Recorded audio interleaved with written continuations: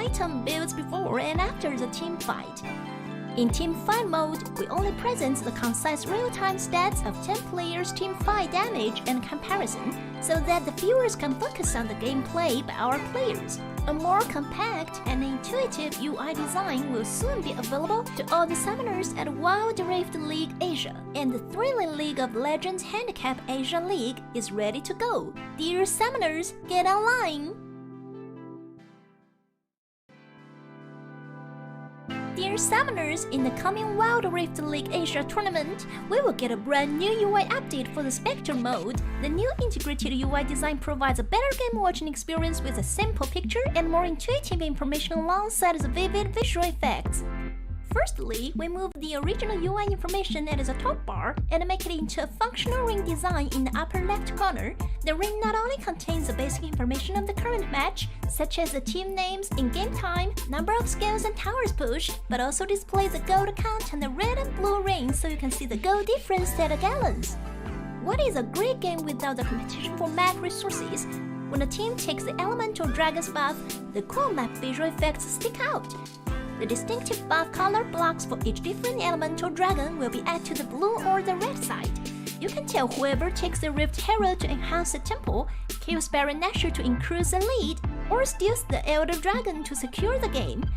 The countdown special effects for different resources will also help viewers to what is going on in the game and capture the critical information. Additionally, we reshaped the map on the upper right corner. It is easier now to read the simplified map resource icons. The champion cursor now intuitively demonstrates the team tactics, makes it easier for you to track the champion's movements. The most essential in-game stats will be presented by switching between these three enriched panels: Farming mode, Pre- and Post-Team Fight mode, and Team Fight mode. In Farming mode, we have the key information of players' prospectively play, lane section, champion selection, summoner spell, champion's level, and experience. In laning phase, it comes with real-time gold income, KDA, and champion's build. In Pre- and Post-Team Fight mode, we can see the goal difference on the board. The gap on each lane can be easily tracked by differentiating the item builds before and after the team fight. In Team Fight mode, we only present the concise real-time stats of 10 players' team fight damage and comparison, so that the viewers can focus on the gameplay by our players. A more compact and intuitive UI design will soon be available to all the summoners at Wild Rift League Asia, and the thrilling League of Legends Handicap Asia League is ready to go. Dear summoners, get online!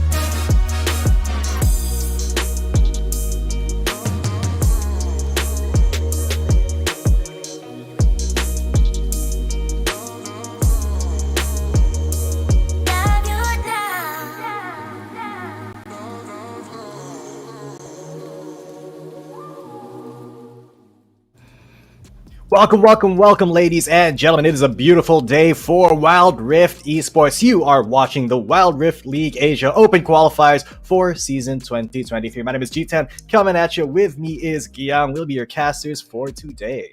How you doing, Guillaume? And we have so many jump-packed action games set in store for you guys. Of course, we are ongoing with phase 2 of our qualifiers. Yesterday, we saw a little bit of a glimpse on some of the games, especially in the first part of phase 2, particularly for Southeast Asia, Philippine server, and also for Vietnam region as well. So right now, it's going to be a continuation of that.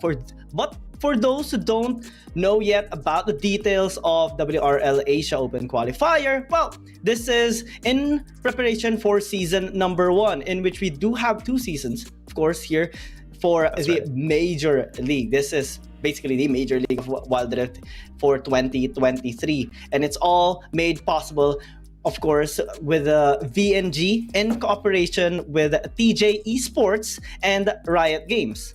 We also, this tournament is also divided into 3 stages. Of course, registration, open qualifier stage, the regular season, and we also have up to 16 teams available to register or join in our qualifiers per region. We have 8 teams that registered in the Vietnam region, 16 teams in the Philippine region, Southeast Asia also 16.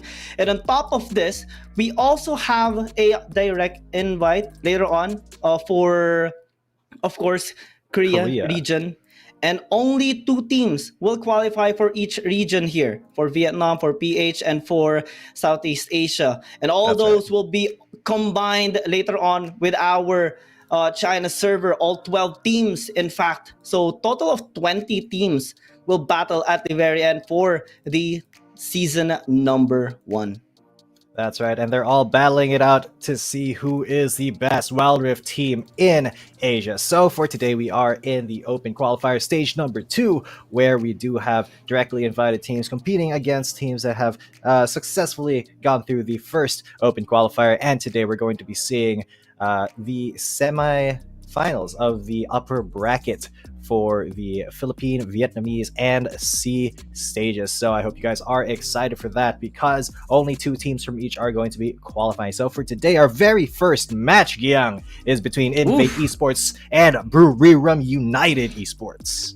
Yeah, yesterday, Invade Esports did battle against Persis Esports, although it was broadcasted, but we did see not only them defeating Persis Esports in a 2-0 fashion, but we did also see them, if you guys are familiar with the bracketing in the Wikipedia page, this team has battled tremendously in the lower bracket to qualify for phase 2. So a lot of, mountains climbed up by this amazing team in order to reach phase 2, and they even defeated the direct invite Persis Esports just yesterday. Now they're facing off Buriram United Esports, where we have known Buriram United Esports as one of the strongest teams so far, highly competitive team, and yesterday they even had such a dominating game against Uni team, in which was interesting, in fact, because Uni team, I believe they still need to do quite a lot more in order to be on par with BRU, but they still have one more chance, of course, since if you lose in the upper bracket, you will just go down towards the lower bracket with your final chance against this time of Persis Esports. That's right.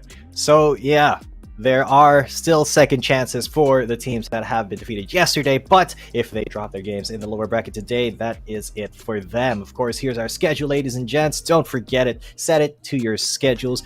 We got Buriram United versus Invade, of course, for our first match. Cerberus Esports and Gigabyte Adonis Marines coming in later on at 1500 at 3 o'clock GMT +7 for the Vietnamese region. And then finally for the Philippine region, we will be having Nigma Galaxy versus the 300 later on today as our last match.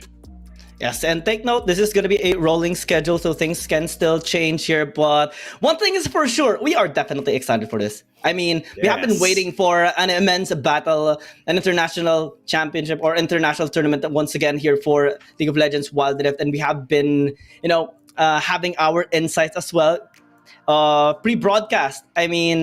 Us casters, we usually are excited in these kinds of participation, because region versus regions is always a battle of not only your creativity, but your awareness in with regards to the meta. So various teams, especially the well-established ones, they usually are also aware of the other regions' meta. They go scrims against them. They participate in small community tournaments, and they test out their own theories. And we even saw some of those being tested out yesterday, but I'm not gonna spoil you guys anything from that. I would prefer you guys seeing it for the first time later as the tournament progresses. But G10, I also want to ask your thoughts about this. Sure. Right now, we are Let's take a look about at the to matchup witness first. first? Yeah, this is gonna be my question. Invade Esports versus Buriram United Esports. Given the information we already have about them, any expectations here for both teams? Starting with Invade Esports, since we're showing their lineup right now. All right, so Invade Esports, we got Asriel in the Baron lane, Merely in the jungle, Bluff X in mid, Raven and Rich taking up the Dragon lane. And these guys are very, very strong, but Buriram United is going to be a very tough challenger. I think there's going to be a little bit of a scuffle in the Baron lane to see who gets priority on Fiora or Aatrox, even if that is left unbanned. But we will be focusing on the player Rich, the support player. He did have quite a good run in Wild Rift Esports in 2021, getting first in the IC Icon Series Summer in Singapore, first in the ESL Mobile Open 2021 in Thailand, and he did go for first runner-up or second place in the Champion Southeast Asia 2022 MYSG. So a very storied player right here, but we can say that about pretty much every single player of the teams that are still coming out. So without further ado, Yang, I think let's take a look at their opponents for today. Buriram United Esports. Oof. We were just talking about them earlier and how aggressive they were in the early game, but I think that Invade Esports has the same kind of style. They also do love picking up, the Ashe, the Gwen, Fiora, Jax, almost the same kind of meta that Invade follows. So we do have Thipper in the top lane, Valdez in the jungle, Noel in the mid lane, and back and What the Jess coming in for the bot lane. And I remember What the Jess from his League of Legends days. Great to see some familiar faces making their way into Wild Rift. Yeah, but main difference here on the side of Buriram United Esports that they have such an immense amount of experience already, and in terms of efficiency across the map, overall in the game, they are one of the most efficient, especially on the side of the Southeast Asia region, and we have the stats to back it up. Second place in the ESL Mobile 2021 Summer. Second place in the ESL Mobile Open 2021 Fall. First place in the WCS Asia 2022 Thailand. And even yesterday when they battled against Uniteam, it was basically an utmost domination. I mean, we saw the combination with the Garen and Yumi by Noel and What the Jess, the Ashe Arrow supremacy, the homing Ashe Arrow that gives so much anxiety to the members of Uniteam in their game number 1, and Valdez just basically popping off all throughout their game in the whole series, then defeating overall 2-0 against Uniteam. So they're very much prepped for phase 2 and looking to establish more control here all throughout the tournament. So right now, I'm more on looking at Invade Esports since we did not see their game yesterday. I'm curious on what they have to show for us on the table right now for Buriram United Esports, because BRU, they are definitely looking for such immense action for today. Yeah, and we'll be getting into the picks and bans in just a little bit, guys. And before we do get into that, remember to share the stream. Let your Wild Rift love and friends know that the Wild Rift League Asia is happening right now, the Open Qualifier stage number 2. So get them to the stream if they like the esports aspect of Wild Rift. But the picks and bans are going to be a little bit of a mind game here, because these teams, they do like playing kind of the same game. A very early game focused compositions are common for these guys. So Invade did pick up Jax, Ashe, Gragas, Kha'Zix, and Garen in their first game yesterday, and in their second game they picked Fiora, Senna, Gragas, Lee Sin, and Corki. So you can just see the aggression from the early game to the mid game. Very big priority coming in on the jungler and getting those early ganks in. So let's take a look at who they're gonna ban out. Definitely justified ban on Gwen here, I think. It's one of the champions that does have high pick or ban rate, and we would kind of want it being taken away from Buriram United Esports, given that they have really aggressive players. Tipper, Valdez, they don't hold back when they get the champions that does have high aggressive potential, especially like champions like the Gwen. Yesterday they had such immense domination against Uniteam, and I think Invade Esports do not want to witness that, same as the Fiora. So those champions that have been used by BRU yesterday, they're taking it away for now. Yeah, big top lane focus coming in on these bans, and that's what I was looking for, the Yuumi ban for Invade, because we did see what the Jess picked up a really good Yuumi, especially in concert with the Garen in their game yesterday against it was against Uni Team. So that, you know, it's a combo that's existed as long as Yumi's been in the game. So definitely good to ban that out to just keep Noel off of that Garen as well, because he won't be as activated and you won't be able to, you know, just take control of the entire map. But definitely a lot of respect bans towards Thipper. The Camille banned out for Azriel as well. I wonder what BRU is going to ban out next, because there are quite a few options. They can choose to focus down the jungler as well. Possibly the Aatrox. Yeah, definitely I think Aatrox should not make it through because he's a little bit too strong in this meta. Yeah, given that it does have high pickup ban rate as well. I do recall yesterday, even in the Philippine region, where when the Aatrox was picked up, casters just went wild, seeing that because of the high impact of that particular champion. Yone as well is available for the picking, as we do recall in the banning stage. We're still just in the first phase of the banning, so it's more on getting the first prio champions, given the illusion being taken away. He went through. Aatrox went through. Oh no. Oh no. It's a common trade that we do see as well, since Aatrox is going to be taken here. BRU are focusing more on the utility now. Karma, very strong support utility champion in the Dragon lane, and Valdez, such a scary dude, now having the Kha'Zix in his hands. Gotta love that bug coming into the jungle. A signal of some very active ganks. A Riven, though, coming into the Aatrox matchup. A classic matchup. And this is definitely, it comes down to skill. Azriel versus Thipper. Aatrox versus Riven. It's whoever is able to dominate the early game in the Baron lane who's going to be able to actually progress through the game. And Jack's ban for BRU, they are really scared of these bruiser dragon Baron and junglers. So I mean, I get it, right? But they do already have a Galio, so no matter what else in Invade picks for the jungle, they will have some really good team fighting in the early mid to mid late game, just because of the global presence of the Galio and the Ash Arrow as well.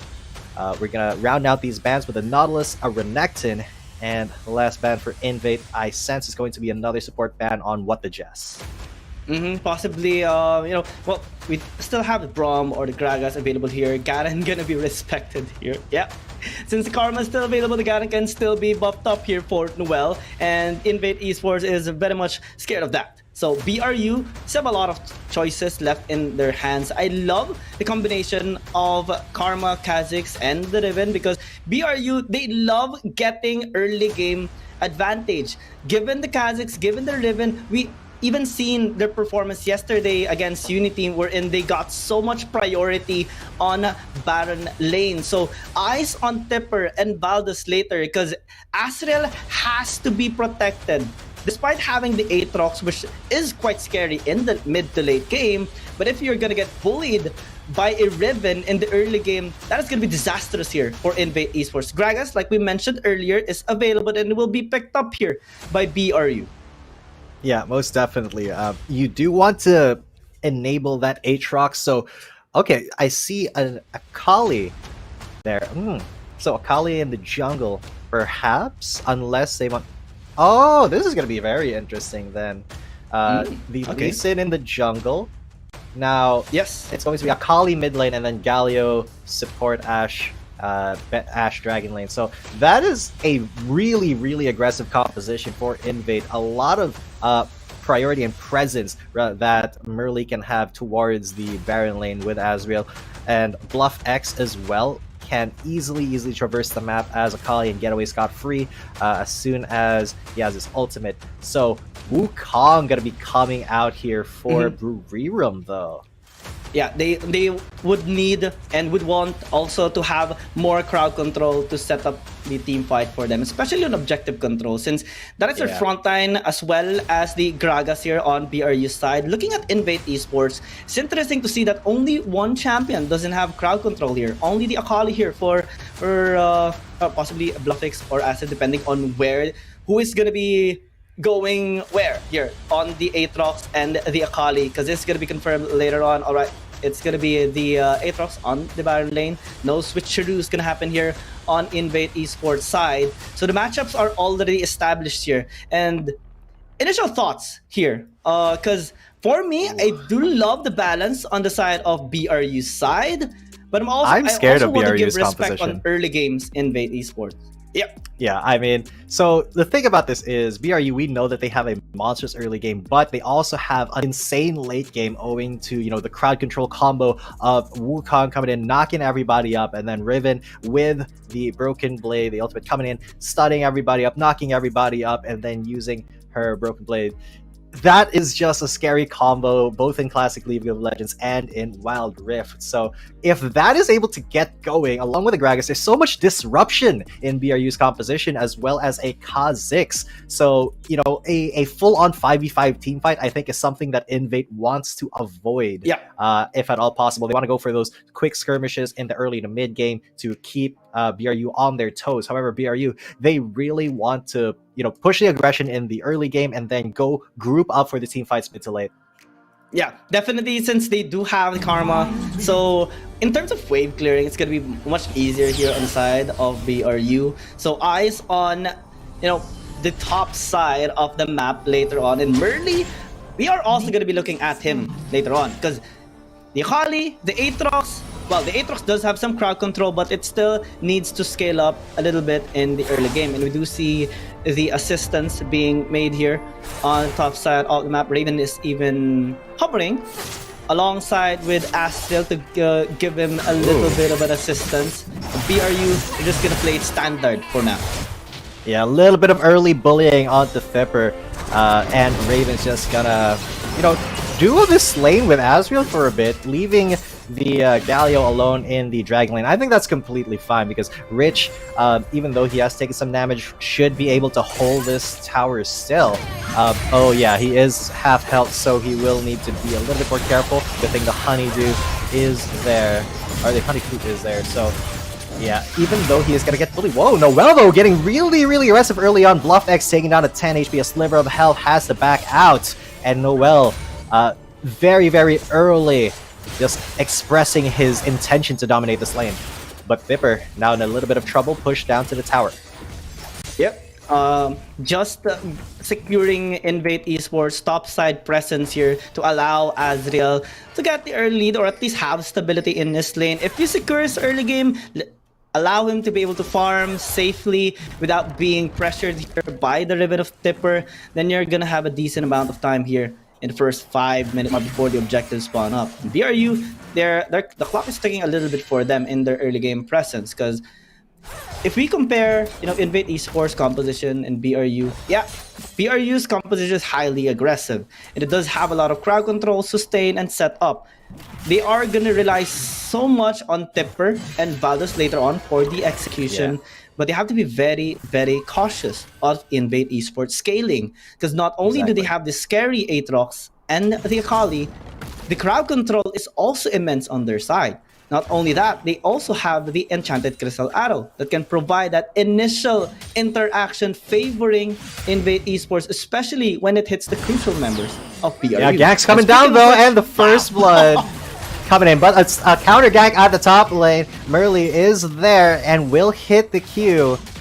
But what the Jess... Oh, okay, Noel though. Very, very quick to respond. Wants to make this a 3v3 skirmish, but very, very quick gank by Valdus. Secures the first blood for Bank. And that is pretty decent for BRU. And they were able to defend against the potential gank from Merly as well in the Baron lane. So, you know, BRU, all things considered, they are pretty much ahead in terms of, you know, macro and the value of an early game jungler right now. Yeah, and it's interesting that BRU also went aggressive in the bot side. Invade Esports, well, for Rich, he was alone, and was a little bit too far to help him in that interaction, and BRU, they did not hesitate to get that Invade Esports on the top side. I think the hesitation kind of gave a negative outcome on that small skirmish, and BRU, as they get any lead, this is a team that obliterates enemies when they get ahead. They do not let their lead easily get taken away from them. Well, in the mid lane, yeah, he's very stable here. Might need a gank from Merly, but despite that, I don't think he is going to be threatened at all. This is a Wukong. Oh, it hits! A John Crystal Arrow hits, and that's immediately a gank. That's 3 people. He uses ultimate, but he's not gonna be able to get away. Flash out, and BluffX is in the right place, right time to intercept the monkey, and they get that kill for free. Valdez, though, coming in to defend the turret before any more damage can be done, but they've already got on the turret plate. In the top lane, though, Azrael taking a lot of damage from Thipper. He's already got his ultimate as well. What the Jess, though, a little bit too late there. And, man, those homing crystal arrows, that is just... Woo! You set that up from all the way in the Baron lane. Caster Curse 2023, Gyung is the name. I just recently, complimented Noel on his performance. What a flash! There's the ultimate as well! Big displacement, and Azrael's forced to ult, but that is a lot of resources for pretty much nothing because Azrael and Raven weren't in the right positions to get pushed backwards into Pipper, and that was a pretty good play, but risked a lot for nothing there. Yeah, we got a little bit excited. Even Thipper was shocked with the flash there of What the Jess, and that is a problem. If you expend your flash on the Gragas, you kinda will lack presence for team fights in the next upcoming minutes. So right now, Invate Esports is responding with a top side objective. Rift Herald is gonna help them so much gain some gold, and they're even starting up to What the Jess now, which doesn't have any flash. So he has to play it a little bit back. His cask is also on cooldown. Good job by Valdez, though, starting the Mountain Dragon already. And this forces Invade Esports to commit onto the Rift Herald. Yeah, and the Rift Herald, she is a tanky lady. So there is quite a lot of chance for a lot of team fights coming in, because that is going to be 3v3, but the Galio is going to be coming in. Raven is incredibly low, but Valdez coming in! Yes, the Kazakhs! He's assassinating! Rich has forced the flash, but the flash coming in, the double kill for Valdez. He doesn't have the reset, though. I think he evolved Q first. Azrael's going to be there, but they're isolated, so he can definitely take this fight, although Azrael is taking a lot of CC. That is the ult coming out. Isolation! Ender, but look at that! He's so low! Everybody is coming so low! Noel has his ultimate! They've taken down Bakaragos, What the Justice down, and that is a 2-for-1, all things said and done. Azrael and BluffX survive. But Valdez got most out of that team fight. He just recently secured that Mountain Dragon for BRU and Invade Esports. There's slight hesitation on the Rift Herald, resulted to them being out-positioned in that fight. Murder was very low. They're going to be spawning this Rift Herald to take that turret down, but they need to back away now because What the Jess is incoming. Yeah, and Valdez is off on the wing. Shelly is going to go down, but that is the first turret of the game for Invade Esports, and they did get full turret plate value. So they are going to have a little bit of a gold deficit, but because they did get that turret, they did get the Rift Herald, it won't be, as bad as it would be. So, it is getting a little bit deadly. This Kha'Zix is 2-0. We got that Dusk Blade of Drakthar, got the Phage as well. They really have to, be cautious and ward up against this bug if they want to, not get surprised from the darkness, from the void of the bug. This is the taste of Buriram United Esports. Aggression, and zero hesitation. Invade Esports, they already should be very, very wary of that. Because Valdez, imagine seeing a Kazakh being picked up quite early into the champion selection or in the pick and bans. That just shows how confident BRU can actually be. And his rotation, his objective taken, and his repositioning across the map has been quite efficient. Comparing the gold as well on the Lee Sin and the Kazakhs, we're seeing a little bit of a jump up in gold here for BRU's Valdez. Meanwhile, Merly has been, trying his very best securing or setting up for the team on team fights, but it's not turning into reality as of the moment. So now is the time to actually compare a little bit on the setups here for BRU and Invade Esports. Invade, since we're seeing a little bit of a struggle on the Lee Sin side, it gives more responsibility for Raven and Rich to set up here for the team. Because BRU, Exactly. we don't see any hesitation. They go in, pretty much anyone just follows up on their initiations. So that gives more, possible angles that they can actually take for any kind of team fight. In terms of stats, though, it's not much of a difference. No, we're seeing just 1k gold lead. Invade Esports can still up the scale, especially for Azrael and Bluff X. Yeah, so I also admire, BRU's team positioning.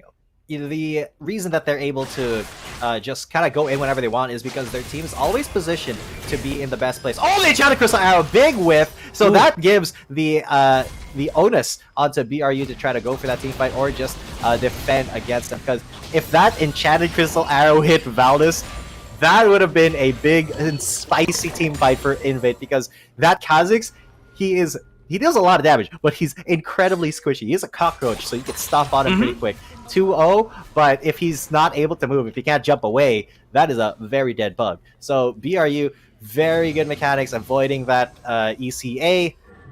Should be getting the next Rift Herald coming in. That will be the big objective coming up soon for the next team fight. Merly off on the wings with Raven. They are just trying to zone away Valdez from coming into their zone. They're trying to get some control over the river for this Rift Herald fight. I don't think Invade Esports should be starting this Rift Herald, because BRU, they can basically engage on them anytime they want. They have the cast, they have the Wukong Cyclone. What, the Jess is coming in. Well, the well is coming his way towards top side. Tipper is taking his time. Arrow connecting. Oh, there's a big stun. Yeah, but it didn't actually convert into anything, and this is going to be a big team fight on the back. Fipper is getting actually bullied. Just goes, then again, Fipper goes down, but now Valdez, he's not really doing much because this whole team fight is coming in, and the Wukong knocks up 5, but now Valdez, he risks everything, he didn't even get the kill, and now everybody is low on Invade. Valdez, he can go big here if he can just clean up, but no. That is not going to be possible. Oh my god, Merly is so incredibly low. They're going to be risking everything trying to take this Rift Herald. But Valdez, he says, yeah, you can take the Rift Herald. Let's just go again. Let's do the same thing that we did. Trade Rift Herald for Drake. But he's a little bit late. And Azrael is already there. He's going to contest because this is Infernal Drake. So you do not want to lose this. Arrow, whiff, and a miss. Noel is in the mix. And that's going to be 3 members low. But Noel is going to go down. The damage is onto the Funky. And Valdez, he's dancing in and out. But he's too low to actually do anything. But the Jess is there, he's getting bullied. Fipper is there, but what can Fipper really do in the back? Because Azrael's in the front. The rampage from the Akali, and now Fipper is going to get melted. And that's a kill for the Lee Sin. Valdez, he survived so long, but the rest of his team has fallen. Suddenly, it is a swing in momentum for Invade. Kudos to Invade Esports. They did not let Valdez shake them up. Not only in the top side fight, but also in that Dragon fight. BRU, they tried to collapse onto this objective, especially with Valdez trying his best to pressure them, deal some damage, and even attempting to assassinate Raven early on. But that did not shake Invade Esports. It still allowed them to secure both the Rift Herald and the Dragon, and even get a couple of kills, 4 kills in fact, allowing them to not only recover from the 1k deficit, but now even be ahead by 2,000 against BRU. And that just happened in a short amount of time. 2 minutes to be exact. Whoa! So they need to be very, very careful. Noel is being charged here. Forced to use his Cyclone, but I think he's still going to be able to back away since BRU is now collapsing towards top side. Yeah, but they are going to collapse on, sorry, because Rich is there. He's going Superman mode, and Merly is there. He goes for the big play, the Dragon Kick. He sacrifices his life for it, 1 for 1, jungler for jungler. So that just resets his fight, but Rich is pretty, in quite a bit of danger, but what the Jess is a little bit too low to actually engage on that. And that was looking pretty good for BRU, but this might be looking pretty bad for Thipper because Azrael is pretty ahead. He's gonna try his best, and it's all going Crystal Arrow! The homing arrows, Giang! The homing arrows from Raven are the MVP for Invade right now. I mean, it has been missing, not gonna lie, for quite some time, but it connected at the best possible moment. Because When that it could have matters. been Tipper's kill. Azrael was one two hit away from being taken down there by Tipper, but that arrow connecting saved Azrael's life. BluffX though is on top, so I think he won't be pressured that much. He can basically ask for a gap. Oh and the my arrow God! just now continues to hit, coming from Raven. Well, practice makes perfect indeed. And Invade Esports, they're reaching towards perfection now in game 1. I think Raven is from Teen Titans. You know, Raven from Teen Titans, because that person is psychic with the way that these enchanted crystal arrows are just predicting the movements. But this is a little bit dangerous. What the Jess goes on to Raven into the cyclone from the monkey, and Valdez is there. He hasn't jumped in yet because Rich is a scary man. So they did do a lot of damage, but did not get a kill. Meanwhile, the kill coming in the dragon lane. They're still committing, but he goes golden just a little bit. Oh, good prediction from what the Jess to secure that kill. But now they are in trouble because there are a couple of members there. Murley doing a lot of damage with that kick, and he is going golden, but this is not good because BluffX is going to be there. He does miss the E, so there is no reason to continue with that fight for BRU. They lost what the Jess, and Herald is going to be barreling down the Baron lane, and Invade have taken full control of this game with a almost 6,000 gold lead. And this is what we talked about early on. Mid-game to late-game power spikes can be very scary on the side of Invade Esports. And it's happening right now. Because, well, it actually happened because of Raven helping out Azrael early into the game, and Tipper cannot pressure the lane.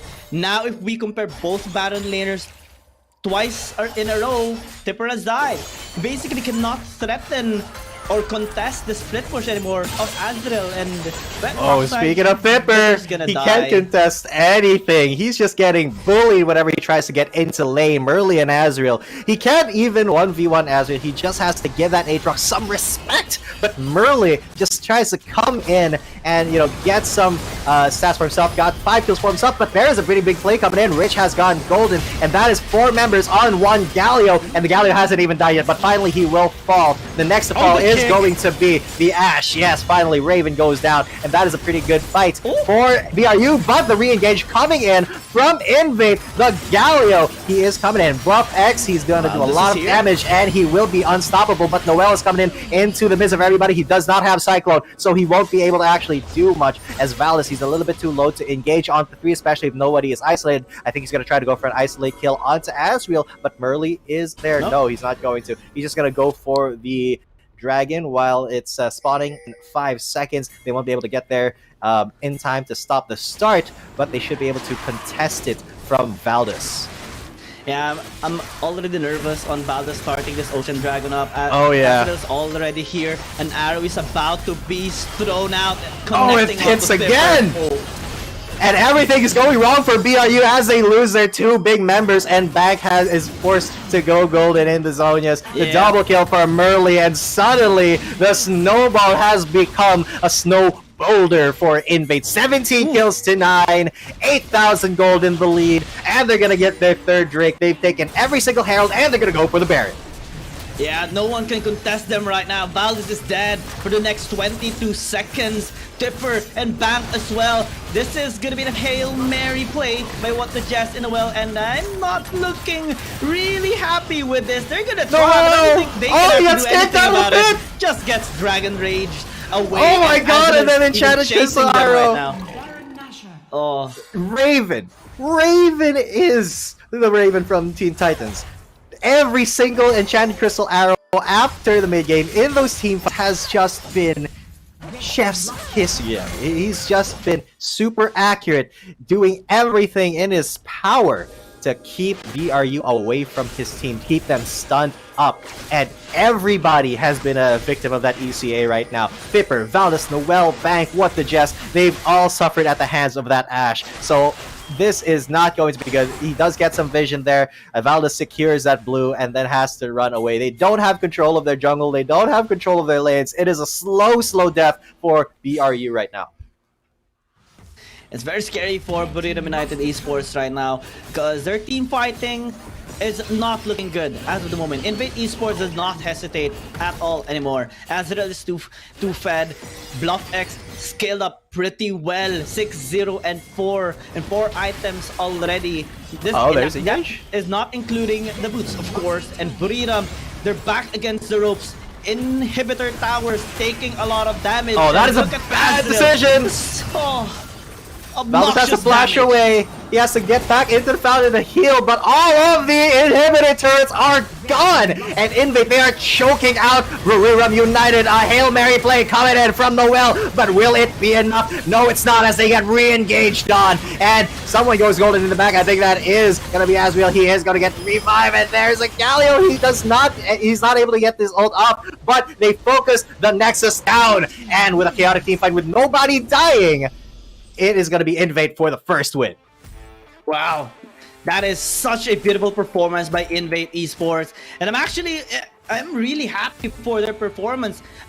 Early game was a little bit shaky, but they actually found a way to let Azrael be safe scaling in the early game. BluffX as well wasn't even making any risky plays, and that allowed him to play it so efficiently into the game. Yes, times, yes, Burley died or struggled in the early game, same as Raven. man. But when the mid-game power spikes happened here for Invade Esports, and when BRU started to make a couple of mistakes, Invade Esports did not hesitate punishing them for it. And as Valdez is ahead in the early game, that did not affect the mid-game and late game due to the fact that Invade Esports just compressed on one another. They stayed together, not allowing the isolated damage to happen for Valdez. And as BluffX continued to scale up, and Azrael, they just started to roll over Buriram United Esports.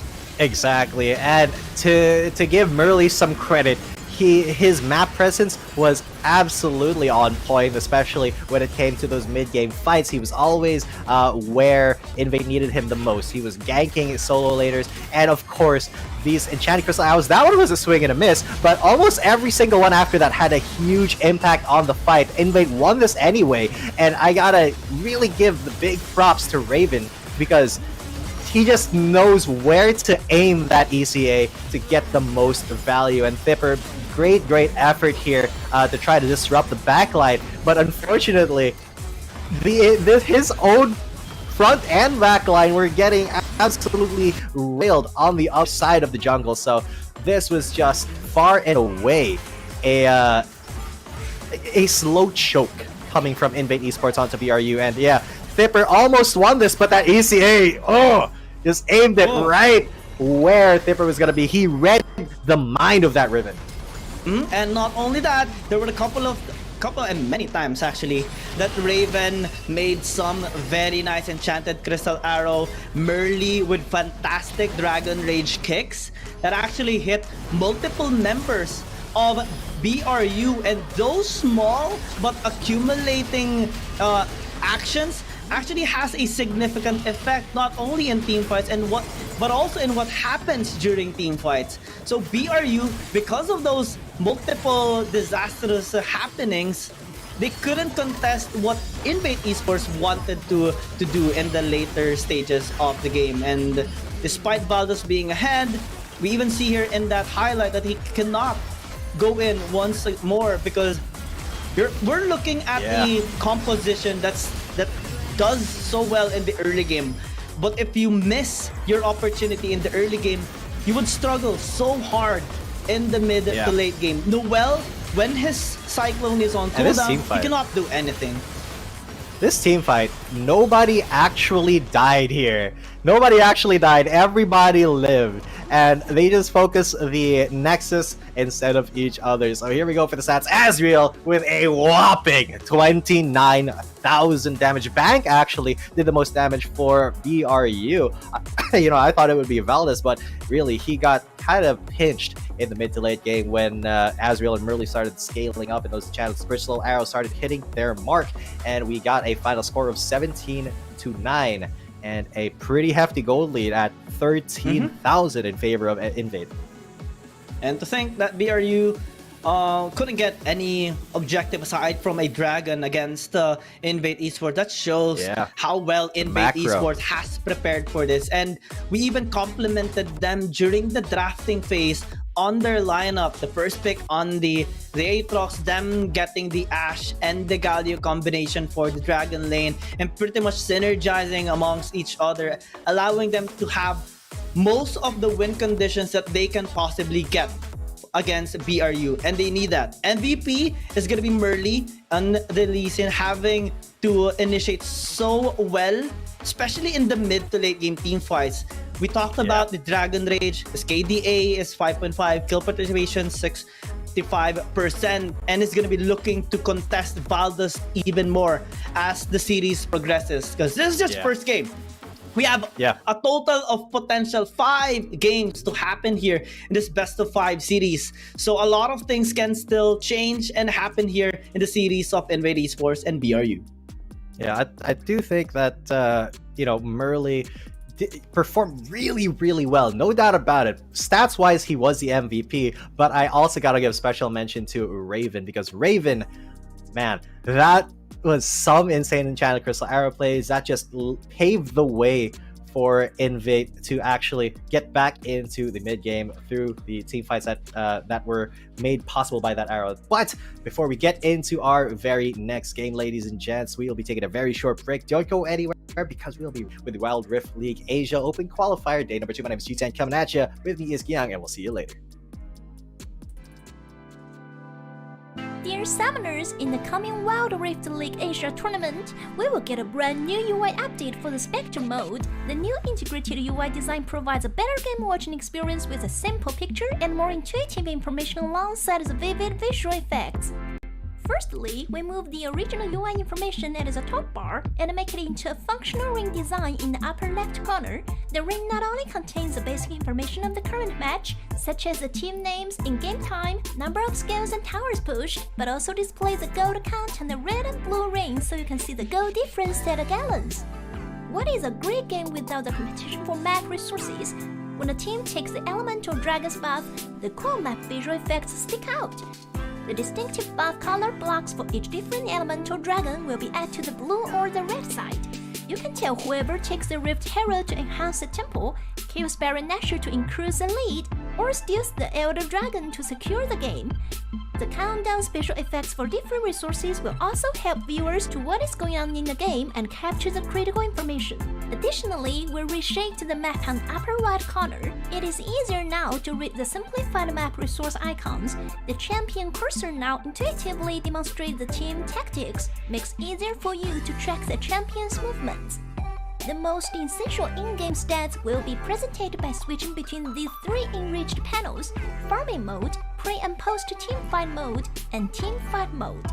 In farming mode, we have the key information of players' prospectively play, lane section, champion selection, summoner spell, champion's level, and experience. In laning phase, it comes with real-time gold income, KDA, and champion's build. In pre and post team fight mode, we can see the gold difference on the board. The gap on each lane can be easily tracked by differentiating the item builds before and after the team fight. In team fight mode, we only present the concise real-time stats of 10 players' team fight damage and comparison, so that the viewers can focus on the gameplay by our players. A more compact and intuitive UI design will soon be available to all the summoners at Wild Rift League Asia, and the thrilling League of Legends Handicap Asia League is ready to go. Dear summoners, get online! Dear Summoners, in the coming Wild Rift League Asia tournament, we will get a brand new UI update for the Spectre mode. The new integrated UI design provides a better game watching experience with a simple picture and more intuitive information alongside the vivid visual effects. Firstly, we move the original UI information that is a top bar and make it into a functional ring design in the upper left corner. The ring not only contains the basic information of the current match, such as the team names, in-game time, number of skills and towers pushed, but also displays the gold count on the red and blue rings so you can see the gold difference at a gallons. What is a great game without the competition for map resources? When a team takes the elemental dragon's buff, the cool map visual effects stick out. The distinctive buff color blocks for each different elemental dragon will be added to the blue or the red side. You can tell whoever takes the Rift Herald to enhance the temple, kills Baron Nashor to increase the lead, or steals the Elder Dragon to secure the game. The countdown special effects for different resources will also help viewers to what is going on in the game and capture the critical information. Additionally, we reshaped the map on the upper right corner. It is easier now to read the simplified map resource icons. Oh, hang on. Welcome back, ladies and gentlemen. You're still watching the Wild Rift League Asia Open Qualifiers Day 2. My name is G10. Coming at you with me is Giyang, and we just witnessed a very quick turnaround from Invate Esports. They were kind of waffling in the early game, but they definitely put that snowball to work in the mid to late. So they are leading the series 1-0. And BRU, now we are going to be looking at them and where they kind of went a little bit off during that game number 1, particularly in shutting down Azrael on the Aatrox. So we talked a little bit off stream while we are on break, and yeah, there were some problems or complications on the side of BRU, especially in the mid to late game, particularly in their damage department as well. We did see a struggle a bit on Noel in team fighting, especially because of whenever his Cyclone was on cooldown. So maybe they're going to be reflecting a little bit on that as we went in a little bit of a short break a while ago and adapt accordingly for their next game. Because to be honest, their draft a while ago is a little bit different. Especially on the mid side of their champions. We saw Noel yesterday pick up champions like Garen or Corki, though the Garen was banned away earlier, so props to Invade for that. But as they stay on the side they were in game number 1, we should anticipate some changes here on the side of BRU. Probably focus more on the Ziggs instead of the Karma. But we have to give props onto them as well, given the high priority of the Karma in both having enough damage or dealing enough damage on team fights, and also allowing yourself to give some protection for your teammates. True. I just think that the Kha'Zix lost value, when it wrapped up into the mid game, because he just wasn't able to compete. And I was about to say that VRU should ban Ashe after Raven's performance, and they did.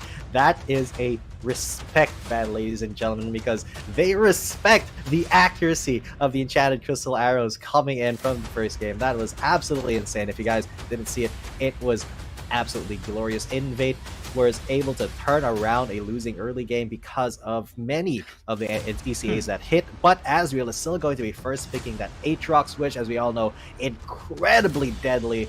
But Karma once again gonna be first pick, looking like kind of same as the last draft. But BRU, if they want to keep the same draft, I think they need to identify the problems, and one of those problems is definitely the Ashe interfering in team fights. Oh, the Nautilus! I like that. This champion was, by the way, in the second banning phase by Invade Esports, and now BRU is focusing on it to be paired up with the Karma. This gives so much initiating power for BRU, but we are seeing a response from Invade Esports. Lots of damage being built up by the Ziggs in particular to contest with the Karma's wave clear, since the Ashe has been banned away. And in terms of team fight, this is looking pretty scary. This is what we talked about as well while we were on a break. The combination of a Ziggs and a Kha'Zix that BRU could have had earlier. So now it's going to be tried out or tested by Invade Esports. But I'm also liking the Jace pick here on the side of BRU, though I think they would need to possibly ban out the Corki, since we do see it being picked up most of the time when Jace is picked up by the enemy team, and most of the time as well we do see the Corki winning. Yeah, Noel on that Defender of Tomorrow. Jace, tell us if you guys did watch Arcane back in 2021. I believe they did say that it could be coming out this year, maybe next year. Hope you guys are ready for that, because that's one of the best animated series that we ever seen. But back to this game, I do think Corki should definitely be given a priority. They did not ban Corki whatsoever. They did take down the Galio Akali combo though, so that is pretty annoying to deal with, especially in the last game. So BRU, heavy respect bans. They did take out Lee Sin. That option for Valdez is gone. So he does have a couple of good options still. But I'm kind of curious to see, because those heavy impact early game junglers are, going to be a big factor coming into this game. Renekton coming out, so they're saving the jungle pick for last. Very interesting. Okay. They will be picking next. I definitely do expect to see a Corki here. So BRU does have poke, they have tons of engage, they have sustain, they have the shields, they have the mobility, they have the early game presence towards mid game, and possibly some late game scaling as they are to decide which champion they are going to be choosing for their last pick. But in Invade Esports, what they have is a buff up team. That is tons of ways they can actually control the map once more. You have the Mega Inferno Bomb, you have the isolation damage, you have the late game scaling Aatrox for Christ's sake, and you have the Garen and the Gragas to shake things up against Buriram United Esports. We saw BRU utilize the Garen yesterday. This time it's going to be used by Invade Esports. The Gragas does wonders during team fights, but it can also conflict as well on the Zig. So they have to be very synchronized on the team fights, because if you use the cast when the Zigs wanted to use the Mega Inferno Bomb, then that's gonna pose some problems here for Invade Esports. Exactly. Although I do think that the Zigs will, with that Mega Inferno Bomb, can just shut down any team fight attempts from BRU. But from what I'm seeing from BRU's composition, they do want to put a lot of protection on Golden Feet and Noelle. They're putting three big beefy champions in front, even though Shyvana and Renekton, you can play them damage. You definitely can play them damage, and that's going to hurt quite a bit. But I think in this situation, it's better to keep them as kind of bodyguards in the front, because their damage is kind of poke based, with both Jace and Karma in the mix on their mid and dragon laners. So a little bit of a deviation from their very aggressive early game plan that we did discuss earlier. However, Invate, that is still a very scary late game with the Ziggs and the Aatrox. So that is going to be very interesting to watch, especially with a Garen too, to just kind of be all around the map. I'm also looking at BRU right now on the Shyvana pick. It's refreshing to see, the Shyvana has been buffed up previously, long time ago, and having to see it once more is gonna be switched up by BRU. Not so sure though if it's gonna be enough to shake the composition here of Invade Esports, because they have so much frontline, so much damage, so much scaling, and even early game potential, depending on how they actually want to pose it in this particular game number 2. So BRU, despite them being quite creative in game number 1, they have to look for more ways to open it up here in game number 2, because even if this is a best of 5 series, Invade Esports already has secured first point. So if they secure another point here, that's match point, and that poses so much pressure to BRU or some sort of team that is competing in a best of 5, because you would need to climb one high of a mountain in order to change the tides around. And as we start here in game number 2, let's see who is going to be coming on top this time. All right, so I'm very interested to see how the Shyvana pick is going to work out. This is, if I'm not mistaken, the first Shyvana pick of the open qualifiers that we've seen.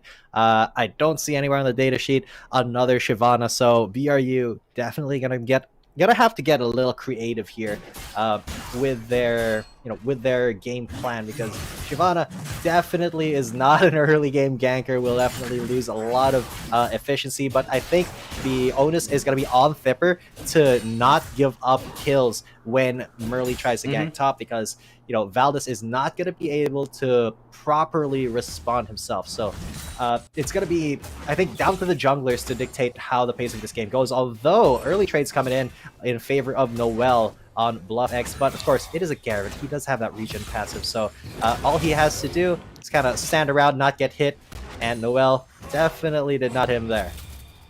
Yep, Garen actually is one of the most stable, surprisingly, one of the most stable mid lane champions that professional teams actually use in the professional scene. Because not only do you have your passive for the healing, but it's actually quite difficult to kill you, especially with the shield. And now Invade Esports looking to or opting to rotate or get around across the map now to contest BRU, since what the Jess usually does is also look for picks, especially with this Nautilus pick. Golden Feet and Raven is just gonna have a boring time fest in the bot lane. Yeah, farm fest and try to get all those CS while the supports are gonna be looking for picks in top and mid. But Noel and Bluffix might not be contesting that much. So since Valdez is gonna scale, actually Sivana, BRU might struggle a little bit on their intent.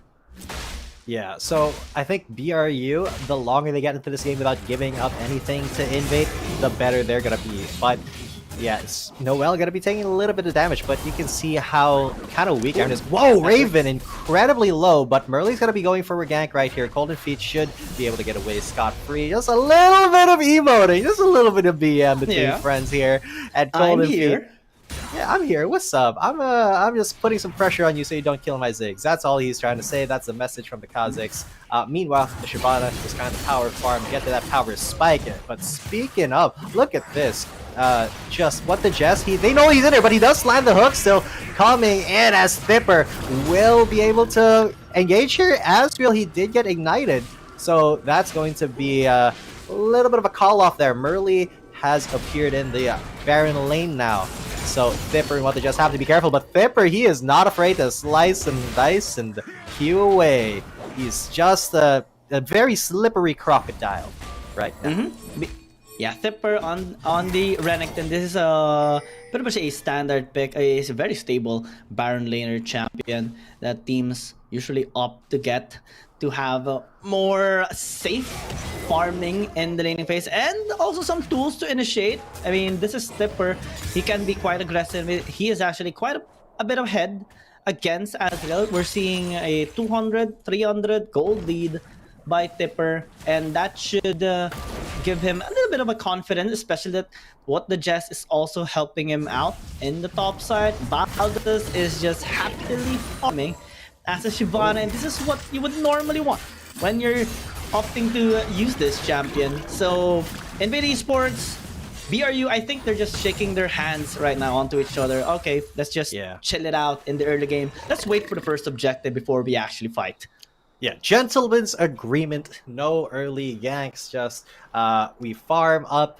But honestly, that is really good for Buriram United because Invade, they really want to get the snowball going for both Asriel and Merly because, you know, Kazakhs, a feast or famine champion. If he's not feasted, he's in a famine. Valdez doesn't really care about that, but the sun coming in will lead to the dredge line coming out, as well as the World Ender going to be the first blood for Buriram.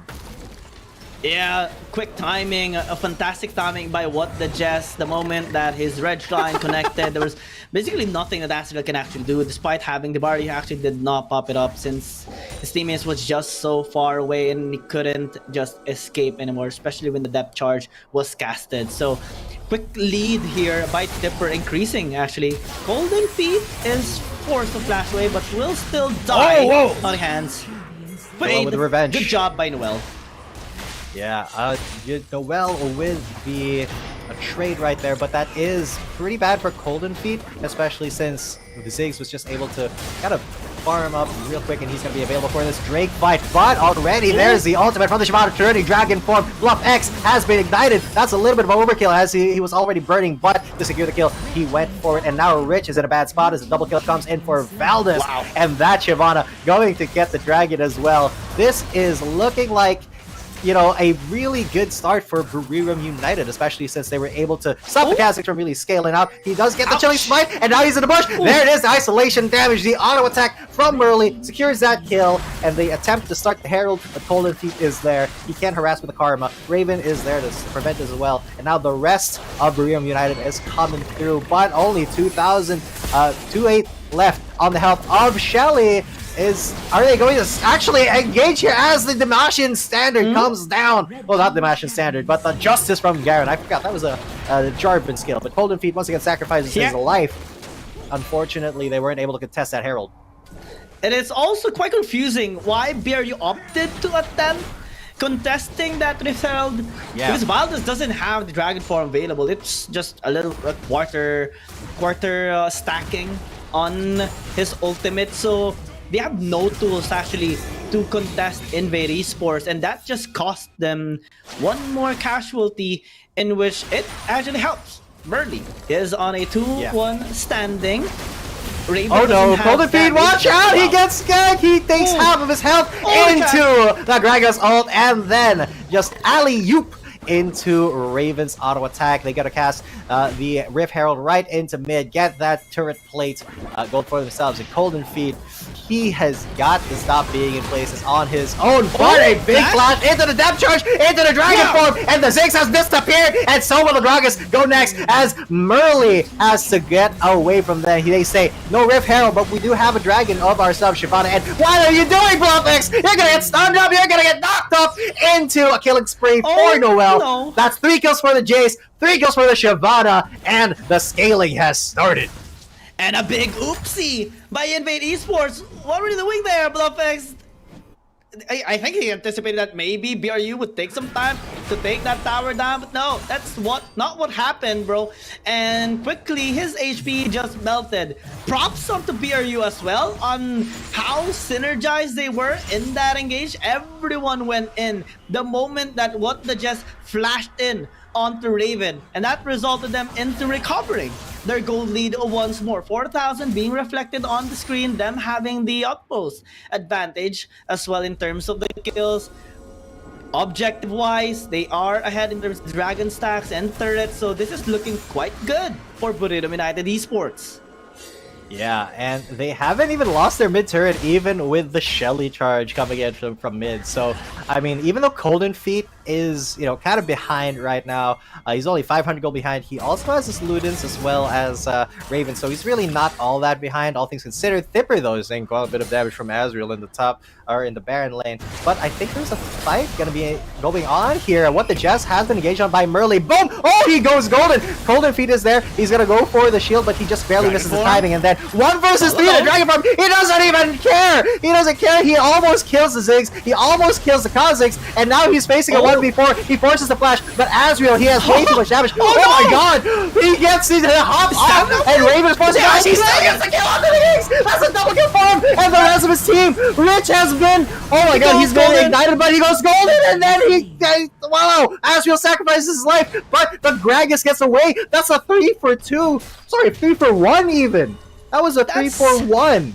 And a disaster once again on the Invade Esports. Oh no, oopsie after oopsie, and BRU are being hapsy onto it.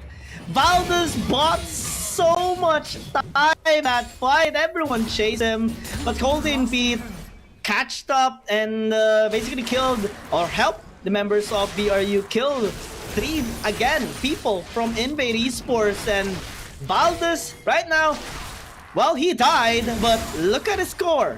He's 5-1 and 3. He's 1,000 gold up. Drag. Yeah, 1,000 gold up on his lane opponent, on his jungle opponent. Murley, man, as I said, feast or famine champion. Right now, he is famine compared to what Valdez is doing, and it's gonna be so dangerous to try to contest this Drake with an active Shyvana, with an active Dragon form. But they will be going for the Herald, just kind of sneaking it along as the rest of Invate just tries to focus on Thipper, but he does not get away. He tried to slice and dice into the Flash, but he did not have Flash, unfortunately. They do get the Rift Herald, so they're going to drop it and then go for maybe a Dragon fight. I think they could win it 4v5 or even 4v4 because Burley is forced to back out. He is low 1 health. So, okay, there's the engage. There's the Dragon coming in, force the Flash away from Azrael. So, now that Valdez is in Drake form, gonna have to go for the Mountain Drake here to make it worth it. So there's 4 of them, but Murley should be coming there soon. He is gonna reach it. They do have Smite before they will have Smite to contest before the Renekton is able to come back, so they're just gonna be doing the traditional dragon dance around the river. while BRU and Invade, you know, they want to force a fight here. They want to force somebody to make a move. Oh, ow! That is 25% of Raven's health from one enhanced Q. Just chipped away. And commendable efforts as well by BRU because they're investing quite a lot in they've started it? Grievous wounds. Invade Esports, they're starting. Valdez is really far. Very risky. They're gonna go in. Oh, Mega Bomb coming out and does quite a bit of damage, and they do secure the Mountain Drake, but Valdez is now coming from the back. He does not have Dragon Form, but that doesn't matter because he still does a lot of damage. All of the health bars are going low on Invade. 2 have already gone down, and there's a flash. Raven is the next victim, but he does go golden before he gets finished off by the Shyvana. Merly now next, he dives back right into the Dragon Pit, but there's a ward there. They know exactly where he is. They're going to be chasing this bug away. Oh wait, they have to do it together because he can't be isolated, and he gets his fight, goes golden. A little bit of that as Nautilus takes the kill. They're going to take another tower for their troubles, and with the death timer still good, but they can start on this inhib turret as Rich is the only one defending. Oh, BRU, they saw what happened there ultimately. That is quite a sad moment for the Kazakh, but also an oopsie once more here by Invade Esports. I don't even know why they committed onto that dragon. It resulted, yeah, you got the dragon, okay? But it resulted into 4 casualties. What's that gonna give into you? Nothing but more gold deficit against BRU. And BRU is very, very happy right now with the stats that is occurring onto their side because they scale so tremendously well. Valdez was very confident even if he doesn't have that dragon form earlier, and gotten a couple of kills and even pressured Invade Esports to just retreat far back and not even being successful at it. So now BRU just making the dance, clearing out the topside jungle of Merly, and we're gonna see them just attempt on a team fight once more. Dredge line. Oh, what the just? Spider-Manning his way to intimidation as he forces the rest of Invade away, as they know they have to back. So this is a perfect Baron opportunity, but it is warded. So Invade is going to know if they try to go for it. So this Death Rush is not going to be that effective. They might as well just start it and force the fight, force the issue from Invade.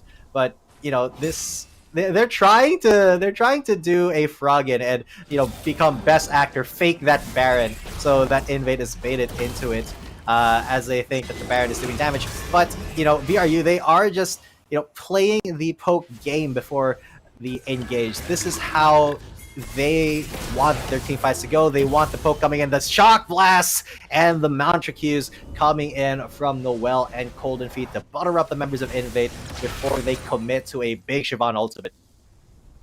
Yeah, BRU is just prepping everything now for themselves. And we don't even see that much of a potential now by Invade Esports. They have been trying quite a lot of times already, but it's not resulting positively for their side. And BRU, now they're just waiting. They have scaled up effectively already. They are ahead 7,000. They can wait for the Baron. They can engage just like that. There's nothing that Bluff X can actually do. Death Charge, and Bluff X is gonna go down as Valdez has just found a really, really good engagement. Garen is gone, but now under the tower, someone goes golden. It is the Rednecked, and Fipper is in trouble, but that turret should be taken on Asriel. That flash for nothing. He still goes down, and the jungler is too low to actually contest this. Rich and Raven, they're trying to do their best to harass from a far distance, but the flash is, the smite is still available for Valdez. They will get that Baron, they will get the kill out the Rich, and now Merly is kind of late here to try to get anything, and Valdez is too healthy for them to try to go for a re-engage. So BRU, they are 10 kills ahead. They are almost 10,000 gold ahead. And they have the Baron. What can they do with this power play, as what the Jess is going to drive Merly away? They can definitely get this turret, but a turret in the mid lane is what they're going to be paying for it.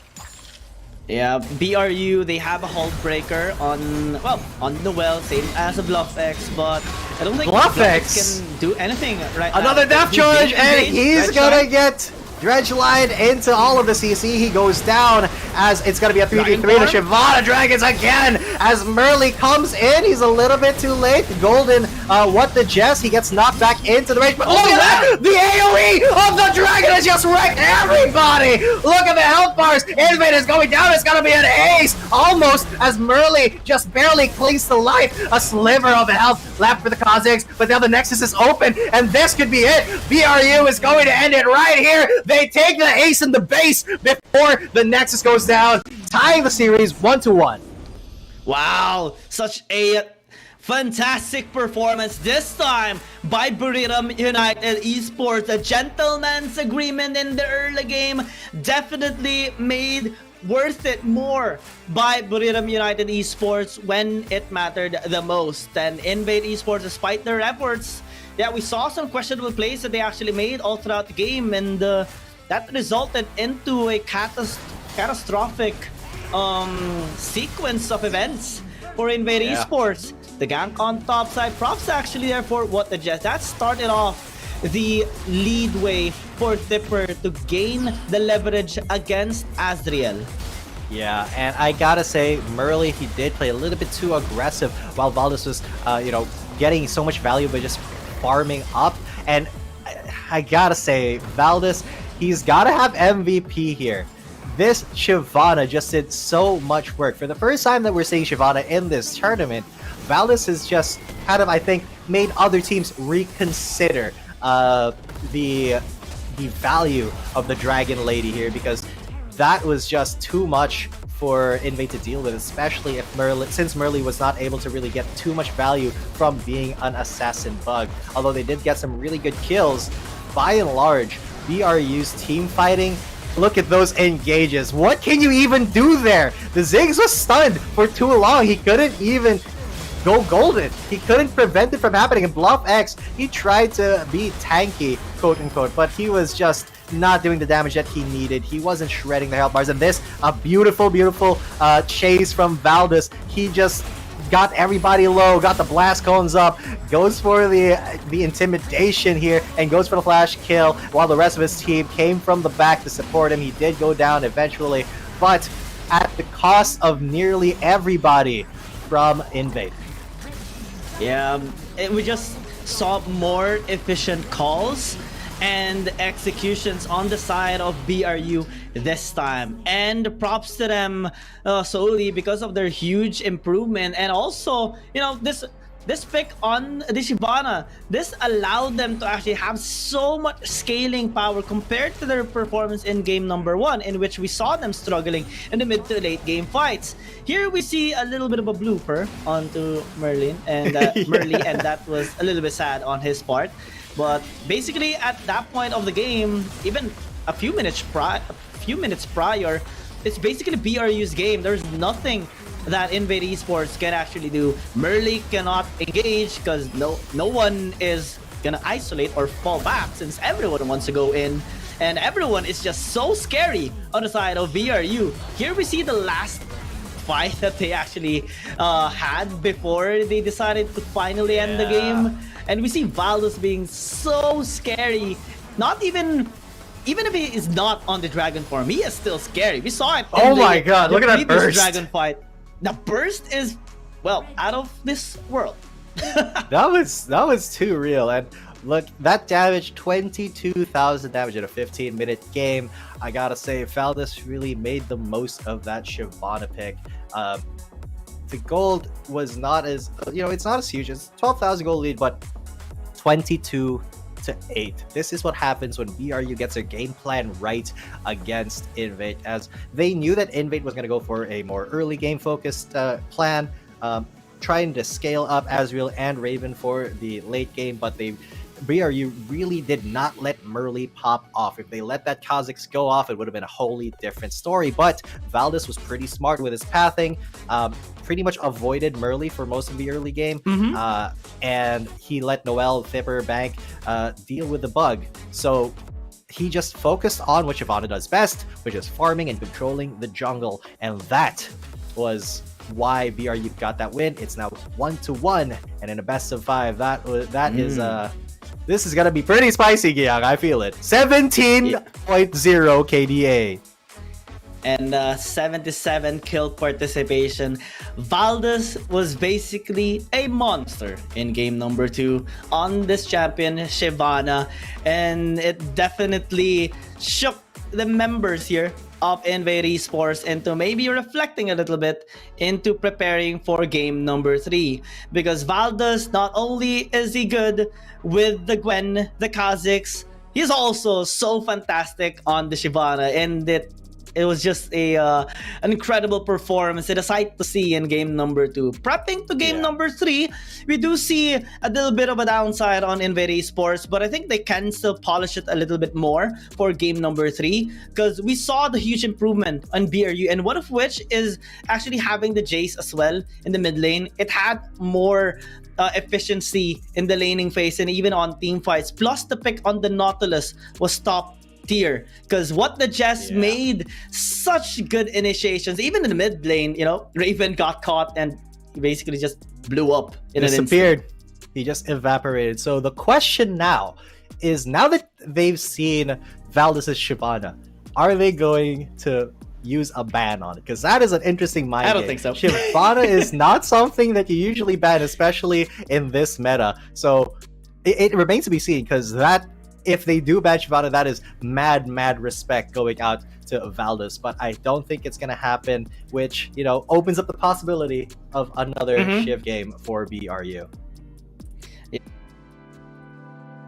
Dear Summoners, in the coming Wild Rift League Asia tournament, we will get a brand new UI update for the Spectre mode. The new integrated UI design provides a better game watching experience with a simple picture and more intuitive information alongside the vivid visual effects.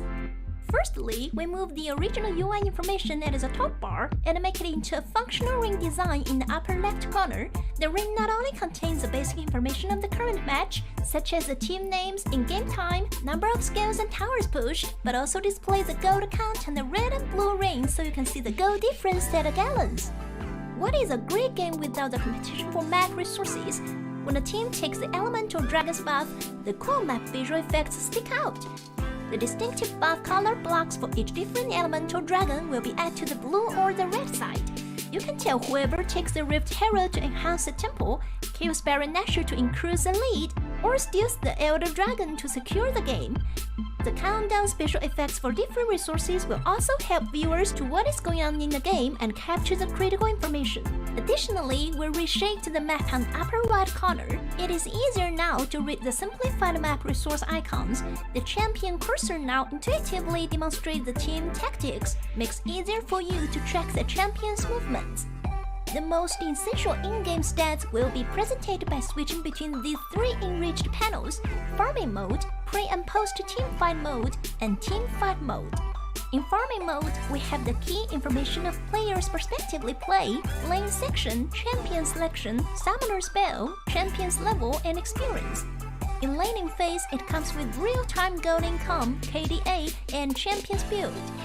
In pre and post team fight mode, we can see the goal difference on the board. The gap on each lane can be easily tracked by differentiating the item builds before and after the team fight. In team fight mode, we only present the concise real-time stats of 10 players' team fight damage and comparison, so that the viewers can focus on the gameplay by our players. A more compact and intuitive UI design will soon be available to all the summoners at Wild Rift League Asia, and the thrilling League of Legends Handicap Asia League is ready to go. Dear summoners, get online! Dear Summoners, in the coming Wild Rift League Asia tournament, we will get a brand new... Now we're back, ladies and gentlemen. You are still watching the Wild Rift League Asia Open Qualifier Day number 2. My name is G10. Coming at you with me is GAM Gaming, and we did see Buriram United Esports take a pretty decisive win against Invate Esports, bringing the score 1-1 in this best of 5 series. Yes, and a quick turnaround as well to even the scoreline. Both of these teams keep on improving, and they want to be the one to remain on top of the upper bracket, of course. Because if you lose here, you're going to be experiencing more games, and I don't think any team would actually want to experience that. Though, we do see some teams, you know, especially Invade Esports, they are not a stranger to those kinds of scenario. Back then, when Phase 1, they actually did that. and their last match was against Malatang, and they had a beautiful performance in that as well. So in terms of improvement and in terms of scaling, actually, not only within the game, but within a series and in a tournament, these teams can actually do that. And adaptation is kind of important as a team because you don't want to just trying out a single strat repeatedly, right? Because you're going to get read by your opponent. Exactly. If you can't adapt, then you're basically just going to be outdated by these strategies of your opponent and counter strategies as well. And speaking of that, in terms of game number 2, we saw an adaptation for BRU because their change, and as we talked about it before we actually went into a short break, BRU actually adapted their composition quite well into this scaling lineup, but that is actually fitting into how Invade Esports actually works or operates. Because in game number 1, BRU tried to be aggressive, but they got denied. So this time in game number 2, they went for a scaling one that Invade Esports actually is comfortable with. But what they did not anticipate is BRU having a more efficient scaling than Invade Esports, and it reflected heavily in the late game. So now, what I'm curious to see is which one is actually going to change. Is BRU going to be maintaining the scaling composition, or will Invade Esports attempt on having an early game aggressive lineup this time? Yeah, because Invade, they did try to do that early game aggression with early picking up Kha'Zix, try to get Azrael scaled up. But it really didn't work out for them when BRU was able to just hold their lanes, hold the line against the opposition from Invade. They did switch their support up to the Baron lane pretty early on. So, Invade, they tried to do that strategy, tried to bully Thipper, but it didn't work. And because BRU was able to hold on till about 5-6 minutes without giving up a kill, they were able to get the first blood, they were able to get Valda scaling, and then that Shyvana just carried the entire game. So now the bans are going to be coming out. Invade taking out the Gwen, the Yumi, the Nautilus. BRU still heavily respecting Raven, banning out Senna and Ashe, as well as Camille, because Camille is just way too good right now. So what the Jess was just too good on the Nautilus that it forced Invade Esports to actually ban it away, leaving the Aatrox open, and them actually picking up the Fiora, which they have banned consistently in the first 2 games. So BRU does have the Aatrox available for the taking. They will take it. They can pair it up as well with the Karma, which Golden Feet actually was performing quite well in the first 2 games. Despite them losing in game number 1, it was very, very stable, even having the highest damage in that game number 1. He's going to be picking it up. Such good picks here for both teams. Yeah, so definitely the combo of Aatrox Karma has to be respected. But once again, because there is a Fiora, that's going to be a little bit of a skill matchup there in the top lane. And now Merly does not want to get off of this cockroach, because Kha'Zix is really signaling that you're going to be aggressive in the early game. You want to get picks, you want to get your lanes fed, you want them to snowball as early as possible, especially that top lane, because Azrael, as the game goes on, will be having worse and worse of a time against Thipper on a Riven. Yep, that's going to be going up to Thipper probably, unless Noel wants to play Riven in the mid lane. So redemption stories are about to partake here for Invade Esports and BRU. Merly wants to redeem his Kha'Zix. BRU, well, just on the ribbon pick, I'm not so sure if Tipper is going to be using this or Noel, because flex picks are flex picks for a reason. It can go anywhere, and the BRU is no stranger to that. But I am commending Invade Esports for picking the Galio this time. It worked in game number 1 tremendously well, and it allowed them to create so much space for them and deny mobility on BRU. And now, as they pick it up once more in game number 3, this will signal BRU to maybe hesitate a little bit on engaging and have Invade Esports more security, because Fiora will just go in, Kha'Zix is gonna go in alongside with the Azrael, and the Grand Challenge alongside with the Hero's Entrance, that is such a big pressure for team fights. Yeah. And you cannot fight in that area if you are BRU, because that is just too many things going on in a large part of the map. So they are predictably going to go for a champion that has large disruption capabilities, and that's going to be the Great Goose, the Gragas. But Corki will be picked up here for Invade Esports. Really good pick, especially into potentially a melee mid laner. So I wonder how that's going to be shaking out if Noel's going to be picking up Aatrox or Riven. I do recall when Corki was kind of like the premier mid lane champions way back in the earlier seasons of Wild Rift, and but it kind of got out of way when there was a nerf on the package. Now we're seeing it being back, though it's mostly being used in the Dragon lane as well. So maybe Invade Esports is gonna try to do what Noel did, but better in the mid lane, having the Wukong being picked up here. We are going to be finalizing the positions here of the champions later on, but as BRU locks in the Jace here for their side, this is a stable lineup that BR actually has. Not only do they have tremendous amount of poke, they have good initiation, good setup, good disruption with the Gragas, good sustain with the Karma, and quick burst with the Riven and the Jace. So in terms of early game to late game, this is well balanced for BRU, and I'm commending them already for it. Invade Esports, they're going to be having a lot of options actually still in their game. Not only that, they have split push available for them, but it requires Azrael to actually be ahead. Because even if they have global presence with the Galio, so much crowd control with the Wukong as well, good late game with the Corki, and assassination potential with the Kha'Zix, it requires them to get ahead of BRU at some point. Okay. And that's the main thing to be worried about. Because BRU, they showed their strength in game number 2, and they're about to attempt on doing that as well in game number 3. So Invade Esports, they have to, step on the gas pedal even harder. Yeah, but if you're seeing what I'm seeing, guys, this is going to be an interesting match. Valdez is going to be picking up the Jace in the jungle.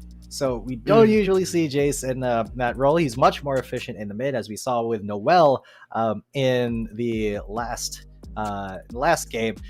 He really did a number against Invade as Jace, but it's going to be Noel on Riven, Dipper on Aatrox. So a very, very interesting start here for BRU. I wonder how they're going to play this out, because in terms of anti-stratting, this is an anti-strat of anti-strats. Invade is playing a very well-known game here.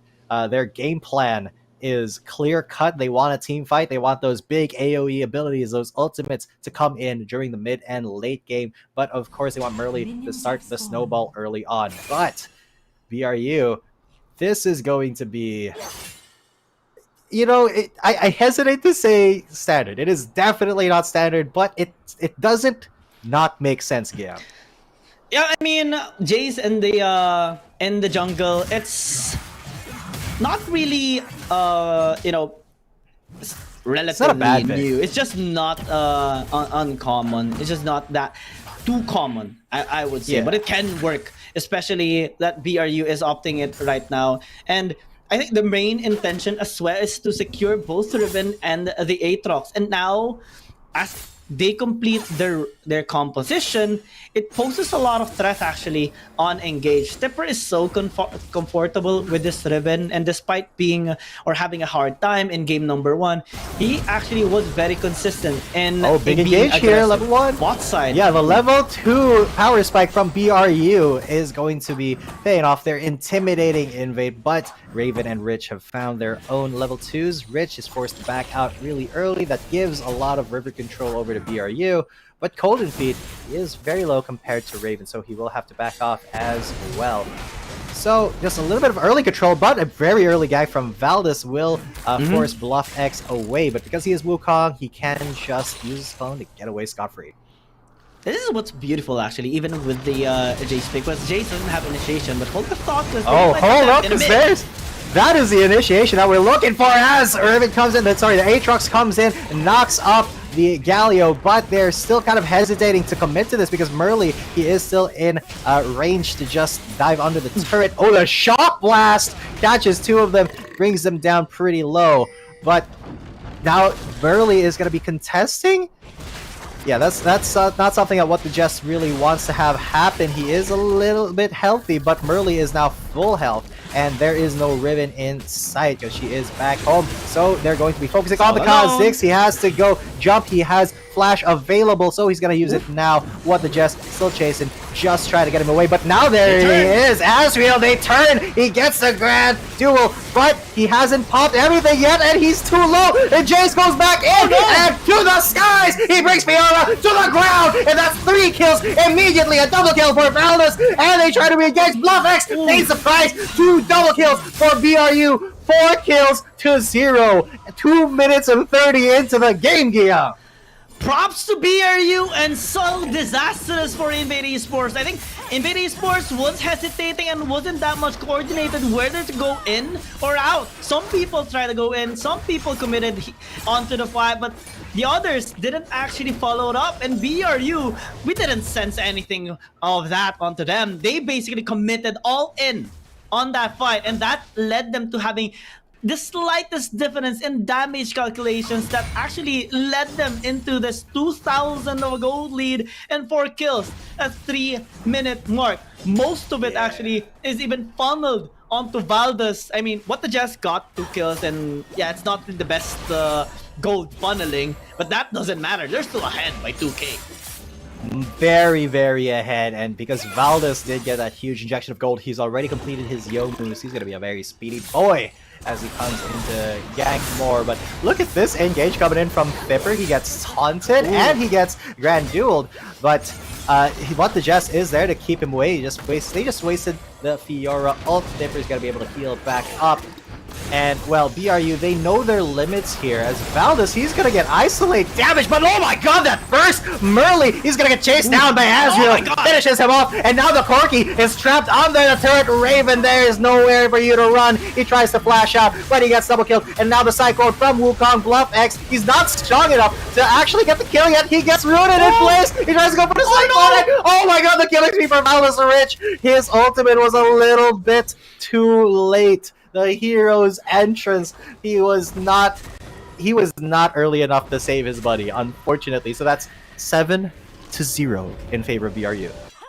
And everyone has a first item already completed on the side of Buriram United Esports. Early Warmogs as well here for What the Jest. He's just gonna be so tanky and have a lot of sustain with his passive. Invade Esports, they're definitely struggling so hard right now in the early game. 3,000 gold lead, that is, well, not as disastrous as the 10,000 gold lead, but at 5 minutes into the game, that is pretty scary.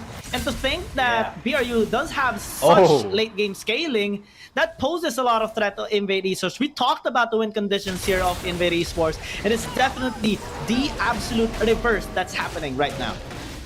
Yeah, and we thought that this would be a scaling composition, but Valdez was just like, you know what, no. Jace is a champion that deals a lot of damage. I want to, get a lot of value from him in the early game. He's even soloing the Drake right now. The package comes in from Raven. Can Raven actually 1v1 him? He does have exhaust, but look at that damage coming in from Valdez, even through the exhaust, and now Golden Feet is there, and Rich tries to save his buddy, but that does mean he gets knocked up, has to use his flash to get away. And for that Drake, they're going to Invade is trying to go for the Herald, but they don't have the smite yet. They stole it, actually! Oh my god, BRU are just going insane. The exhaust onto the Fiora into the root, but he does root them back. Asriel, he is nowhere to run, nowhere to hide when 4 members of BRU are chasing you down. So they're gonna drop Shelly as well, get the first turret, and it's starting to look like not just a snowball, but a blizzard in favor of Buriram United Esports. Oh, props to What the Jest and Golden Feet. They pressured Invade Esports to actually fall back. Merly had to use the smite just to sustain himself, and that gave so much leverage for Valve to just easily take the Rift Herald away from them. All the hard work in starting the Rift Herald gone, and BRU just says thank you. And look at the pace of the game, look at the stats here in this game, look at the towers, look at the kills, look at everything. This is pretty much a perfect game so far in the first 7 minutes of BRU, and Invade Esports are being bubbled down in the bot side. They don't even care about Bluffix being on their tower. They say, we'll take that fight any day. We're going to clear minions, and then we're going to harass you. Look at that. The barrel roll coming in, taking them down to almost 10% health. And the rest of Invade, they're trying to help out. But with Wukong out of the picture, what can they really do? Raven just harasses them, but that's not really a team comp that can stop a tower push from happening here. So Buriram, they have everything in their corner, as you said. A pretty much perfect game. Oh my god, that enhanced shock blast. That just hurts like you're having your heart broken on Valentine's Day, buddy, because that took away almost half of his health. That is a heartbreak and an HP break literally here for Wild Rift. Oh, and Valdez just hurt so much. 504, almost a more items being picked up here by Valdez. Buriram United Esports with a 5k gold lead. Everything is just being taken here by this very, very strong team. Invade Esports, okay, let's try to extract some information out of them. But before that, unengage. Yeah, because of the aheadness of BRU, they're comfortable just taking everything. They engage every single team fight. As soon, that was just a drive-by. As soon as Invade shows their face, it's just engage. Bluffix is too low, he has to flash out, and now Azrael, he's overcommitted. He's going to die, and that is a godlike chase. And now Merly is getting cornered. The rampage for the Aatrox, and there's 0 kills for Invade. Every single fight has been going the way of Buriram United, and this isn't just a stomp, This is a stomp and a half. This is a march. They're stomping repeatedly over Invade's head. This is a big stomp, a Titan stomp, just like in the anime. Yeah, that's how Yes. crushed Invade Esports right now is in this game. And BRU, they are just having the possibly best time of their life. In this game number 3, we talked about improvements. This is an obliteration that BRU is making. This game number 3, 9 minutes in, that is a almost 10,000 gold lead and 0 win conditions being shown by Invade Esports. Lots of attempts, but nothing comes into surface here for Invade Esports. Tepper is having a blast against Azrael. But okay, let's be a little bit optimistic here hold up though, because as they make another drive-by and bot lane. That is pretty much done. But Invade Esports, let's look at them individually. On the bright side, Azrael is not that far behind onto Thipper. Raven is not that far behind onto Golden Pete. The ones that are just obnoxiously ahead are Valdez and Noel. What the Jess as well. But the others are actually being able to keep up. So maybe they can find a way. Maybe. I'm not sure. Yeah, but Valdez is just taking this game over. He's already got 3 items, and that makes him just incredibly sticky. He's got Yomus, he's got Black Cleaver, he's got the Dust Blade of Drekthar. So every single hit from his Enhanced Shock Blast is going to take at least half health. He's going to take Rip Health for free. And Drake is spawning in 15 seconds, and definitely Buriram, they are positioning towards that. They also have Smite because Valdez he just took the Rift Herald with his overwhelming damage. So if Invade does not get this Drake, it is curtains for them. This is their one chance to try to catch Buriram off guard. Yeah. Well, they had quite a lot of chances, and they would still have quite a bit of chances. I mean, this is just a standard Drake. Maybe if it was a Baron, or maybe if it was an Elder Dragon, here it would be BRU is just too far ahead to even consider an Elder Dragon. Yeah. I don't think we're even gonna reach Elder Drake at this point. It's way too... the snowball has become way too big right now, and Noel with his Aatrox, he's 1v2ing, he's gonna get dueled by Fiora, but that's fine because Thipper is there to respond as well. He is 1 HP away, but the rest of the team is coming out. They are cornering this Fiora to the skies, takes him down, and the rest of the team is trying to run away from the Jest and Valdez. What the Jest doesn't even die, he goes golden and rich to the skies once again, flash in, and Jace gets a quadra kill! BRU still with a perfect game. Invade Esports has no chance because BRU is not giving them any. And they are just marching out the base of Invade Esports. This They game don't is have a wave, over. but that is just a mere presence. You know, going so hard here for Invade Esports.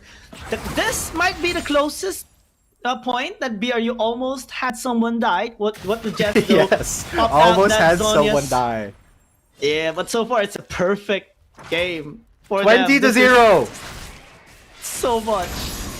This is too much, Guys, this is not a typical game. All right, results may vary. Oh, Golden Feet. They tried to go 3v1 against the Karma, who has 1 kill. They couldn't even do that. They couldn't chase down the Karma, but they're going to try to chase down the Aatrox. He goes golden into Zonius, but what the Jess is there as well. He's ready to disrupt, and it's fine because look at this. Snipper is going to be coming into the mix, and he does have to drive them all away. And Valdez is here, then has Shock Blast. He's going to take the rest of them. He's going to chase them away. The Hammer of Doom coming in. The Monkey has already died. Bluff X is out of the picture. And Valdez, as soon as he came in, Invate turned tail and ran. They knew that they cannot win a team fight if Valdez is there. They tried to go for the individual picks, Gyung, but they couldn't because they're too far behind. So BRU, this is flawless so far. And they're not even giving away any chance for Invade Esports to come back. Not even a tower. Tipper cleared out. They're gonna engage. Raven, he's too low, but Rich, he's gonna sacrifice his life for his ADC to get away. He's gonna go golden with the Zonius, but that's not enough. Legendary on the chase, but the health bars are getting low here. What the Jess is a little bit low, but Pipper from the back, he's gonna get a kill onto the Fiora. And look at this, Raven's gonna get chased down, goes into the Zonius, but Noel, all he has to do is swag, drift away, unstoppable. The rest of the team got the ace. On the other side, it's now 26 to 0. The death timers are way too long. They're just gonna go for the inhib. And what the Jess, he's just tanking that Nexus. 26 to 0. This is the most dominating game we have seen in the Wild Rift League Asia Open qualifiers. And BRU have just dismantled Invade Esports. Well, you just said it, man. You just said it. What else can we say, Gyung? Utmost domination, perfect game. Not a tower, not an objective, not a kill. Not a single chance for us to even say any positive thing to Invade Esports aside from nice try. NT. BRU, they're just everywhere. Everything, everywhere, monsters, all at man. once. Yeah. That's what BRU was. They were just everything. It started here. It started here in that mess up. Invade Esports, they in that they were a 4-0. little bit confused. They weren't coordinated, and that is a different story for BRU. They committed into that fight that led them into securing a 4-0 lead and a 2,000 gold lead as well. And even on the latter team fights, here we see them being coordinated, dealing damage as the others kite away. And that consistency as a team in their synergy allowed them to win most of the fights and even have this obnoxious of a perfect game. And that's BRU for you. This is what they do to their enemies. This is what they do when they are already able to warm up in their games. And this is definitely such a brilliant of a performance that Buriram United Esports made against Invade Esports. You know, it really started from that clash in the Baron lane. It was just Invade being a little bit too afraid of commitment. So remember, guys, don't be afraid of commitment, especially in February, the month of love. And you know what Buriram United Esports loves? They love winning, and they would love to be in the finals of the qualifier because they are now at match point. And obviously, that game is a demoralizer for Invade. I mean, where do you go from there? How do you mentally reset from getting 26-0? No towers, no drakes, no herald. Well, no, they did get one herald, but they didn't even get the tower from the push. And everything just went right for Buriram. Everything went wrong for Invade. So now, the onus is on Invade to mentally reset, to kind of try to anti-strat Buriram and try to read their plans from Champ Select. But honestly, it is such a tall order, yeah. You know what's scary about this? Everything. BRU, aside from everything, but I'm gonna add even more to that everything. They, after this dominating of a wreckage of an utmost performance by BRU, they are one win away from qualifying. They only and they have the possibly the best momentum to actually start game number 4.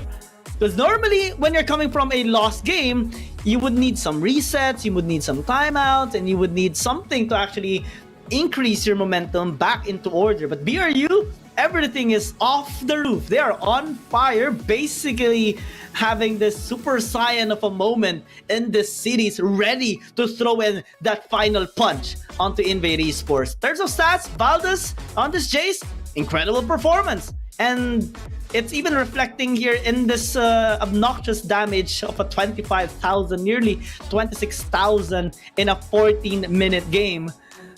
Well, Invade Esports, they definitely have to climb a higher mountain than Mount Everest to come back in this series. And once again, the MVP will be Valdez with a 24 KDA, guys. 92%. Yeah, it was 17, and he was like, you know what? That's not high enough for me. I'm gonna go 24, and he had 92% kill participation. To be fair, most of the kills were his. This man is just absolutely insane. He made Jungle Jace look super meta. But that's what happens when you kind of counter-strat your opponents. So, well done for Buriram United. Valdez definitely showing up huge in the past couple of games. And all they need is one more knockout punch to get into the regular season of the Wild Rift League Asia. Oh, I'm so excited about this. This is so bad now for Invade Esports. I want to see a game number 5, but I'm also kind of nervous about them. BRU, Buriram United Esports, is just so on fire right now, and Valdez has another champion in the mix to give anxiety to their enemies. Let's see though who's going to be coming top on the next one, because we still have game number 4 coming our way. BRU is now a match point and about one game away, one win away from being qualified, and let's see if Invade Esports in game 4 can still turn things around. We have your casters, GAM Gaming and G10. We'll be back after a short break, and we'll continue with game number 4. Dear Summoners, in the coming Wild Rift League Asia tournament, we will get a brand new UI update for the Spectre mode. The new integrated UI design provides a better game watching experience with a simple picture and more intuitive information alongside the vivid visual effects. Firstly, we move the original UI information at the top bar and make it into a functional ring design in the upper left corner. The ring not only contains the basic information of the current match, such as the team names, in-game time, number of skills and towers pushed, but also displays the gold count on the red and blue rings so you can see the gold difference at the gallons. What is a great game without the competition for map resources? When a team takes the elemental dragon's buff, the cool map visual effects stick out. The distinctive buff color blocks for each different elemental dragon will be added to the blue or the red side. You can tell whoever takes the Rift Herald to enhance the temple, kills Baron Nashor to increase the lead, or steals the Elder Dragon to secure the game. The countdown special effects for different resources will also help viewers to what is going on in the game and capture the critical information. Additionally, we reshaped the map on the upper right corner. It is easier now to read the simplified map resource icons. The champion cursor now intuitively demonstrates the team tactics, makes it easier for you to track the champion's movements. The most essential in-game stats will be presented by switching between these 3 enriched panels: Farming Mode, Pre- and Post-Teamfight Mode, and Teamfight Mode. In Farming Mode, we have the key information of players' prospectively play, lane section, champion selection, summoner spell, champion's level, and experience. In laning phase, it comes with real-time gold income, KDA, and champion's build. In pre- and post-teamfight mode, we can see the goal difference on the board. The gap on each lane can be easily tracked by differentiating the item builds before and after the team fight.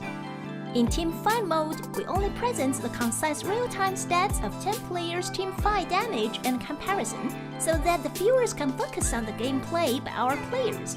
A more compact and intuitive UI design will soon be available to all the summoners at Wild Rift League Asia, and the thrilling League of Legends Handicap Asia League is ready to go. Dear summoners, get online! Dear summoners, in the coming Wild Rift League Asia tournament, we will get a brand new UI update for the Spectre mode. The new integrated UI design provides a better game watching experience with a simple picture and more intuitive information online.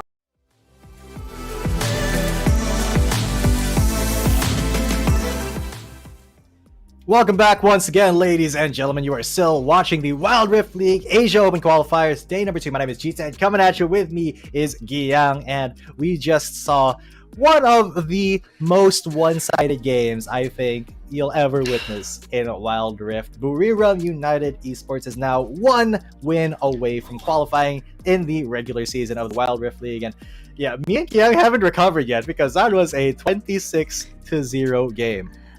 I'm still recovering and recalling the time you said that Buriram United Esports was having a big snowball. That wasn't a snowball.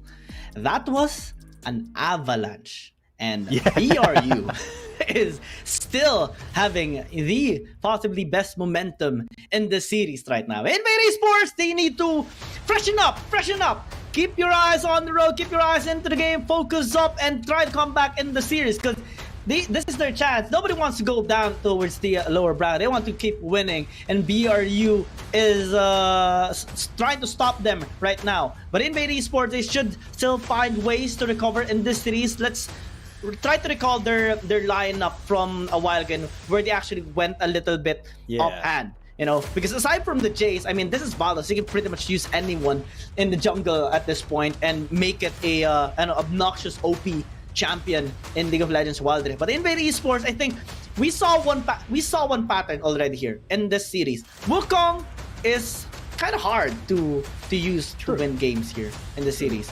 BR does it, Invade Esports has tried it, maybe not use it in the game number 4 now for Invade Esports. Aatrox was strong for Invade Esports.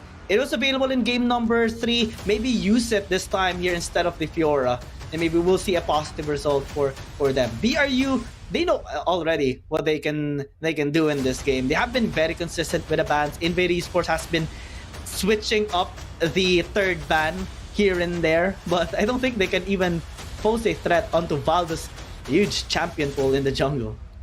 Absolutely, but the Fiora ban is going to be coming out very interesting. Back to standard. Yeah, back to standard. But that does open up a lot of possibilities for Buriram. Because they do get, second pick, they're still gonna put a lot of respect on Raven's name. Gonna be banning up both Senna and Ashe. So Asriel, pick of the litter. Aatrox is up, Riven is up, Jax, and Camille.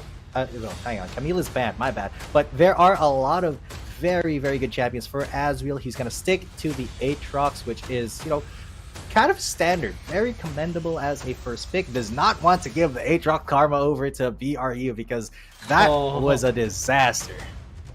Yeah. Well, given the bans, we're going standard. Invade Esports first pick Prio, Aatrox, BRU, maybe the karma and the Nautilus once again, since it's not banned by Invade Esports. It worked for them in game number 2. They may be able to try it out. Yeah, it's coming in our way. Manifesting Nostradamus here by our predictions. And Invade Esports, they can maybe opt to go with Kha'Zix again, though it's not really going towards their way just yet. Galio might be much better to pose threats to a team fight. Maybe draft a composition revolving around Azrael, because game 1, he did tremendous work. Bluffex as well, so maybe go towards their way this time. After so many times or twice that we did see the Lucian being banned away, game number 1 we did see it being banned away by BRU, then they changed up to Ashe. This time Invade Esports is gonna attempt on using it. Yeah, they're gonna do away with their mage dragon laner now, but it's going to be either Noelle or Golden Feet on the Corki here. Very good pick, pretty flexible, especially into a Lucian. You don't have to worry about the range or getting away from Lucian as much as other dragon laners. So this is already looking like a pretty decent pickup. So I forgot. The Karma's already in. So Cold Feet is definitely going to be on Karma, with What the Jess on support. Noel going to be taking the role of Corky, so that does leave open the Baron and a jungle for BRU, which still honestly has a lot of options, especially if they want to go with that Jace pick again, which would be very interesting. Jax, though, Jax, very, very decent ban here. Merly, I don't think he wants to go with the Kha'Zix anymore. Lee Sin is still up, but maybe something that could enable the Lucian a little bit more. Shyvana being banned out here, though. I'm actually curious if BRU is gonna opt to go with the Renekton once more here for Tipper. And well, it did work for them in game number 2. It can be a stable pick. Okay, they're gonna defy our, analysis a bit, and our observation rather. Wukong picked by BRU. They're gonna attempt to get the first Wukong win in this series against Invade Esports. They do have a lot of burst damage, a lot of crowd control and suppression and sustain and late game scaling damage. But looking at the lineup of Invade Esports, that is a lot of burst and threat for teamfight. So if we're gonna look at the damage department, BRU, Karma can deal a lot of damage, but Corky is gonna be dealing the most for sure in the late game. But can you actually do if you're being chased away by a Riven, a Galio, an Aatrox, a Lucian that can burst as well, and try to dodge a huge Mega Inferno nuclear bomb by a Ziggs while your team is trying to go in? So that is gonna cause a lot of interruptions here for BRU. Valdez is gonna go back to his standard of a Kha'Zix, and I'm thrilled to see this. Yeah, okay, so I think the theory here for Valdez is that if you look at Invate's champions right now, you got 2 ADCs. You got Lucian, you got, Ziggs is basically an ADC at this point. You got Ziggs. Riven and Aatrox, they are very, very possible to gank, especially with the help of a Nautilus or the Wukong. So I think Valdez, he will need to get a lot of priority in the jungle here, especially in, I think, by minute 5, he should have at least 1, maybe 2 kills, or else it's just going to be kind of a downhill stride for him. But Merly is actually the one going to be on the Aatrox. I was kind of curious if he was going to pick up the Riven, but now it's going to be Riven versus Wukong in the Baron lane and Corky Lucian in the mid. While, the mages are still going to be in the Dragon lane with some beefy supports. So, I honestly don't know how to call this one, Guillaume. Well, what do you mean? Like the meta, or like the? Because I don't know who. I don't know who has an advantage with these champions, because they both have different win conditions that are very possible, either behind or ahead. They just need to get one lucky team fight, and everything turns around for either team. One thing is, I will say though, eyes on What the Jess later on. He is the one that makes plays here, in which Valdez keeps an eye on him as well, and also keeps an eye on the opponents on how they are actually going to react. With the Kha'Zix, we saw him being very, very proactive despite them being the one losing in game number 1. And he's gonna attempt it this time. Karma Nautilus combination has been very supreme for BRU in game number 2. But in terms of overall comp, I would actually be looking at Invade Esports in here. This is a scary comp that they do have.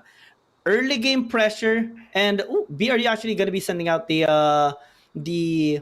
Wukong at least to have the team fighting potential or extra crowd control. And in the laning phase, actually, it can be a little bit difficult, but Wukong actually does have some quick short-term trades or quick trades that he can throw out against a Riven. So maybe Tipper can still have a decent time in Baron lane. But overall, late game scaling, Aatrox, Ziggs, Galio, Riven, even the Lucian, that is going to be one heck of a late game team fighting potential of Invade Esports.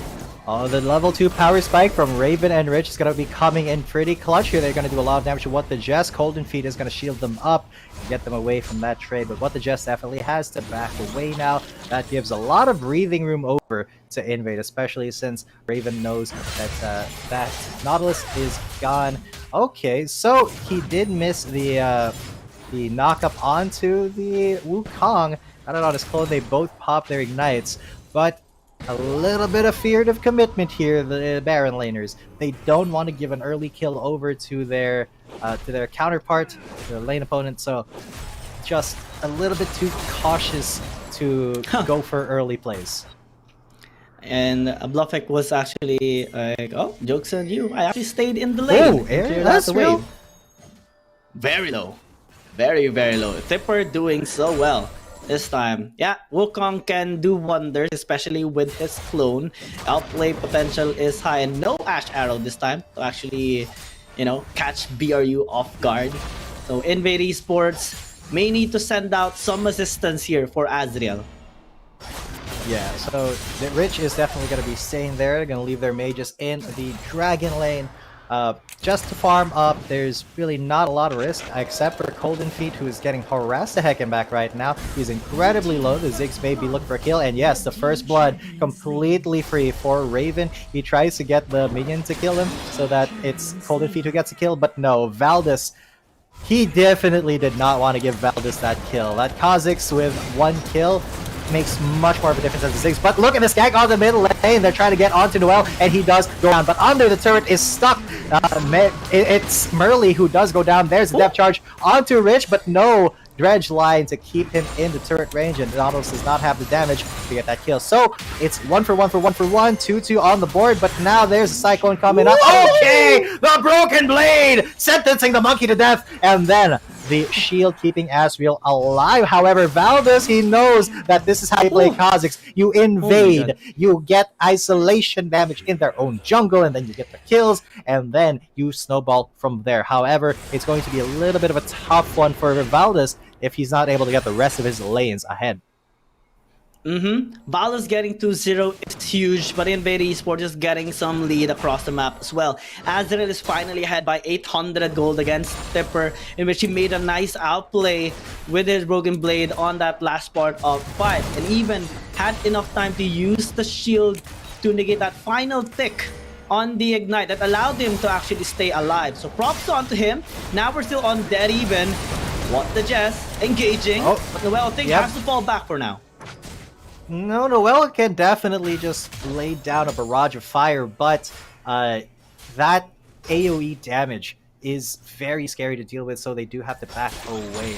Bluff X still is going to stay in the lane. He does know that he can go toe-to-toe with Corki, especially if there's nobody ganking, but look at how BRU prioritizes their map movements. They're applying pressure to the Baron lane. Thipper is going to be coming up, but Rich is coming up right behind them. So they know that the supports are here, but they may be looking for an early engage here. The Cyclone disengages BRU, so they are going to live another day, especially with the Aatrox around. So Merly is now wasting a little bit of time in the top lane, while Valdez is getting value by taking those Scuttle Crabs, taking as much farm as he can in his own jungle. 20 seconds left until the dragon spawns, so they are in a better position for that. However, you know, Merly can get there in a flash. They're warded. Okay, they're warded. There's a Mega Inferno Bomb. Just saying, hello, we know you're there. Please get out of there. So now Valdez, he may want to go for a sneaky Ocean Drake, but it is warded, so however sneaky he may be, it's going to be a trade for the Rift Herald here. Yep, and BRU this time may try actually to attempt and slowing down the take on the Rift Herald. They actually are going to be engaging package. They are going to be coming in, and there is a very, very low ribbon there. Yeah, Azriel is going to go down to the monkey, and Rich tries to get away with his heroic entrance. More like a heroic exit. Oh my god, they got the Corki, but that's fine because Merly falls down. Rich is now running away. Look at that. What the just tanking the turret. Easy peasy, lemon squeezy. Double kill for the Karma. That's going to speed up the damage for Golden Feet. And suddenly, that was a 3-for-1 in favor of BRU. They're going to get this turret. They got the Ocean Drake as well. and they stole the Rift Herald. Yup. So They everything. got most out of that fight. That is just so good here for Buriram United Esports, and well played. That package by Noel quickly split the members of Invade Esports apart, and it caused them to hesitate in going in once more. This is the pattern of Invade Esports right now. I think they need to regroup and recalculate their amount of damage that they can actually throw out, because Merly a while ago actually burst out Noel. And that was surprising in terms of team fighting potential. If they can actually fully utilize the Aatrox later on, then maybe they can contest BRU and charge them as well, turn onto them, and also gain the objective and the control on the map too. Yeah, and also BRU is really good at playing with, disrupting those back timings for Invade, forcing the Lucian to stay and defend the turret, along with, keeping a couple of members around just in case somebody engages from Buriram. So you can see that Invade is really respecting the potential of Buriram to just dive in under their Dragon Tower. So there is so much respect from Invade onto Buriram, and even now, look at this, the engage, the Cyclone coming in, and Valdez is there. He's gonna get the isolate damage, and he will give the kill over to the Monkey, but now Merly is here. Rich, heroic entrance coming in. They do get the kill onto Monkey. A little bit of revenge onto Thipper, but this could still be good. Valdez and Golden Feet, they could do a lot of damage as long as Golden Feet doesn't get caught out. He has to flash out, but he doesn't get that Mantra Q off, and they're still trying to ring around the rosy here, trying to play a little bit of a game, as Valdez takes so much damage, down to a third of a health, but he still lives, and with his W, he's able to kind of harass from far range, so it's still just a 1-for-1, but the bottom turret is going to go down here, but the Jess and Noel are going to get out scot-free. Bluff X and Asriel not able to defend. Well, Invade Esports is actually starting to have some ways around the game now as the minutes go by. 8 minutes into the game, mid-game is starting to happen here for Invade Esports, and we're starting to see them as well start to fight back against Buriram United Esports. We talked about this during the drafting phase, in which mid-game and late-game, or scaling in general, can be very good here for Invade Esports, as long as they avoid Valdez, which is doing so well, obnoxiously well in the game, being chased away now though. Yeah, he has to get out of here. The Mega Inferno Bomb is going to hit, and now Valdez is in a lot of trouble as Merle just runs him down, and that is a really big catch for Invade, because now they can engage onto the Steve. But however, the cold NV, the burst from him, and then the Corgi coming in. Noel, there's going to be so much damage, a double kill for Noel, and then Rich, it's all of them. He's not going to be able to get out. He's a Galio. He has no ability. A triple kill for Noel. 1 for 4. 100% worth it for Buriram, and now they're going to get another turret, and then they can push in. Asriel can't really defend here, but they're not going to get greedy. They're going to prepare for the next objective. Oh my gosh, Invade Esports, they got too greedy. They already got the kill on the Valdez. They shouldn't be looking for more, especially that they don't have vision onto where the other members of BRU actually are. The positioning and the timing of that ulti by Golden Feet was just so on point, landing onto 3, deleting almost everybody, and the follow-up was just amazing coming in from Noel and what the Jess. MIB gonna be used onto Valdez. He is actually quite low. Yeah, but this looks like a pretty free Rift Herald for Invade. I don't think that they're going to actually contest it. Yeah, they're a little bit late there, but they are going to chase away Invade with the threat of the engage. What the Jess, a whole level ahead of both Raven and Rich.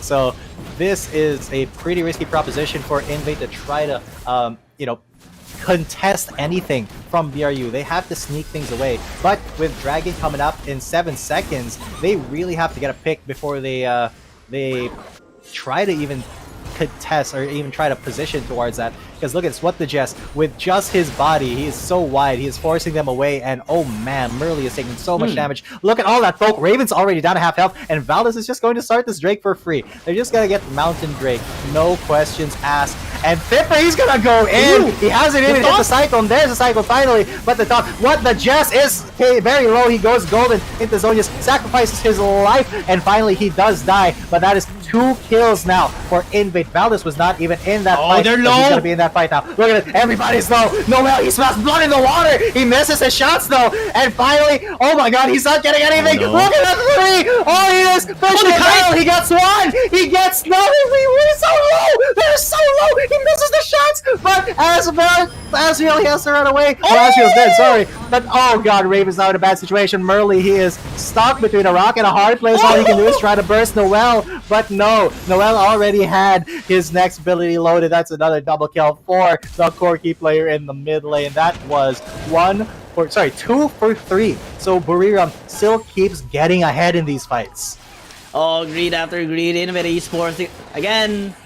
It's the same pattern. They already got 2 kills. They should have backed away and not looked for more, because the only reason why BRU lost that early game fight is because Noel and Valdez was taking the dragon. The moment they got it, they went in and followed up. And the moment they saw Golden Feet land that enchanted Q onto the members of Invade Esports and saw their HP bars go quite low, their eyes sparkled and blazed with fire now, and they got really hungry. Taking those kills, engaging without hesitation, and Invade Esports just started running. And they can only do so far with running. They got chased out. BRU just won that fight. Now they're ahead by 5,000 gold and just now are prepping for the potential Baron fight that they are actually more than prepped than Invade Esports.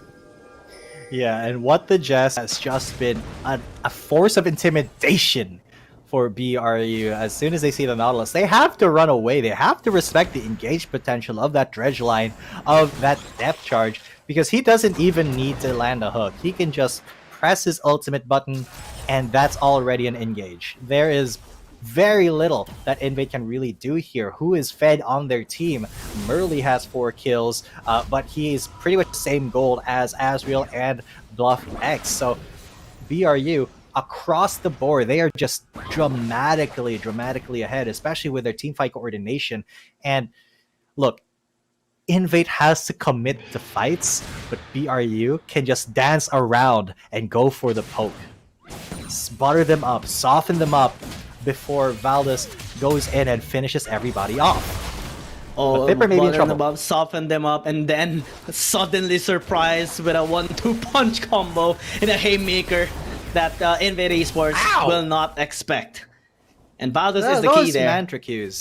Those mantra Qs are starting to hurt quite a bit. Look at Raven's health after just getting hit by the first hit. He didn't even get hit by the second. Oh my god, he's after 2 mantra Qs. That Ziggs has back. He won't be a part of the next team fight. So anytime they need to engage, which is now, it's going to happen as they have caught the Galio. But at the back, Murley is still trying to save his friend. Rich is going to stay alive. So will Murley. But that does mean they have to back. Oh my god, another catch out to Raven, have himself gone with just one ability. He gets dredge lined as well. Zolius will not save you here when 4 members of BRU are dancing on top of your golden statue, my friend. So they have to go for the drive-by here. BluffX just clear the wave because Baron is now available. Look at where Asriel is. He's split pushing off in the Dragon Lane. That is not the place you want to be when BRU have just gotten a catch and they're threatening Baron. Well, it's trying to get something out of here for Invade Esports. They're going to be focusing on to the clash. They need to be very careful. That line. Another clash in mid. Rich got caught and the turret will go down, but that's 2 members looking for Asriel as Murley, Rich, and BluffX. They try to re-engage onto this Nautilus, but he goes golden. Valdez and Golden Feet, they are just waiting for their cooldowns as Rich will go down, unstoppable on the Karma, but now Thipper has joined the party. BluffX incredibly low, and that is going to be a push towards Baron. They will not start it yet. They are trying to bait, the Mega Inferno Bomb just to get the vision. They knew. Valdez knew that the Ziggs was going to go for that. So just not over-committing, but taking every single kill that they can safely. No matter how strong the composition is for Invade Esports on their engage lineup, it's going to be difficult if they keep getting poked out here by Buriram United Esports. And Noel, Golden Feet are so good at landing those shots onto Invade Esports, crippling their HP bars. And when they are bottled up, like what you said, they can just go in. What the Jess does not hesitate on that flash dredge line. Dipper does not hesitate, and even Val Val does is not jumping hesitate. onto them. Wow. No They're gonna go hesitation, the in. dredge line is gonna go on to Asriel, but he will go incredibly low. That Nautilus sacrifices life, but the health bars are getting super low. Valdez from the back going to get incredibly low, so this could be a pretty good fight for Invade. Actually, they've already caught one, they've maybe caught two. Dipper and Golden Feet, they have to make things happen here. Look at the health bars. Rich goes low, but goes Golden. Dipper now, he's in a lot of trouble, and Golden Feet, he's gonna chase down. Look, all these health bars, they're so low, except for Asriel, as he is the only other one. But that is a good 3 kills, 3 catches for Invade, and that signals the Dragon. But Valdez is still alive. Sorry, the Baron, but Valdez is still alive. He can definitely go for the steal, so they're not going to overcommit. As they lose into that fight as well, he did turn into the Infernal Dragon and took it for BRU. So well effectivity or efficiently here for Buriram United Esports. They lose the fight, lose the members, but still get an objective. Now Valdez is tempting to make an assassination towards BluffX, but will need to flee the scene right now. Invade Esports are overextending. Oh no. Yeah, that was a big overextension for Merly. He has to get out of there really quick. Valdez tried to go for the flash, and now BluffX, he's so incredibly low. What the jest though? He's just using his body to block. He goes for the dredge line. He gets it onto Galio. But in the back, look at that! It is Asriel going big. He's not gonna go home as Valdez, he's going to try to get away, but Rich finishes him off, and now Rich has to sacrifice his life. It is a 2 for 2, and I think that is still worth it for BRU because Noel got a double kill, and that just accelerates the Corki scaling. That is a hyper scaling champion, ladies and gents. So if Invade can't reach that Corki, who now has 9 kills, it's going to be a bad time for them. Yeah, at this point, goalie doesn't even matter that much. It's up to the execution, it's up to the timing, it's up to the positioning. And BRU, despite them making some mistakes, they have been on point in response. Dredgeline not gonna be connecting as BRU just looks to back away. But this is a point where things can get a little bit messy. And the first time actually that we are gonna be witnessing a potential, Elder Dragon contest by Invade Esports, because they are capable of contesting. They're capable of fighting. The only problem is the poke. But if they can initiate quick enough, they can turn things around here in this game. And that is what BRU is sensing onto them right now. Azrael is starting to pop off. Merly is scaling so well. BluffX hurts a lot. And despite Noel hurting a lot as well, and same as Golden Feet, they need to be very careful of the engaged. Rich was on point with the Shield of Duran earlier, the taunts and the Justice Punch engage. And if he lands it on the crucial member, they can actually turn the fight around. Look at them! That was a crucial member, but Valdez with a hop gets away scot-free. Just takes a little bit of his life, is what the Jess was there to keep him safe. But to note, the Kha'Zix, after his first 2 kills in the early game, has not gotten a single one after that. He's just been dealing damage and assisting in those kills for the Corki and the Karma. So it could still be anybody's game here because Invade has shown that they can win team fights if BRU gets sloppy. So BRU, they really do not want to clump up too much because that is kind of where Invade's strength lies in team fighting, with that Mega Inferno Bomb, with a hero's entrance, with Merly just being in the mix, and Azrael just sunning everybody up. They don't want to be too close together. Conversely, Invade, they're not giving any opportunities for Valdez to get any isolation damage, but they don't want to be all too close together either because that Corki, his missile barrage is starting to take a lot of health away from the squishy targets. Yeah, this is...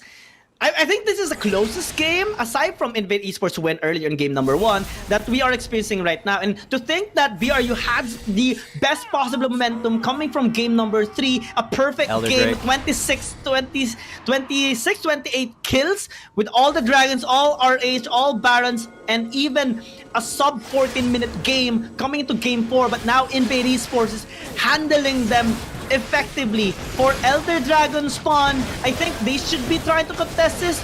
Are they gonna give it They're away? gonna be too late. This is risky. They're too late. That Mega Inferno Bomb attempt, but not quite. As the Elder Drake becomes one for BRU. This is the time for the big team fight for Buriram United. They've already got one. Lucian is down. The next to go is the Aatrox and the Ribbon, and everybody gets down. A triple kill for the Monkey. Vipper is going to close this out. Death timers at 45 seconds. They're going to run it down in the mid lane. What Jess is going to tank, and they're going to take this inhibitor turret. They're going to go for the Nexus next with 30 seconds left on those death timers. There is no way that Invade is going to be able to respawn in time. It's going to be Buriram United confirming their slot in the Wild Rift League Asia season.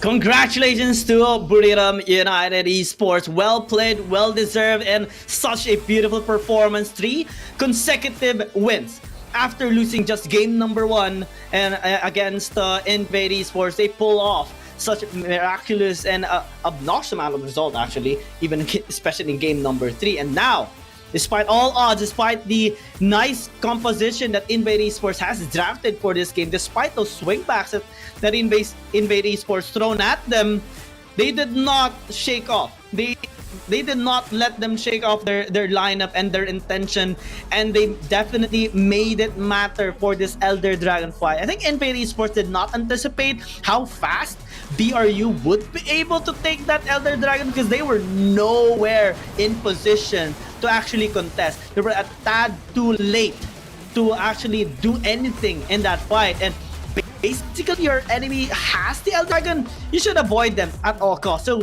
that was a big oopsie that Invade Esports did in the late game. Possibly a caster curse from me, because I really just complimented them before that thing happened. Yeah, a little bit of it happens. Sweet caster curse pretty much anytime there is a cast to be had. But this game was so bloody. It wasn't as clean as the last game that we saw from Buriram United, but still, it was a lot closer than it looked on paper, because Buriram, they were dominating, right? They were getting so many good trades, and Noel, look at this. He still got that kill. He just barely missed out on those 2 slivers of health on both Bluff and Raven, but he was able to still get Raven and Merly here. So big kills for the Corki, and I think that was the key here for Buriram United. Noel this side, I think, should be the MVP, while Valdez took it the last 2 games. Noel definitely stepped up with a Corki this time. So, I mean, on the other hand, Invade, they were able to capitalize on some really good picks as well. It was just whenever Buriram was together, they couldn't do all too much. They had to take Buriram one at a time and just dogpile on them as a team. Just like here, where they already got 1 kill onto What the Jess, and then Noel overcommitted a lot.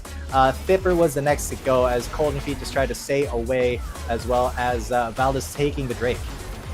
Yeah, that point, actually, that highlight player could have been the point that Invade Esports could have turned things around in that game, but yeah, it just wasn't enough. I mean, in terms of execution, we do still see more of an efficient choice of BRU than Invade Esports. This is the part wherein I got confused, because where was Merly? He was nowhere near that Elder Dragon, and at most it's just Rich close there, but it's not the one that has a smite, buddy. And after that Elder Dragon secured by BRU, it's basically them having absolute power, the biggest possible spike or buff you can ever get for team fighting, and that last team fight was basically like butter for them. All the other fights were difficult, but with the Elder Dragon, the fight just gets so much easier. Yeah. it just, in the words of Bantang San Yun Down, smooth like butter. That was it. Last team fight, it was the longest game I think that we've had. We actually had the Elder Drake for that one, but once again, Buriram United Esports will be securing their spot in the regular season of the Wild Rift League Asia tournament.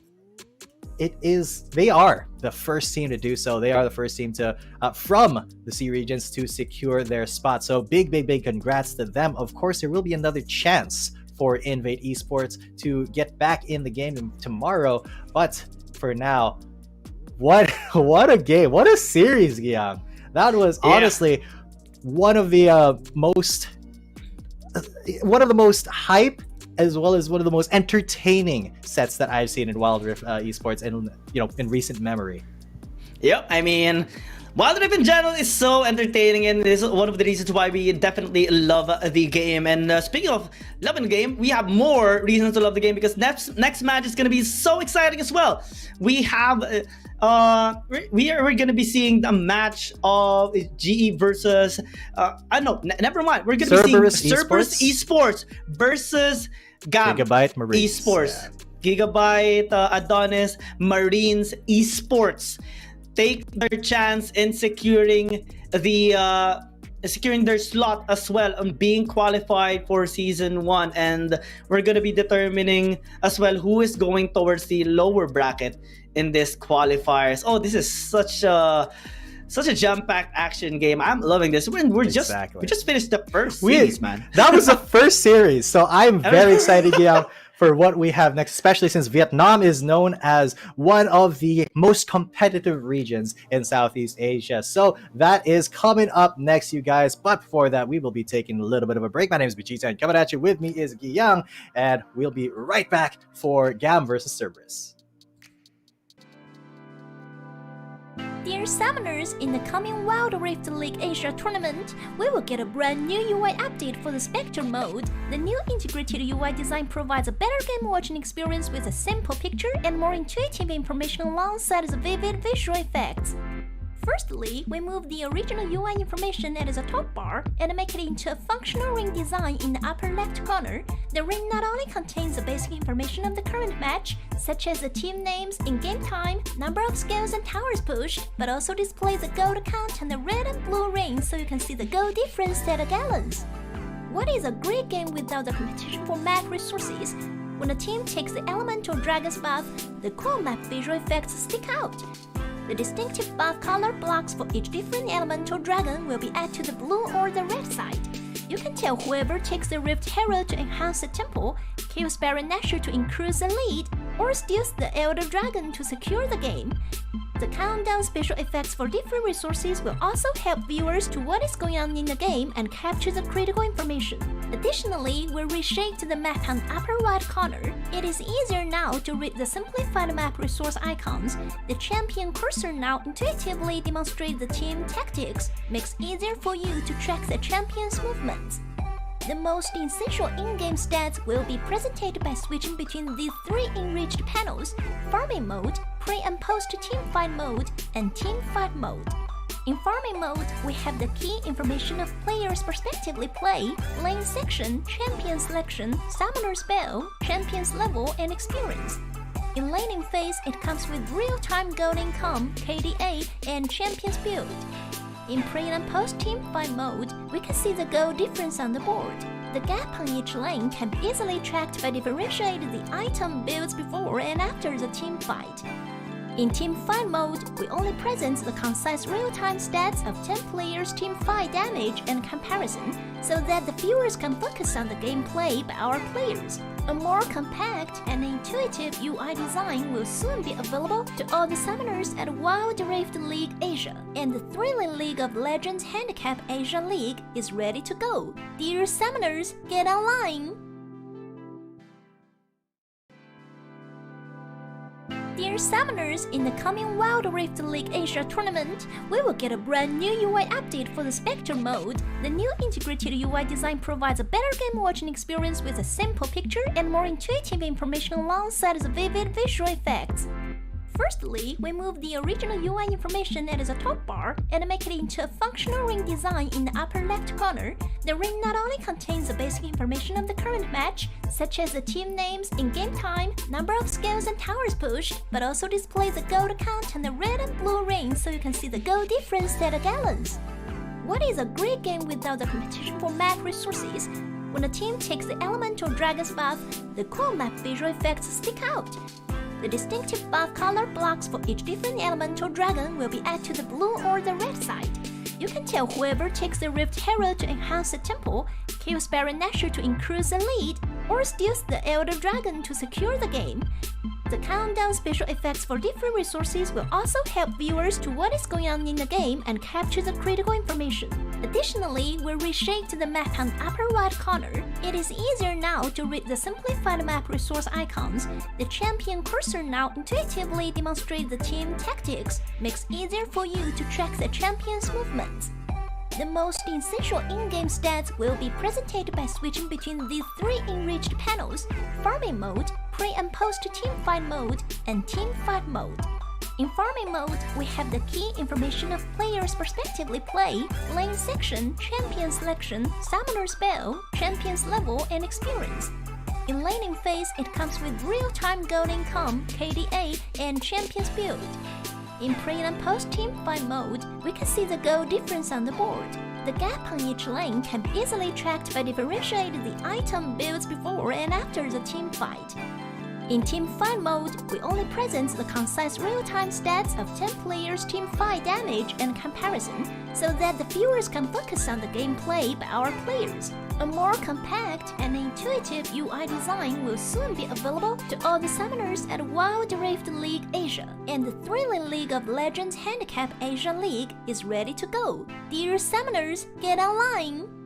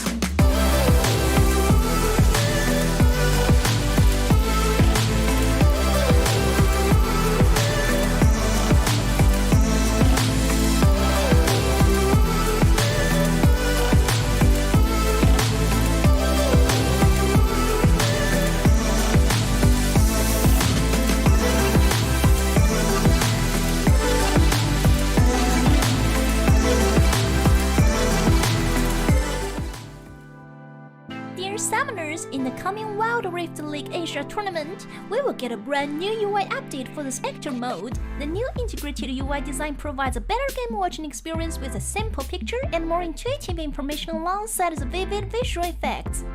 Firstly, we move the original UI information at the top bar and make it into a functional ring design in the upper left corner. The ring not only contains the basic information of the current match, such as the team names, in-game time, number of skills and towers pushed, but also displays the gold count on the red and blue rings so you can see the gold difference at the gallons.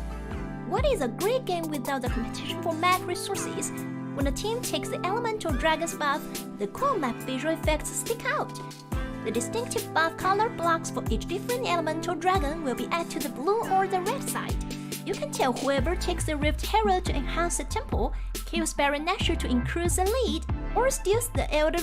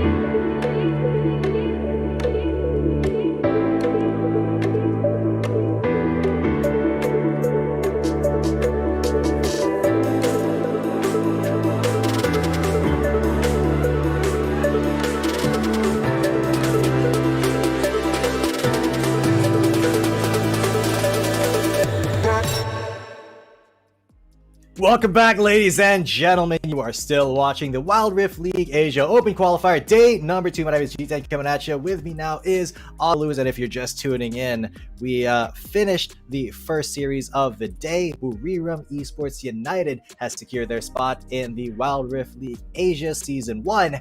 And today, or in this series, we're going to be checking out the Vietnam competitors. That's true. The most exciting region of all. Second to the Philippines, I guess. Oh, yes. But yeah, first of all, I would like to congratulate BRU. I did tweet that I believe that this is like the best Thailand team that was ever assembled. Just, a mix of good mechanics and good shot calling. And it was no surprise that the very first team to qualify for WRL Asia in China is going to be this Thailand region. Now, the next match that we do have is also a very exciting matchup because this is the bracket that we're talking about, right? Cerberus and GAM Esports. Exactly. Cerberus is the direct invited team. Meanwhile, GAM Esports had something to say about the direct They fought to invitation. be here. Yeah, well, some would say that it's kind of unexpected. Some would say that it was expected. They were able to win against Team Flash yesterday. It was actually a story to behold because Team Flash and GAM Esports share some players, share some history. But this time around, since we are in the upper bracket final, both these teams want to qualify right away.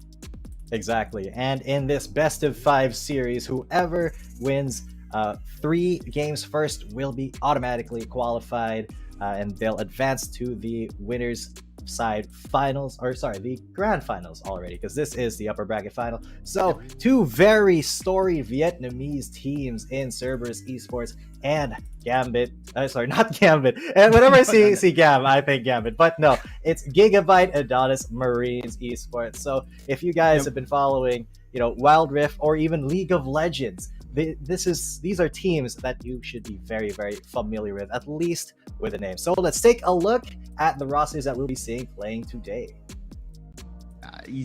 We'll see into the roster. Of course, looking into Cerberus Esports, the very first player that you have to look out for is the jungler himself, Of course. Meliodas. The best player, I believe, that WR in Vietnam Wild Rift junglers has ever produced. Going back to League of Legends PC days, Meliodas has been really a force to reckon with. And now, bringing his mechanics and experience over to Cerberus Esports and has propelled them over and over again to the top. Cerberus Esports is really one of the best teams because of this guy. Now, nothing to scoff out with the other players. We have Y1, BMM, Genza, and the Keno. That is also some veterans that is a staple as well in WR competitive. So it's going to be exciting to see if they will finally get over the hump and qualify themselves today. Yes, it is a very, very it's going to be close, I think, for Cerberus versus GAM, just to make it very interesting because, Meliodas, we have talked about him, incredibly talented, one of the best players in the entire region. But these are the results that Cerberus have had. Always the bridesmaid, never the bride. Always second or third, and never first. But that could all change in the Wild Rift League Asia if they do get to qualify. But first, of course, they will need to qualify right here, right now, against one of the tougher teams to come out. Gambit. There it is, Gambit again. It's always Gam, but Gigabyte Adonis Marines. So here we go. We're going to Gigabyte Marines, right? I understand, right? Gambit was like the team that Pinoy played for. Yeah, back in exactly. And I got Pinoy to is interview here. that man actually. Right. I got to interview him back in 2015, I think, when he visited. Wow. Philippines. Okay. Yeah, but that's why it sticks in my mind, Gambit.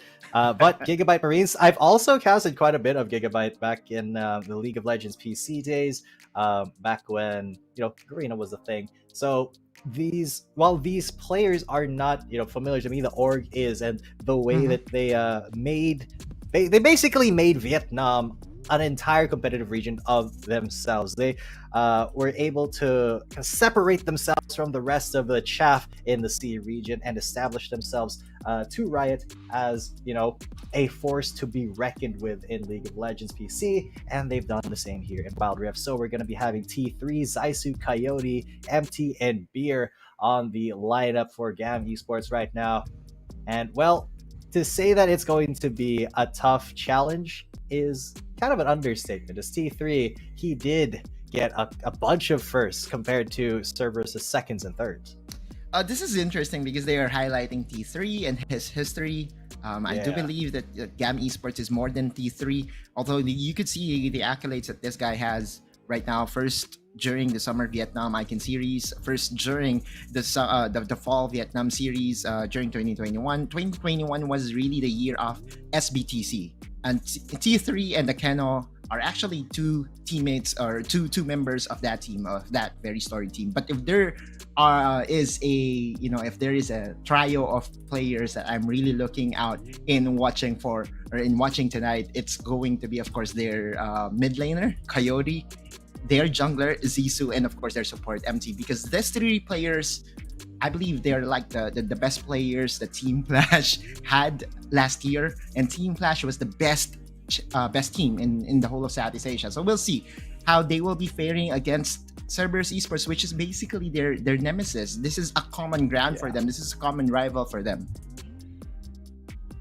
Yeah, so these two teams have already faced each other quite a bit. They know, their tensies, they've scrimmed, they've battled, and they're going to be competing now for a spot in the regular season of the Wild Rift League Asia. So without further ado, we're going to get into the picks and bans. Of course, Gwen is not going to be coming through. We haven't seen her go through the entire day. We have seen some Aatroxes come out, but he is banned right now on the side of GAM. Ziggs as well coming out. So quite a lot of focus on keeping, meta champions that kind of define playstyles away, because me and Gian did see Ziggs go pretty hard. He was a pretty important part of the games earlier in the C region. It still is the best Dragon laner AP carry out there. Very good in defending your towers, the defense minister as I call it. But more than the Ziggs pickup, all Southeast Asian meta has revolved around the side lanes. Whoever controls the side lane controls the game. And that's actually a very good ban coming from GAM, because Vietnam is a very big Ashe region. They play Ashe as if, it's a different champion. They can play it mid, they can play it in the support role, they can play it in the Dragon lane. And this flexibility is the reason why Gigabyte Marines has decided to take that away from Cerberus Esports. And this is going to be a very powerful first pick. We saw yesterday Camille over and over again has been winning lanes against Fiora, defying logic, and now Cerberus Esports with that flexibility of having that Camille in the top lane, mid lane, or jungle is going to be a problem to be solved by GAM. Yeah, speaking of Fiora, T3 is going to be picking up the duelist herself, a grand duelist. So, a lot of options here for Cerberus to try to deal with that. They can put Camille pretty much anywhere. We didn't see her at all today yet, so this is going to be Camille's first appearance, though we did see a Fiora already in the hands of Buriram, I believe. So that would be successful for them. Now, Zaisu with a Kha'Zix pick. This is another kind of champion that signals, okay, there you go, the Lee Sin. So they are just going to go for some really early aggression, some really big jungle presence and priority for the top and the mid lane here, I believe. So that is kind of the style that that Vietnam likes doing. They have always historically been partial to that style. So not surprised to see it come out here, but the karma coming out for Genza. Right, which brings the pressure onto GAM side to prevent the Nautilus to be picked up. Second rotation, or they could pick it up for themselves. But then again, I just would like to re-emphasize this matchup between Lee Sin and Kha'Zix, Meliodas and Zaisu. The key players to watch in this series is going to really go at it at the very beginning of this match. Now, we have to give it to Lee Sin, at least in the first few minutes of the game, But as the game goes on, Kha'Zix would have more flexibility in his arsenal to really go for those skills, those assassinations that will be more impactful. So the story, at least for Cerberus side, is if they dominate the early game, GAM has no chance, at least during the 3 picks. Exactly. That's just from what we can see right now, because the junglers are going to be an integral part of the victory of either one of these teams. So with those already locked in, we can kind of see the game forming before our eyes. Abanzo coming out, Lucian not going to be seeing play right now. Neither are Riven and Renekton, two very historically difficult opponents for if you're in the top lane.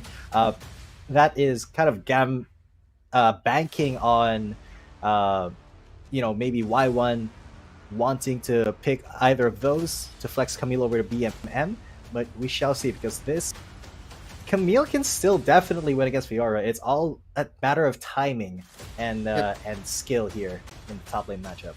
On paper, Fiora should win instantly, right? Just yes. The gap closing mechanic of lunge would be able to dodge away a lot of the damage from the hexacultimatum.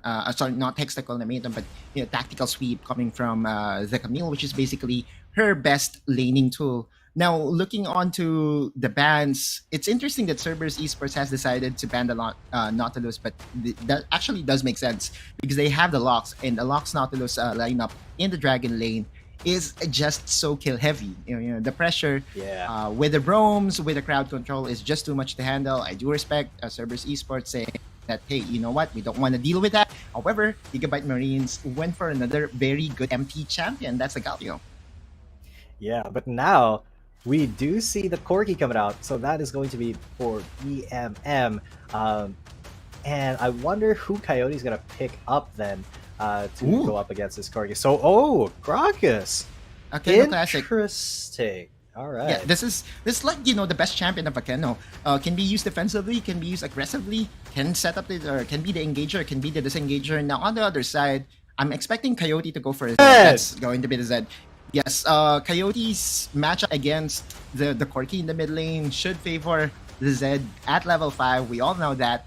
But one thing to note is if this Corki will be built defensively, where you might be seeing this Corki go for some Hullbreaker, which will give him enough HP to withstand the pressure coming from the Zed. And things could, go stalemate the mid part of the game. Yeah. Still, again, looking at the lineup here by GAM, it's very clear what they want to do. They have very strong laners. They want to support Z2 in his conquest to dominate Meliodas. But this is going to be a tough task because Meliodas is just a different beast. Yeah. So it really is going to be up to the rest of GAM to try to shut down this Lee Sin, because you know how effective a Lee Sin can be when he's gotten the slightest bit of a lead, and then he's suddenly all around the map, kicking you towards his teammates, and just making plays left, right, center. And Kha'Zix, a feast or famine champion. If he's not feasting, he is hungry. He is suffering. So if Meliodas can stunt the growth of that insect, then he's not going to be able to evolve to do better damage, and that could be the nail in the coffin for GAM. But we shall see, because it's all up to the execution. A lot of very skill-based champions here for both teams. It's nothing surprising for the Vietnam region. They almost always go for this high skill cap champions, and I definitely respect that. They have the micro, they have the macro. All comes down to execution. You're right on that. I have to tip, at least in this game number 1 draft, over to Gigabyte Marines. I just feel that they have bred Cerberus Esports draft like a book, having to have that counter pick for the red side, which is basically what red side is for that counter pick, for that 5th pick. And now Coyote has a big responsibility in carrying this game for the side of Gigabyte Marines. We'll see. Cerberus Esports is still quote-unquote best team in Vietnam after so many changes that has happened with teams in Vietnam. We'll see if that's going to still be true after the series, after this game.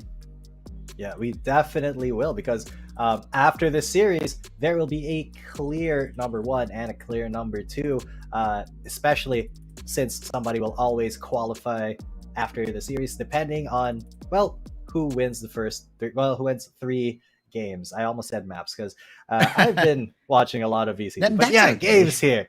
Summoners okay. Rift. We're back, ladies and gents. Gigabyte Marines versus Cerberus Esports. And get ready for some flashy plays. Get ready for assassinations galore. And get ready for the match of a lifetime. This is Vietnam. 2 of the best teams against each other. Right, and again, very even early, I would say, clear speed.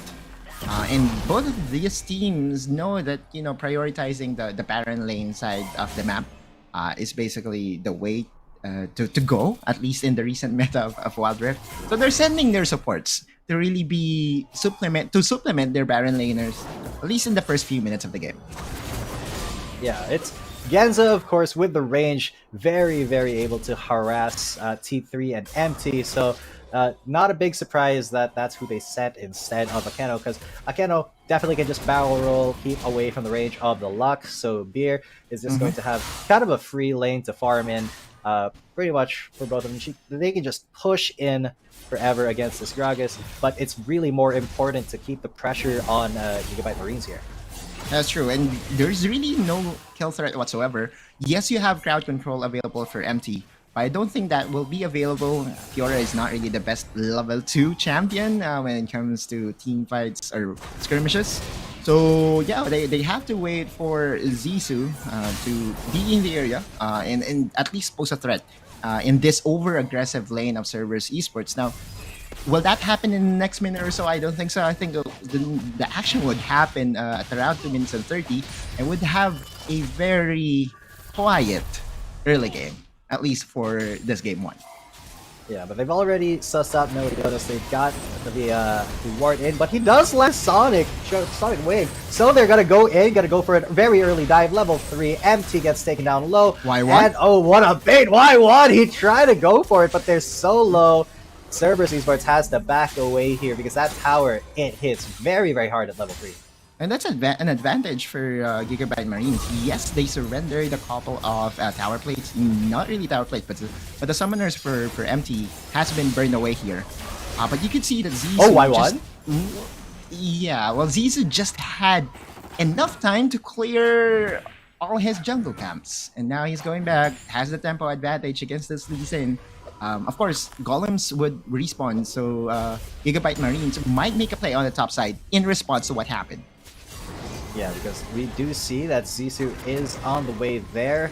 Genza definitely just happy feet, just chilling and avoiding everything. Though he is taking quite a bit of damage from the minions. He will be backing away now. Y1 coming up to get back. And the back timings here for both teams are pretty impeccable for what they have in store.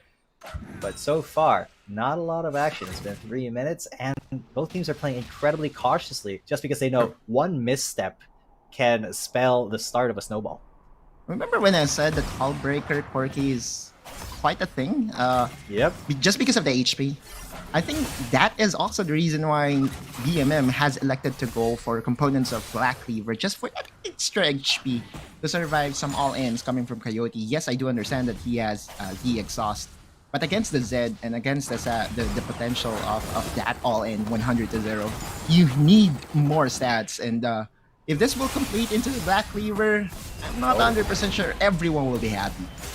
Coyote's got taken low though, so I don't think he's going to be risking an all-in right now. He's got to have to go back, and that is kind of the strength of Corki. He's got to bully Zissou out there as well, trying to go for the Valkyrie on him. Yep. Not going to burn any summoners, just saying, hey, Kha'Zix, get out of my jungle. As Meliodas chases him away, he's forced to use his ult to get out of there, and there is a very deep ward for CES.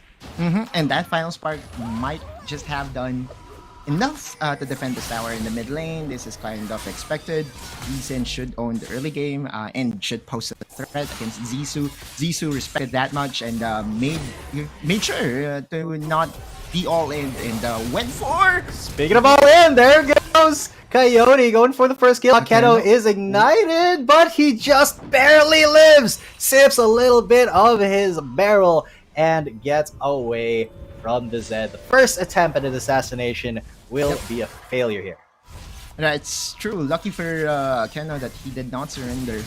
And that's Akeno with Rod of Ages already complete. Remember, he was actually left by himself on the bot lane. So this quote-unquote support won't really be on the support duty, at least in the next few minutes, because he had access to a lot of resources. Now, the first 5 minutes, of course, we have the Rift Herald summoned, and also the dragon is already alive. Empty?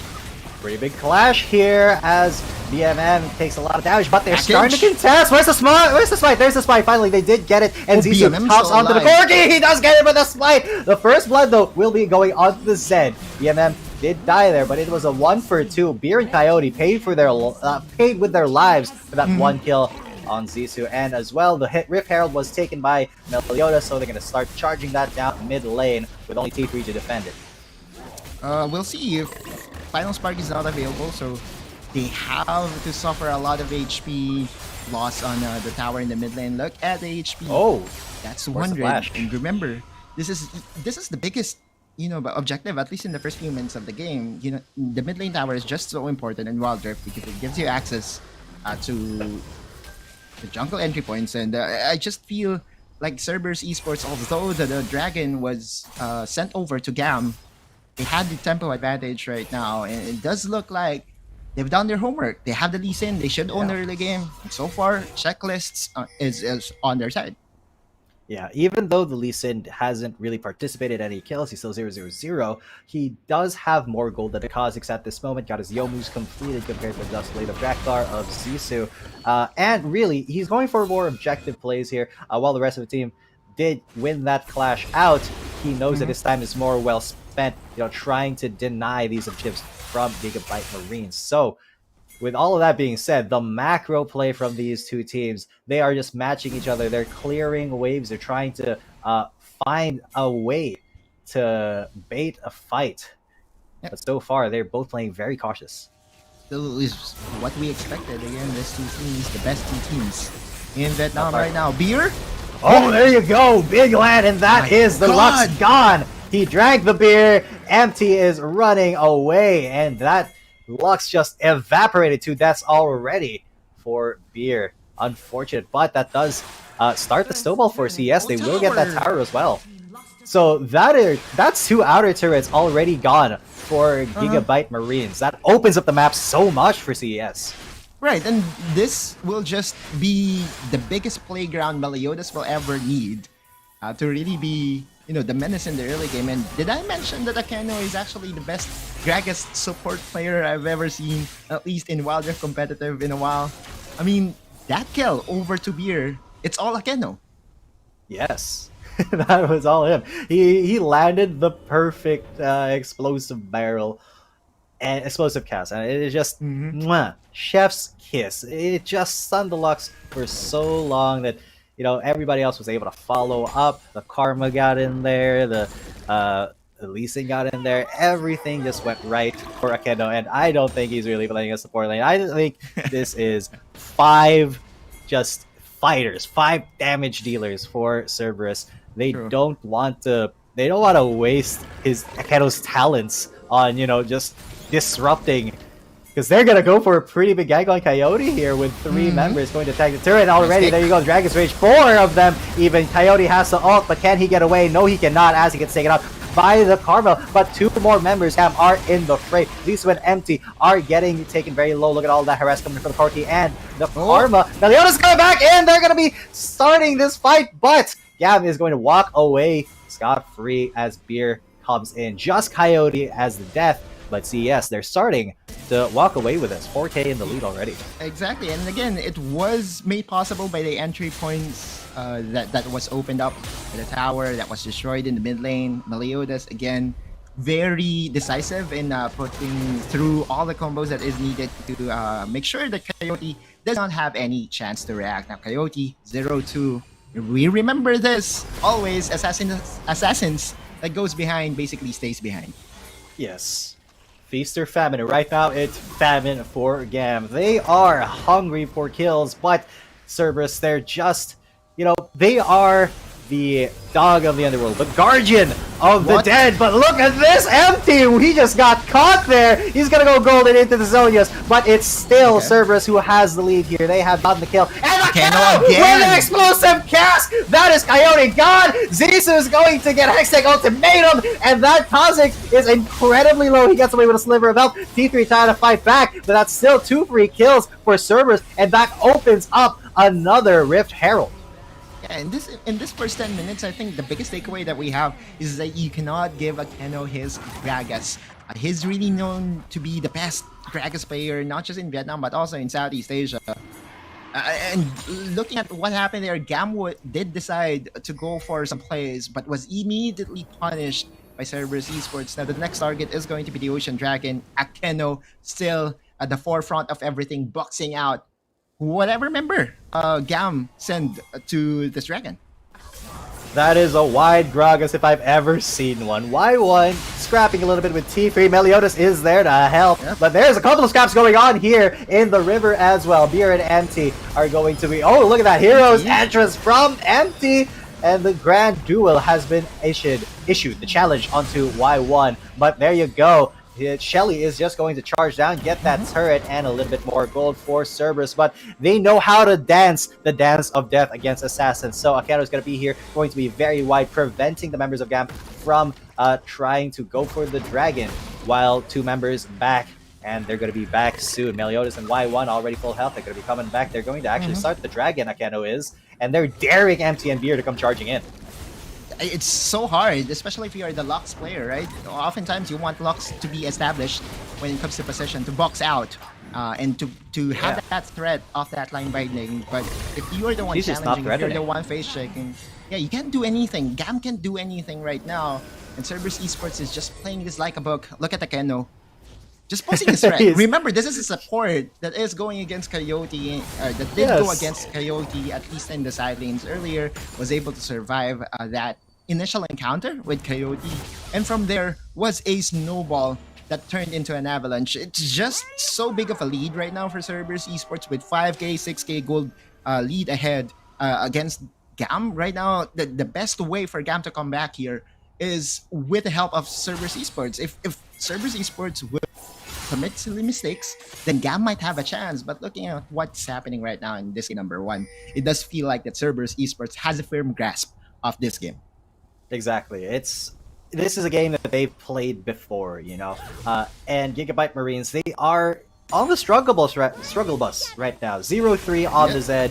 The only kill they have is on the Kha'Zix, and he wasn't able to translate that into anything meaningful for the team. So Cerberus, with their composition, just being able to disrupt any assassination attempt, they are now the ones invading. And Look at Zisu has to get away! He's not going to be able to get away. Dragon's Rage into the Sonic Boom, into everything, every little bit of damage from Meliodas. That Kha'Zix just got stomped on by a blind man. So now they're going to be able to take this turret with no problems. GAM has to back away. They know they're not threatening. And look at that. Akeno just harassing over the wall with his barrel rolls. And okay, there he goes. Another Explosive explosive gas. gas? Beer, he doesn't even have Zonias. He's just gonna get killed off the bat by Genza. I think that was an auto attack that got him, not even the Mantra Q. So big wins for Cerberus. They've taken 2 inner turrets, and they're knocking at the base. It's a go next angle. G, then this is a go next angle. I Yes, just it don't is. see- I just don't see any openings for GAM. If Yeah. I'm going to put a number on it, like the win rate right now of Cerberus Esports, at least in this game, is almost at 95%. All they have to do is to wait for GAM to face check in a Baron takedown. And remember, looking at the lineup of Cerberus Esports, they might not be the fastest Baron taking team, but because of the lead that they have, and just the fact that they have a Corki, it's respectable. This Baron would quickly melt at this early juncture of the game. Oh, let's go, Another Meliodas! With an insect play, Coyote is the victim, but look at that. The Akeno is going golden. He's going to dodge the final spark with a flash, but look at that. They burned so much utility just trying to keep Coyote alive, but that did go a little bit south for Cerberus. Zaisu looking for an opportunity, did not find one. That wasn't a mistake per se, but definitely a little bit less of a sure step from Cerberus than it was the previous attempts. I think Meliodas is just now playing with food, going Yeah. for the unnecessary Flashy insect play. plays. Yeah, exactly. It's not really needed. Remember, if you're the Lee Sin, especially in this big of amount of a lead, there's really no desperation needed for you to big plays. I mean, if you connect onto that insect kick, and if it resulted into a kill, great. But how big of an impact will that really be? I don't think it will be that big of an impact. I think that Yeah. flash could have just been preserved for the next fight, which might happen in the next few minutes because Cerberus Esports just has the tools, just has the tempo and advantage to threat this Baron. Just plant those wards and play it safe. Oh yeah, absolutely. Cerberus is going to stay towards the Baron, and they're going to keep that threat alive just to keep GAM away from their split pushing Camille. And yeah, you can see every member of Cerberus is now looking towards the top lane. They're hanging around there. They're saying, this is our jungle now. Get out of our jungle. As Gigabytes Marines, they are getting slowly choked out of this game. The resources, they can't even fight for it. The jungle camps are being taken by Akeno. It's so scary, right? The only face-checking champion that Gigabyte Marines has right now is going to be the Galio. And you actually need the hero's entrance available. Now, if this Galio face checks and gets bursted down, the hero's entrance won't be available. Oh, he didn't get the Dragon's Rage because of the flash, but that doesn't matter because Zaisu is still going to die. MT tried to go for a heroic entrance, but he's just going to get, well, kind of damage here. Look at that though. Coyote at the back just living with a sliver of health and with the help of a luck shield. With 10 more seconds to go until the dragon, Cerberus has successfully pushed away Gigabyte Marines, and they're going to be able to heal up, get the Scuttle Crab, get the Drake, and yeah, I really think it's back to the drawing board for them because Cerberus is not making any mistakes. No, not at all. I think that this game was just one kill away and one dragon away from it being a complete stomp or a complete perfect game, I would say. But Cerberus Esports is just, this is kind of expected. GAM can also be in the position of Cerberus Esports. It just so happened that during the early parts of the game, Coyote went for the gauntlet of going for that all-in against Akeno. Did not happen. Imagine if that first blood went over to the side of Coyote. Could have been a very different game altogether. I can imagine because then it would start to snowball. But speaking of, look at this Akeno. He's gonna disrupt everybody. The explosive cast ripping through Gigabyte Marines. That's 2 kills already. Coyote and MT are gone. The Baron is open, and Cerberus are looking to end this game with the help of Mr. Baron. Let's see if there will be a miraculous steal. Zissou is still in the area, but still is at half health. Hextech Ultimatum not available. Zissou will just run away. And no chance at all for GAM to at least threaten a steal against Cerberus Esports. Yeah, this is not a perfect game by far from CES, but it is damn close. Because look at that. They've only given up 1 kill, 1 tower, 1 dragon. But the rest belongs to Cerberus. They are flexing their power here. Everybody's got a zone now. So the playmaking potential for CES, their engages are going to be so deadly. They can bait out everything. There's also a Guardian's Angel on the Lee Sin. So Meliodas, he can be as fancy as he wants with his footwork here, and he won't be punished at all. Yep. Knocking down onto the inhibitor turrets. And Y1 still has the engage potential. Coyote going in, but BMM has the zone, yes. Yeah, and now look at that. Vigal got kicked out. MT is going to have an empty life bar very soon. Yeah, as he goes down. Now Coyote is looking to be the next victim. No, T3 is just barely dodging out on that. But the Nexus, it looks like, to be the next focus here for CES. They want to close this game out, have a very dominating lead, preserve that momentum going into the series, and make Gigabyte Marines think twice. But Gigabyte Marines, they are going to try to make this a little bit harder. Look at the health bars. They're still very low for Cerberus. A mistake can happen here. Akeno goes down. That's the 2nd kill only for Gigabyte Marines. But look at the Zissou could go big. He does take out the Camille, but he gets killed by himself as BMM, just the auto followed him as he hopped away. The Nexus is at 1184 health, but GAM have successfully kept CES at bay. It will respawn. It will regen. The Nexus health will regen, but I don't think it will, be enough to put Cerberus Esports out of the favorites, at least in this game number 1, because in the next 25 seconds, guess what? Elder Dragon will respawn. And Elder Dragon basically wins games. And Gigabyte Marines, do they have the necessary tools to face check? Look at MT, the only face checking champion. Meliodas just 1v2ing. No fear. Absolutely no respect for T3. Hero's entrance just to save the Fiora. And Meliodas, the challenge has been issued, but he denies it. The teleport comes in, and Y1 is there. They're just going to go for the...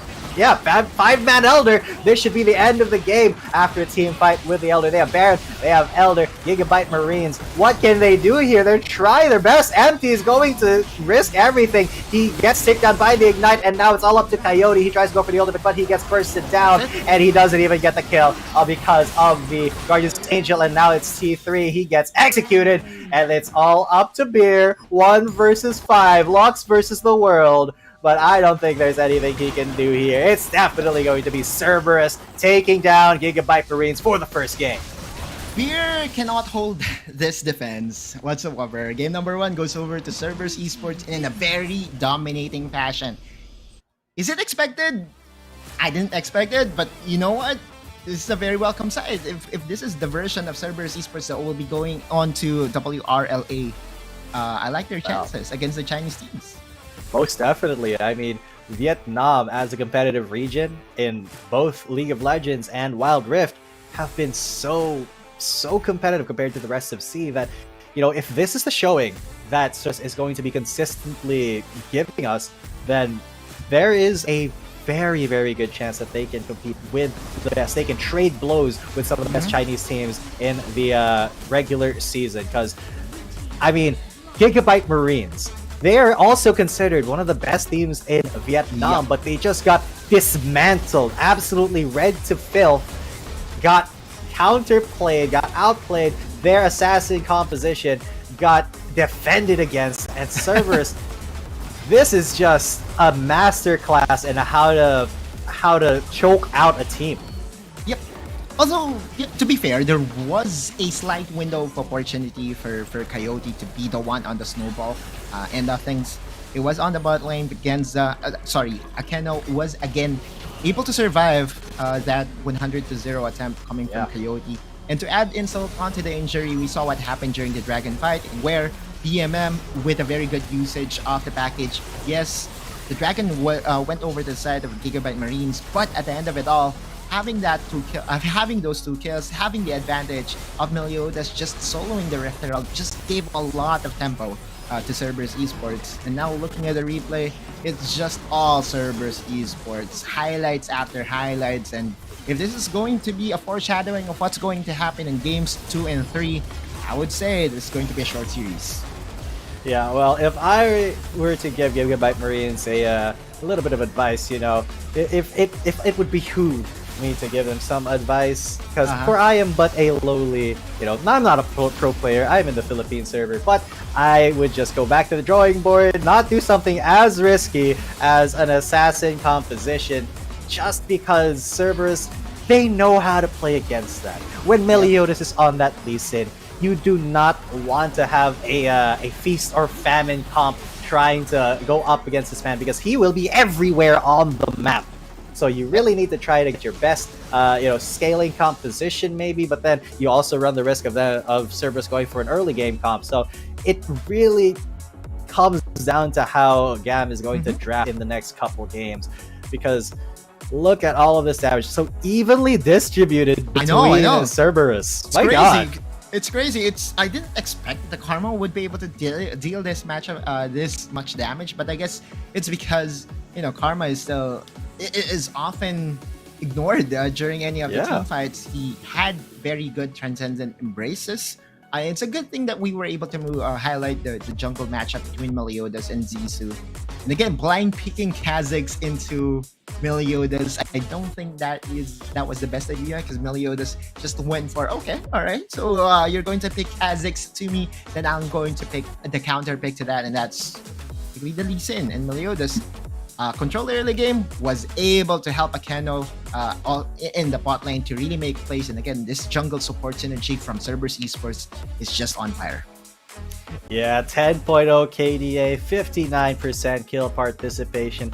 This man just was the screwdriver that dismantled everything about Gigabyte Marines. So we'll see how they're gonna be able to even try to shut him down in the next couple of games, because he is on fire. The momentum is with Cerberus, and it's all because Meliodas put them in that car. He's the one who stepped on the accelerator and he shifted into high gear. So now, Audiluz, how does Gigabyte Marines counter this momentum? To me, just the disrespect of blind picking Kazakhs onto Meliodas is something that needs not to happen again. Second is, I do understand that there are so many champions that needs to be banned, but if there's one champion that you have to respect, especially against the Keno, that's the Gragas. I hope at least in games number 2 and 3, they won't let that Gragas go through. Yeah, most definitely. That's something that you cannot give a Keno. Also need, I think, to focus a little bit on maybe respect batting Meliodas. But that's for game number 2. And we're going to take a short break, ladies and gents. Before that, my name is Vegeta, and coming at you with me is Audiluz, and we are very excited to get to the second game of Gigabyte Marines versus Cerberus Esports. See you in a bit. Dear Summoners, in the coming Wild Rift League Asia tournament, we will get a brand new UI update for the Spectre mode. The new integrated UI design provides a better game watching experience with a simple picture and more intuitive information alongside the vivid visual effects. Firstly, we move the original UI information that is a top bar and make it into a functional ring design in the upper left corner. The ring not only contains the basic information of the current match, such as the team names, in-game time, number of skills and towers pushed, but also displays the gold count on the red and blue rings so you can see the gold difference at the gallons. What is a great game without the competition for map resources? When a team takes the elemental dragon's buff, the cool map visual effects stick out. The distinctive buff color blocks for each different elemental dragon will be added to the blue or the red side. You can tell whoever takes the Rift Hero to enhance the temple, kills Baron Nashor to increase the lead, or steals the Elder Dragon to secure the game. The countdown special effects for different resources will also help viewers to what is going on in the game and capture the critical information. Additionally, we reshaped the map on the upper right corner. It is easier now to read the simplified map resource icons. The champion cursor now intuitively demonstrates the team tactics, makes it easier for you to track the champion's movements. The most essential in-game stats will be presented by switching between these 3 enriched panels: Farming Mode, Pre- and Post-Teamfight Mode, and Teamfight Mode.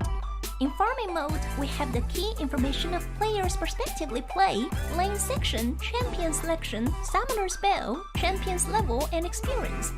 In laning phase, it comes with real-time gold income, KDA, and champion's build. In pre- and post-teamfight mode, we can see the goal difference on the board. The gap on each lane can be easily tracked by differentiating the item builds before and after the team fight.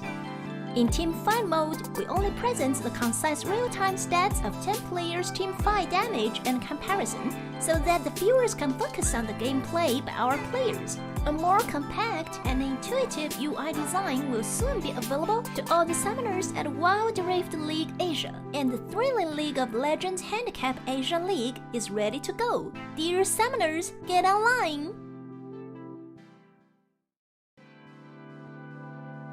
Dear Summoners, in the coming Wild Rift League Asia tournament, we will get a brand new UI update for the Spectre mode. The new integrated UI design provides a better game watching experience with a simple picture and more intuitive information. Good afternoon, ladies and gentlemen. You are still watching the Wild Rift League Asia Open Qualifiers, day number 2. My name is G10, coming at you with me is Audiluz, and we just saw Cerberus Esports absolutely dismantle Gigabyte Marines in the first match. Now, in the second match, how will this, well, technically second best squad go up against the directly invited team? Audiluz. We'll have to first check as to who's going to the red side. I believe that both of them do prefer the red side. yeah, I do understand. You'll have access to the first pick, and Camille is just on a different level right now. We did discuss this a while ago. Camille versus Fiora matchup. Camille just gives you a lot more avenue to go for that initiation, and we saw the Hex ultimatums by Y1 earlier today was also very good in setting up team fights for Cerberus Esports, and looks like it's still going to be the same side. Gigabyte Marines on the red side would have access to 2 picks. I just hope that the Gragas won't get through. Yeah, because Akeno was just a monster. Just gotta get this out there, folks. Akeno was absolutely one of the reasons why CES just prevented anything happening for GAM, because he was the target of Coyote's aggression, as I said, tried to go for the 100-0, survived, and then went on to just murder everybody. That's it. That's it. And then, I mean, if you are going to leave Gragas open, it still is also an option for MT to go for. MT is also very good on this champion. Man, Vietnam, Gragas supports, name a better duo. I can't think of anything else. But there you go. Camille has been banned away, which means that Cerberus Esports would have access to Fiora that could easily be countered by a potential Renekton or a Jax. We'll see. But I will be surprised if Cerberus Esports does let go of the Fiora. Whoa. Oh, they do indeed let go of the Fiora and would go for Karma. Okay, so first picking a Karma for Genza. I mean, we did see Genza perform really well on that Karma. Even though it was kind of understated, Genza was still able to pump out the same amount of damage as the rest of the team. But that, I think, as a priority pick, it's a little bit of a strange choice. But if we've learned anything from game number 1, Cerberus, they like counter picking. Okay, so now MT is gonna get the Gragas. Aatrox as well is available for T3. So a lot of options here for Y1 and Meliodas to go with. But the big problem here is Cerberus Esports has access to the Nautilus Karma. Oh my god, you're right. This is a lot of shields. How does this get through? How does this get through? Remember the problem earlier by MT wherein, he wasn't able to really face check. But because you have a Nautilus and Karma on your end, plus a Riven that is all about shields, you have a lot of access to this, to damage mitigation. That can also be the crowd control factor needed to control Aatrox. This lineup of Cerberus Esports, this three-man lineup, this Karma, Nautilus, and Riven is already so scary. I know, and with a Corki being the next pick here for Coyote, he was pretty unfortunate on that Zed. Absolutely got shut down. Nothing happened for him. I don't think he got a single kill. He may have gotten one, but it was unremarkable. So now Corki got to be a little bit safe, play behind the Gragas. But how are you going to play behind the Gragas when there is a Nautilus zooming towards you, pressing his ultimate button? And then what do? You just jump up in the air, you get stunned by the Riven, you get knocked up, and there's nowhere to go. So already, yes, I am very afraid of CES's lineup. Just from the first 3. True, they're one of the scariest duos that we have in the Dragon Lane. I did discuss this prior to game number 1. Karma Nautilus still is, I believe, S tier when it comes to pairings. But is it unbeatable? I don't think so. There still is a way for you to control, this utility-centered composition. You have to split them up. You have to face them as if they're not, a team. And one way to really split the map is by having Aatrox. I will be surprised. I won't be surprised if GAM would have 2 side laners, at least in this lineup. I do understand that Corki could be put in the mid lane. I actually do prefer, the Corki to be put in the Dragon lane and have another side laner in the mid lane. Yeah, that is a very real possibility now that Renekton has been picked up. So it could still go either way. Renekton could be a flex here. T3 probably going to be on that Renekton, but Coyote and Beer could switch it up. It could be, Corki in the mid lane still, and then you just shove Aatrox down into the Dragon lane. But okay, so now a Yone and Akeno. What is he gonna pick up for? Oh my god! Look at all of these 80 champions being enabled by the Karma and Nautilus. This you won't Corgi is not gonna have a good time. you won't be able to face them 5v5. They just they have many tools in their disposal that would be able to win the 5v5 team fights. You have the Cyclone, you have the Shield.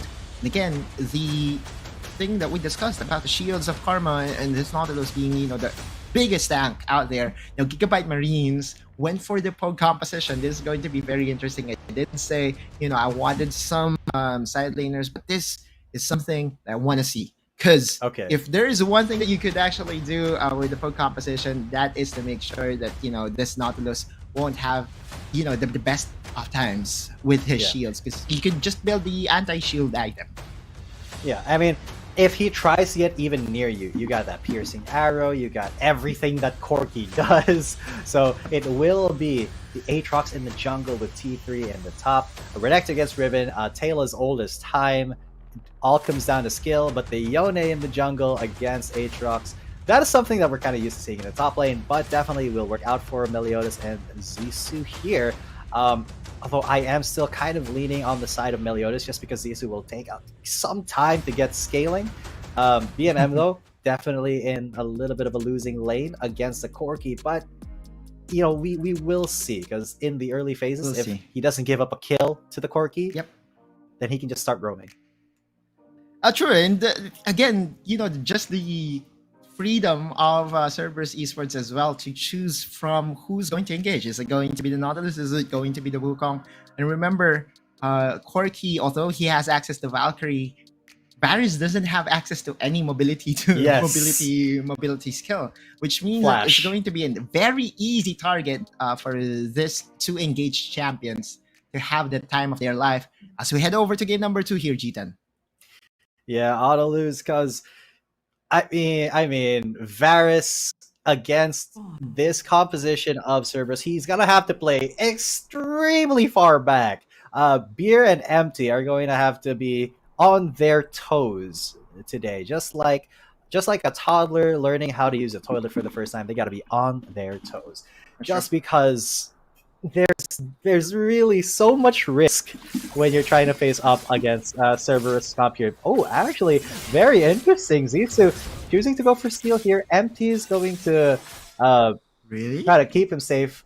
So going to deny some jungle XP from Meliodas. Just kind of frustrate him a little bit. True, and it's something that we often not see in Wild Rift. Often we see, you know, handshakes happen over and over again.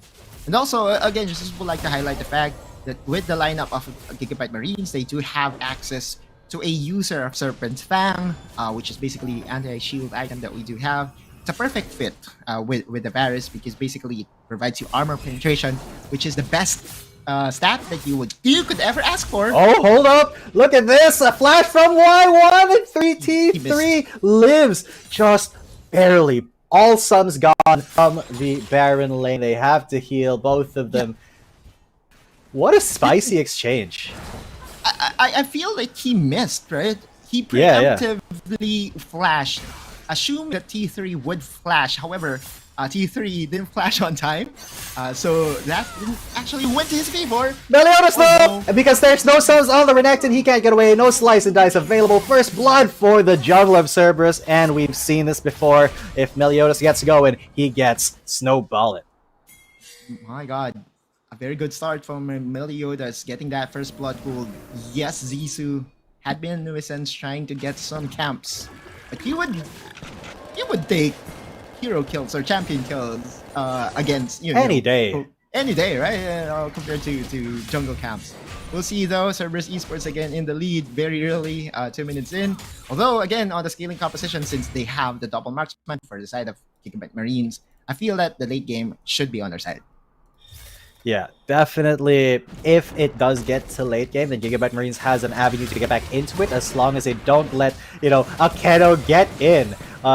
Or really anybody, Meliodas, Keno, BMM, if they don't allow that avenue to engage, then GAM has a way to get in. But now 3 members going to try to get a Keno. Of course, he's just going to Spider-Man back out, because that's what Nautilus does. But BMM is getting pretty low. I don't think they want to dive, but that is definitely a lot of pressure onto the mid laner of CES.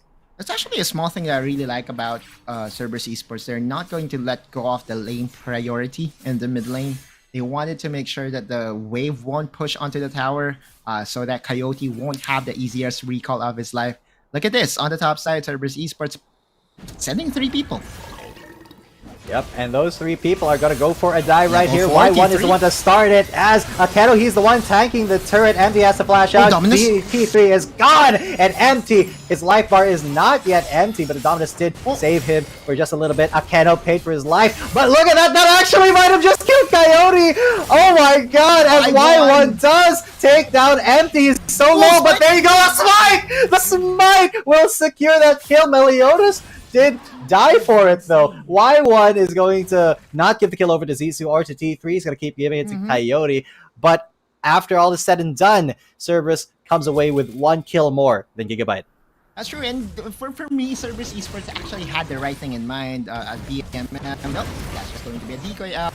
Chains will miss, and no harm, no foul in the mid lane. Again, just going back to what their plan was. He was level 4. Okay, no, another fight.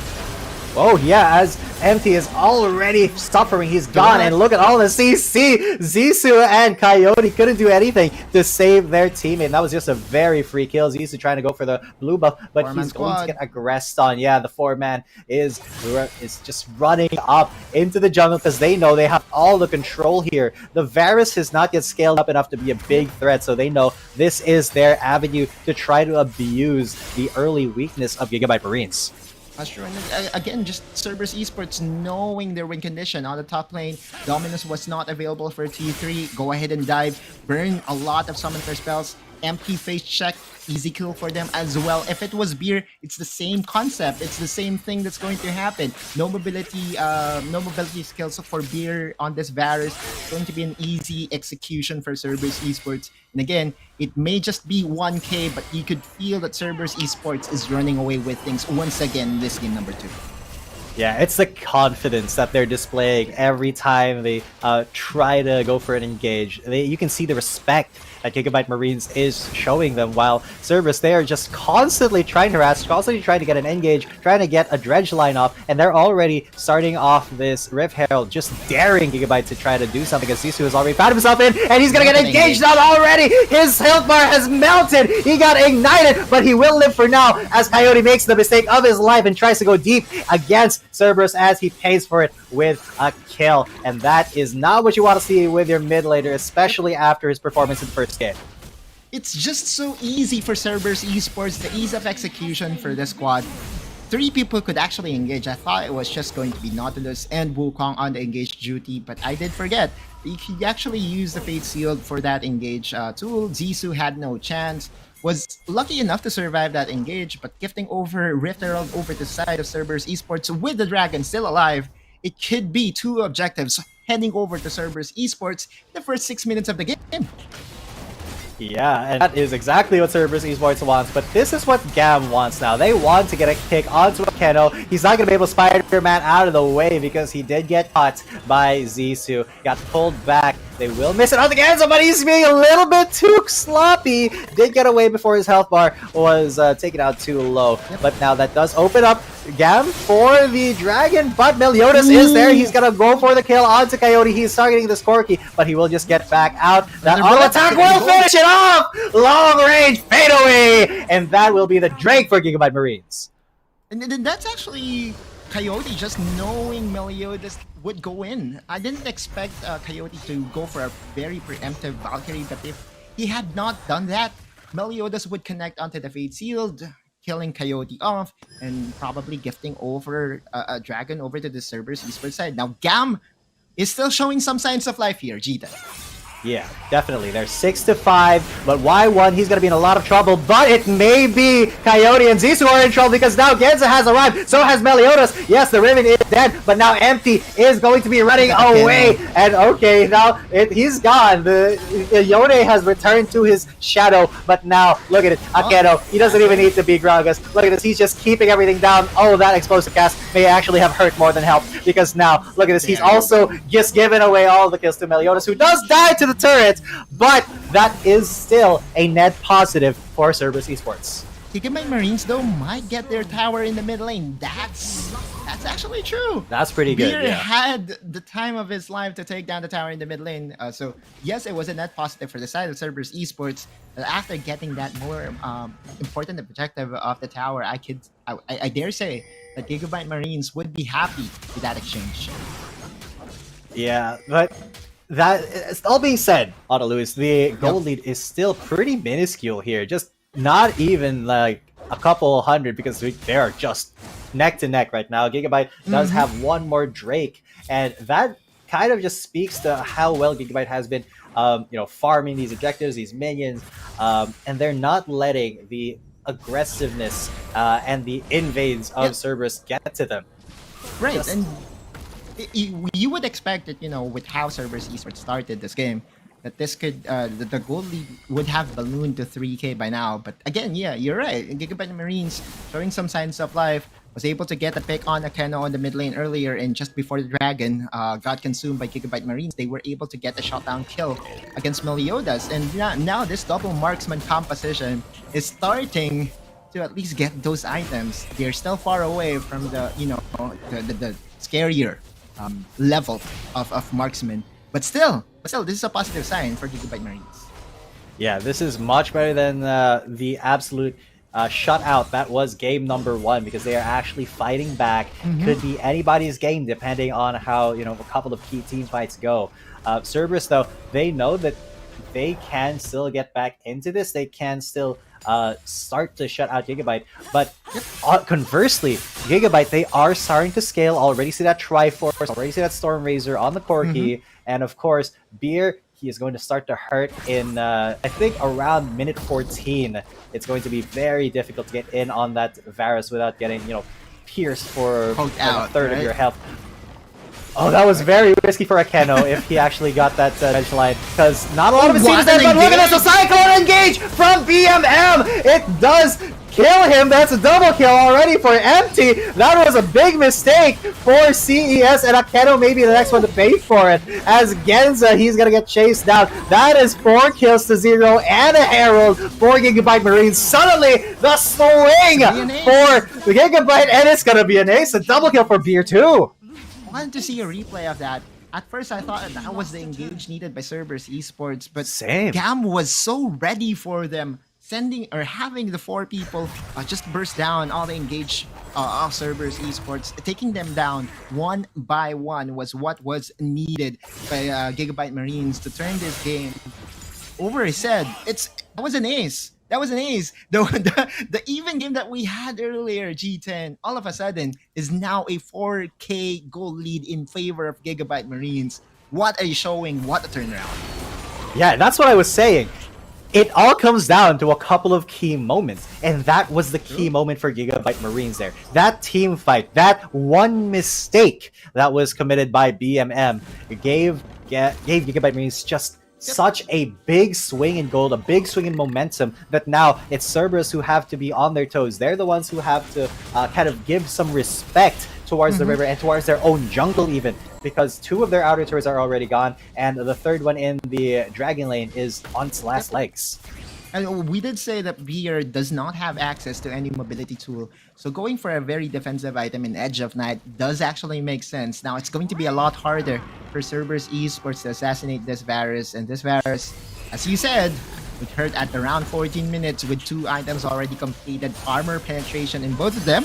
Empty though. Oh, but this is a pretty big engage, as Empty does get caught, but he gets his Zonias. He's out scot-free. And the rest of Gigabyte Marines, they are on the chase. Are they going to re-engage? Actually, Zissou tries to go for something, but no. It's just a little bit of back and forth, a little bit of how's your dad, how's your uncle, as they are just trying to start this Infernal Drake, very, very key Drake, but Akenos, he's attempting, he's going for the dredge line, but he didn't fight anything. BMM playing a very dangerous game with T3 right now, and no kills, but it's just the back and forth, the Dragon Dance, and the Rift Herald in the mid lane, summoned by Gigabyte Marines. That's going to apply a lot of pressure. There it is, Infernal Drake takes out, Y1 gets shuttled out, but Empty is so incredibly low. Meliodas, he's gonna get one! He's gonna get absolutely one kill. That is 1 out of 5 that they need, and they just carefully danced around to get that kill. Genza may be paying here, but look at that. That's another kill onto Zissou. T3 and Coyote there now on the back foot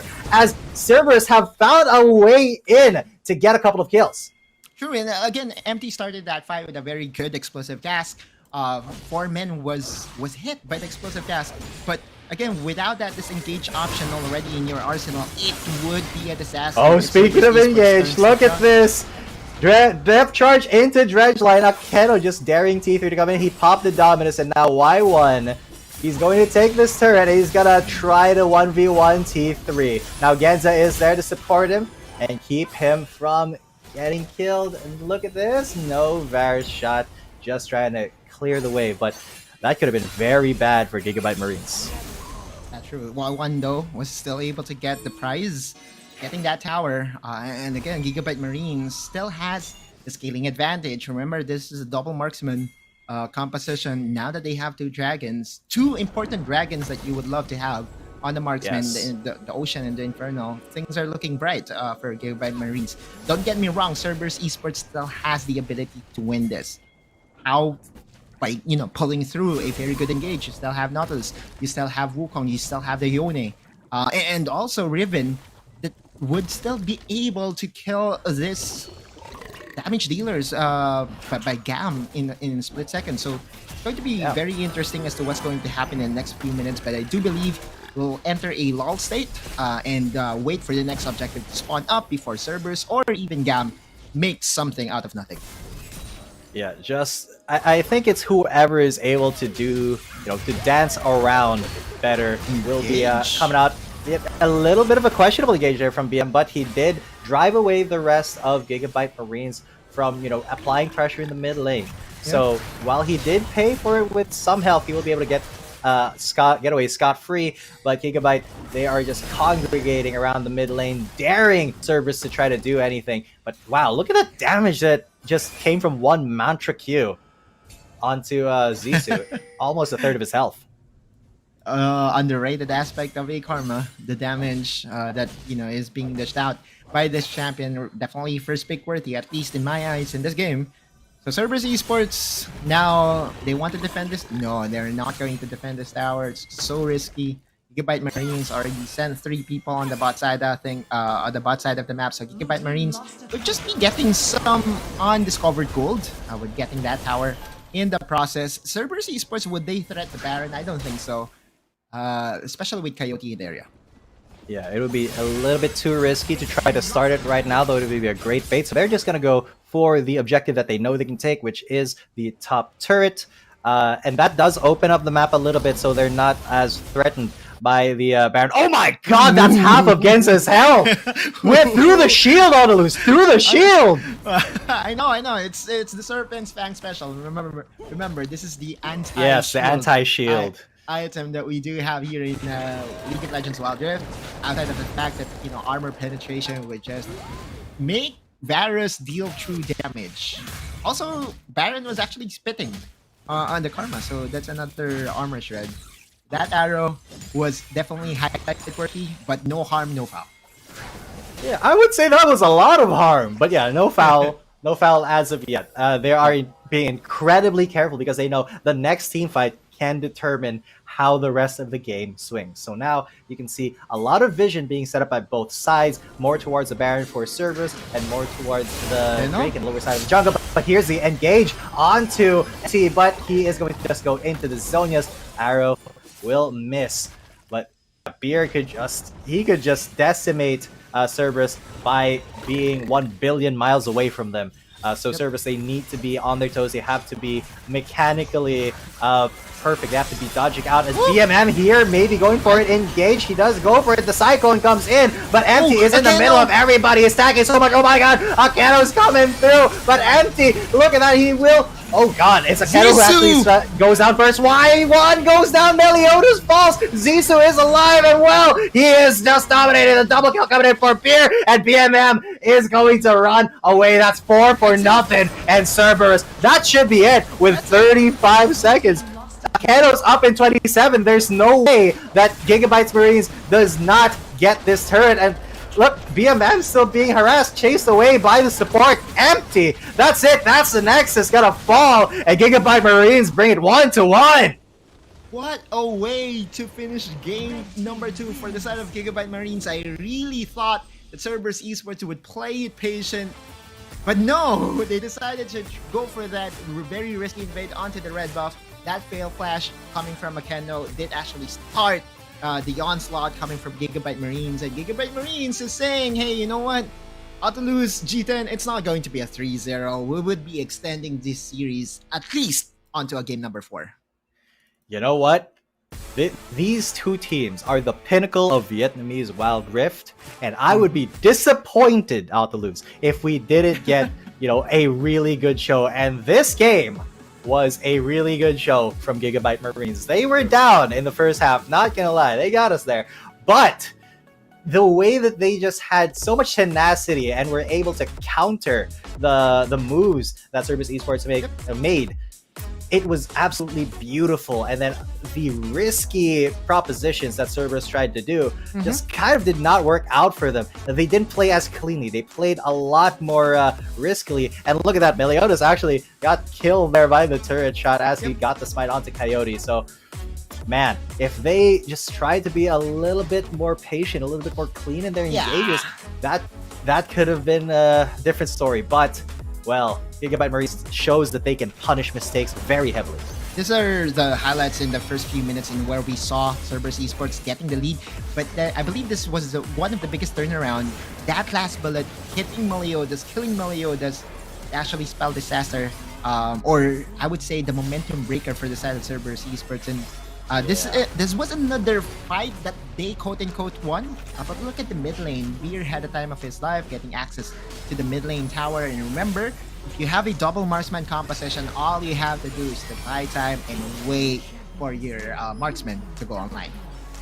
Exactly. There is no reason to, throw the game, not waiting for your marksman to just be able to deal damage from 1 billion miles away. That was a very, very beautiful ult, but it did not really do well for Cerberus Esports. That just kind of spelled their doom. That was the big momentum shift in favor of Gigabyte Marines, because they just got 4 for absolutely nothing. 5 for nothing. Yeah, this was the ace for 0. Yep. And that piercing arrow just pierced through that Riven's heart. True. And it wasn't over at that point. And Cerberus Esports had the opportunity to win this team fight. Look at this. Meliodas was able to assassinate one member of Gigabyte Marines, and I just thought that Cerberus Esports would still be patient with their execution. This was the last team fight that really spelled disaster for the side of Cerberus Esports. The failed flash coming from Makeno, basically the bullying from Gigabyte Marines started from that point on.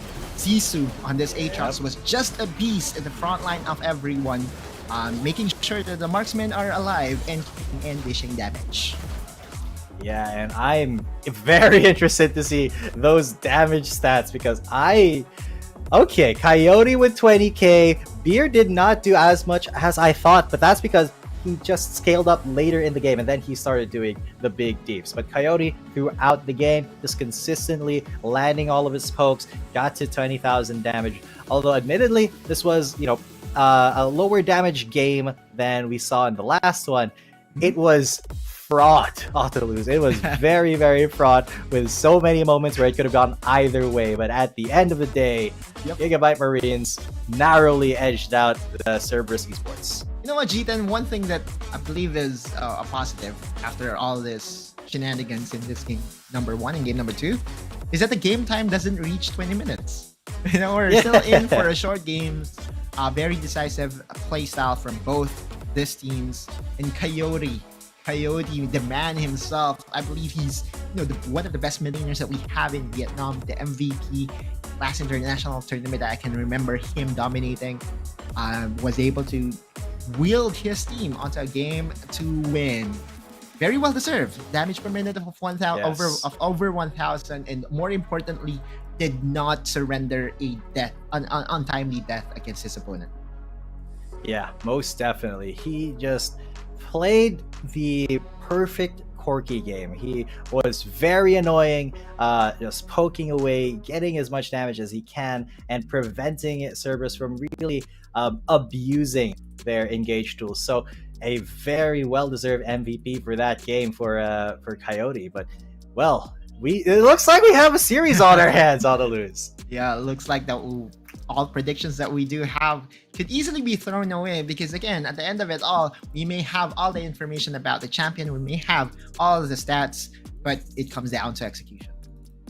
Yeah, it's all down to how well these players actually play the game, and that's why we don't stop at champ select. Even though, you know, there are many ways that that the game can go, there's chances for either team. This is the reason, because it's never over until it's over. So with that being said, 1-1, it's heating up, ladies and gents. Don't go anywhere. It's been G10 coming at you, with me as Autoluz, and we'll be right back with game number 3 of Gigabyte Marines versus Cerberus Esports. Dear Summoners, in the coming Wild Rift League Asia tournament, we will get a brand new UI update for the Spectre mode. The new integrated UI design provides a better game watching experience with a simple picture and more intuitive information alongside the vivid visual effects. Firstly, we move the original UI information at the top bar and make it into a functional ring design in the upper left corner. The ring not only contains the basic information of the current match, such as the team names, in-game time, number of skills and towers pushed, but also displays the gold count on the red and blue rings so you can see the gold difference at a gallons. What is a great game without the competition for map resources? When a team takes the elemental dragon's buff, the cool map visual effects stick out. The distinctive buff color blocks for each different elemental dragon will be added to the blue or the red side. You can tell whoever takes the Rift Hero to enhance the temple, kills Baron Nashor to increase the lead, or steals the Elder Dragon to secure the game. The countdown special effects for different resources will also help viewers to what is going on in the game and capture the critical information. Additionally, we reshaped the map on the upper right corner. It is easier now to read the simplified map resource icons. The champion cursor now intuitively demonstrates the team tactics, makes it easier for you to track the champion's movements. The most essential in-game stats will be presented by switching between these 3 enriched panels: farming mode, pre and post teamfight mode, and teamfight mode. In farming mode, we have the key information of players' prospectively play, lane section, champion selection, summoner spell, champion's level, and experience. In laning phase, it comes with real-time gold income, KDA, and champion's build. In pre and post teamfight mode, we can see the goal difference on the board. The gap on each lane can be easily tracked by differentiating the item builds before and after the team fight. In teamfight mode, we only present the concise real-time stats of 10 players' teamfight damage and comparison, so that the viewers can focus on the gameplay by our players. A more compact and intuitive UI design will soon be available to all the summoners at Wild Rift League Asia, and the thrilling League of Legends Handicap Asia League is ready to go. Dear summoners, get online! Dear summoners, in the coming Wild. And we're back. That was a very short break. I hope you guys are ready, because we're going to game number 3 of the Vietnamese qualifiers here at the Wild Rift League Asia Open Qualifier. I'm G10 coming at you, with me as Autoluz, and we just had a very spicy meatball of a game between GAM, Gigabyte Marines, and Cerberus Esports. So, Autoluz, how do you think this next one is going to turn out? Because I honestly cannot tell anymore. True. But one thing to note, I did say that, you know, I would want, you know, Cerberus Esports to not give away, Gigabyte Marines to not give away Akanos Gragas. And we saw MT's Gragas earlier. It's not as flashy, but was as effective, right? You know, those disengages, those explosive casks was almost always on point for MT. So for game number 3, I expect the same thing to happen. You know, just take away and respect the ability of Akeno on this champion, because again, Akeno on Gragas is more like an opposite of my name, is much like an auto win. Yes, but do you think there is a champion here that, if not picked up, does spell your name out for that team? There's a lot. What do you mean? Like, if a Teemo gets picked up, it's a Nautilus, right? I mean, No. What I mean is, if either Gigabyte or Cerberus lets a champion go to the other team, and will it come back to bite them in the butt? I would say Gwen is one of the champions that has. Oh, we're never seeing Gwen. And always an auto ban, to say the least. But yes, if it does go through, then that's an Nautilus condition for your team, right? If you don't pick it first. And Gigabyte Marines already knows the power of this champion. They're taking that away right away. Now, we are seeing here, G10, that there is going to be a flip of sides. Gigabyte Marines is on the blue side. Cerberus Esports finally on the red side. So this is going to be very interesting. If GAM would let go of the Gragas, I expect CES to just go RP1 or Red Pick 1, Red Pick 2 on that Gragas right away. Yeah, most definitely. Because Akena has shown such proficiency on that champion that it would be definitely a blunder for Gigabyte Marines if they either give it away or fail to ban it. Because you know, there are so many champions to prioritize in the batting phase. That Ashe as well. I don't think we're ever going to see an Ashe in this matchup, just because never in Vietnam. They just play Ashe like differently. Me and Yang watched the C teams. There was an Ashe that just absolutely dominated almost every single enchanted crystal arrow. Hit the mark from like miles away. So Vietnam is so much more proficient in that. So we're never going to see that either. Now, Gragas is open. Gigabyte Marines is first pick. But so open is Karma, Nautilus, so many good champions to pick up here. But again, Cerberus has 2 picks. Okay, so they're not going to give a Akena that Gragas. Good job! Right? Good pick, good pick. That's the very first thing that you want to take away against Cerberus Esports. Again, GAM showing respect that is very well deserved by this player. Now, this is going to be very interesting because this Jace is a signature champion of Meliodas, right? So I do understand that, you know, Jace should be played as a bully, you know, will have access to a lot of skills and is very lane dominant champion. But here in Wild Rift, Jace is also very strong in the jungle. So that could be a very interesting point as well as we head into game number 3.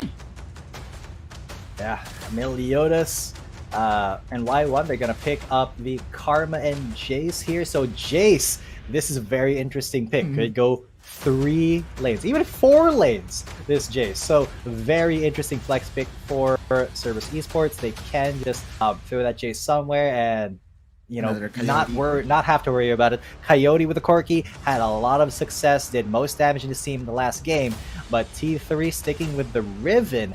I wonder how that's going to work out, because he can still get counterpick. Not Camille. Camille is out, but he could still get Jax. Oh my god, Jax! That is the classic counter to Riven, guys. From how long ago was it when Riven was released in the League PC? 2013, I guess. Yeah, 2013, Season 3. Jax was always the one to pick whenever you're going into a Riven. And things have not changed. I am surprised to see Jax come through, but that does spell good things for Y1. They need a very strong side lane support for the side of Cerberus Esports. Maybe the Nautilus, you know, something to take care of this Jax. Because again, Jax is not going to be the best champion out there in the first few minutes of the game. So you need to unlock his potential. Remember, he doesn't have a weapon.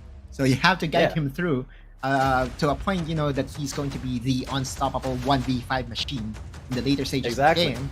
But we'll see, though. Imagine if Jax had a real weapon.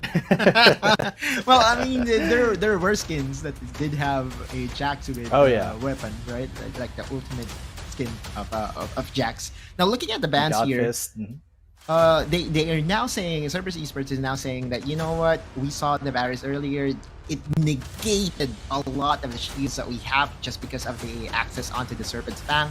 Now Meliodas is switching things up and is saying that, you know what, I want to carry this game by myself. It's going to be hard though, because just looking at their lineup, you have a late game Jax and a late game Shyvana, so I'm not 100% sure what their plan is right now. Gigabyte Marines might just be gifted a win here. Okay, so the way I see it, Meliodas and Y1 have a lot of trust in BMM, Genza, and Akeno to not give away kills to Gigabyte Marines because they are playing scaling champions. We did see the first Shyvana in the hands of BRU earlier. What is this? Olaf! Olaf against Shyvana. Champion. Yeah, I respect that. And Gigabyte Marines, it's not the crowd control that you're negating this time around. Oftentimes you see an Olaf, it is picked against, heavy crowd control champions. But right What's now, happening? This is going to be a mid lane, this is going to be a bot lane Nasus plus Karma. So it's just about spamming the Spirit Fire, owning the zones and shredding armors. But it's all about Gigabyte Marines saying that, you know what, whatever you throw at us, we would kill your front line. Once this dragon descends upon the line of Gigabyte Marines, they have so much damage. And we saw earlier the Gigabyte Marines is actually happy for Cerberus Esports to go and engage onto them. And the defensive playstyle did award them a win on game number 2. Game number 3, I know that my prediction has not been on point, at least on game number 1 and game number 2. But game number 3, I'm willing to go with a very bold prediction that Gigabyte Marines does have a very good team here. Okay.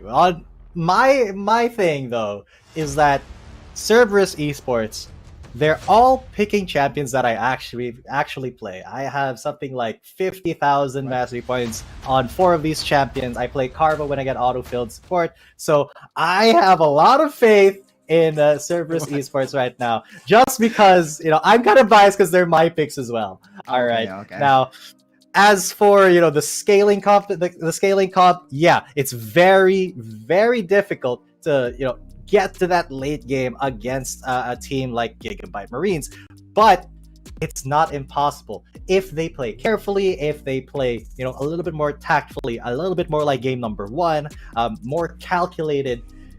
It's going to be a very difficult game for Gigabyte Marines, but. Yeah, it all comes down to execution now, Autolose. Yep.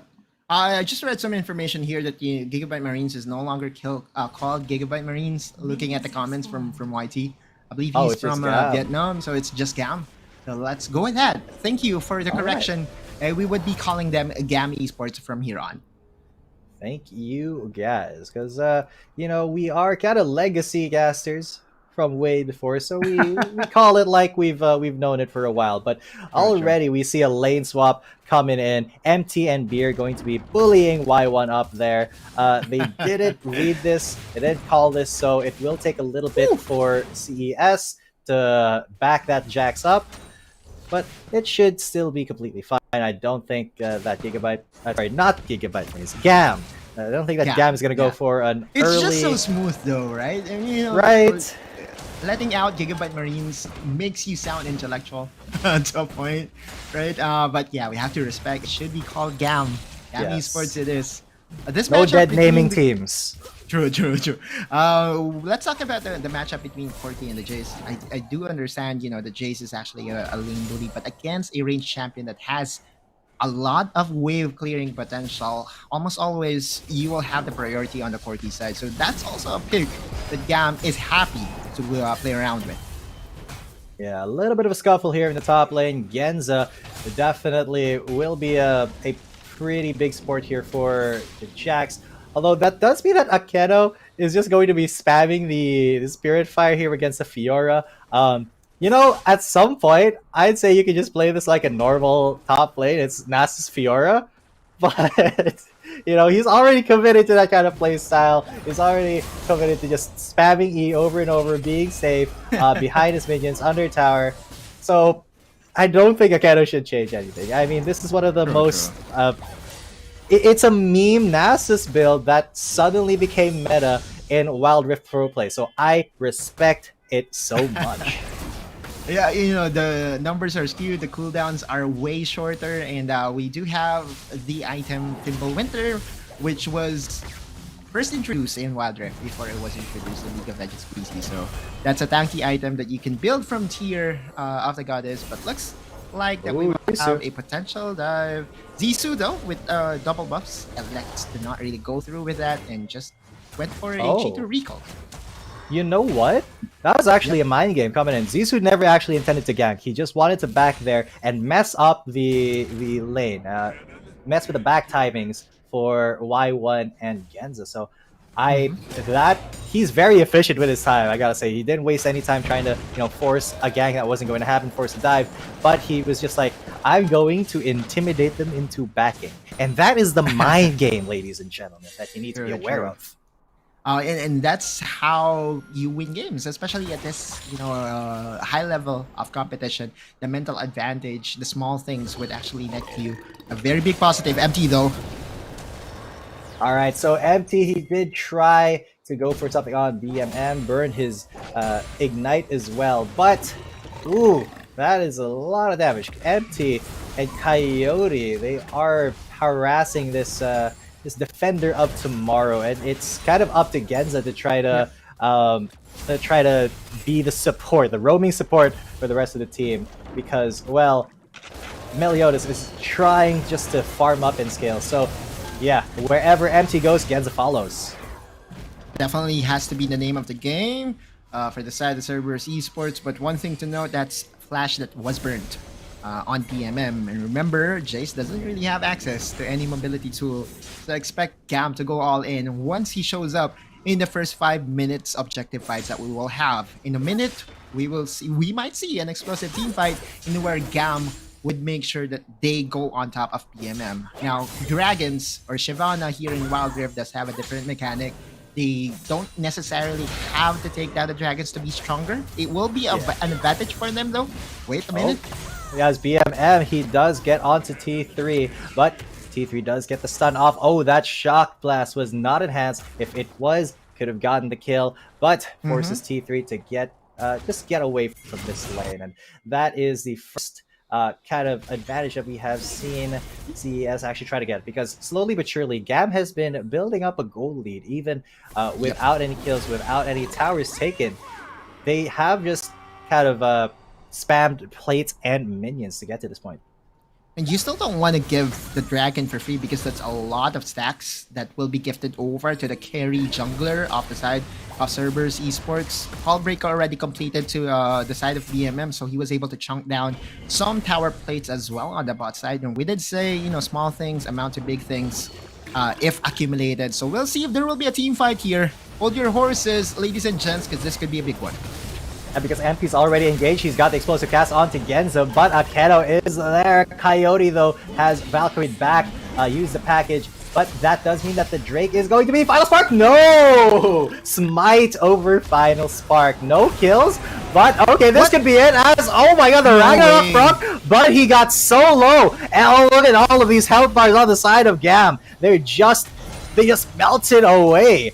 And that is just Cerberus. They're going to get the Drake for free. No kills given up. But look at this Fiora just beating on... Sorry, not Fiora. This Riven, who looks like a Fiora, just beating on that turret, getting the plates. Same. 3 tower plates and an easier access for GAM Esports to get the tempo advantage that you would actually want to have, especially against the scaling composition of Cerberus Esports.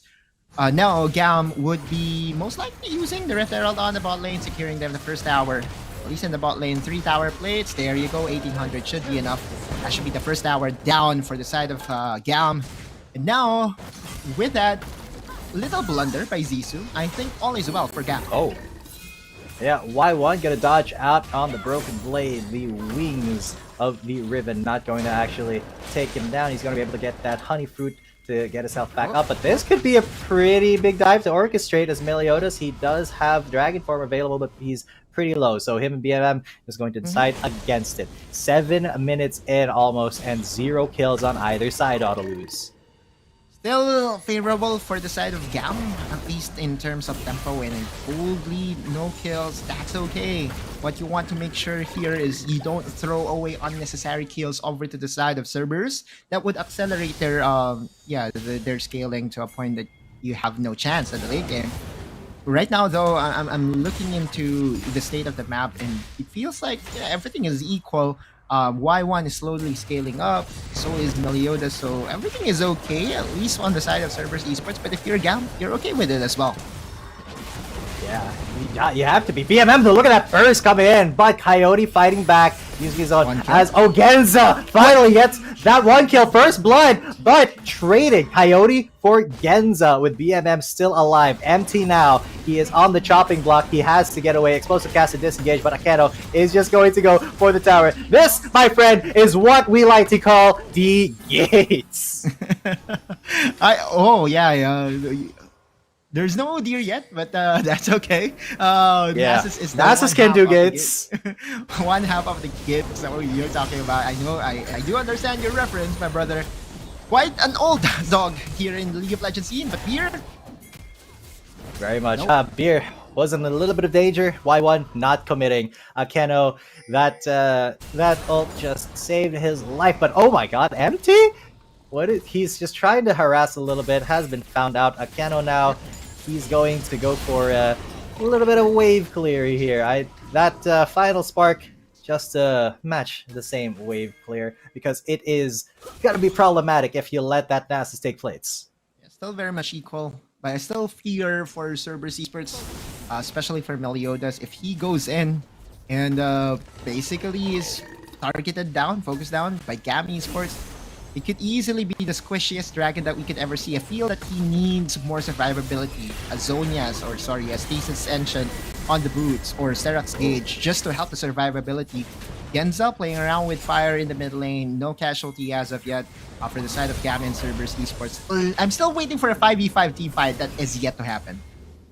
Yeah, these teams have not really wanted to scrap as much as they did in the second game. Look, only 1 kill to 1, and it's 9:20. The next real peril is up. This could be the battlefield here. Oh, Coyote is barely dodging out of that Mantra Q. That could have been a fight changer if that actually landed. So, let's see how Meliodas wants to go for this, because Zaisu, he's been toying with the idea. Yeah, and he has a level advantage over Zissou, so this could be very interesting. A 4v4. Yeah, no, a 5v5 as the other two laners are in the mid lane, but they're just kind of trying to suss each other out. Empty, though, has been slowed. He's going to be taken out to half.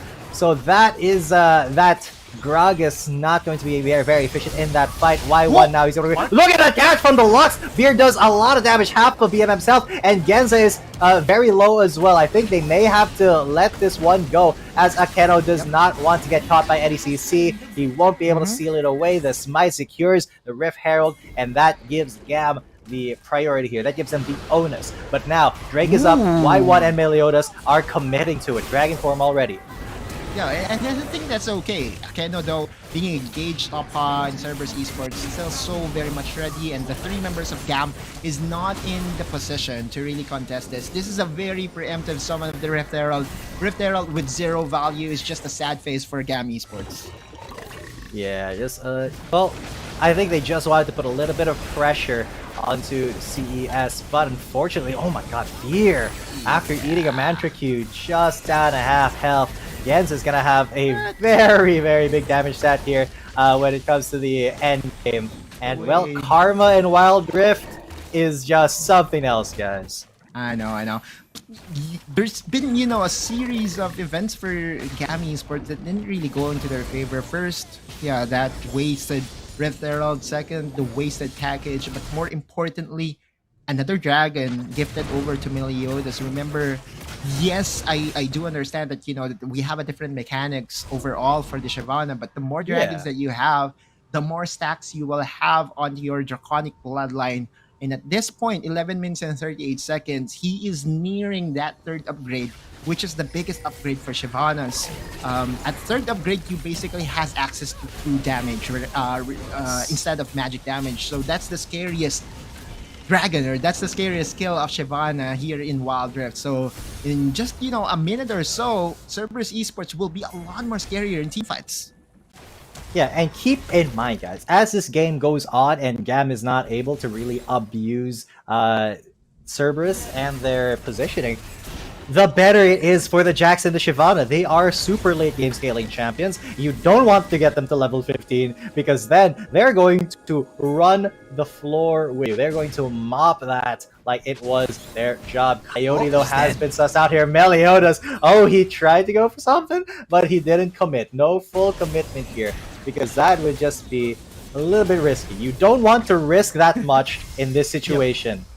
You know what? If it was me, I would go all in. Oh my god, risky now though! Speaking of all in, there it is! The dragon is coming out, the Ragnarok has come out as well, but Meliodas has backed away. There it is. He's still using the Scorched Earth to try to do some damage. T3 and Beer are going to be getting out of there, but this looks like, you know, just a little bit of a touch and go between these two teams. Baron Asher is coming out. BMM though, getting a lot of damage onto Zissou, as he did get that the accelerated shock blast coming through, but Coyote may be going for a 1v1 here, and BMM just knows he has to get away from this one.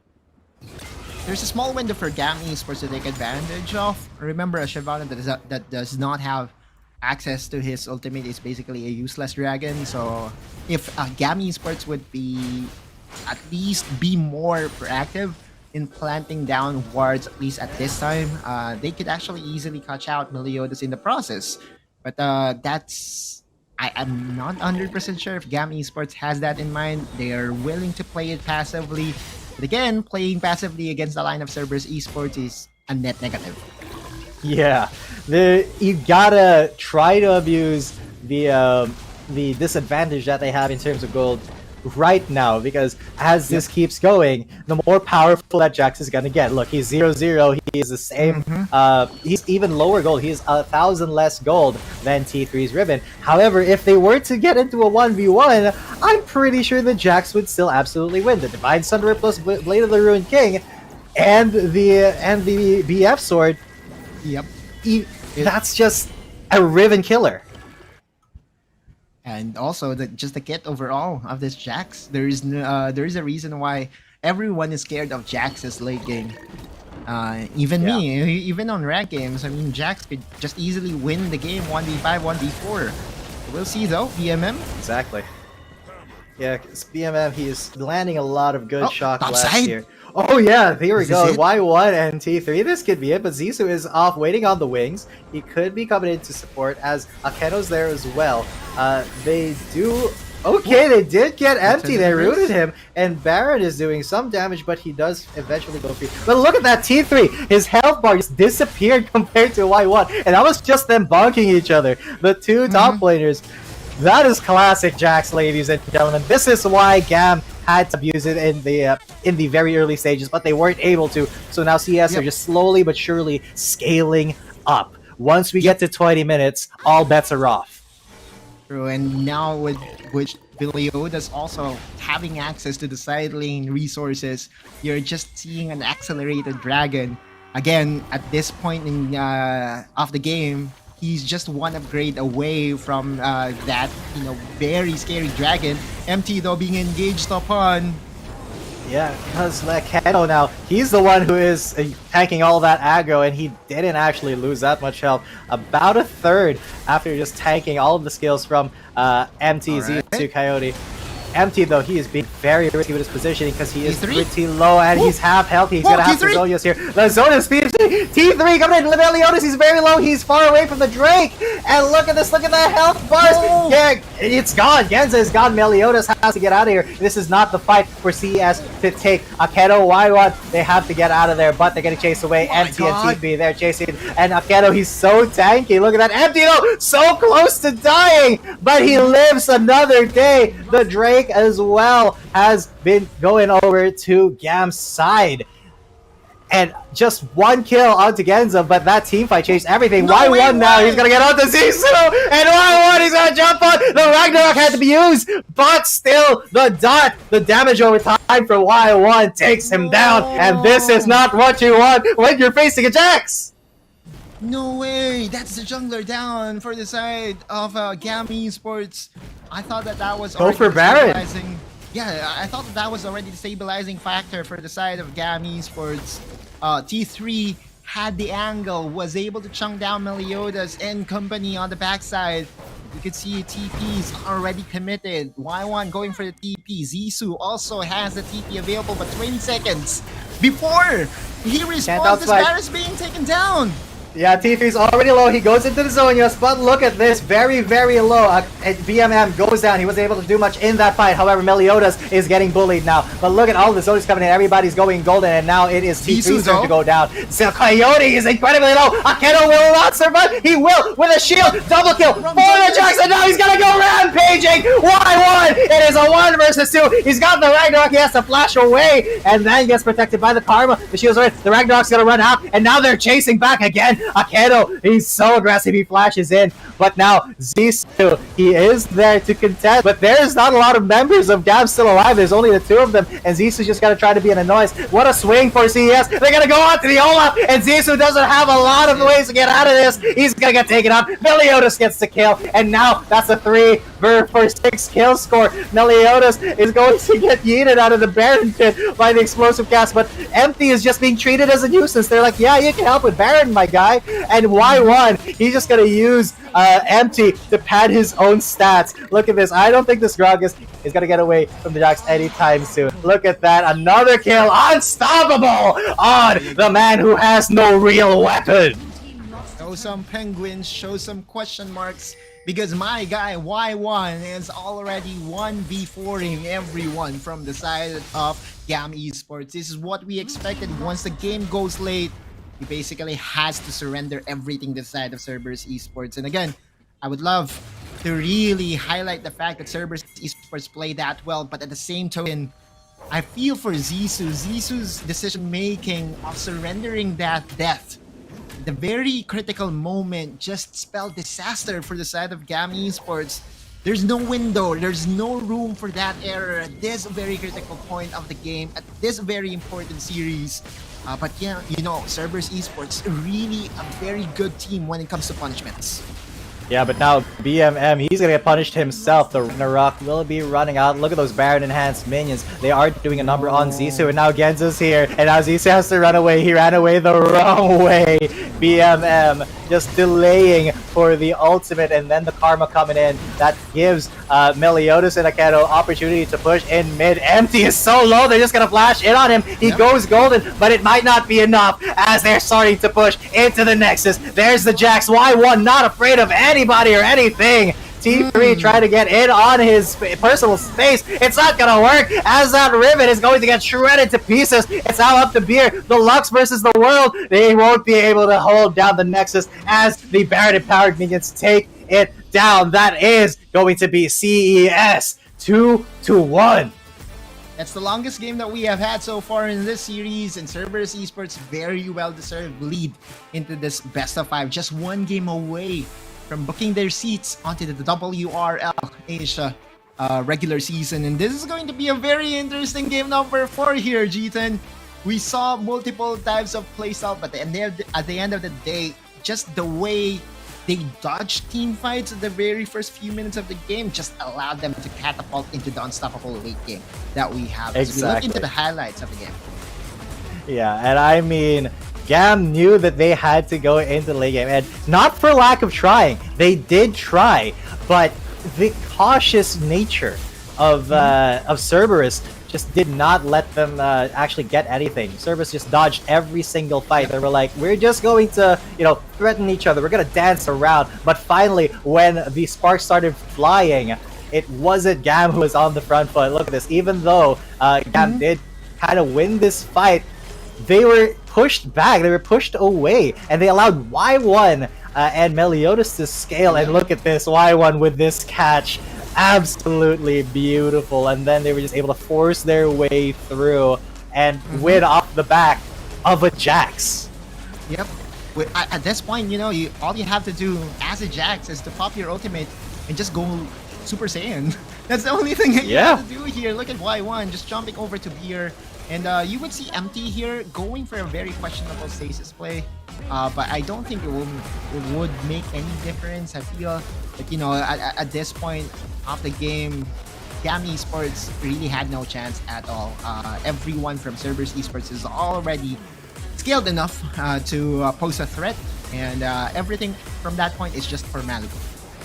Yeah, the win condition was clear auto lose, and it was basically dotting their I's and crossing their T's here for Cerberus Esports. And once the Jax got going, once he got 3-4 items, it was basically over. No second chances here for GAM in that game, but they will have one more chance here. Look at that damage, 26,000 on Y1, equaling Genza, who was basically throwing Qs and hitting them the entire game. No, I know. It's crazy to think that Genza on this Karma is able to hit like a truck, I would say. Y1's damage, though, it was avalanched or it was accelerated by that last team fight. Again, just having access to 3 items, 4 items, this disposal. But to me, who do you think was really the real MVP in this match? I know that we will gift it over to Y1 because of his performance during the latter stages of the game. He was also the one responsible in catching Zissou. But I feel Stats don't lie. I feel that I wanted to give it to Meliodas just because of the way he controlled the game. By not being baited into team fights that they don't want to happen in the first few minutes. Okay, so now I have a different take on that, because I'm going to give it to Akeno actually with his Nasus, because he tanked so much damage. I know we don't have the damage graph, but he was at the front of so many engages of GAM that, and he was just making sure that he was a big body to block for BMM, for Y1, for Meliodas, and even Genza. He didn't allow any of them to fall, before their time. So just because of his body blocking capabilities of being a wide Nasus, I would say that he was the one who enabled Cerberus Esports to actually get to that late game unbothered. Safe to say that all members of Cerberus Esports really did well on this game number 3, a very critical point in this series. Now they're 1 win away. Just one more win, and they secure their spot into the WRL Asia regular season. Ladies and gents, do you think that GAM is going to get a reverse sweep here, or will it be secured by Cerberus Esports? Find out in game number 4 of the Vietnamese Open Qualifier. My name is G10 coming at you. With me is Autolose, and we will be right back.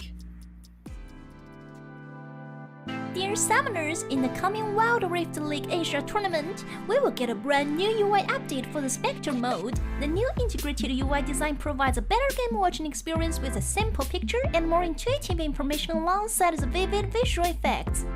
Firstly, we move the original UI information at the top bar and make it into a functional ring design in the upper left corner. The ring not only contains the basic information of the current match, such as the team names, in-game time, number of skills and towers pushed, but also displays the gold count on the red and blue rings so you can see the gold difference at the gallons. What is a great game without the competition for map resources? When a team takes the elemental dragon's buff, the cool map visual effects stick out. The distinctive buff color blocks for each different elemental dragon will be added to the blue or the red side. You can tell whoever takes the Rift Herald to enhance the temple, kills Baron Nashor to increase the lead, or steals the Elder Dragon to secure the game. The countdown special effects for different resources will also help viewers to what is going on in the game and capture the critical information. Additionally, we reshaped the map on the upper right corner. It is easier now to read the simplified map resource icons. The champion cursor now intuitively demonstrates the team tactics, makes it easier for you to track the champion's movements. The most essential in-game stats will be presented by switching between these 3 enriched panels: Farming Mode, Pre- and Post-Team Fight Mode, and Team Fight Mode. In Farming Mode, we have the key information of players' prospectively play, lane section, champion selection, summoner spell, champion's level, and experience. In laning phase, it comes with real-time gold income, KDA, and champion's build. In pre- and post-team fight mode, we can see the goal difference on the board. The gap on each lane can be easily tracked by differentiating the item builds before and after the team fight. In team fight mode, we only present the concise real-time stats of 10 players' team fight damage and comparison, so that the viewers can focus on the gameplay by our players. A more compact and intuitive UI design will soon be available to all the summoners at Wild Rift League Asia, and the thrilling League of Legends Handicap Asia League is ready to go. Dear summoners, get online!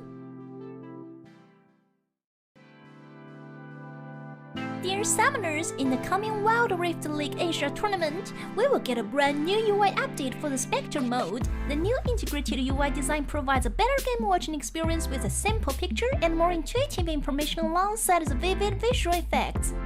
Firstly, we move the original UI information that is a top bar and make it into a functional ring design in the upper left corner. The ring not only contains the basic information of the current match, such as the team names, in-game time, number of skills and towers pushed, but also displays the gold count on the red and blue rings so you can see the gold difference at the gallons. What is a great game without the competition for map resources? When a team takes the elemental dragon's buff, the cool map visual effects stick out. The distinctive buff color blocks for each different elemental dragon will be added to the blue or the red side. You can tell whoever takes the Rift Herald to enhance the temple, kills Baron Nashor to increase the lead, or steals the Elder Dragon to secure the game. The countdown special effects for different resources will also help viewers to what is going on in the game and capture the critical information. Additionally, we reshaped the map on the upper right corner. It is easier now to read the simplified map resource icons. The champion cursor now intuitively demonstrates the team tactics. Welcome back, ladies and gentlemen, to what is potentially the final game of the Vietnamese qualifier here at the Wild Rift League Asia Open Qualifier. Day number 2. My name is G-Tank coming at you. With me is Auto Lose. And this series has just been incredible, ladies and gents. Oh my, oh my. I don't want to predict anymore because I feel like my prediction, at least for today, is cursed. 0%. 0%, 0 out of 3. But you know, all the predictions that I did throw out did have some conditions in them. And all the conditions were actually met by the opposing side. You know, when we talked about game number 3, we did say that, you know, once the Shyvana goes in, it will just be an instant disaster because, you know, he will just, the Shyvana will just be welcomed by Olaf's open arms. But you know what happened? Shyvana never entered the fray. He never went for a 1v1 scenario with Olaf and basically negating Olaf's ability to impact the early game of that game. And remember, Olaf was picked for one reason: early game. That's it. Yeah, exactly. And there was no early game by GAM Esports.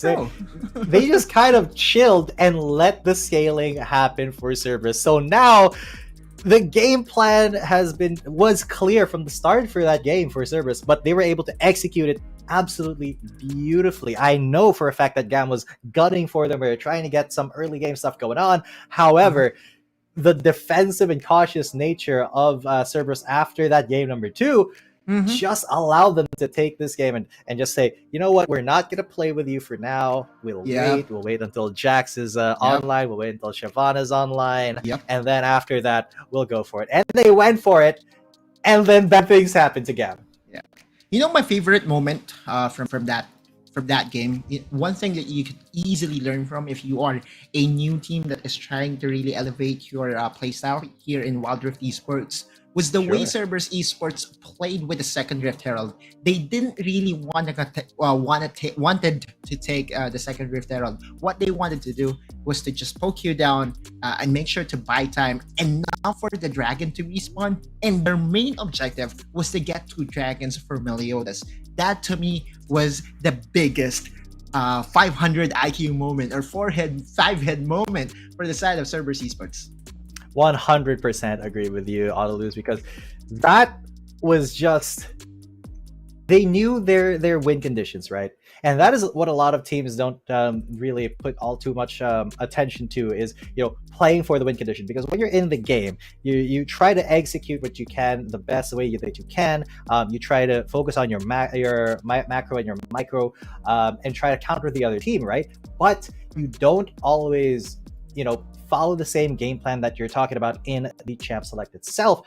But Cerberus was like, okay, we have a couple of things to do. We have to check these things off the list, get the dragons for Meliodas, get the scaling for Y1, Akeno, you body block for everybody, BMM, don't die, and just the karma, just this karma things as well. And that was absolutely beautiful to see. So now that that game plan has been sussed out, and now that GAM knows that that, you know, Cerberus sticks to the game plan that they have in champs, like, how will they disrupt it? because playing standard hasn't gotten GAM really all too far in this in the series. You know what? I'm happy not to be part of the coaching squad or coaching team of these two teams, because those questions that you are presenting right now, those are very hard questions to answer, right? Because right now, Cerberus Esports has shown that they have a lot of playstyle available to them. They can play it safe, they can play it aggressive. The mind game will start over and over again, and it comes down to one thing: how will the draft go? Will they draft the same exact thing? That last game we saw Cerberus Esports on the red side. This time around, GAM Esports on the red side has access to 2 picks. This could be a different game altogether here, Gita. Yeah, it definitely can. Now that GAM, the game that they did win, they did pick the red side as well. So that does give you access to two priority picks, but you do give up 1. So that means that GAM is kind of pigeonholed into banning Akeno's Gragas probably here, because we've seen what that can do. We've seen what that Gragas can do. Game number 1, that Gragas was kind of the playmaker that carried the entire game for Cerberus Esports. So they either have to ban that or ban something else, because you know what? Ash has not been banned yet. I think GAM is going to have to be forced into banning that. Okay, so Fiora ban. This has to be an Ash ban. You cannot give Ash to any Vietnamese team. Vietnamese team? Yeah, sure. For sure. It's a first pick worthy, to say the least. But the Gragas is also open, so... Now Gragas is open, yes. Now Gragas is open for Akeno. Could still be a Karma first pick, though. You know, we've seen Karma being a menace for Genza. It did lose on game number 2, though, because it got baited out by the Serpent's Fang user. Quote unquote, Varus is still available, so GAM Esports could be very well ready for that iteration of lineup of Cerberus Esports. The question is, will they be confident in saying, you know what, this is a Gragas game? Because if I'm Cerberus Esports, if I was the coach of CES, I'm so confident in Akeno playing Gragas.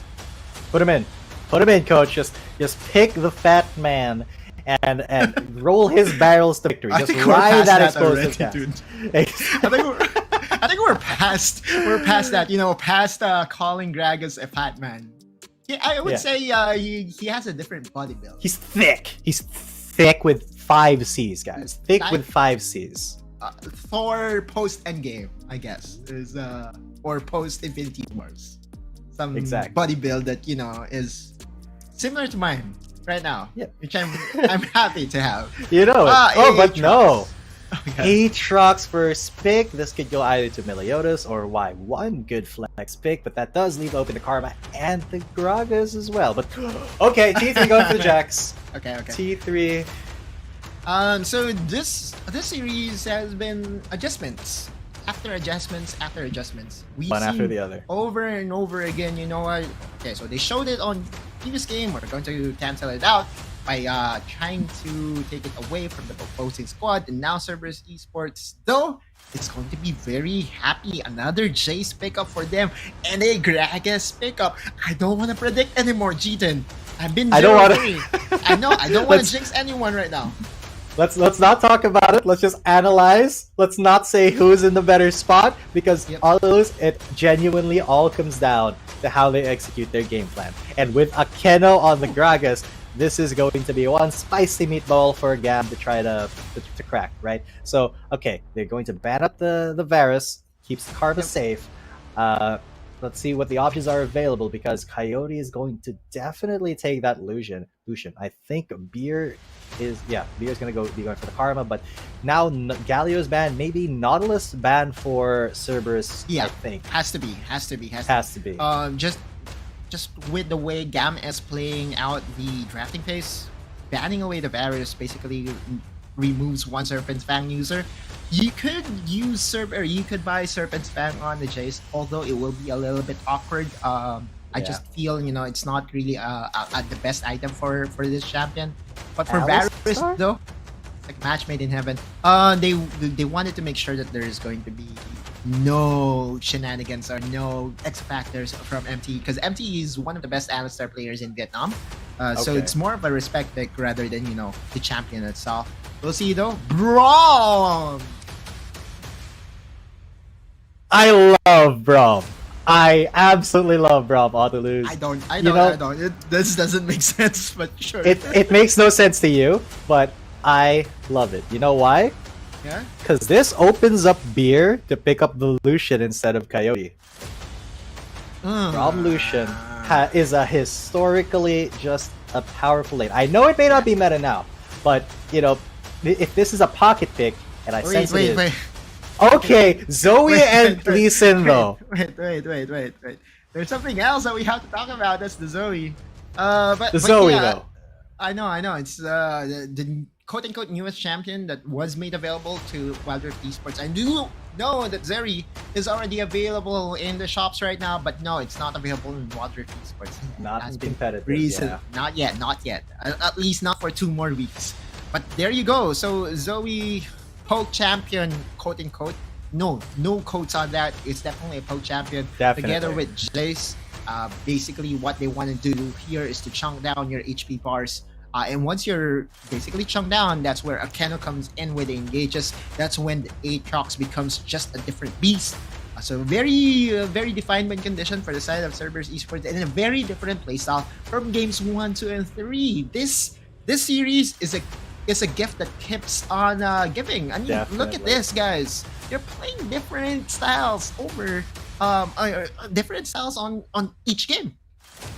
Exactly, and it just changes from each game, and they have to kind of adjust to each other. And now Cerberus, they are going for a very aggressive poke comp. They got the Zoe, you've got the Jace, and then Meliodas can come in, Akeno can come in with a hard engage. It is obviously very difficult for GAM to keep them out unless Braum has ultimate, unless Jax is able to scale up. So I'm very excited to see this because Lee Sin is going to be very focused on trying not to give Jax the leeway to just farm to infinity like GAM gave Cerberus in our last game. Sure. So I honestly don't know on lose. Could go either way. Yep. And this solution that is often picked up to face against the Jace during the laning phase, because that's been the case, at least in Wild Rift Esports, whenever Jace gets picked up, there will be 2 champions that could go toe-to-toe when it comes to the laning phase, and when it comes to priority. Lucian is one of them, Corki is one of them, so we will see. Coyote will be the one playing the Lucian, and BMM will be playing the Jace. So that's the standard way of Wild Rift. So that means that Genza will be the one playing the Zoe. Zoe in the Dragon Lane, Wild Rift, and AP champions in the bot lane. Name a better duo. None. No better duo. If Wild Rift has, if League PC has ADCs, we don't like that here in Wild Rift. We like our mages in the bot lane. We're stuck in the League of Legends 2017 meta, I would say. But man, MT though, this Braum pick, very kind of unusual. There are a lot of better supports that you could pick, but I do love it for sentimental reasons, because when I first started playing League of Legends and I got my brother into it, we would do on the bot lane. I would be Twitch. No, he was my brother's first real name. So very sentimental for me. Shout out to Jiggy, my brother. Without him, I really wouldn't have gotten into League as much as I did. So MT, I respect this pick. It gives me feels, but I still think that CES has a more interesting and a more interesting build, a more interesting team comp that I think has more ways to win. But to be fair, GAM does actually have the advantage when it comes to wave clear. Getting priority, you would have to tip it over to Karma. I do understand that Zoe still has some sort of an AoE, but it's not as effective as Karma's Q. So at least that could be something a little bit of positive for the side of GAM. We'll see though. I've seen games in where Braum was like the most unkillable thing ever created on a Wild Rift. So if MT would be able to reach that point and soak as much damage as he can for the side of GAM, it could be, the bigger thing to allow T3 to scale up. Yes, but Akeno already getting that body slam onto Coyote, but yeah, see, exactly. MT just immediately comes to the aid of Coyote, gets the shield off, and yeah, he didn't even take any damage, basically. So yeah, for a roaming support, that has to go to a Lucian lane. I don't think there's a better one than Braum right now. Yeah, for melee champions, I guess Braum is really one of the best champions to pair up with Illusion just because of that double proc. But if there's one champion that we know of, that's Nami. That could also be a very good fit onto this Lucian. Yes, okay. A little bit of poke there. Meliodas takes a tower shot, but look at this pressure coming in from Cerberus. They are just trying to keep T3 from farming for free. So they had to force MT to get up there to duo with him to keep that Jax safe, because they know if that Jax gets going, it's probably over for them. Now, this is a little bit of a difficult lane for BMM when he has no mana, because Coyote just naturally has longer range. And basically, when it comes to Battle of Attrition and with the mana resource, Jace often uses more skills than a Lucian. Lucian could just easily auto-attack by not using his mana. Meanwhile, BMM has to expend some of the mana to make some of his mana to make sure that he can go toe-to-toe when it comes to priority. Absolutely. So, yeah, Akedo and MT are just matching each other roam for roam, while Yenza and Beer, they are just kind of chilling in the Dragon Lane. Okay, that is a pretty big explosive cast. There it is, the Glacial Fissure from MT, but they did see the Wukong, so no engage here. They just threw out the ultimate from the supports just to, you know, say, hey, how you doing? Here's our ults. Don't engage. And I did say that, you know, I'm not seeing the picture of this Braum. Oh, this is a dive though. The sleep already onto Beer, and he's gonna have to flash out to get out of that. Akedo taking towers still, and MT getting there a little bit too late to help, but he should still be able to defend the turret. No casualty, right? Okay, so... he slept. Ooh. Oh, hang on. There's the first blood onto the Aatrox. T3 and Zissou getting a pretty decent gank off. They knew that Lee Sin wasn't there. This is incredible. This is a huge boon. This is big for both Zissou and T3. Look at that. They're actually going to tear this turret apart. Akedo just barely makes it in time to defend the last bit of turret. And that's okay, right? I mean, all you have to do is to remain patient and prioritize the top side of the map. And T3 would almost always have the advantage. Still has summoners available to him. In 10 seconds, though, there will be another objective that will be contested here by both squads. One thing to note, all summoners burned for Y1. No World Ender. Might be on might still be on cooldown by the time that they meet up. But GAM already has set their sights over to the Infernal Dragon. So it's going to be a handshake here, Cheaton. Very, very proactive play coming in from Gigabyte Marines, which is not what we were expecting to see, especially with a Jax at the top lane. But really good stuff here. Gets the Rift Herald though. Rift Herald, yeah, handshake. But it is a little bit more important for Rift Herald to come out for... Wait, hold up. Where is first? No, it's still going to be that. It's still going to be that with all the support from Cerberus up in the Baron lane. That does give T3 some safety to just farm in his own part of the map. So this could backfire a little bit for Cerberus in the long run. As long as the Jax reaches the late game, yes, the answer will always be will be problematic for the side of Cerberus. We're definitely one of the strongest champions that we have ever since it was created, or ever since it was introduced here in Wild Rift. Just the ability to 1v4, 1v5. We saw it last game. I'm expecting to see it again this game at the hands of T3. Especially now that you basically have a different playstyle for GAM altogether. Look at the three champions. It's basically, you know, they're saying that T3, Coyote, please carry us, because this Karma, Braum, and Wukong, their job is to just supplement the carries, which is T3 and Coyote. Yeah. T3 and Coyote definitely are going to be doing the heavy lifting here in terms of damage, but I mean, Zissou and MT, they are the ones who will actually get really good engages off, because Zissou coming in all invisible-like, and then getting a big Cyclone into MT, jumping onto him, getting a Glacial Fissure. That is how many seconds of CC on at least two members of Cerberus Esports if they can pull that combo off. A lot. Just those layering of crowd hole would be enough to win them team fights. But there's a potential dive here, G10. All right, GAM. All they have to do is to just clear this cannon minion, and they should be a-okay. Yeah, they will be completely fine. GAM will dodge this dive, although, ooh, Genza trying to be fancy with it, trying to get those long-range hits. But, well, I can see in our chat that there's a little bit of confusion as to how many teams will be coming in from the open qualifiers. So, just to be clear, before we discuss that, we're going to be going into this as, well, Zissou gets absolutely destroyed, got slept by Genza and Meliodas. It'll help take him out as Zoe gets killed, but yeah, Coyote this is feeling scary. the pressure now. This is gonna be a very big dive as Genza actually misses the sleep. Okay. But back to what I was saying, guys, I know you're debating, but it's going to be 2 teams from the Philippines, 2 teams from Vietnam, 2 teams from CE, 1 team direct invite from Korea, and 1 team from the last chance qualifier. And I do see a lot of people saying that G2 Blacklist, kind of didn't have a chance. Well, they will have one more chance if they're the best team in the last chance qualifier. Yeah, one more shot of all the teams that is already eliminated out of contention.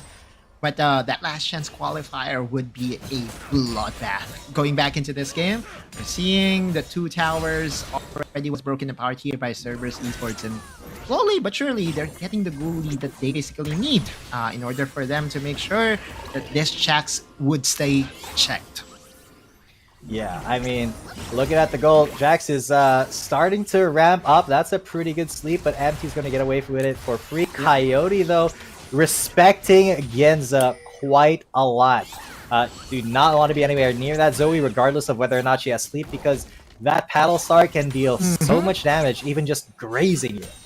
True. And can come from angles you wouldn't expect. Remember that this Wild Rift map is still very, very small compared to the traditional League of Legends maps. You see, though. Yep. Coyote, though, he's going to take some damage. Oh, that, whoa, that sleep proc the Ludens and then prevented the back timing from Beer from going off. So that could be a little bit of an issue, but Meliodas already getting the second Rift Herald of game on his own. No vision. GAM completely does not know. So they're just going to choose to give this up. I think he's probably going to put it down mid because that is the last outer turret available for GAM. War Monks. Empty did actually decide to go for War Monk's armor as his first item buy. Or first major item buy. So that's actually going to be very interesting. Allows him to survive with a huge amount of HP that he has. And it's basically one of the default items I often build whenever there's an armor threat and a magic threat on the other side. So there you go. Yeah, but the threats are not going to stop here from CES. From either team, really, even with the Warmogs already. Look at this, there is the Glacial Fissure to stop that from happening. Zissou had to go for Cyclone, but he was taken away. Akeno, 1v3 basically, but he's going to get away scot-free. That was a hopeful engage from Cerberus Esports, but they were able to kind of run back and actually recalibrate that, but that does mean that the Drake is open for Gigabyte Marines, and this is still an active clash. Y1 is there, T3 is going to be there, so all 5 members of Gigabyte Marines are, sorry, GAM now are going to keep CES away. Actually, they had no reason to engage. I'm talking about Cerberus Esports at that point, right? They're a poke type of a team, and this could be what they needed, right? Oh my god! Yeah, that would have been a pretty big play. I agree with you. They could just poke, but look at this. He's trying to insect the Jax, but oh my god, he's going to be going on to Genza. This is a little bit difficult. I can't tell who's going to come up on top, but one thing's for sure, Akeno is the one who gets down first. That sleep bubble will not be going into anything. Glacial Fissure, swing and a miss, but that would... It did hit and not get a lot of value, though. Look at this fight for the jungle. They're still going for it. T3, he's not yet as fed as he wants to be. Oh, if that Sonic Wave hit, it still might be a positive outcome for CS, even though they did give up 1 kill. If they're able to get control of this jungle, get wards down here. And Meliodas doing his level best to deny everything he can from GAM. Right, and then again, Cerberus Esports just doesn't need to engage. All they have to do is to stick with their game plan, champ down all the members of GAM before going for that all-in. And I think that's also the reason why MT went for Warmog's armor. Just because he knows that he will be chunked down a lot. His Unbreakable won't be cooled or won't be up almost every time. So yeah, it does actually make sense now. Now Cerberus Esports needs some polishing to do if they want to close this game right here, right now, because those questionable engages are questionable indeed. Yeah, I mean, even though they have been, trying to force a commitment from GAM is just like, you know what? No, we are kind of afraid of commitment. Empty though, getting taken on very low, half health, but it's just Akeno and Genza right now. The rest of the team is just now coming in, and that sends a disengage from GAM. Yeah, and a great explosive cast to get away from that. But now Akeno and Genza back in the mix. They are just going back and forth while Jace is in the top lane. BMM just going to solo push with his Hull Breaker. Akeno though in a very bad situation. He's too low. Meliodas does kick Zissou away. They're not really committing to big fights. They're just kind of poking away, trying to jockey for a position. Yeah, there's no need to get all too committed because that could spell the end of the game. Look at this. Look at CES BMM. has a gold lead. They have a gold lead and a kill deficit. Exactly, and BMM was able to break down the second tier tower on the top side of the map with all the confusion that was created and with all the chaos that was started by Cerberus Esports. GAM had to surrender another tower to Cerberus Esports, and I just would love to highlight the fact that, I may sound biased, but you know what? We have to give credit where it's due, man. Akeno, again, on this Gragas, just the ability to have a very good engage tool and disengage tool. This Gragas on this player is just a cheat code at this point. Yes, I mean, Akeno, there's a reason why you have to ban that Gragas out from him, because he is just so proficient on it.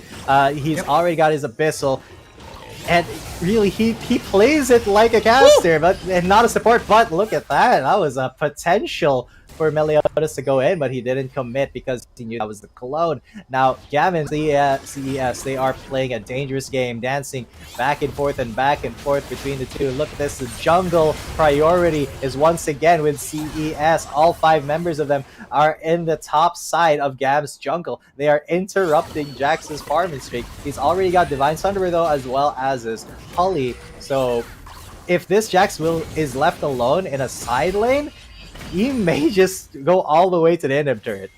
So they cannot take their eyes off of T3.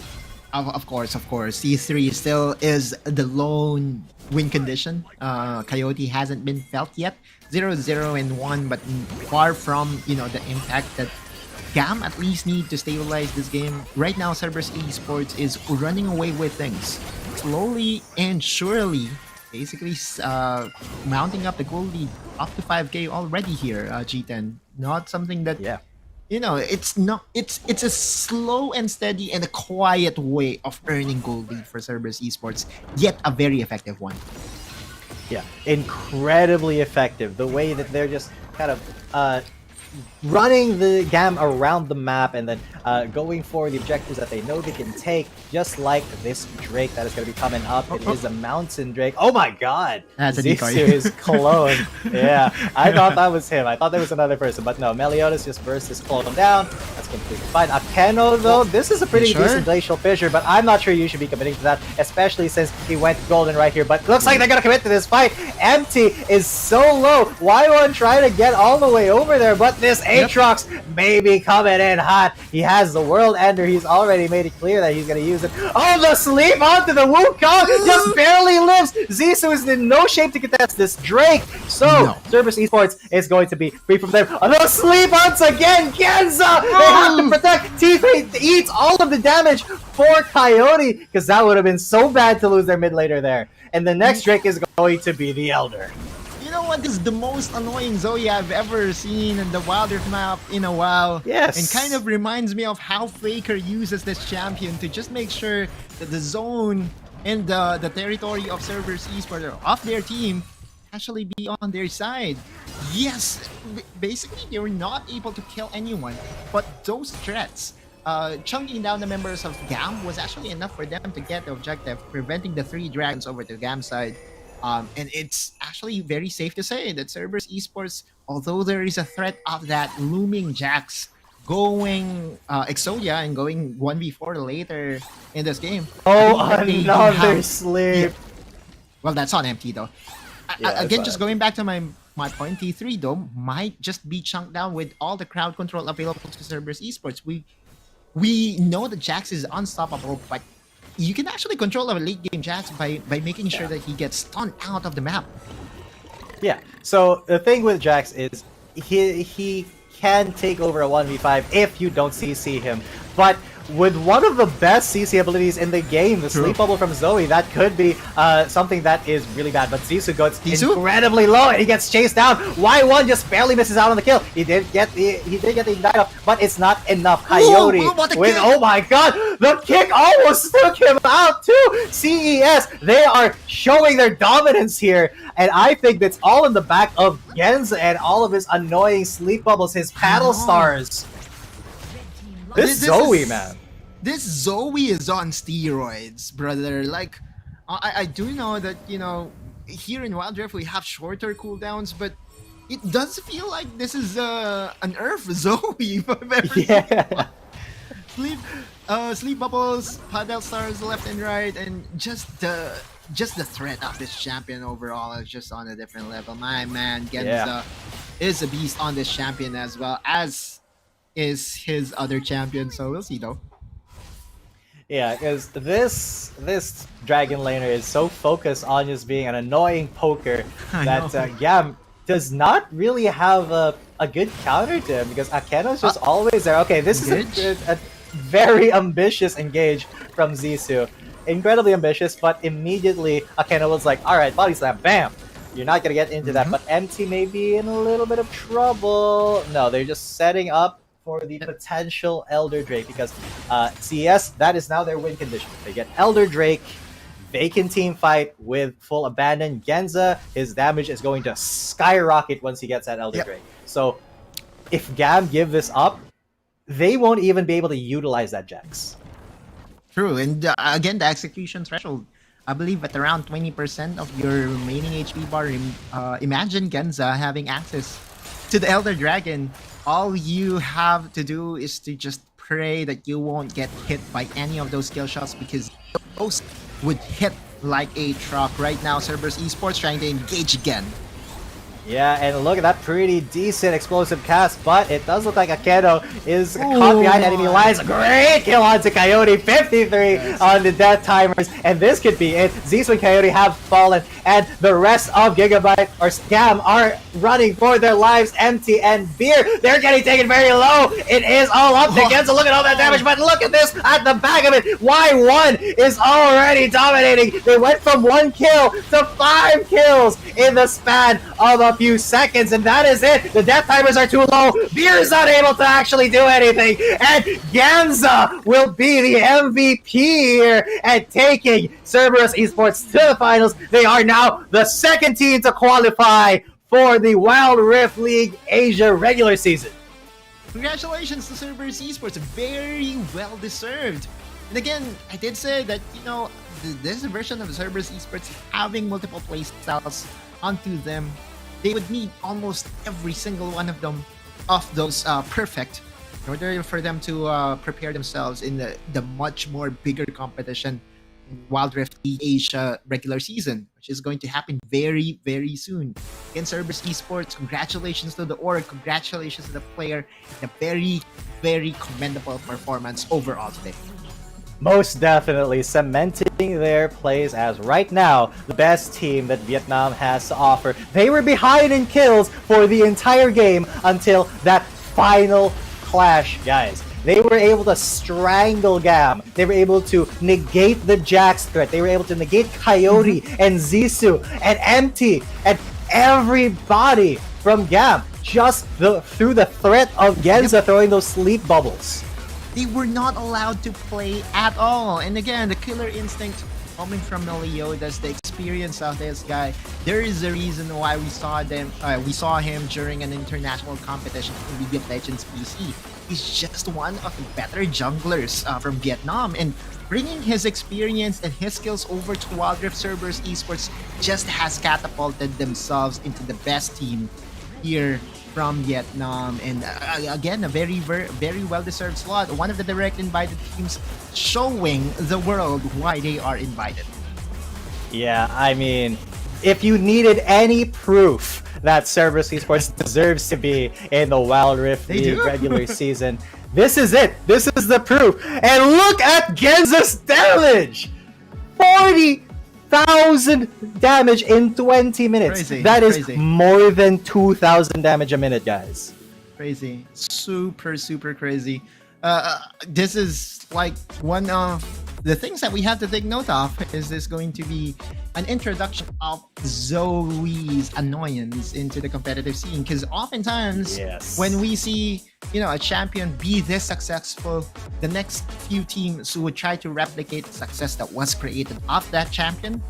So I wouldn't be surprised that in the next few games that we will have, or the next series that we will be casting, Zoe could be the focal point. Maybe. Zoe could be one of the champions that has to be banned or taken away from the other team. Look at Genza and his post.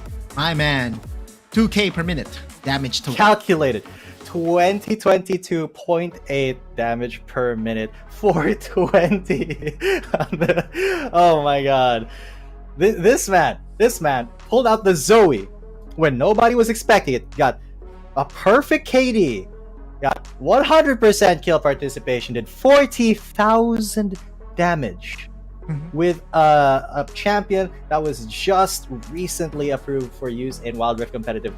If that doesn't spell absolutely talented, I don't know what will. But Cerberus has definitely deserved their spot. They came into this on the back of different players on every single game. So I gotta give props where props are due, Autoluz. They are just such a well-rounded team. They know how to win, and they know how to achieve their win condition.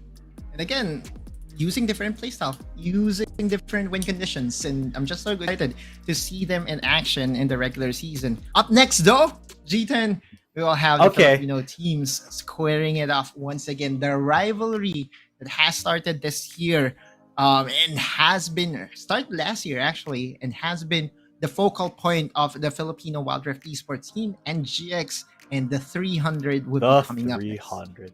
Okay, so now I'm excited because I know that historically, Exosan, even though he is a support player now, he played a lot of Zoe back in League of Legends. So that fan knows. He is the GOAT of the Philippine League of Legends scene. Yep. Nobody can at me there. It is a fact. Exosan is the GOAT. He has been, he will be, and he's in Wild Rift. That's going to be coming up next. The 300 versus the NGX later for you guys. It's been such an impressive day of Wild Rift Esports, Autoluz.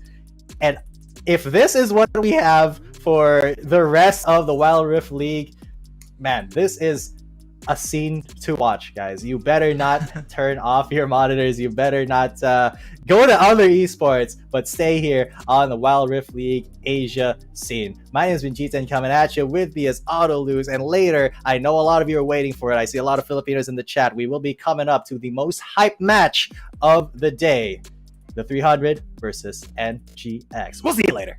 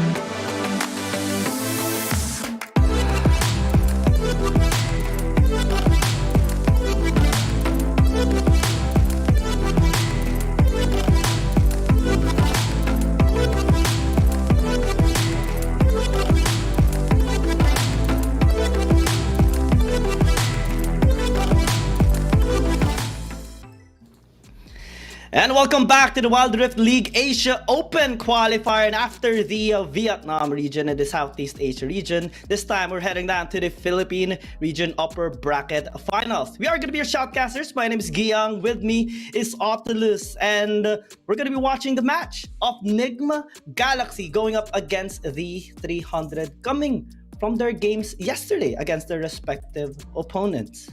True. A very dominating finish for Nigma Galaxy yesterday against Fennel, and also a very promising performance from the 300, dismantling G2B in the process. The upper bracket finals, ladies and gents, we are catering to everyone, not just the Filipinos. Guys, what's at stake here is a seat in WRL-A group stages. So many things on the line. So big. It's a very big thing on the line here, Giyang. And I just couldn't wait to get this rivalry started once again, because again, looking back at the track record, NGX versus this roster, which was previously RRQ, in their very first few meetings, RRQ always had the upper hand, but in most recent times, it does appear that NGX might have figured them out. I mean, and NGX, even with their game yesterday against Fennel Adversity, they had such an awesome performance, pretty much even a stomp in their game number 1 coming towards the upper bracket finals. Well, for the 300, they had actually such an immense experience, not only as they are a former RQ, but even in this tournament itself, in the qualifiers, coming from the phase 1, they were able to actually maintain their standing in the upper bracket portion of our upper bracket here in the Philippines qualifier, defeating only the other teams that register, other 16 teams, but that also includes Fennel Adversity, which is also included here in the phase 2. So in this matchup, it's actually going to be very difficult to determine. And we talked about this during the off stream. Both of these teams has immense amount of experience, really strong in the meta, very technical even in the respective games that we have watched as well yesterday. It's going to be very, very difficult actually to predict the outcome of this. Yeah, all we can say is that these are two teams that are really favorites from the Philippine region to go past the qualification stage or the qualifiers. Now, looking into the team lineup, we have Nigma Galaxy, Just Chi, Aaron, Demon Kite, and Draw has been the main 4 in the previous tournaments that we saw them dominate. One big addition is Hyde, formerly of RRQ and formerly a teammate of the opposing side. So that's also a story that we have to take. We have to carefully take into consideration here, Giyang, the familiarity concept between Hyde and the members of RRQ. You know, the tendencies and whatnot. That's also one thing, you know, that Nigma Galaxy could key upon or could rely upon to make sure that they get the very first seat over to the WRL-A. Yeah, I remember the game also yesterday against the Fennel Adversity, game number 2 in particular. Hyde and Jussie and even Aaron had so much synergy in their game, and the thing that they would also pose a threat not only in their lanes but also in the latter team fights against 300. I think it's going to be very important for the 300 to look into them later on with regards to their strategies with coming to our other team. Of course, the 300, we do have their same roster. I mean, we saw their games yesterday. We saw their progression from phase 1 going towards phase 2 of our Philippine region open qualifiers, and now going towards NGX. This is a lot of things to talk about because 300 against their match yesterday versus G2 Blacklist, they also had an amazing experience. I mean, the games were relatively fast. Game number 2 was quite close, but in terms of overall dominance, we kind of saw more fights going towards the 300's favor, and this shows so much discipline in their lineup, on their players, and their overall training as a team. Right, as I casted them yesterday and many times ago, or many opportunities ago, the 300's best weapon is their experience, just the ability to make use of their fundamentals, making sure that they have the advantage when it comes to territories and whatnot has been why the 300 is a scary bunch. Now, this is a different lineup per se to what we are accustomed in seeing, because now they have the addition of Tatsuri, formerly of Team Secret, and definitely is I would say one of the most talented mid laners that we do have here in the Philippines. Remember, during the Icon series, he was number one in kills. So he has the ability to really kill his opponent, be it a solo kill in the mid lane or be it a pentakill moment for him. I believe he also holds the record with the most pentakills in the region so far. But right now, the highlight player is a very well-deserved one, Chaz himself. Yep. He's the MVP. No questions. MVP. I remember you saying yesterday in the live stream that Chaz might be the best jungler in the Philippine region, possibly posting even internationally here in the Wild Rift League Asia Open Quarter. And it's about to be witnessed once more here against NGX, or at least test it out, since NGX does have Justri as well with high synergy on their other members. And well, this is going to be a long series for all those fans of Wild Rift watching right now in the YouTube live stream. Hold on to your horses, because this is going to be a back-to-back action. NGX gonna be on the blue side, 300 on the red side. So given the pace that we have been seeing all throughout today, in terms of the meta, the Aatrox priority, the Fiora, even the Zoe right now coming from the previous series, how do you think that these teams would actually, prioritize in their initial picks? I think that they would still stick with what has been the theme of the tournament right now, which is to center around very influential picks such as the Ashe, that has been very good in supplementing the side lanes. It's always the side lane meta. Yesterday we saw Chaz dominating on the Chazix, and now facing against NGX, we all know that Justri has a very, very bad lead, bad in a good way, right? So when we talk about those two champions, exactly, when we talk about those two champions, when we talk about these two players, Justri versus Chaz, who will be able to get the early game advantage? Because more often than not, whoever gets the early game advantage would be able to catapult his team onto a victory. And speaking of catapulting, well, in terms of first pick pry, we might see an Aatrox being available here for NGX, unless they would opt to get a different champion. Because Gwen, for the first time ever, is open as well. NGX going to be picking up the Aatrox instead, so 300 can still get this champion. Yeah, and Gwen is a Chaz champion, and also could easily be played by Helios and Tatsuri. The former duo of Chaz and Helios as the two-headed dragons for 300 has now elevated themselves to a three-headed dragon with the addition of Tatsuri. So this is going to just be very scary, and right on cue, that will be a heavy priority on that Gwen. Another Galio performance, or another Galio showing for Exosen himself. 2 games yesterday. He was so good.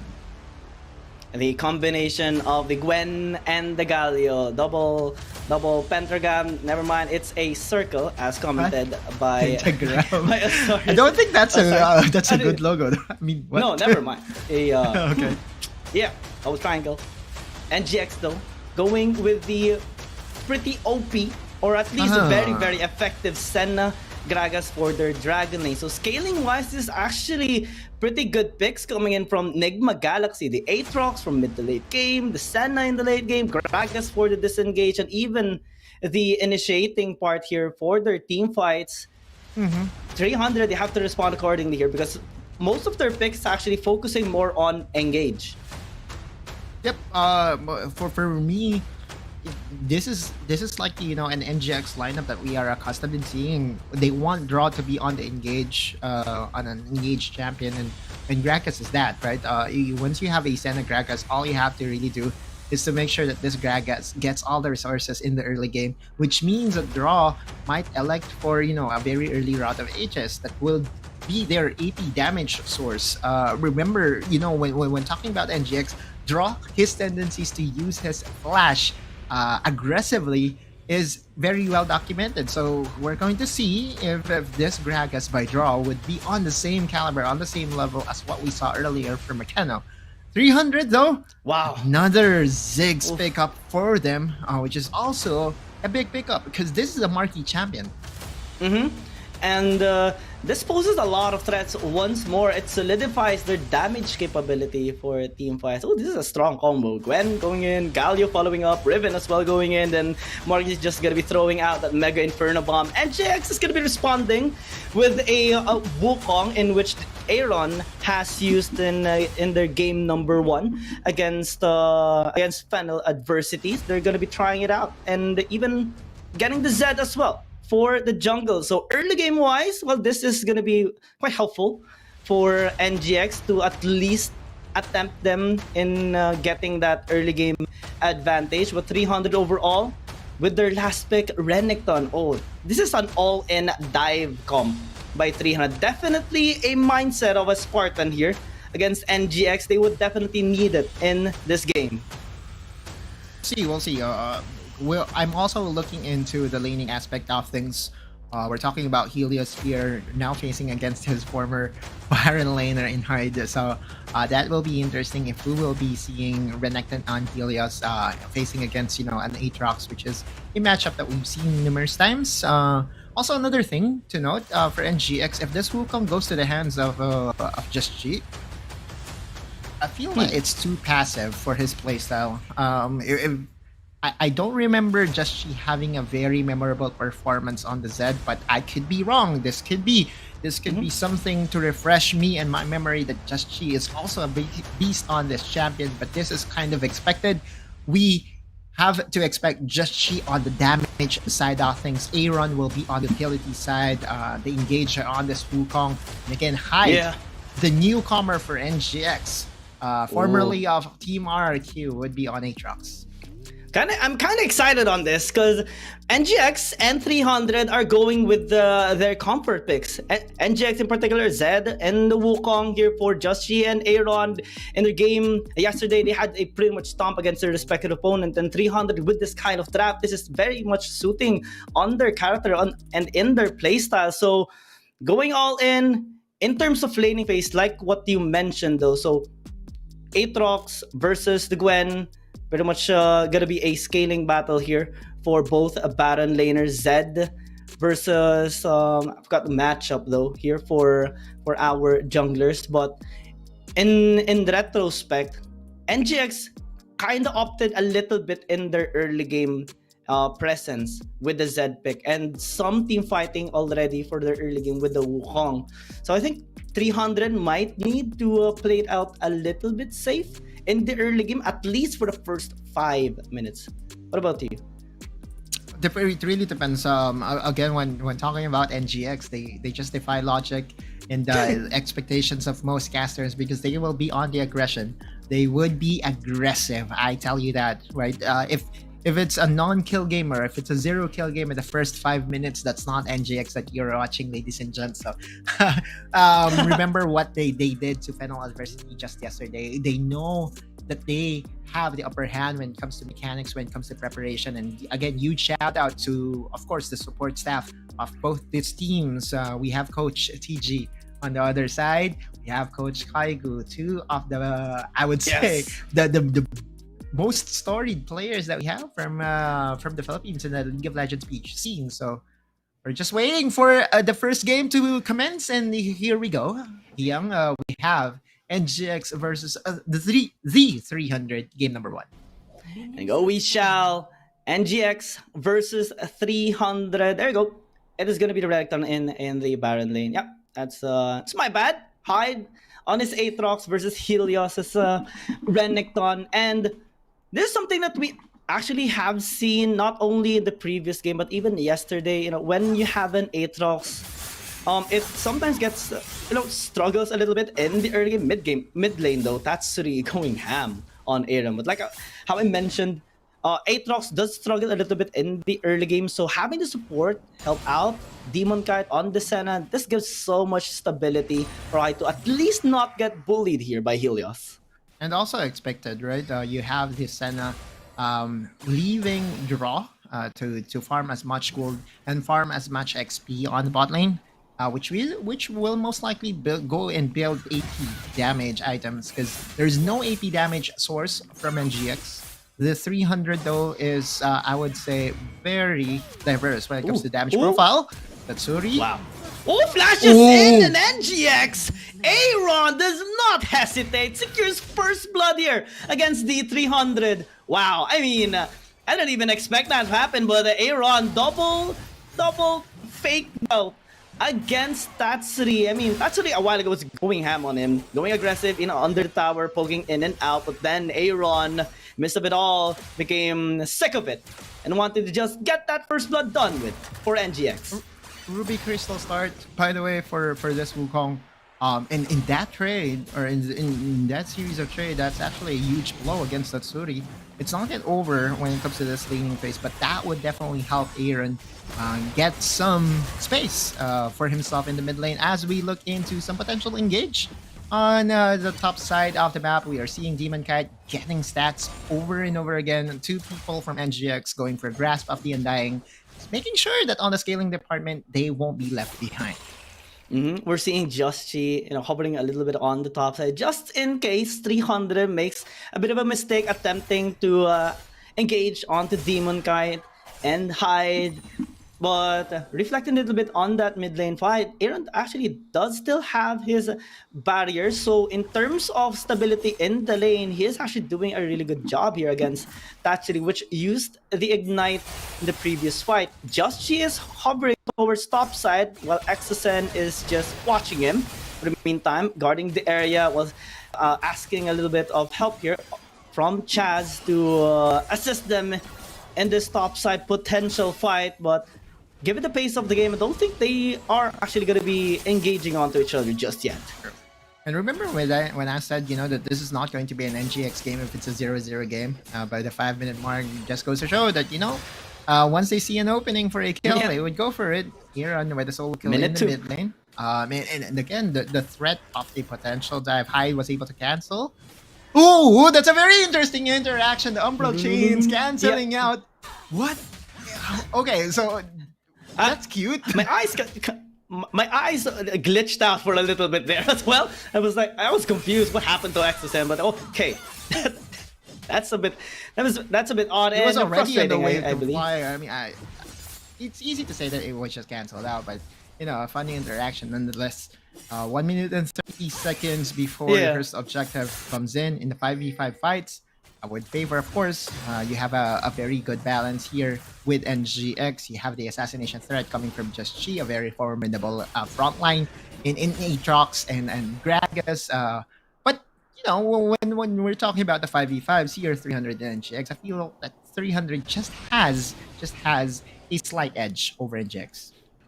Yeah, because their comp is more, linear. Go in, throw all your skills, and hope. Oh, there you go. Marky, spring a little bit that he doesn't die from that death mark, and he does live. Just Chi is quite low. Sends out that Dawning, to at least try to save the shadows. The Zed will just go back towards base. NGX a little bit over ambitious there against the 300. That allowed 300 to get one kill out of NGX. It was all on Just Chi though, going aggressive onto Marky, and Marky not even burning his flash, just the exhaust to negate the damage potential from Just Chi. And guess who was right there at the right place at the right time? It was Tatsuri, now evening his score to 1-1, and is now back on track. This is actually a very interesting 5-minute fight then, because some of the ultimates are not available. Tatsuri's ultimate's not available, meanwhile Just Chi is just well on its way. Yeah, Chaz, I don't think he is going to be starting this Ocean Dragon up because NGX, they are starting the Rift Herald. Looks like 300 is just going to be having an agreement here between NGX to trade objectives, no contest, at least the intent here for both teams to interfere with their objective taking. NGX will have a little bit of a pushing advantage towards top side, and that can actually give high athletes at least a little bit of gold. 300 with the Ocean Dragon though should allow them to get a bit of sustain. So in terms of scaling, that might what 300 is looking for here in this game. Yep, of course, the late game champion Gwen is 10 times better than the Zed on the other side of the map. So you would say, or it's easy to say that, if you're Kaigo, you'd be happy with that trade. Getting that extra sustain onto your late game champions should be the goal here, because by the time that it reaches the late game, I would say that, the line of 300 here is very promising. Yeah, especially with the Gwen pick. Late game Gwen is always here. No matter how tanky you are, you're gonna get shredded and snipped into pieces. Meanwhile, in the bottom lane, Donnie Shadow gonna be you. Chad's gonna get obliterated. It's still the early game. Gwen is still very, very squishy and easy to kill. Aaron gonna be looking to get that kill. Auto Thatcher even flashing in as Marky is a little bit late. Aaron is very low, but sends out the Hero's Entrance here for Marky to have a backup. But in retrospective, NGX already has taken quite a lot of kills. That body slam and a flash draw is just so aggressive here. Sends out Aaron, and that Q is just gonna get them the kill onto the Ziggs. Aaron will trade his life for it. That is a bloodbath here in the bottom lane, but I think NGX still got most out of it. NGX aggression, my god! Again, the team that defies logic at the early parts of the game, they were able to successfully dive a 3v2 scenario. That's a given. But with how Aaron played the last part of that fight, you could easily understand why I'm saying that NGX just has a different side of aggression in them, right? 300 didn't expect Aaron to just go very aggressive, and with the help of Draw's damage that was unlocked by him getting all the resources because of this fasting Senna, it was just a fight that NGX was able to win. They were able to get a tower and is now 2k ahead of competition. 1.5 onto Aaron's side. Divine Sunderer. Oh, and 3-1-1 score for this Wukong. Definitely, it is what Aaron needs right now on his champion to at least get that leverage against Tatsuri. And since this is still just the early game, 300 on their lineup, we talked about their scaling. It is going to be very, very promising. But in the early game, we're seeing more of NGX's flavor in general. Early game aggression, team fight forcing, and them just beating down their opponent. Yep. We saw this from their game yesterday.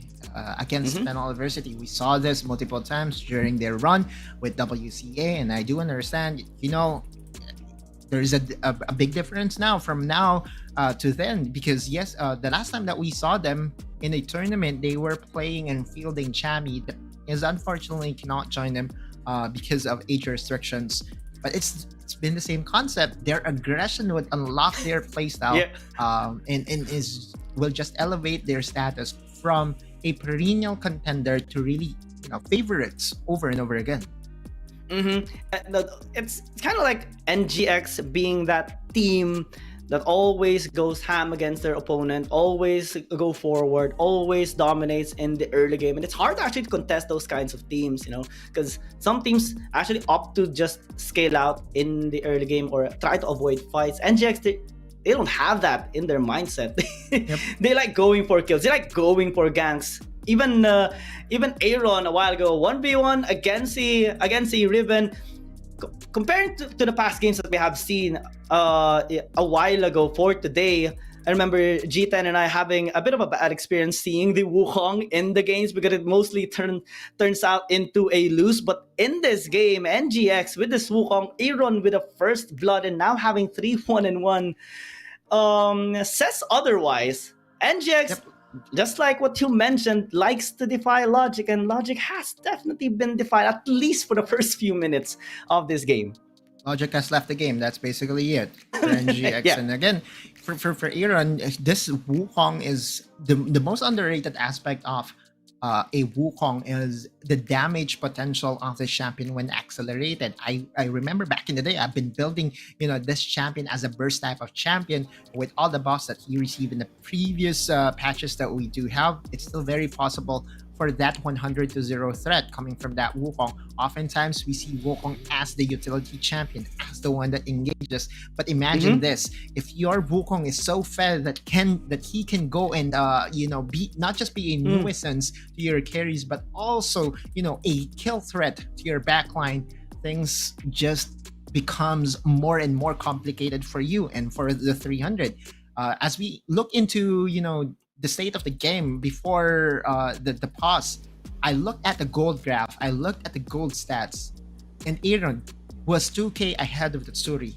So that just means that that matchup between Riven and Wukong has already been decided. Wukong would be getting the better end of things over and over again, at least in game number 1. And I think it was just a few gold away from securing a potential death dance. 2 items at 7 minutes, 8 minutes into the game. That is a huge lead against a composition that relies on their AD champions in the early game. Imagine how much damage you are going to be able to negate in the next upcoming team fights, since they did have the priority with the Rift Herald. Next up, most probably they're going to be attempting to take both objectives, like the Dragon and the Rift Herald. That's just how NGX big of a just lead plays. that they got. Yeah. Did they use? I'm kind of trying to remember if they used the Rift Herald on the bot lane. I don't think so. Yeah, they did. Oh, okay, They did. so they did. So that means that they have to work their way in getting the mid lane tower, but that basically is the signal of the end of the 300. If the next objective to hold down will be the mid lane tower for NGX, we all know how good they are in controlling quadrants of the map. We all know that if NGX is far ahead of competition, they will make sure that your buffs will be their buffs too. So yeah, we'll see. One thing to note though, it wasn't the best start for Just Cheese Zed. Again, I haven't. There is really no game that I can remember that Just Cheese popped off this champion. I kind of wanted to be reminded of his caliber in this champion, because oftentimes I see it on Aaron. Even Chami was also on Zed duty, I believe, at least one time during their run. So it's kind of interesting that they wanted to go for Zed with Just Chi, but so far it hasn't been impressive, I would say. But it's still effective. I mean, he did quite a bit of an oopsie in the I believe it was a 4-minute mark, engaged onto Marky, onto the Ziggs, but unfortunately got taken down instead. And well, kudos to NGX not getting negatively affected by that. And even after that, they got a couple of kills, trading out with just she once more dying. But 300 or NGX rather, with this kind of playstyle, with this kind of lead, we focused a little bit more on what's happening in the mid lane, what's happening in the jungle, what's happening in the bot side fight. But in the Baron lane, Hyde is just having the best time of his life, farming out as an Aatrox without any pressure. And this has been like the pattern even in today's games. When the Aatrox gets the farming life that he wants for the first 10 minutes, 12 minutes into the game, late game, he's gonna be a monster. And we saw even in the previous series how obnoxious the sustain of an Aatrox can be. Where in fact you think you would be able to kill him, he's low HP, a quarter of his health remaining, but 1Q just puts his HP back to 100. That's how dangerous an Aatrox can be with items. I actually wanted to see a 1v1 scenario between him and Helios, but I think we have to wait on that, because at least so far in the first few minutes, Hyde didn't really do it by himself. He was easily helped out by the range of Demon Kite. This Senna has been, the unlocking factor of Hyde's Aatrox. And you're right, a late game Aatrox is still very scary. It's a champion that may not be on the caliber of Jax's late game, but still is a threat to 300's late game nonetheless. On the other side, though, again, we still have to tip our hat to the scaling of 300. They have 3 very good scaling champions. You have the Ziggs, you have the Gwen, and also the Riven, so it's not yet over. Ooh, Body Slam though gonna be connecting as Joshi looks to funnel all that damage on to Chaz and quickly obliterates his Gwen, but draw actually is a little bit low. Megan Fernabab missing a little bit by a margin there on that damage. Good job by Demon Kite on the sustain, on the help there for their other members. Allows them to secure that 1 kill for absolutely no trades. And look at Draw. 2 items completed. Warmog's armor as his second choice, which means that he's going to regen the hell out of his HP.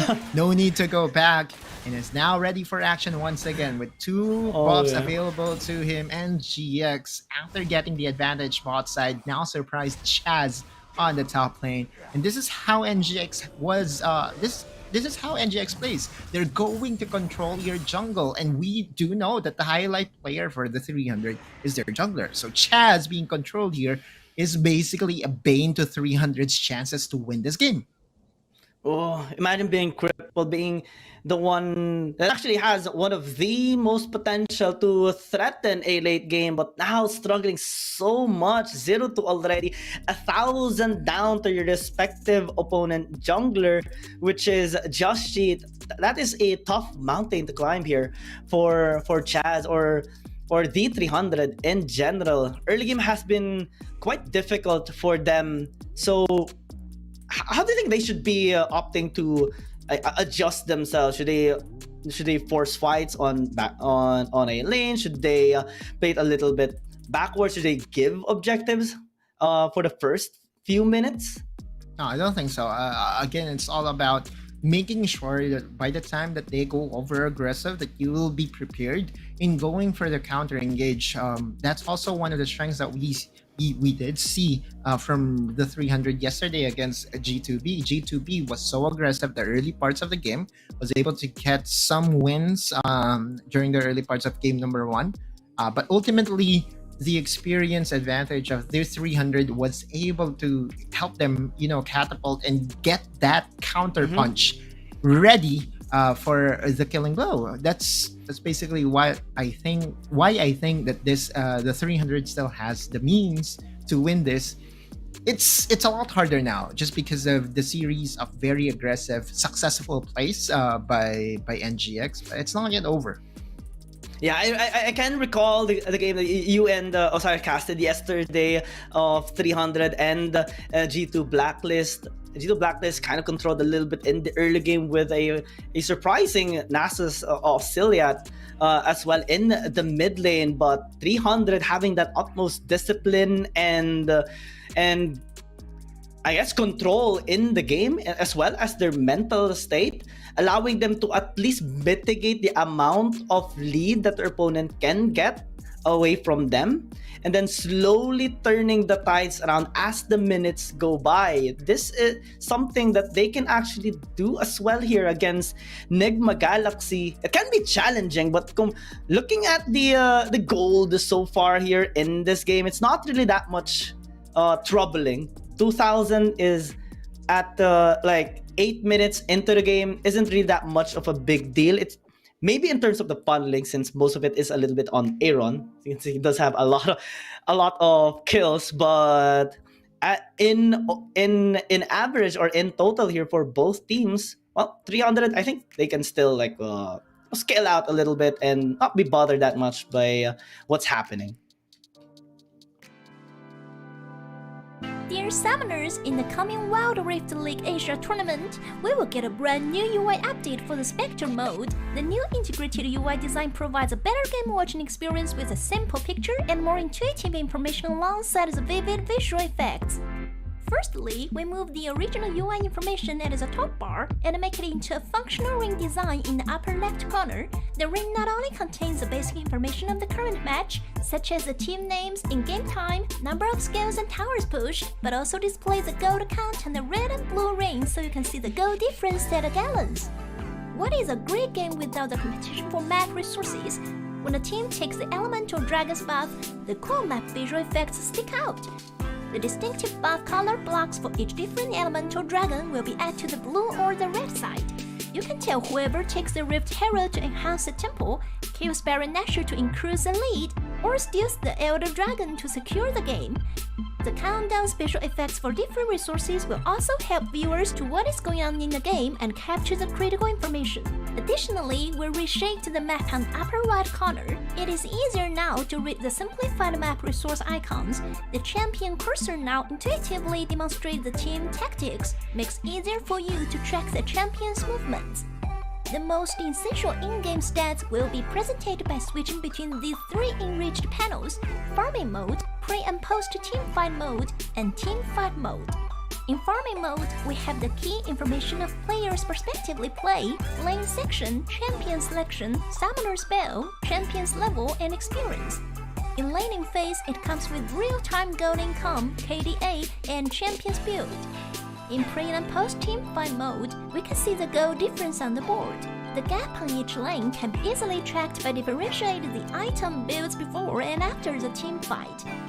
In team fight mode, we only present the concise real-time stats of 10 players' team fight damage and comparison, so that the viewers can focus on the gameplay by our players. A more compact and intuitive UI design will soon be available to all the summoners at Wild Rift League Asia, and the thrilling League of Legends Handicap Asia League is ready to go. Dear summoners, get online!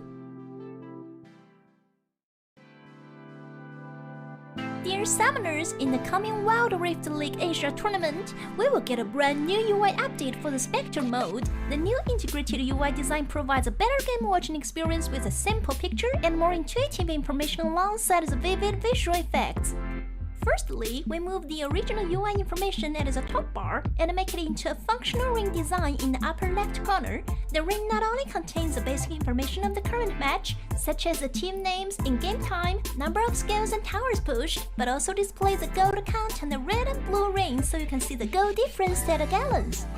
What is a great game without the competition for map resources? When a team takes the elemental dragon's buff, the cool map visual effects stick out. The distinctive buff color blocks for each different elemental dragon will be added to the blue or the red side. You can tell whoever takes the Rift Herald to enhance the temple, kills Baron Nashor to increase the lead, or steals the Elder Dragon to secure the game. The countdown special effects for different resources will also help viewers to what is going on in the game and capture the critical information. Additionally, we reshaped the map on the upper right corner. It is easier now to read the simplified map resource icons.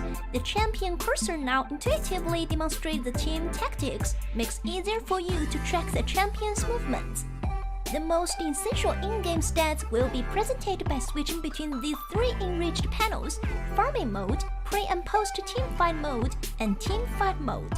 In Farming Mode, we have the key information of players' prospectively play, lane section, champion selection, summoner spell, champion's level, and experience.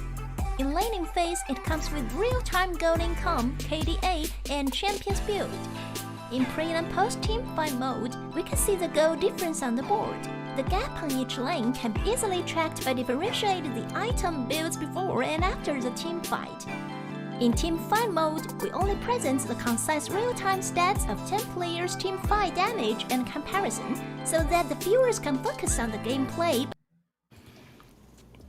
Alright, and welcome back to the Wild Rift League Asia Open Qualifier. Going back from the short break due to that technical difficulty in game number 1. But we are now going to be continuing, and it's now almost 10 minutes into the game. And like what we mentioned, yeah, this is going to be a tough one, but NGX and 300 still going to go ham on each other. And since we're already at the 10-minute mark, Rift Herald was already secured by NGX, another positive for them. But remember, before we left before we went on break, I believe NGX was able to secure a 2k gold lead, which still is very similar to what they have right now. But 300 is already showing some signs of life, securing some kills for themselves as well. So we'll see how this is going to pan out.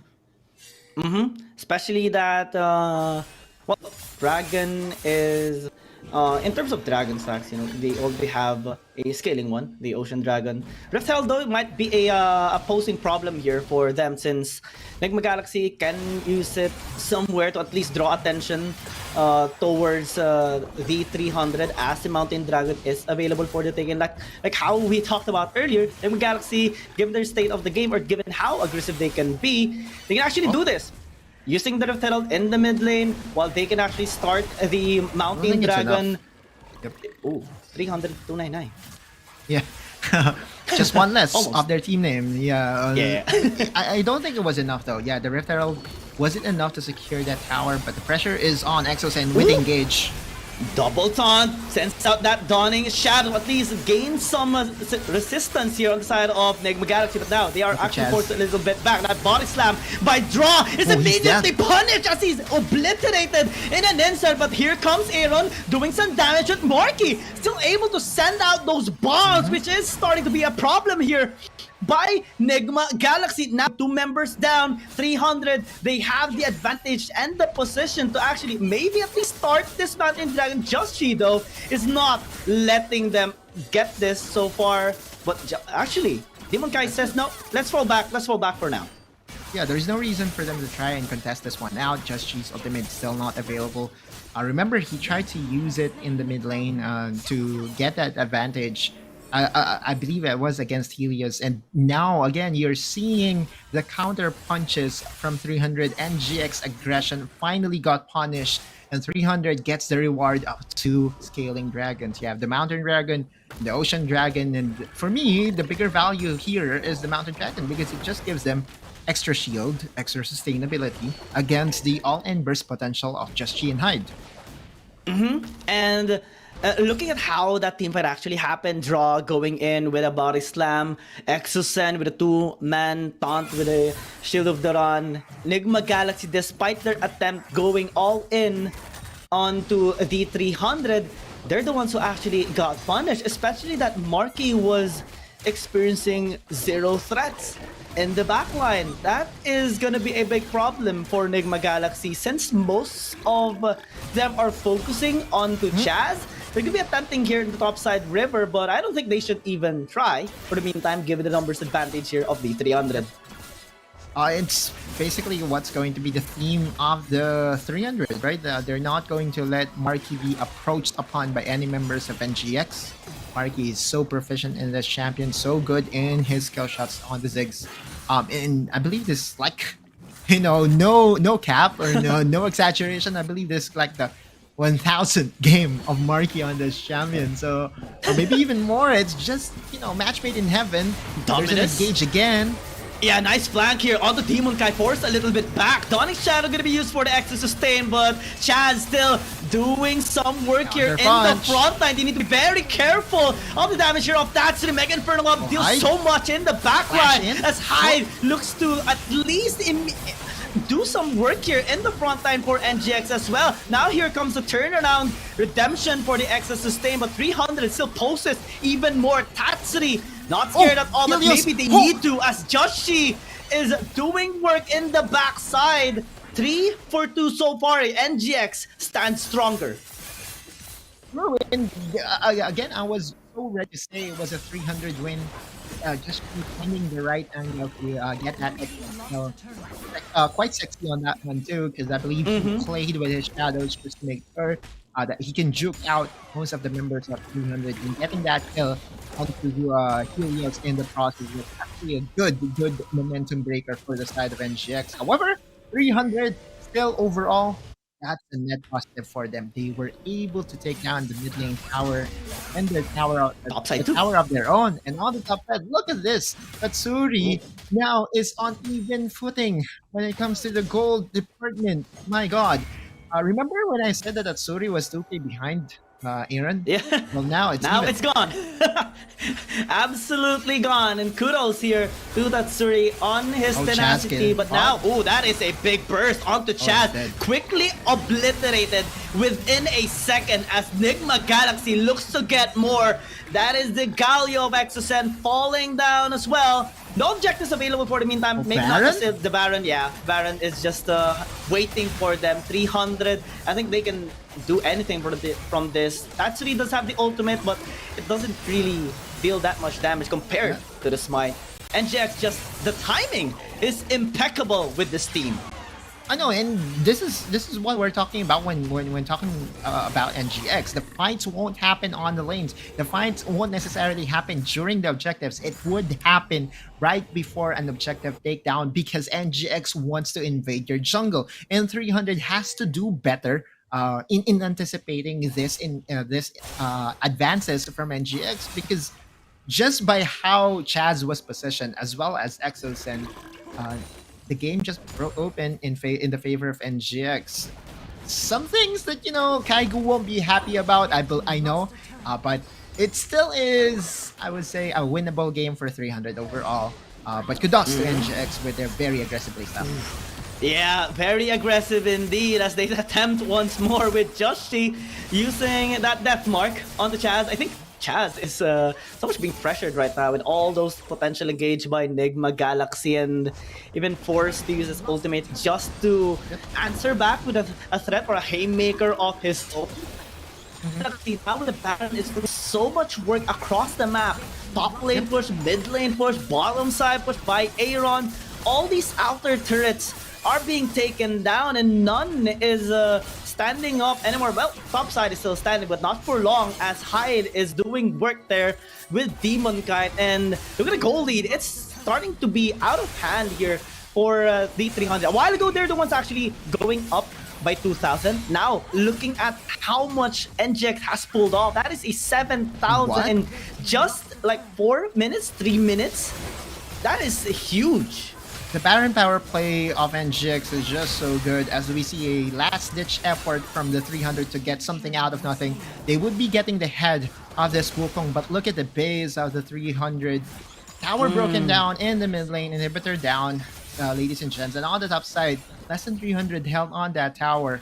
NGX now has the advantage overall when it comes to map pressure, but 300 doesn't want to wait for that advantage to come into fruition. They want to get this third drag, which could be their win condition. 3 dragons would definitely help them. Yep, at least in the scaling game, they're doing tremendous work. 300, not that much being contested with this Infernal Dragon. But on the side lanes, I think all inhibitor towers are now taken out. NGX is just... I mean, this is a pretty good trade, I would say. NGX, yeah, let's give it a dragon, but we have taken all inhibitor towers and you take only the dragon, possibly I take your just the Baron. Yeah. We're at the point though in where Wild Rift would have some inhibitor respawn to defend your base, but those inhibitors are so squishy, and I don't think we are at the time in where inhibitors would be respawning. Has to be past 21 minutes if I'm not mistaken. So 300 has to play the waiting game here. They have the defense minister, they have the Ziggs in their hands. But NGX, what they're waiting for right now is the Baron, because one more Baron would basically mean that 300 won't have enough wave clear to really crash down the minions that will be sent over by NGX. Yeah.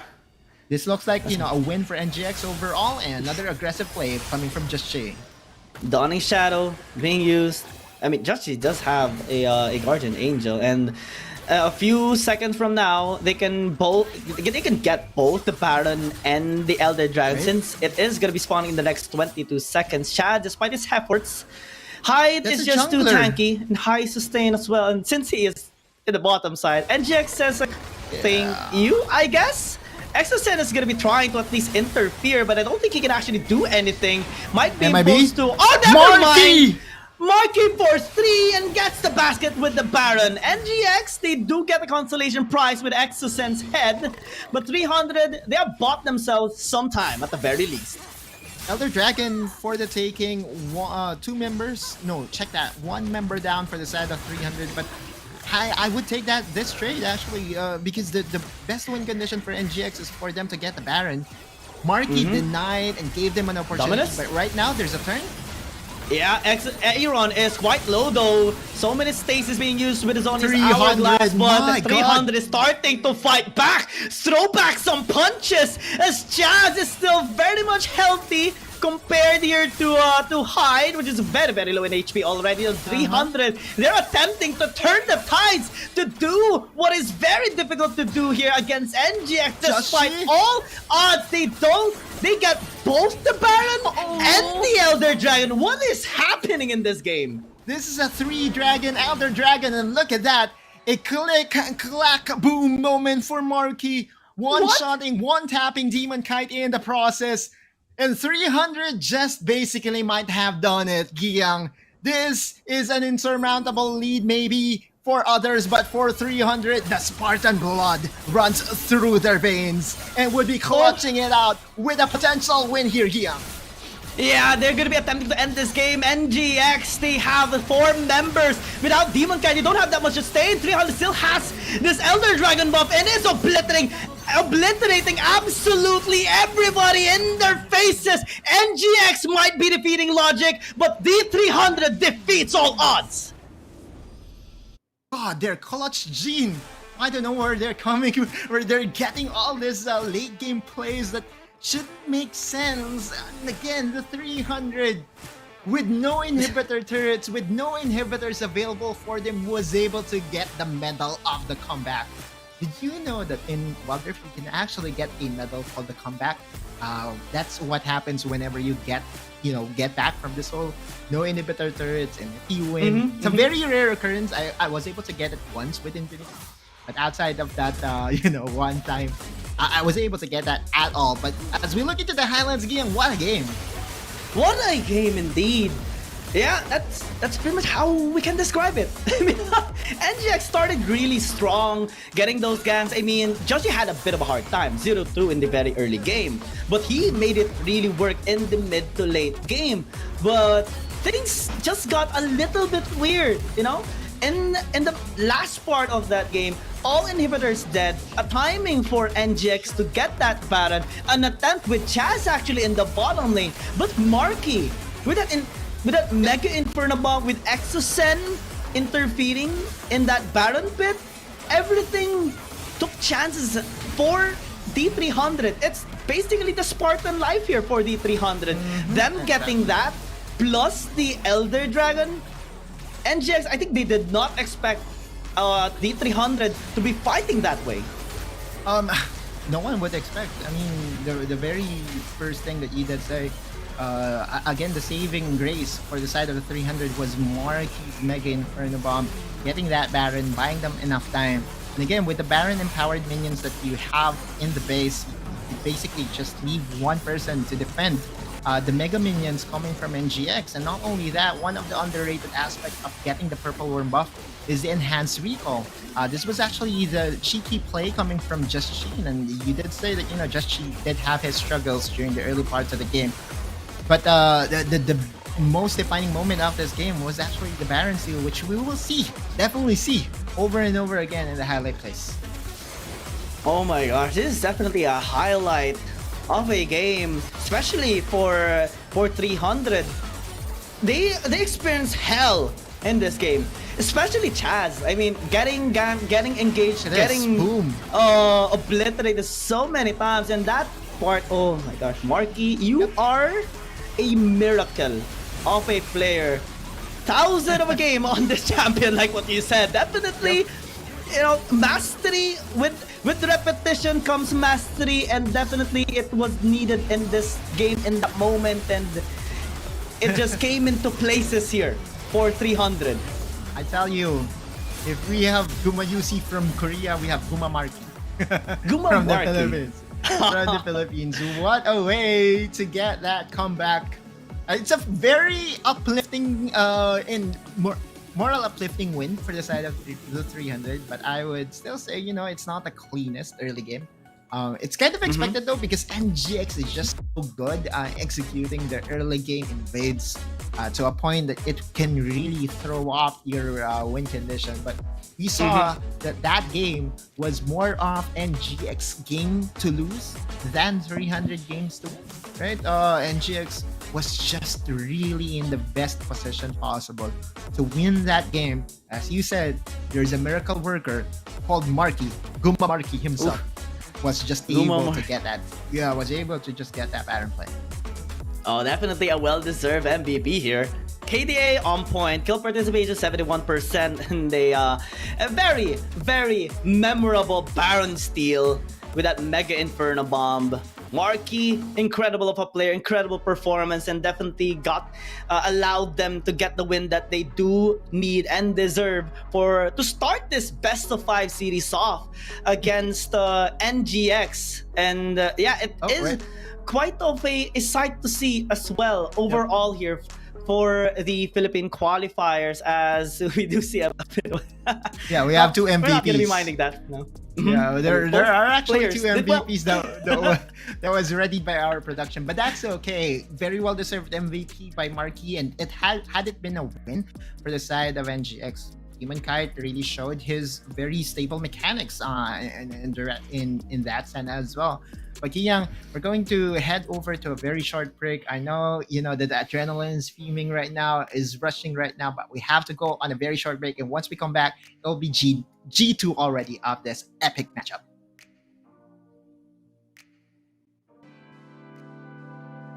Dear Summoners, in the coming Wild Rift League Asia tournament, we will get a brand new UI update for the Spectre mode. The new integrated UI design provides a better game watching experience with a simple picture and more intuitive information alongside the vivid visual effects.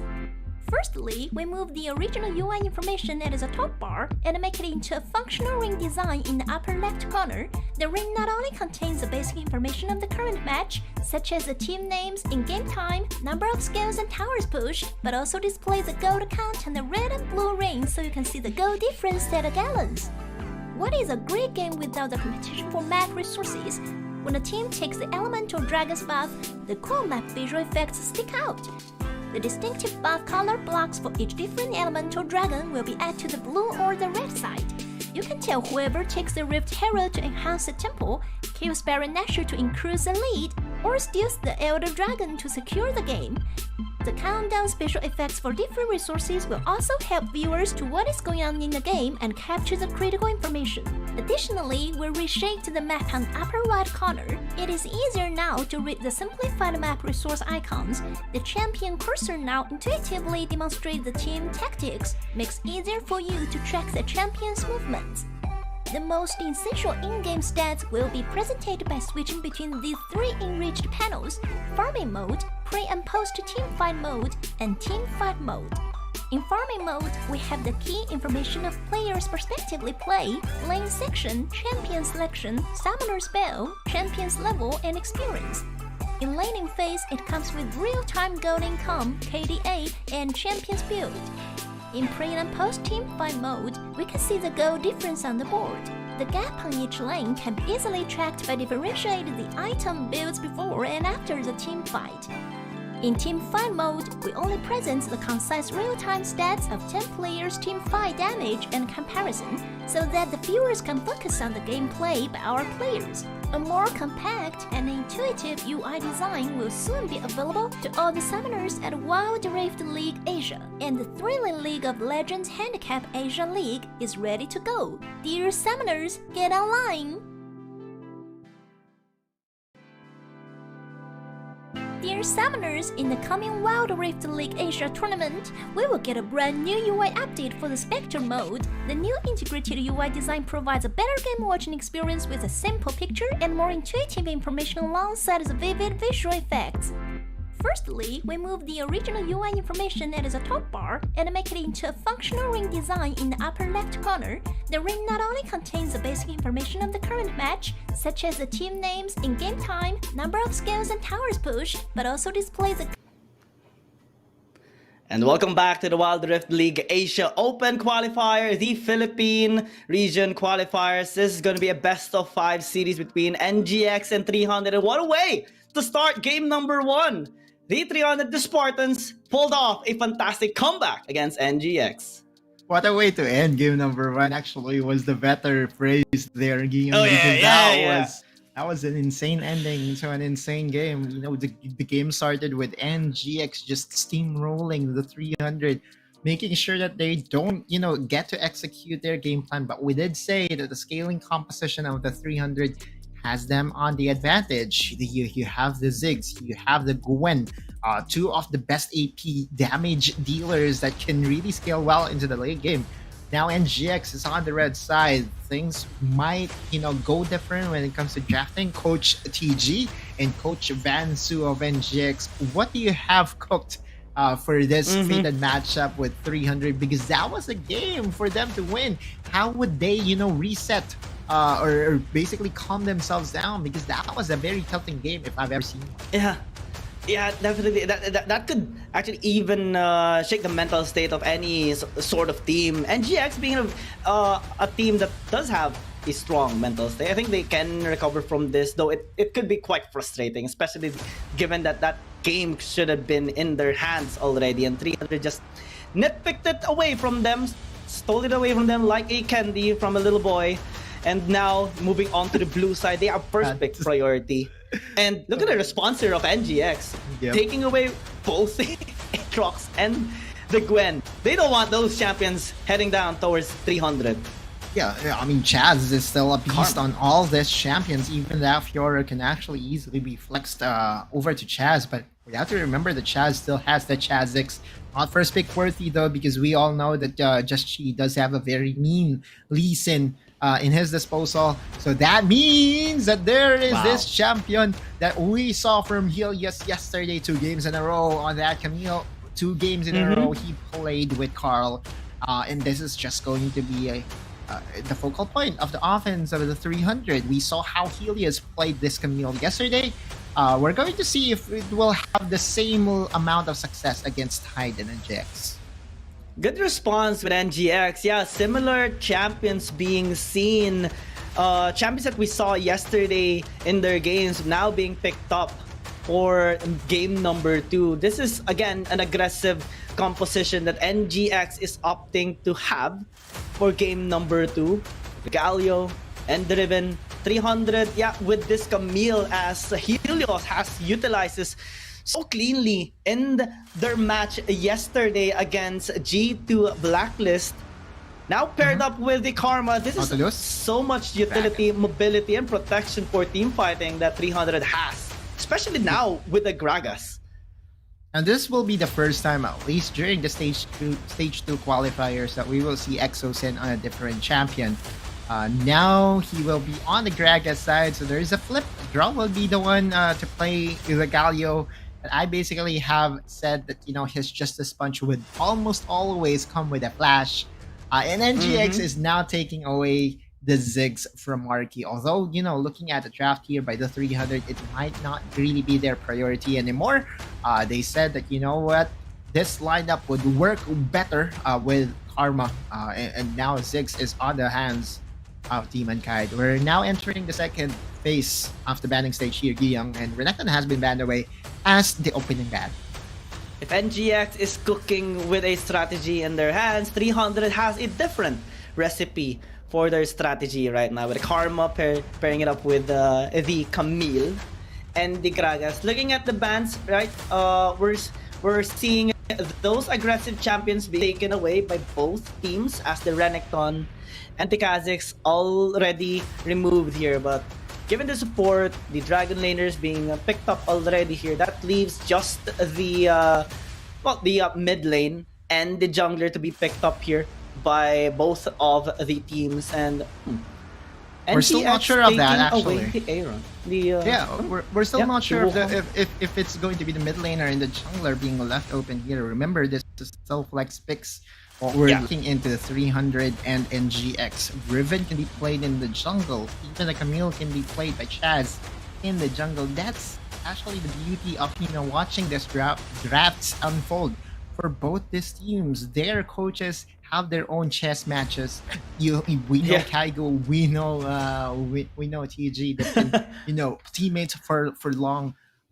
And one way to really win the draft is by making sure that you don't get checked at the first few parts of the draft. And now NGX is basically saying, this Riven would go either on the Baron lane or the mid lane, because we are confident in Just Chi's ability to win the early game on that Lee Sin. Double AP damage here on the side of the 300, since Corki deals 90% of his physical damage as AP. So that is a lot of AoE and poke as well here in the lineup of the 300 to contest that all-in burst of NGX. I guess when you're going up against a Titan, you would prefer to throw in a couple of things that can cripple that big dude. And given the Yone, this is gonna be their coup de grace, I guess, here to have their extra engage alongside with the Camille. But wow, NGX switching things up. Castle win. We'll see. We'll see. It's been a long time since I've seen this champion. There was a phase in Wild Rift in where Kassadin was a Castle win. But after a series of nerfs that this guy received, he basically was toned down. Could still be the threat that everyone would expect by the time that we reach the late game. And this is going to be very interesting as to who's going to play this, because this smells to me that that this is an Aaron champion, but Hyde could also get his hands on this Kassadin. Kassadin can be played on both lanes, in the Baron lane and in the mid lane as well. And I just would like to also add to the fact that, yes, you're right, Chaz on this Yone is also an engage potential for this group. You now have two potential engagers. You have Helios on this Camilo. You also have Chaz on this Yone. So this is going to be very interesting. Aaron would be the one playing the Kassadin. Oh my, I'm actually quite nervous on this here for NGX a little bit, because I can still recall how Chaz was so aggressive with the Yone against the enemy the enemy Ziggs at that time against a G2 Blacklist. He was basically using, the moment he sees the enemy APC, the Dragon Laner, he just goes ham and uses every bit of his ability. The Soul Bound, the Fate Seal. That is how aggressive Chaz can be on this Yone. And now as they use it in this game number 2, this poses a lot of threat into scaling. But looking back at the last pick as well for Nigma Galaxy, Kassadin resurfacing into the Rift. This is going to be such a scaling game here for NGX. Yeah, trying to match the scaling potential of 300 this time around, rather than going for the, I would say, gauntlet of securing the early game and basically win from there. At least now they have a good balance of things. You're right, Young. They have a very early game oriented jungler in the Lee Sin. Now we are back to standard Wild Rift. Our support players are starting in the bot lane rather than supporting their Baron lane. So this is finally the 1v1 that we wanted to see. Farmer teammates. Oh, sorry. It's a 2v1. Never mind. 300. No, we group up always. We help. Okay. We help, and he just does get his help from Marky this time. And look at this. I mean, the wave priority is on the side of NGX. So which means that Hyde would be missing out on some gold and some experience. Very timely roam coming from Mariki, and I would say a decent blow against the early game of Hyde. Yeah. And well, I think 300 does prioritize the scaling of the Baron laner so much, and does believe that Exodus is just gonna have a bit of a good time here in the bottom, at least an okay time, despite the support item that he does have. NGX still going with what is standard for them with the Ziggs in the bot lane. That is going to be an easy farming here, at least wave clear for Demon Kite, while Aaron looks to just play it out safe in the mid lane. Since it's a Kassadin against a Corki, I think it's gonna be able to at least sustain. But here comes Just Oh, he misses though. Empty. Almost. I mean, yes, of course, there's really no angle for Aaron to win this lane against Tatsuri's range and whatnot. But at level 5, once he gets access to those void steps, he basically is a kill threat already against Tatsuri. Helios, though, still is in a 2v2 scenario. Just will be spotted here. Has to fall back. Tether is starting to be a bit irritating as Aaron looks to fall back for the meantime because Chaz is being a menace. Look but at that Raw actually aggression. doing a really good job. Being aggressive. No full-on engage gonna happen as NGX looks to just commit on this blue. They're gonna be happily walking out with that blue buff for Joshi. That small win that was made possible because it was a reason. And of course, Draw and High being at the right place at the right time. just allowed Just Chi to get that small win and getting that blue buff steal off of Chaz. That's basically the playstyle of NGX. If you can sustain the aggression of NGX when it comes to this jungle invades, then you will have a good time. But it's kind of expected at this point that they would do it over and over again. So 300 has to do better if they want better chances. Draw. Wow, the flash into that shield of the run as Joshi follows up, immediately turns into a Aaron? first blood kill, and they're not even done. Aaron is there, level 5, commits the flash and There gets you that go. second kill. NGX going ham once more in game number 2's early game. I know, and that's Aaron. I don't think he has even bought anything yet, right? Oh yeah, okay. Finally, items has been shown, and a route of ages has been completed for Aaron. That's a good kill. That's a good exit kill for NGX. And did I say Draw's tendencies to go with the Justice Punch into a flash? Yup, yup. Yeah, that's like And a it staple. happened. That's a trademark of Draw. Every single time that I see his flash available with a Justice Punch, he would go for that play Oh. 8 out of 10 times. And look at that play. A very high risk, high reward play for NGX that just netted them another advantage in the early game. And it doesn't even hesitate, even for a little bit. He immediately casts in that flash and lands that two-man taunt into 300's members. And what's also fascinating to see is the quick follow-up by Joshi and Hyde in that instance. Now, as they go for a round 2 in the top side, this time without a flash, Draw is a bit struggling in that engagement. In the mid lane, as the switcheroo happens and the gank happens here in the bot side, Aaron cannot escape Edge. anymore. Ooh. That is a lot of damage. Yeah, true. Barrier has been burnt by Aaron, but there was just no chance. The layering of CC from Exosen and Shaz was enough to take the head of Aaron and at least slow down the momentum of NGX. One thing to also note when playing NGX or when watching NGX, their play style of revolving their game plan around their Baron lane is just so good. And we saw it from their time with Chami. Chami, unfortunately, again, is not able to join them because of age restrictions. But now with Hyde, you can see that, you know what, if they play around their Baron lane, Hyde would have a good time. There will be a trade-off here, Kiyang, and this will be a handshake. Riftara would go over to the 300 side, meanwhile NGX gets the dragon this time. Good attempt. Demon kind attempting a tomato? marky there in the RH, but Whoa! bottom side, Dead. gang, that series is having a Oh, no. nightmare. 3 people diving. We're gonna give you an experience that Aaron had, but much more.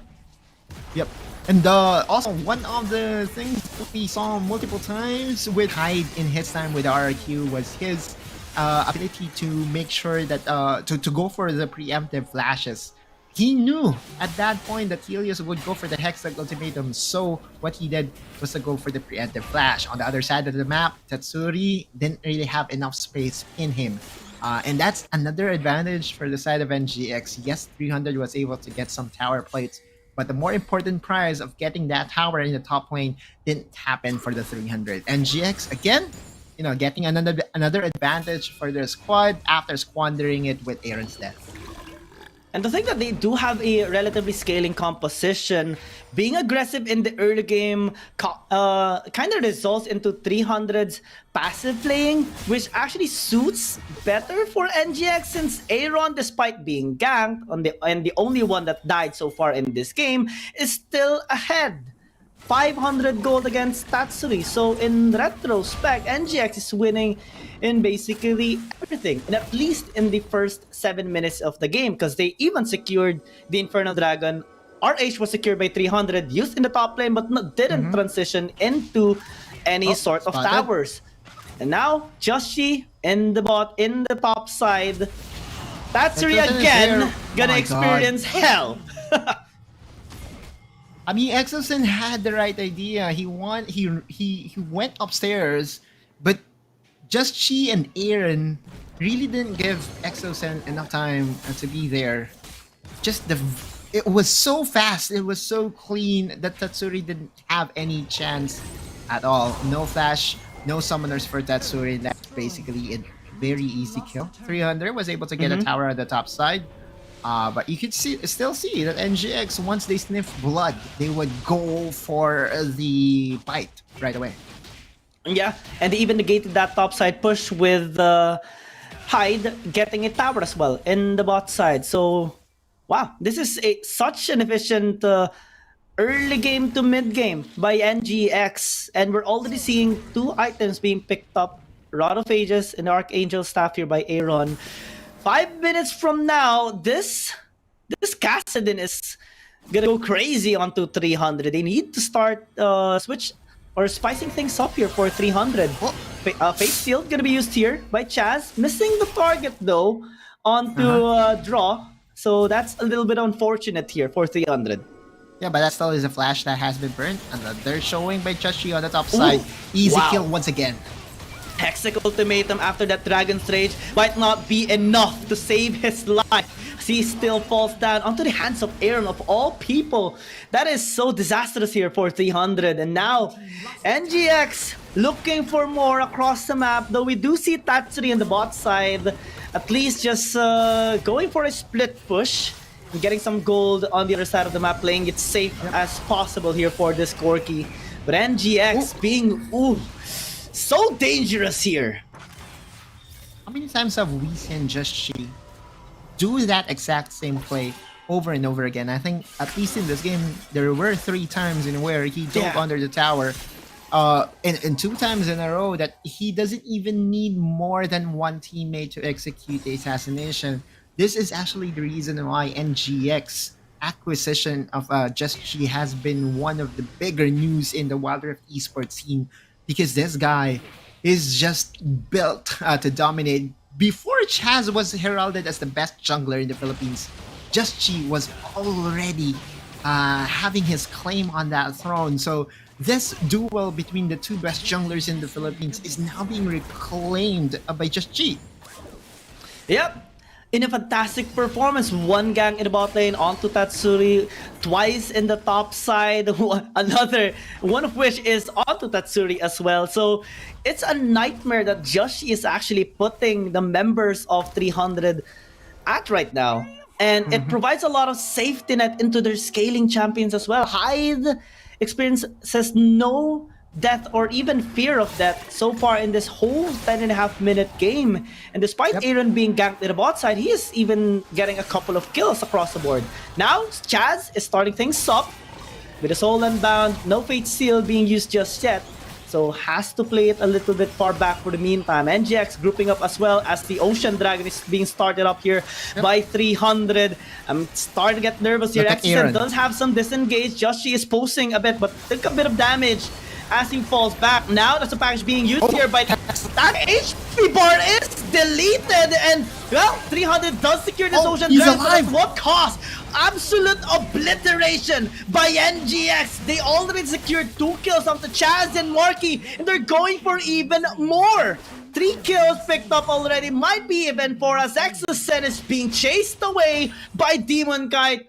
Only draw fell down. NGX is at it for 300. Yeah, the beginning of that team fight, I was in full attention to Aaron's positioning, because I know that he would be the detrimental or the biggest X factor for NGX. He was able to isolate Tatsuri. Yes, Tatsuri survived, but that's okay. That's as good as a kill, because the damage dealer from 300, the sustained damage dealer from 300 was actually taken away from the fight right away. So that's already a good thing for NGX, and putting more pressure onto that was a very good execution by Hyde, Just She, and Demon Kite, making sure that 300 goes punished. And I do understand, that 300 was able to at least snag away the dragon, but you're right. At what cost? That's a huge amount of lead that NGX garnered in just one team fight. A little small detail as well. 300, Marky and Exocet, they kind of exchanged roles and items. A while ago, Exocet did have the support item. Now, Marky actually is the one with Spectral Cowl. So in terms of scaling a bit, they're a bit delayed. Though it's just a minor detail, but it's something to take note of. Because if we compare Demon Kite and Marky, we're seeing a 3 1,000 gold lead of Demon Kite, and NGX in general, as they scale into the late game, since we're now at the 13-minute mark, 300 is starting to lose options here. They can go in, but a while ago, when Tatsuri went in 1 second, his HP dropped down to 0. True. Well, it's kind of expected though. You know, this itemizations, it's kind of an unspoken rule when it comes to Karma, and other supports as well. But yeah, right now though, the main story has been Ooh, just the kick! Wow! Another one. Dragon's Rage into another member of 300. NGX does not hesitate. And suddenly, 3 bodies of 300 fall down just in time for NGX to get this Baron. My God, she's just a beast on this champion. I dare say it's ban-worthy, but Lee Sin being banned away is a wasted ban most of the time. Against Joshi though, I feel that it's very much warranted. This guy's just so aggressive on this champion. Can make plays left and right. And NGX just lives and breathes through Joshi's aggression. Once he goes ham, positive things happen for NGX. Now they have the Purple Worm buff. We saw how they utilized the Purple Worm buff earlier during game number 1, in where they were able to destroy like what 5 towers in 1 Baron power play. So I expect nothing less from NGX side. Joshi as well watches too many insect plays in League of Legends PC and implements it in Wild Rift. So many connecting Dragon Rages, and those setups has been so on point all throughout the game. This guy, like what you mentioned, Lee Sin usually not having not being a ban-worthy champion, might be ban-worthy just because of the performance of Joshi. And now with the Baron power play online here for NGX, as they spread out across the map with the immense amount of wave clear that they do also have, and tower taking 300, they are forced more backsides into this game. Yeah, that's true. And again, Giyang, when talking about Joshi here, right? His performance on the Z earlier on game number 1 was respectable at best. As we see in Engage on the top side, last hurrah coming from 300. Oh, 0. yeah, loss. Yeah, 0 positive outcome for them. At least there's so many ultimates that has been bursted. Oh, that hurts. That has been wasted away by 300. And look at Chaz, less than half health. So many damage potential here from he NGX. comes again! Insect plays! Joshi, are you even human? You take them like bowling balls here at 300. NGX is just playing around right now. Utmost performance, 100% peak. But look at Chaz doing some damage with that enchanted Q, but not enough to actually get some kills. Hyde is being chased away here by both Tatsuri and Helios and has to die. But he did get an inhibitor tower, so that is a win here for NGX. It's all inhibitor towers now taken away. Deja vu, once again, similar to game number 1. Right, but at this time, 300's situation is more on the bad side, because look at the timers. It's 16 minutes. We are still far away from the Elder Dragon that really did win them the game, or the second Baron is not going to respawn anytime soon. And I believe that NGX did regroup earlier and said that, hey, you know what, that game number 1 should have been ours. And I don't think they would be committing the same mistake once again here, at least in game number 2. Safe to say that NGX has a firm hold of this game, and we might be looking at the series here, Giang. I don't see any window of opportunity for 300 to win again, because first of all, the Ziggs is actually on the other side. So Marquis still won't be replicated. Yeah, Fate Seal onto the ground. Not really the best target here for Chaz, as now NGX is relatively still safe. Meanwhile, Joshi again with that Dragon's Rage. Marquis immediately falls down to the ground. Demon Kite is relatively alive despite that attempt by Exocen, and now NGX will have the best and simplest attempt here, or at least a route, as they go into the mid lane. Aaron though gets a little bit confused as he gets taken out, but NGX still pushes through with this mid lane push. 3 versus 4 is gonna be disadvantageous for 300, but NGX surprisingly is gonna be respecting them for the meanwhile. Yeah, this is what changed from game number 1 and game number 2. If people if it was the same level of confidence during game number 1, NGX would be pushing through and would look into breaking down the Nexus. But after suffering that very big comeback win or comeback loss against 300 on game number 1, NGX would elect to be more passive and would be more, I would say, disciplined in their approach here in game number 2. There's still a chance. Demon Kite, though, has hide in his back, so there is no reason for him to be scared at all. Another small objective being won here by NGX. Now the resources is being put over to NGX side, and they're just waiting for 300 to commit a mistake and pounce on that right away.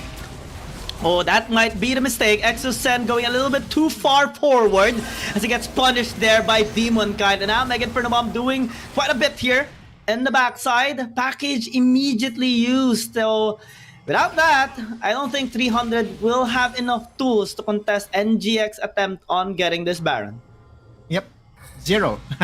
And no Mega Inferno Bomb, no Global Ultimates, but NGX, look at NGX. Feels like they have, you know, some sort of PTSD of what happened earlier. They don't want to commit a Baron 50-50 anymore. Wow, that is an obnoxious amount of dash thrown out there by Aaron. Helios is gonna be attempting to at least push them back. Yeah, PTSD, indeed. NGX not opting to get this Baron, focusing on turning, or at least setting up some death brushes here on the top side of the river. Finally, they do decide to start things up, as Joshi though is quite low, so he has to be a little bit careful. But given that 300 has no intention on checking this Baron, I don't think they would be posed a threat here on this Baron attempt.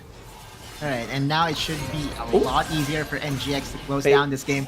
Fast hurrah from Chaz, but it's not going to connect onto Aaron. And remember, Kassadin is still one of the most slippery champions that we have in the game. At 20 minutes, there is an Elder Dragon, but if you are NGX, is there a need for them to contest this Elder Dragon? Because you still have the Baron buff, and you can actually decide to just push the Nexus. But I think, you know, given what happened in game number 1, I think they want to make things absolutely sure. Joshi, this time, for the first time, misses on that knockback on an additional champion, but still high effectivity as Chaz already dead, Exocen as well. Shield of the Run on point here onto Tatsuri. NGX, just like what you said, ditches the Elder Dragon and goes for the clean execution on ending this game number 2. Wow, what a statement from NGX that they are able to win the early game with ease, and this time by making sure that they don't, you know, suffer the same, or they don't commit the same mistake that they did on game number 1. It's a much more flawless game overall for Nigma Galaxy. NGX evens the series 1-1, and we have a series here, Guillaume. Definitely a fantastic game here by Nigma Galaxy. This is a much cleaner execution. A bit of a deja vu from game number 1, but without the global pressure champions from 300, especially Marky. They couldn't contest any Barons anymore. It was attempted a little bit by Exocen, but it got turned around there by Demon Kite. And all throughout the game, we saw this game is basically a highlight reel for Joshi. All throughout the game, the gap on the bot side, top side, mid side, everywhere across the map, he just makes those plays. And I think we only saw one time Joshi missing on that Dragon's Rage into a bowling, into that pinball interaction. Only one time. This is still Joshi that we're talking about, the only Filipino player that was imported or was signed by a Chinese team back in his prime. And I dare say that his prime never really waned. Right now, he's still on top of his game, and he's just reclaiming the throne that was surrendered to Chaz during his hiatus. And now Joshi on this season, I have to say, less Zed, more of this Lee Sin. I know that his Zed was okay, at least in game number 1, and they were supposed to even win that game. But this Lee Sin, this group of montage highlights by Joshi, it's just on a different level. It just inspires you. It's like a work of art by Picasso or something. My God. And I second the motion, your statement on the Lee Sin and on your comment about him having his prime before. I think I want to describe him as a wine, especially in this game.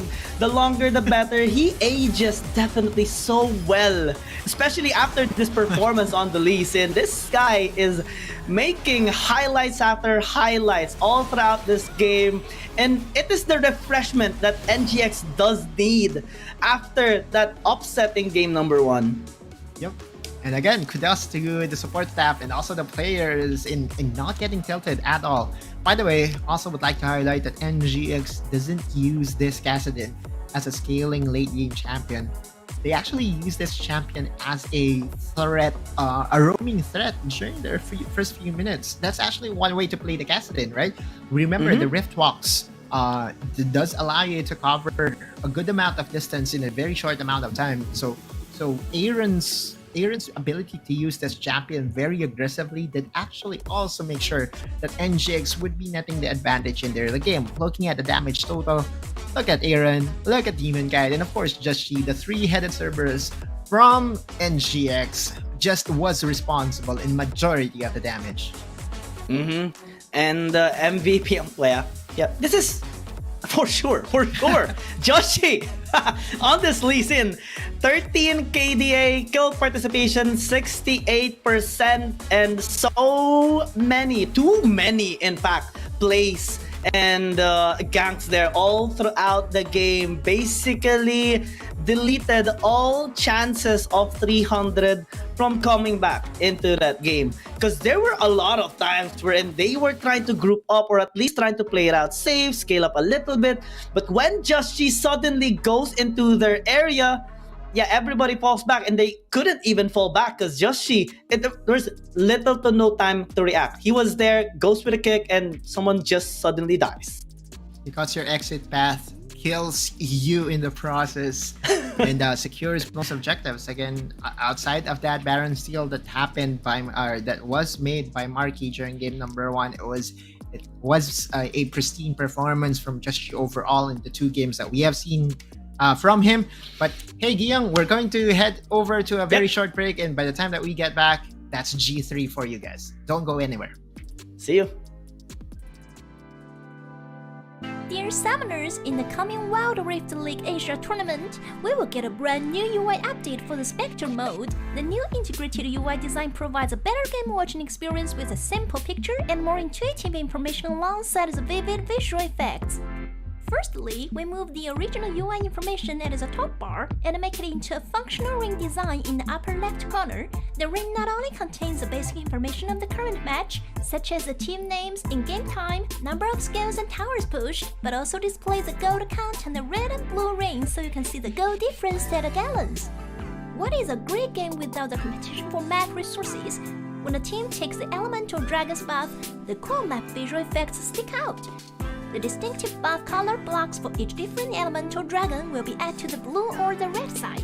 You can tell whoever takes the Rift Herald to enhance the temple, kills Baron Nashor to increase the lead, or steals the Elder Dragon to secure the game.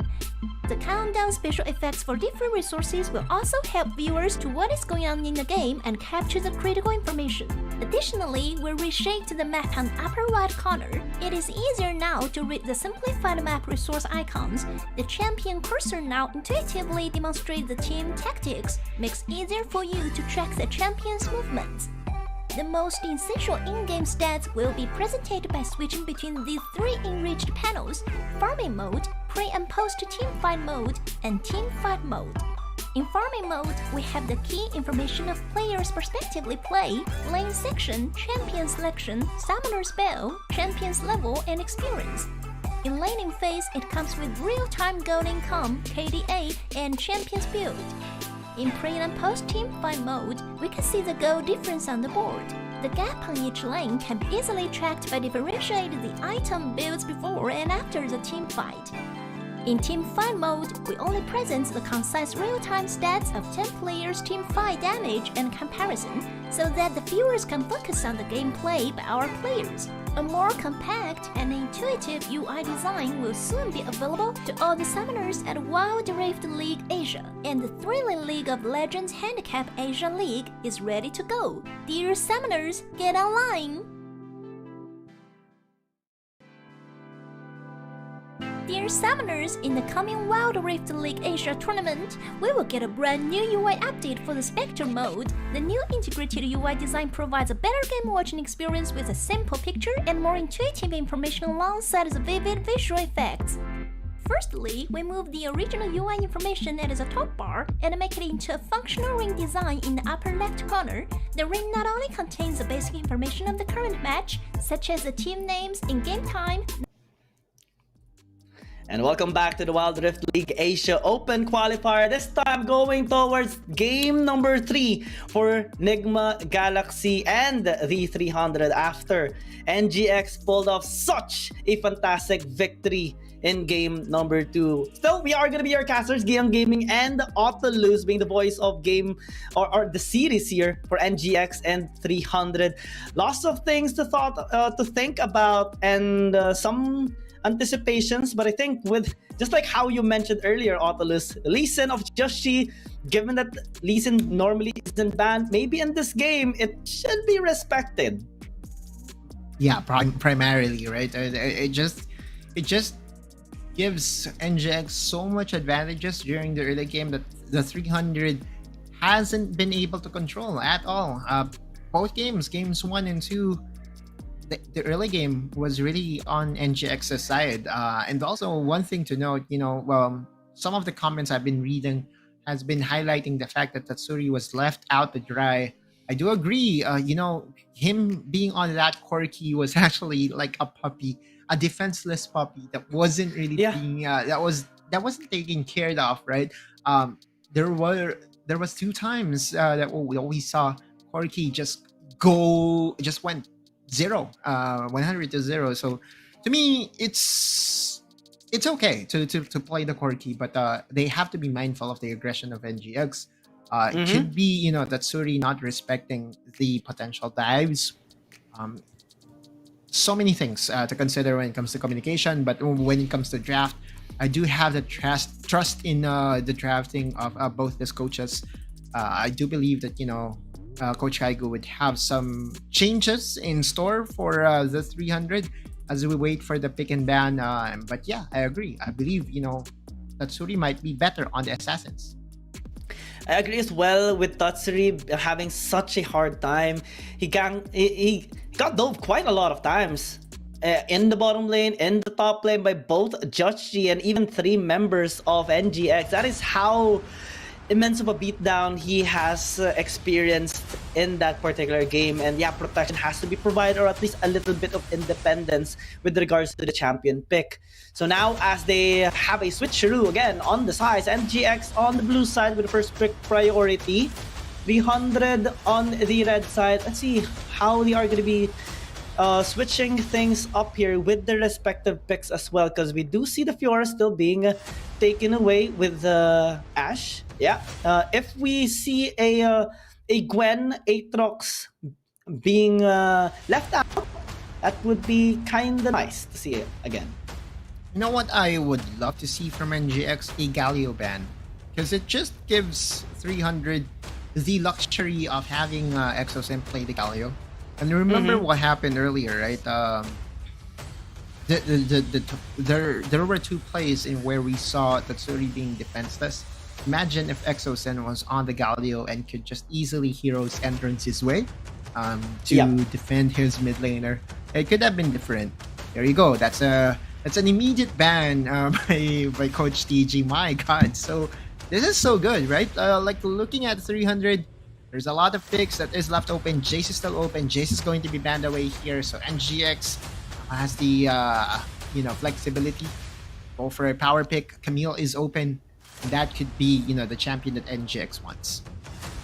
The Galio as well helped them so much in game number one for the 300 with a game with the Gwen combination. So definitely, as NGX does get the Aatrox, this is going to be a really solid scaling champion that NGX does have. 300 responding with a Camille, in which they can maybe also pick up a mage, possibly the Karma, but they are going to be getting or prioritizing the Ziggs here for Marky, in which he did have such beautiful performance in game number 1. The hero from game number 1, 300's Marky, going back to the Ziggs. That's a Yumi. This is so scary for the side of NGX, because if you were draw, you would have plenty of options to stick to during the mid game. But the scarier part is the Aatrox plus Yumi combo, in where your sustain can go through the roof. Now 300 is electing to go for the Zed, could go to Chaz, could go to Tatsuri, even Helios has the ability to play this champion. So overall, we don't know yet if how 300 would be playing out this draft.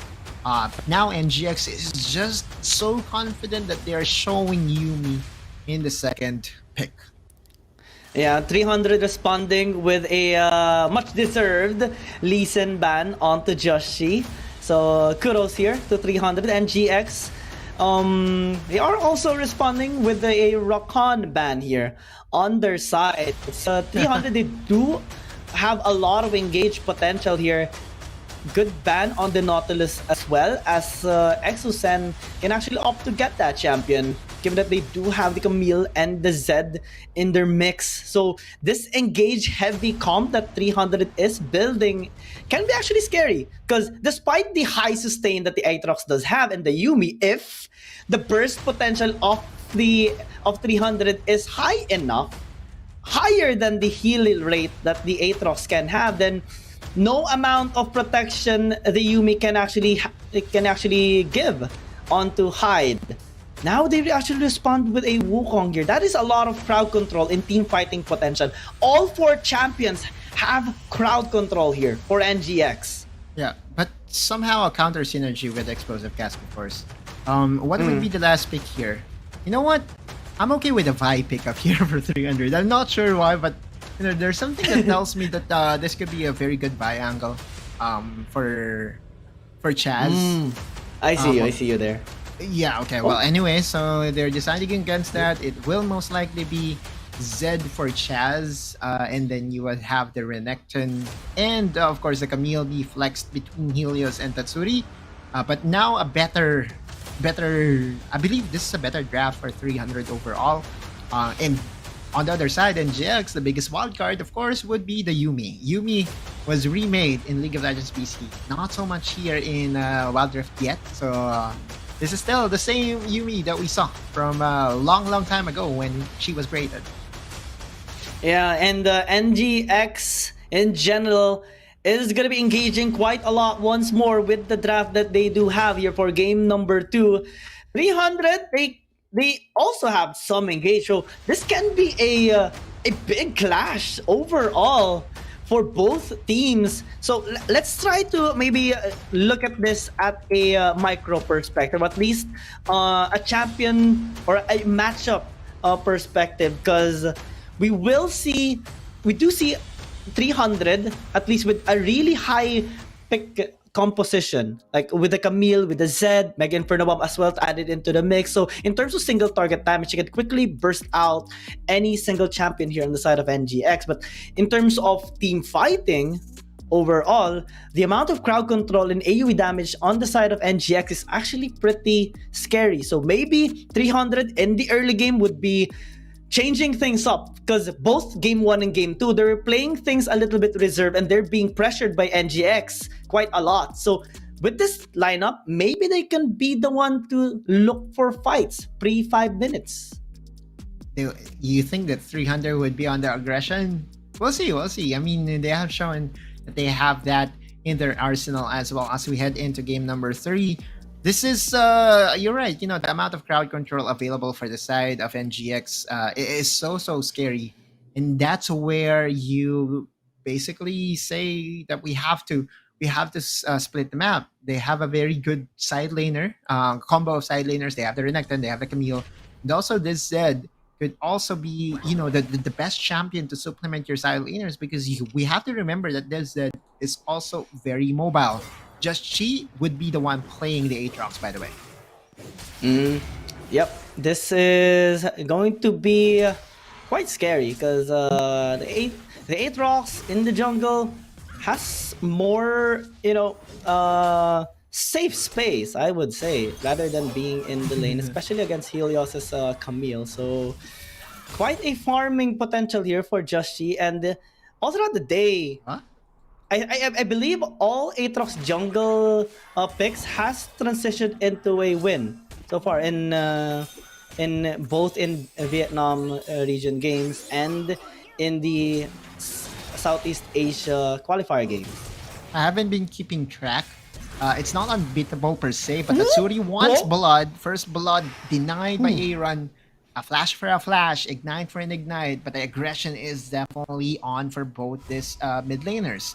Now, one thing to note though is Aaron would be the one would be the first one to go back, and Just She is just very close to at least surprise Tatsuri in the process. Yeah. It's similar to game number 1. Both mid laners are going ham quite early, pre 2 minutes in.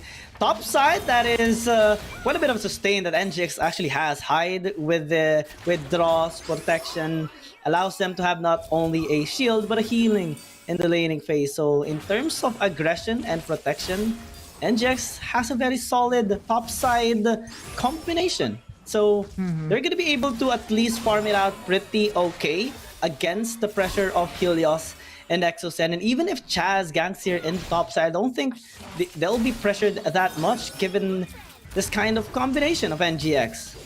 Inside though, Aaron.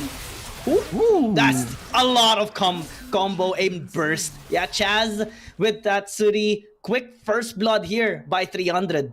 And that's actually a very good sign. This is the first time that 300 was able to secure the first blood for themselves in the series.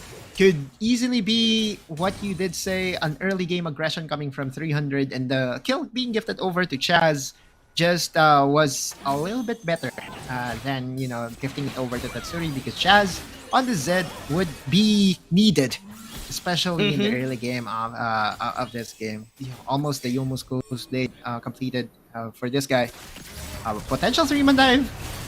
Wow, that is a big burst already onto Joshi. Can he actually escape? The answer is yes. Helos actually taking a bit of damage there from Hire, and the Yuumi forces them back for the meantime. But a potential dive gonna be initiated here. Joshi took a turret shot though and opted to just fall back for the meantime and get I think this is destroyed. Here. Okay, all right. So they're going back because just by the many minions, just by the amount of minions that was available for NGX, if 300 did not challenge that one out, I believe that could have easily been destroyed by NGX. But you could see NGX still is not ready to surrender their early game. By the way, Demon Kite is the one on Gragas, which is kind of interesting because we know that draw is so good on this champion. And I think this might be the first time that I've seen Demon Kite on this champion. Pretty interesting switch here on Nigma Galaxy side. Let's see if it's gonna be a positive. It's gonna lead to a positive result here for this team. Since right now, 4 minutes in, this is a pretty even game here for both teams. Yep. Quite different from how we have seen the first 2 games, in which NGX usually has the advantage. But given their composition. Given the composition of 300 as well, I think this is an okay standing here for NGX. Despite Aaron unfortunately dying due to the gank of Chaz a while ago, not being affected that much. 200 gold lead for Tatsuri isn't really a bad deal here for Aaron. Yeah, it's just safe to say it's a dead even game here, Guillaume. Now it all comes down to whoever gets the priority in their respective lanes ahead of the first objective team fights that might happen if they decide to contest this one out. A small advantage gained once again by NGX in securing this Skull Grab on the top side means that if they go for the dragon, they still would have information on that Rift Herald. Right now, it's time for them to recall and get their newly minted items just in Ooh. time for this fight. Oh, that burst is just too much! 300 through everything they got in that champion of Joshi, but they would need to trade the cow for the meantime as Exorcist falls down. No Mega Inferno Mob this time here for 300. Tatsuri as well used every bit of ulti available here for 300. They turn into Hyde and immediately pins him down to the ground. Tatsuri has to fall back. Aaron flashes in and trades here for NGX. But now the AUB damage is starting to hurt here for NGX to sustain as well. They get Chaz quickly here for 300. Aaron gets a double. 300. They did not expect that from Nigma Galaxy. The extended team fight, especially with Yumi getting the double buff, just allowed them to sustain much of the damage coming from 300. It started so well for 300, but then again, once you have the Yumi, once you have those long team fights, it should basically be in your favor. The heals, the shields, the damage is almost always going to be there. NGX wins that fight and is basically awarded of a big objective. Yeah, 300, they should learn their lesson this time because a while ago, well, it started off quite good there for 300. A big pick off onto Joshi, a quick burst onto Hyde, but the sustain is just too much. Extended team fight is definitely very scary here for NGX, and they do need to avoid those in the next one. After Ocean Dragon, now comes a gank onto Tatsuri. This is gonna be disastrous for this Crocodile, and immediately his HP bar diminished to 0. Plus a lot of plates actually going towards NGX side. Chaz is attempting to at least interfere. He does so, but still a lot of gold going towards NGX. True, and that's 3 times in this series that I can count of that, you know, that happened to Tatsuri. Every single time, you know, that he shows his himself under the tower, NGX just find themselves, you know, in a better position to really dive Tatsuri. Oh, as that we trap! see another engage. Oh! Yeah, 300 attempted to gank there on the bot side, but they didn't know that Joshi was waiting in the bush. Now Demon Knight joins the fray. They flash in here onto Exosen. A double kill by Joshi. NGX. That is such a tricky and sleek move there. A trap established against 300. What a way to really just make more out of nothing. And GX, after getting that kill against Tatsuri, they decided to go for that cheeky play, as we said, a trap, you know, where they were able to get more kills for themselves. And Just She is now approaching the scary Aatrox territory, already at 411 with 2 items completed here, Giang. And with the support of Draws, Yumi, you can easily say that this could be the unkillable Aatrox that we often see during our rank games. Yeah, so scary. And just like how we talked about it in the early game, since Just She is the one using the Aatrox, not much threat actually was experienced in the link phase. But even so, like if Hyde was the one using the Aatrox with the Yumi, he's gonna have so much sustain as well. So either way, NGX is doing such a pretty job. This time they're gonna be attempting to do what Tatsuri experienced, this time onto Hyde. Death Mark also expended, but Hyde is stalling for quite a bit. Did die at the very end, but look at the top side. NGX is threatening now on a tier 2 tower push, and there's nothing that Helios can do. Kind of the advantage that is expected, you know, you take a tower, we take 2 towers in return, and GX is still in firm control of their lead right now. 9 minutes into the game, and with the 4K gold lead, all that is needed by NGX now is for 300 Marky to be assassinated, because basically Marky is the one responsible in making sure that this tower in the mid lane won't be broken apart. And once this tower from 300 is shattered, that basically is the go time for NGX to just invade the jungle over and over again. You can see here that Exosen still is trying to plant some vision and making sure, you know, he will have information as to where Just She and company is. But in the next couple of seconds, with the second Rift Herald looming to respawn, that could be the passport of NGX to just break down the tower in the mid lane. Yeah, this is a chance for them do exactly that, and 300 is in no shape to contest this RH takedown. So kind of sad here for the red team right now. They're just forced a little bit back to their towers. Helios is split pushing in the bot lane, and Astatri is desperately trying to defend top side, but this is Chaz. a scary attempt by Aaron. Yeah, it forces them back, but 300 is grouping up so much in the mid lane to protect this mid lane tower.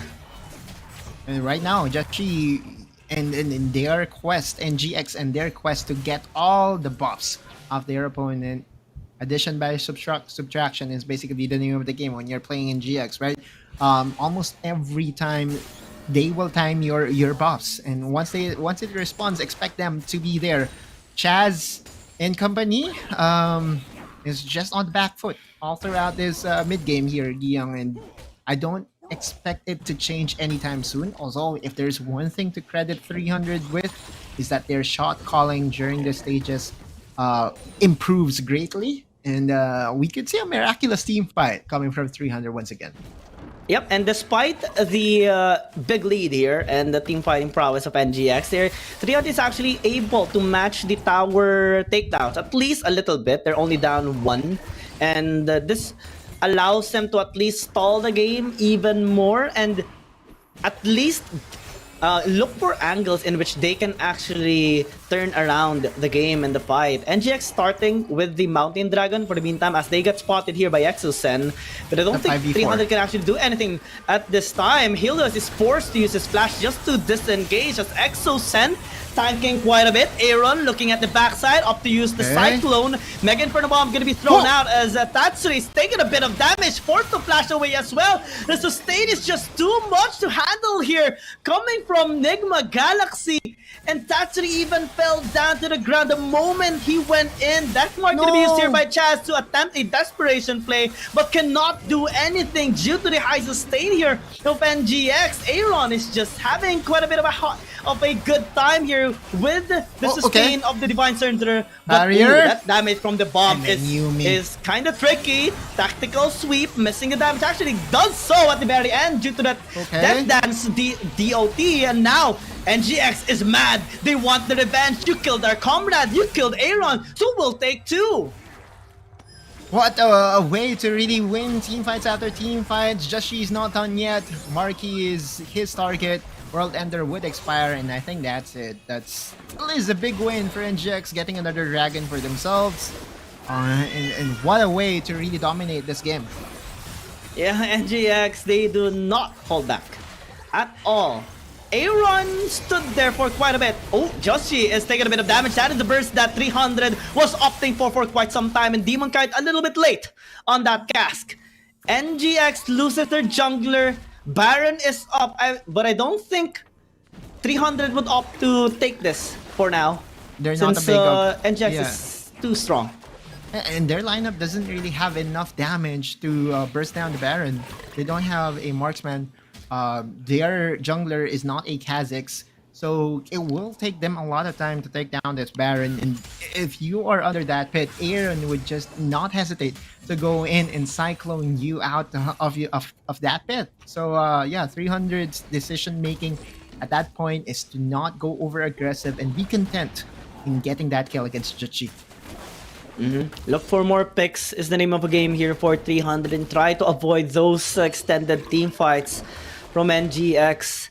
14 minutes into the game, they are still down by 5,000 gold and a couple of dragon stacks here from NGX. This is gonna be a little bit scary. Not only do they have quite a bit of sustain, but they also have a lot of tools to stall out the team fight. 3 Zonias and then a Locket enchantment picked up already here by NGX. So this is gonna be a pretty scary team fight occurring in the next few minutes as 300 is just forced so much back here into their tower. Still holding on to this mid lane, so kudos to 300. I mean, you have a Ziggs. What just happened to Shaz? That is sad.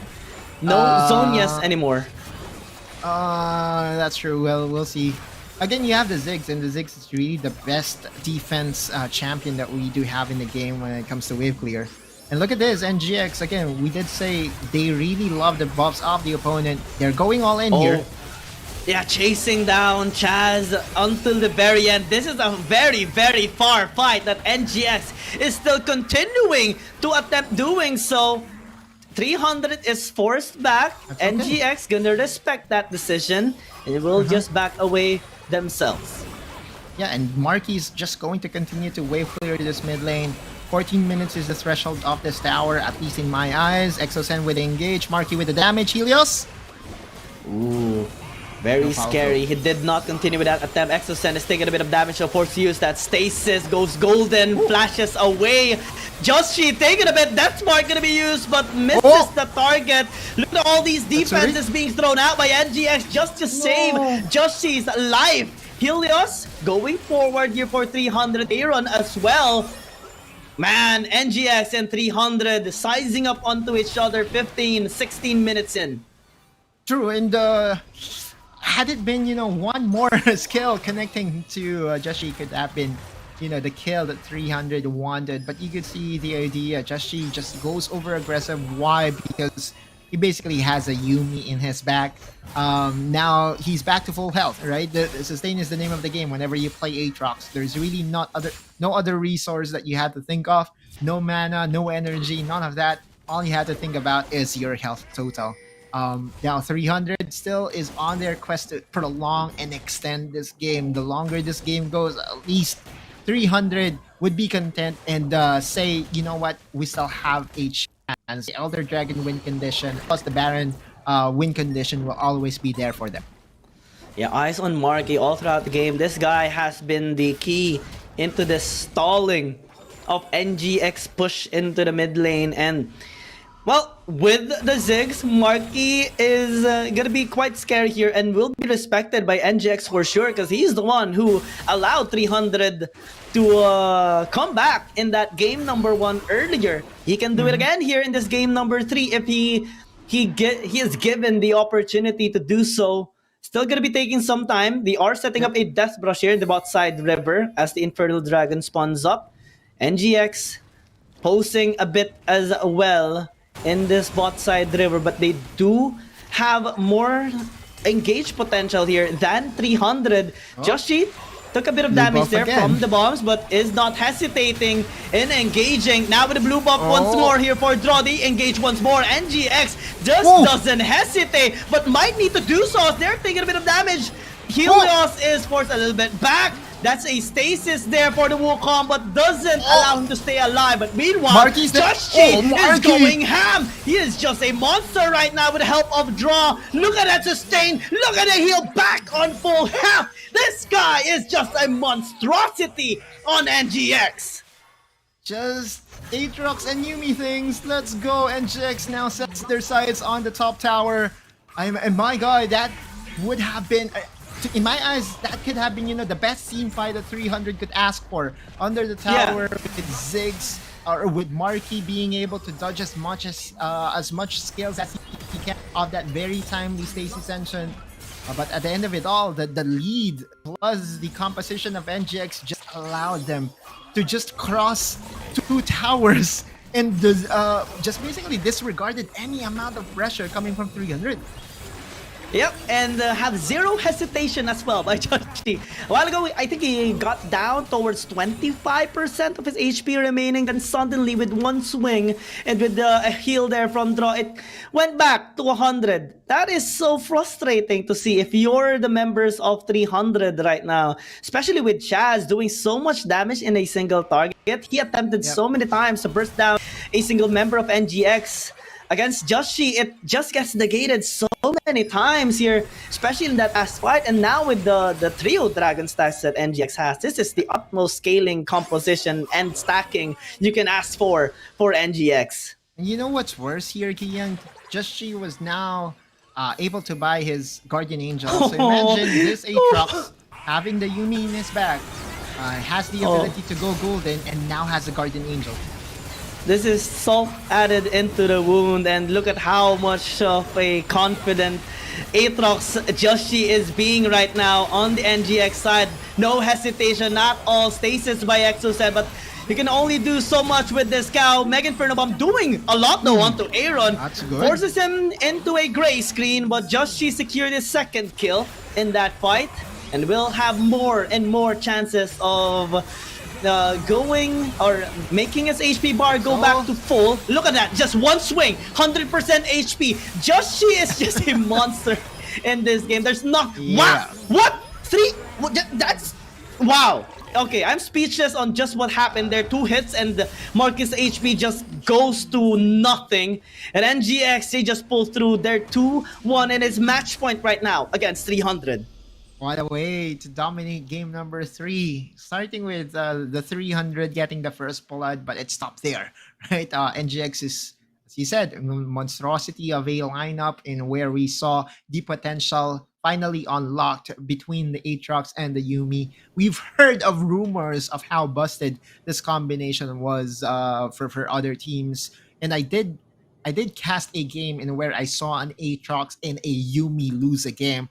But when played to this perfection, when played to this, I would say, strategy, NGX just is on a different level.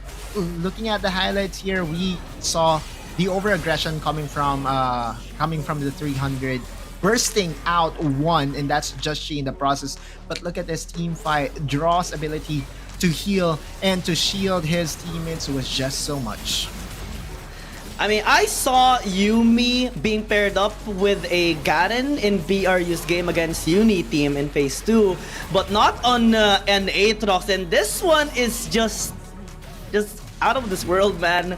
literally with the Aatrox pick and the NGX being so creative as a team. This is what they need to continue getting their momentum, and they even maintain their aggression all throughout the game, ganking here and there, despite the efforts of 300, especially by Chaz, Helios, and Tatsuri on those initiations, and Exocet as well, plus Marky defending at all costs with that Mega Inferno Bomb with the Ziggs for the delay of the game just wasn't enough, especially the moment that NGX opted to engage onto them. The sustain is just too much. The Aatrox is just too tanky, and the NGX is just overall too scary. True, and I thought that there were team fights that could have gone either way, but again, just the game plan of NGX to continuously bully out the 300 out of their jungle. Look at this team fight. I think this was the defining moment in where we saw Just She, the middle of 2 towers, doesn't really care at all. Look at Just She sustain with a cat in his back. Basically is just a done deal for the side of NGX. My god. There are so many things that you have to respect for the side of NGX. But if there is one thing that I would love to commend NGX for is their drafting. Just the fact that they did their homework and banned away the Galio of Exocet, and his ability to really supplement his side laners was actually just so good. And well, I was actually so amused the fact that Joshi a while ago, when he picked up that Guardian Angel, without hesitation, he went in front of 3 members of 300 in the mid lane. Without hesitation, he just goes ham and basically tells his teammates, okay, let's go. Come at me. Let's try to just engage onto the members of 300. Wow, 47,000 on Marky. Marky is still so good in this champion. It just so happened that, you know, how the big amount of damage that is being dealt here by Marky is being healed by Yuumi. If we actually compare the healing numbers of this Yuumi, the damage amount of Marky, I believe it's 2 to 3, right? You know, for every 3 damage point by Marky, a 2 healing point was done by Draw. A very well executed draft by NGX, and again, it just goes to show, you know, that Coach TG knows his League of Legends. You know what I'm happy about right now? Finally, we see someone out damaging Genza's Zoe from a while ago. Because a while ago it was 40,000. Now with the Marquee, he reached 47,000. Nigma Galaxy though still with the MVP of Joshi. so many times in this series right now. This time with an Aatrox after his incredible performance with the Lee Sin. Now he opens the realm with his Aatrox, demolishing the members of 300 with the help, of course, of Draw. Yep. Just She, back-to-back MVPs. Games 1 and 2, all Just She. No, I'm kidding. I have to tip my hat off to all the members of NGX. Yes. One thing that has gone unnoticed here is Tatsuri being controlled by Aaron, right? Yeah, I do understand, that Aaron was able to get a first blood against Tatsuri, but yeah, we'll see if Game 4 would be the same story here, Giyang. We're going through a short break, and by the time that we go back, we'll have Game 4 in our midst. Dear Summoners, in the coming Wild Rift League Asia tournament, we will get a brand new UI update for the Spectre mode. The new integrated UI design provides a better game watching experience with a simple picture and more intuitive information alongside the vivid visual effects.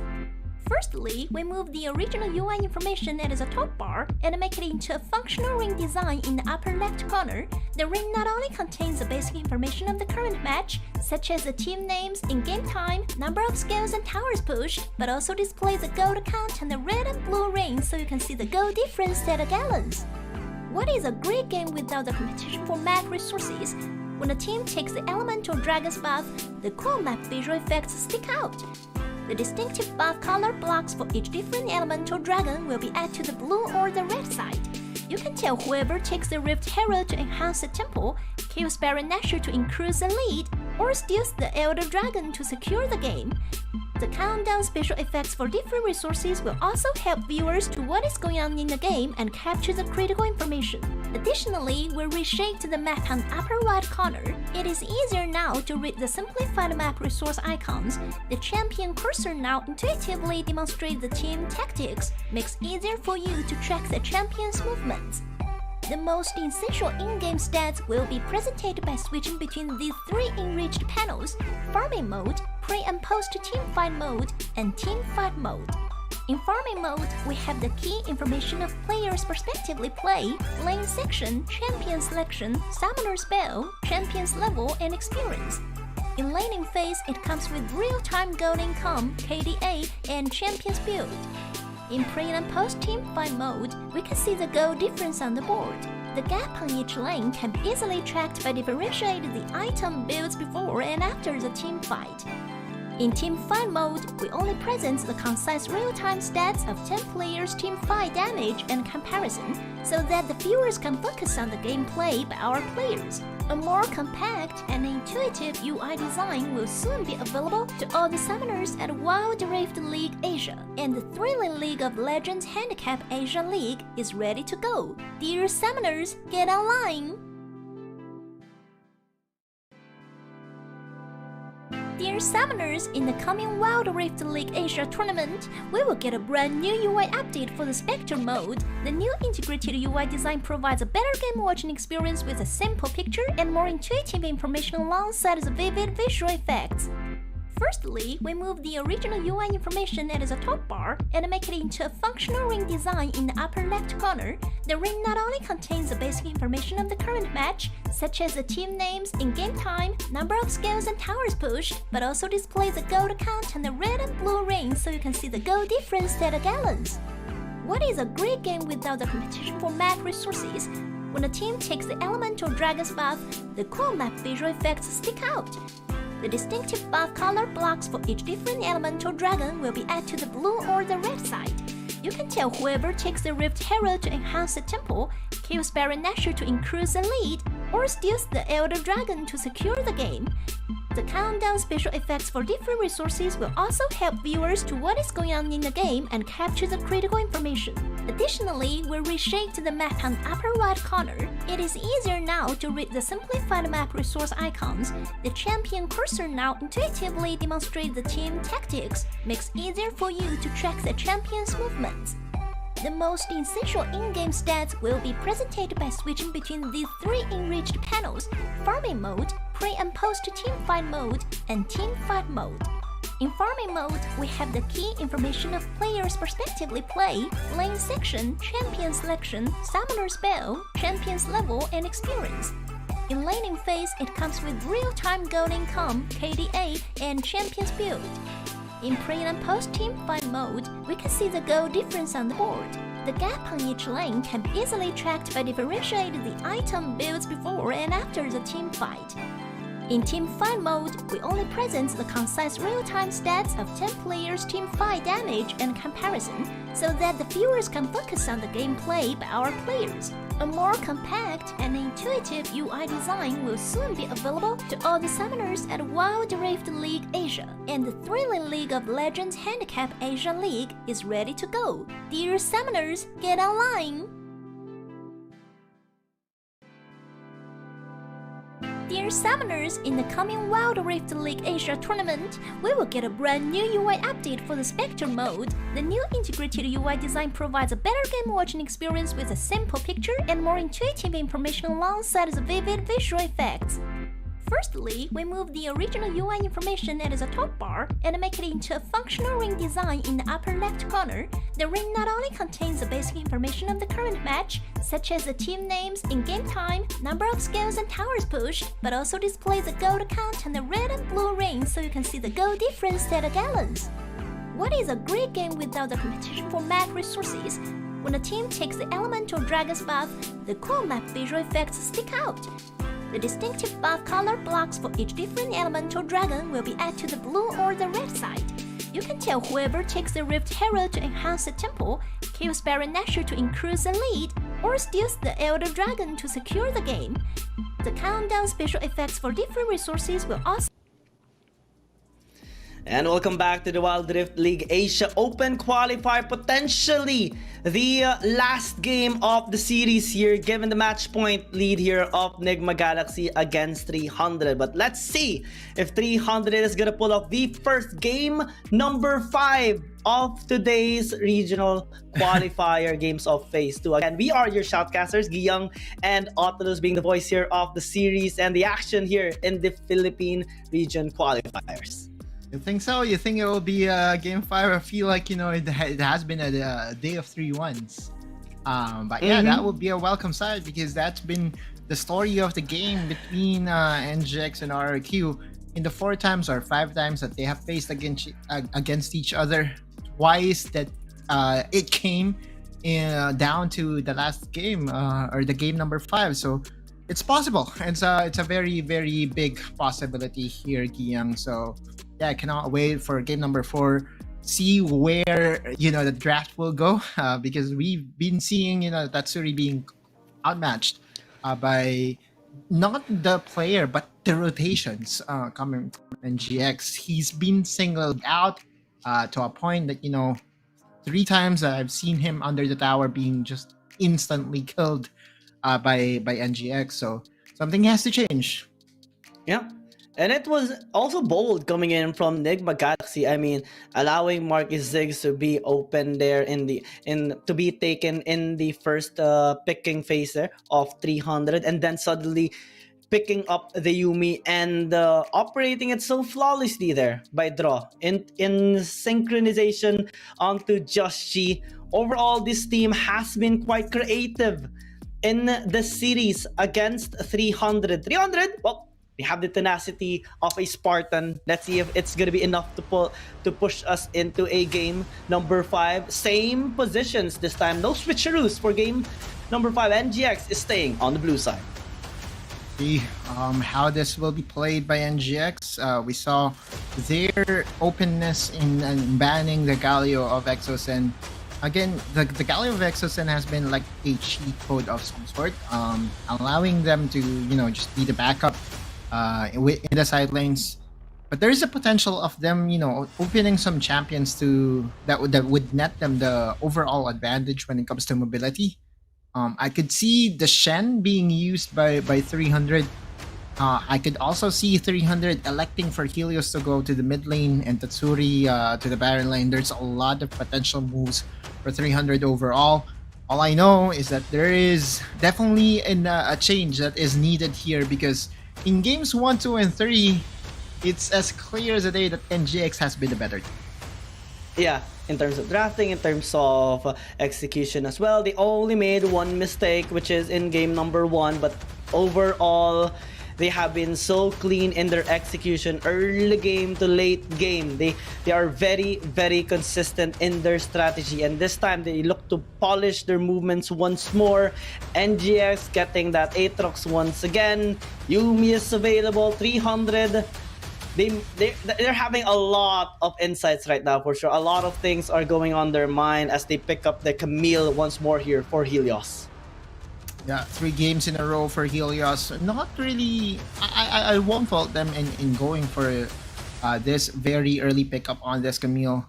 But this is like the same opening for NGX. They go for the Aatrox. Yuumi still available. There is a potential of them having a second rodeo on it. Like, you know, why fix what's not broken? Oh. See it again. Again. Yep. Again. You know what? Oh. You know, okay. All right, no cap. No cap. I would love to see Garen here for the side of 300. Yes. Execution. Yes. Just, you know, just find a way to execute this, whoever the cat is attached to. But that's also another tank that NGX can, you know, attach the Yuumi with. We'll see though.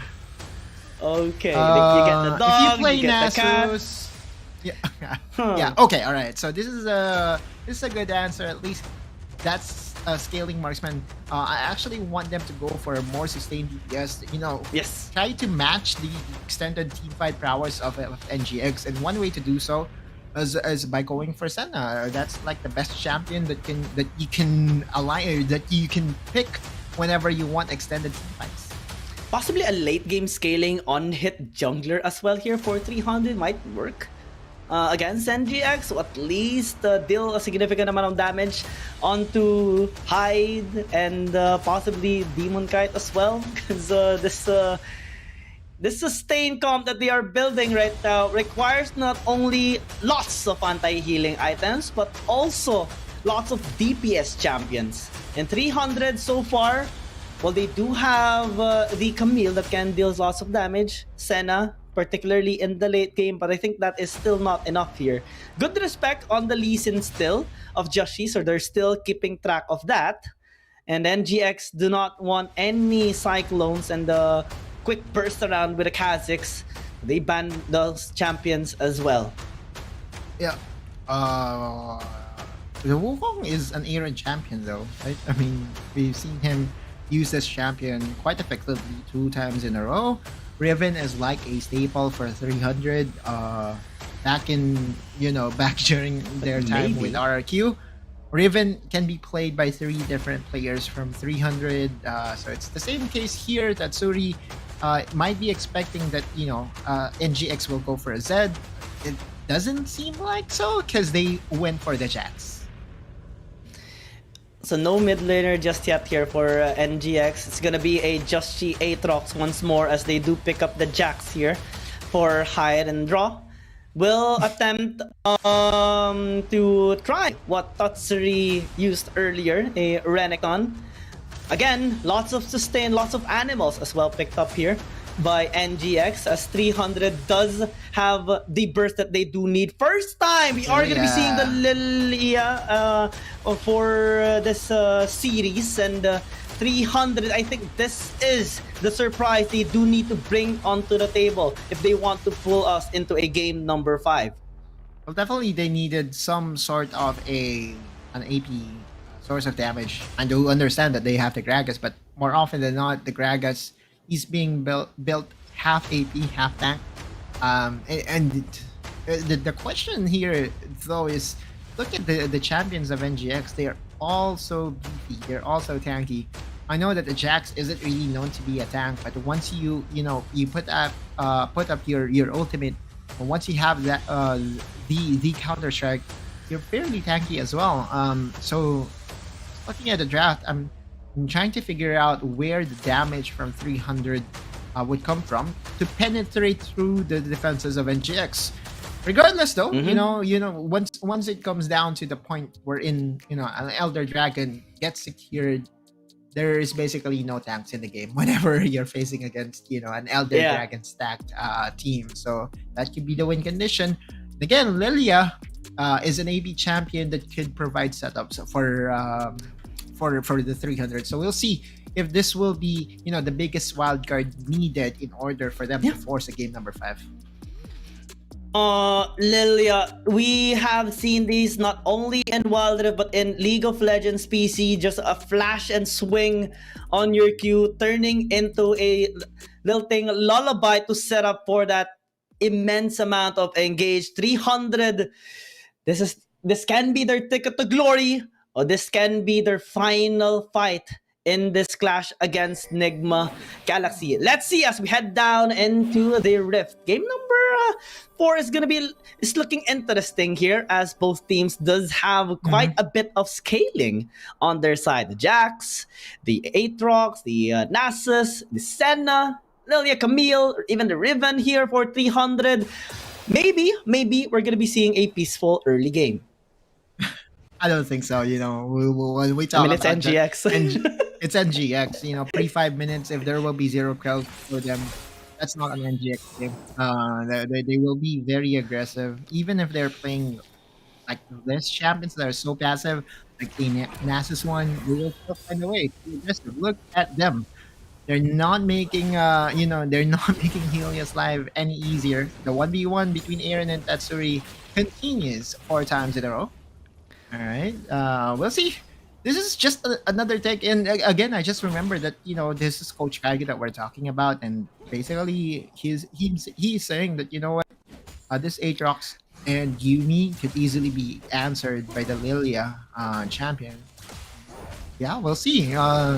My faith is there, definitely. I'm also curious. I'm just theorizing a little bit here, as we are seeing a bit of pokes being done here on Hyde with XSN and Marky.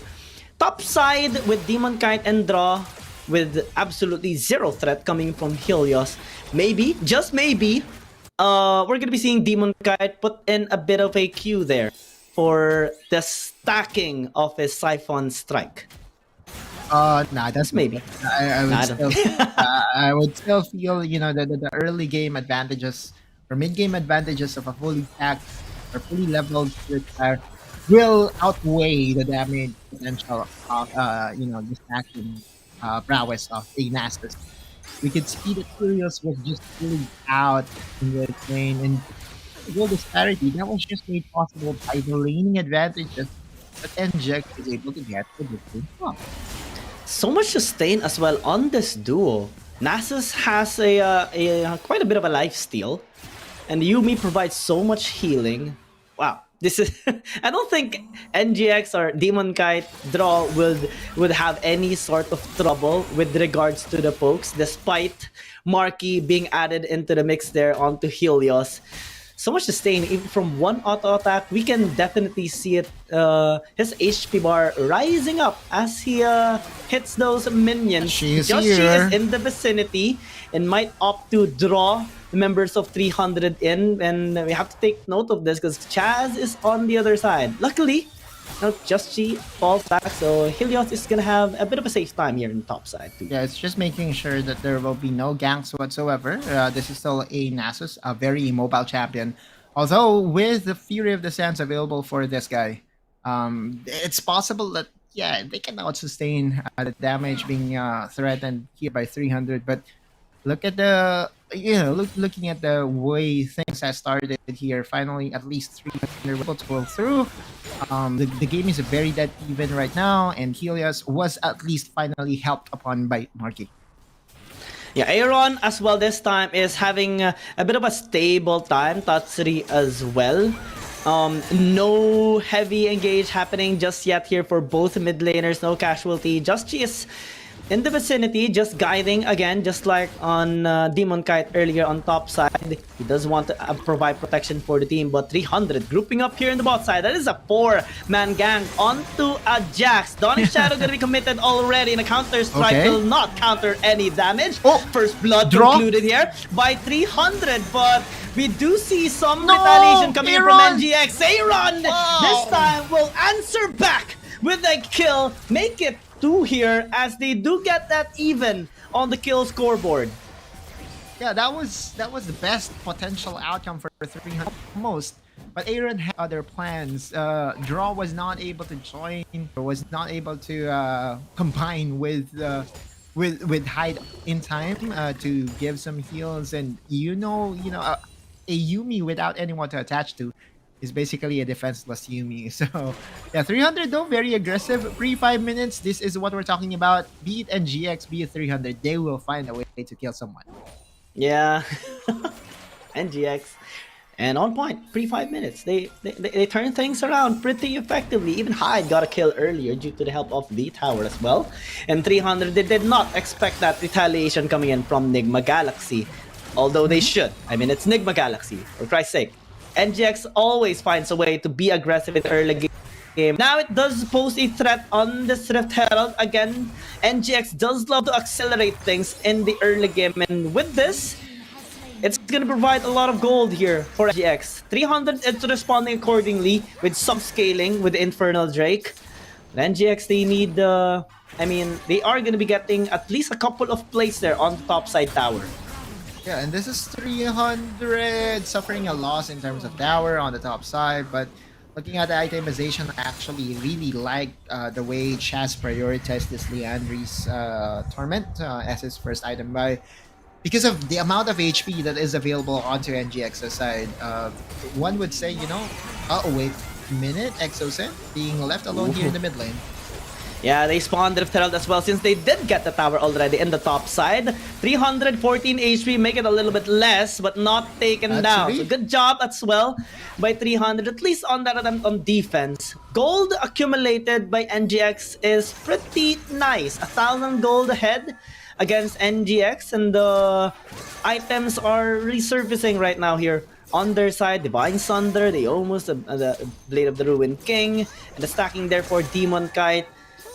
Scaling is going to be a problem here against NGX because 300, yeah, they have the Lilia, but a Jax is a Jax in the late game, man.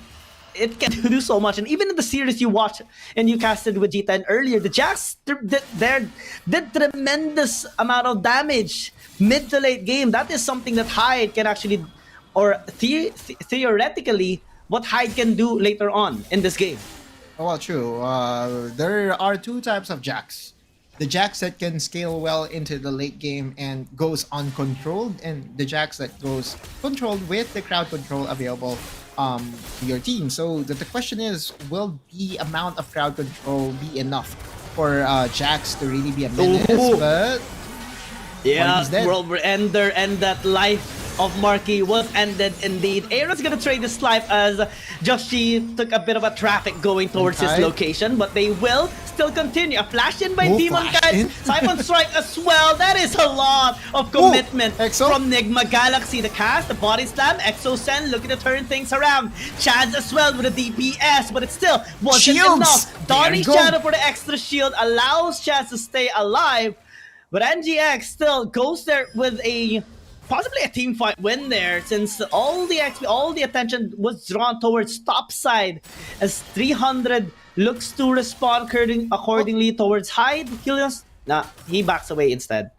It was still so even though, Young. Again, this might be the closest 8-minute game that we have in the series. I'm still not 100% sure as to who's going to win, but you could see the potential. 300 going blow per blow against the lineup of NGX that was heavily reliant on the sustain. Executioners calling on 2 members, Bramble Vest even on Helios. So they want to make sure that on all portions of the map there will at least be one Grievous Wounds dealer.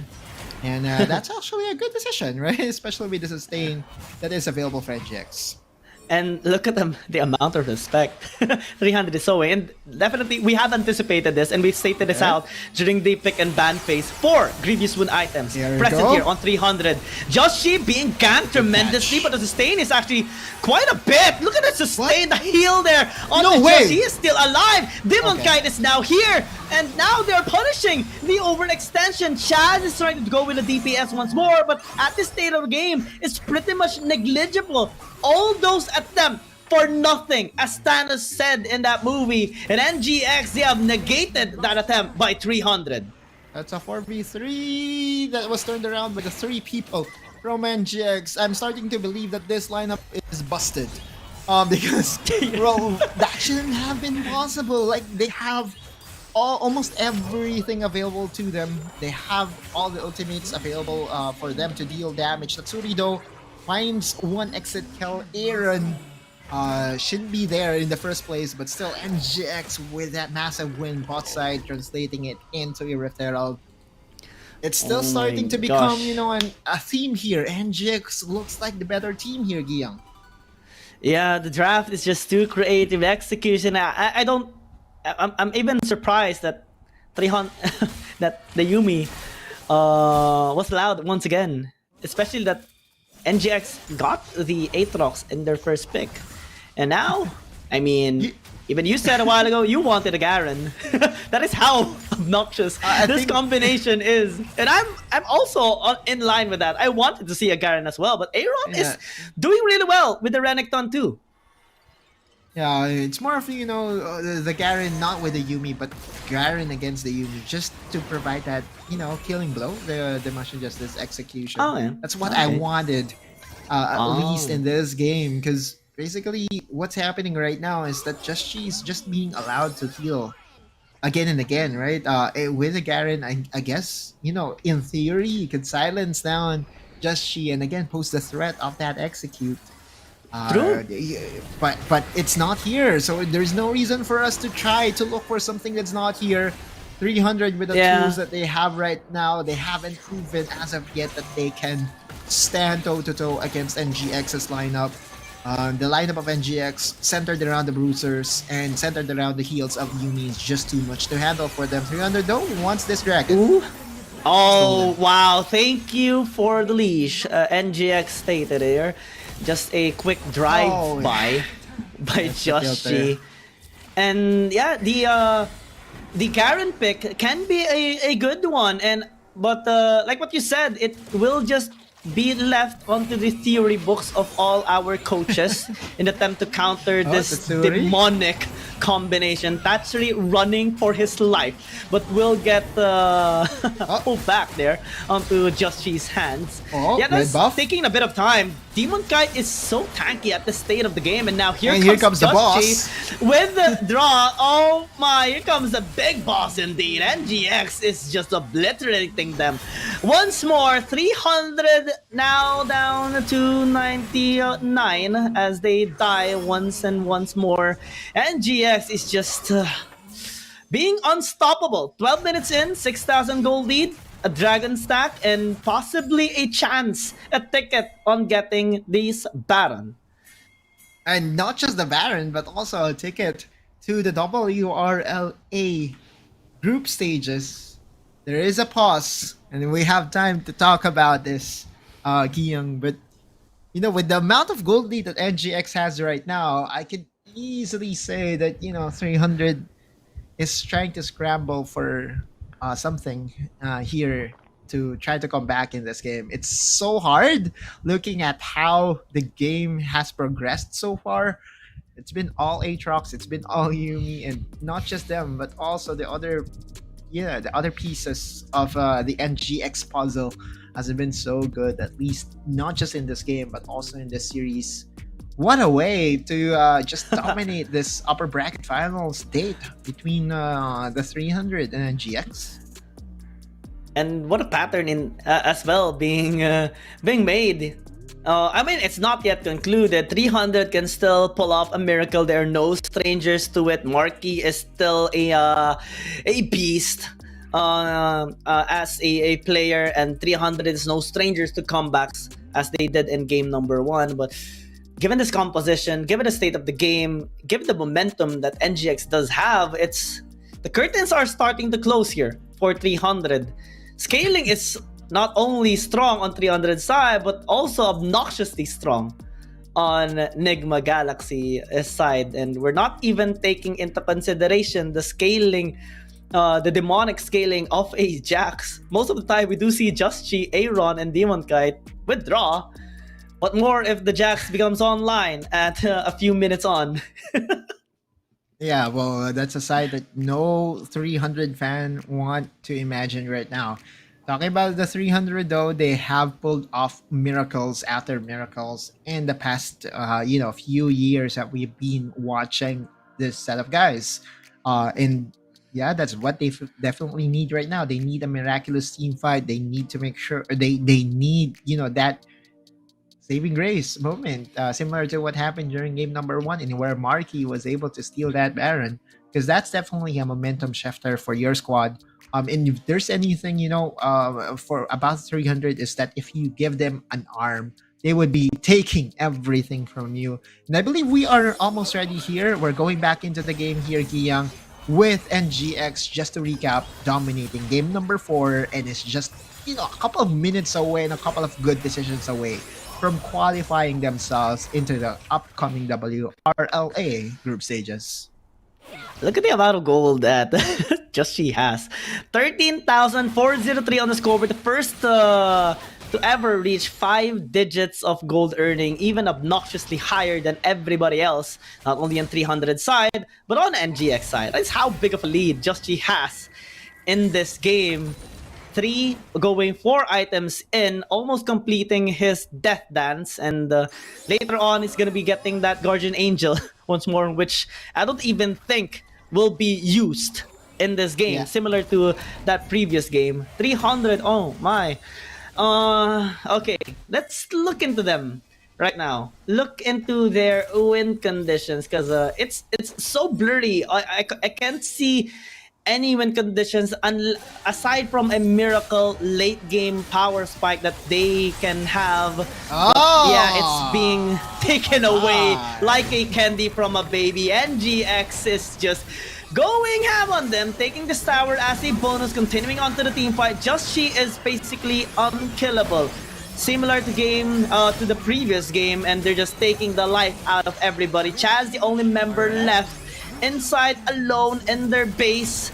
NGX taking 2 towers simultaneously and is even attempting to just end this game. Chaz flashes in, doesn't have the lilting lullaby. I mean, he opts to do it. Gets a double kill. Wow, triple. Wait, what? 300? Okay, Chaz. Okay.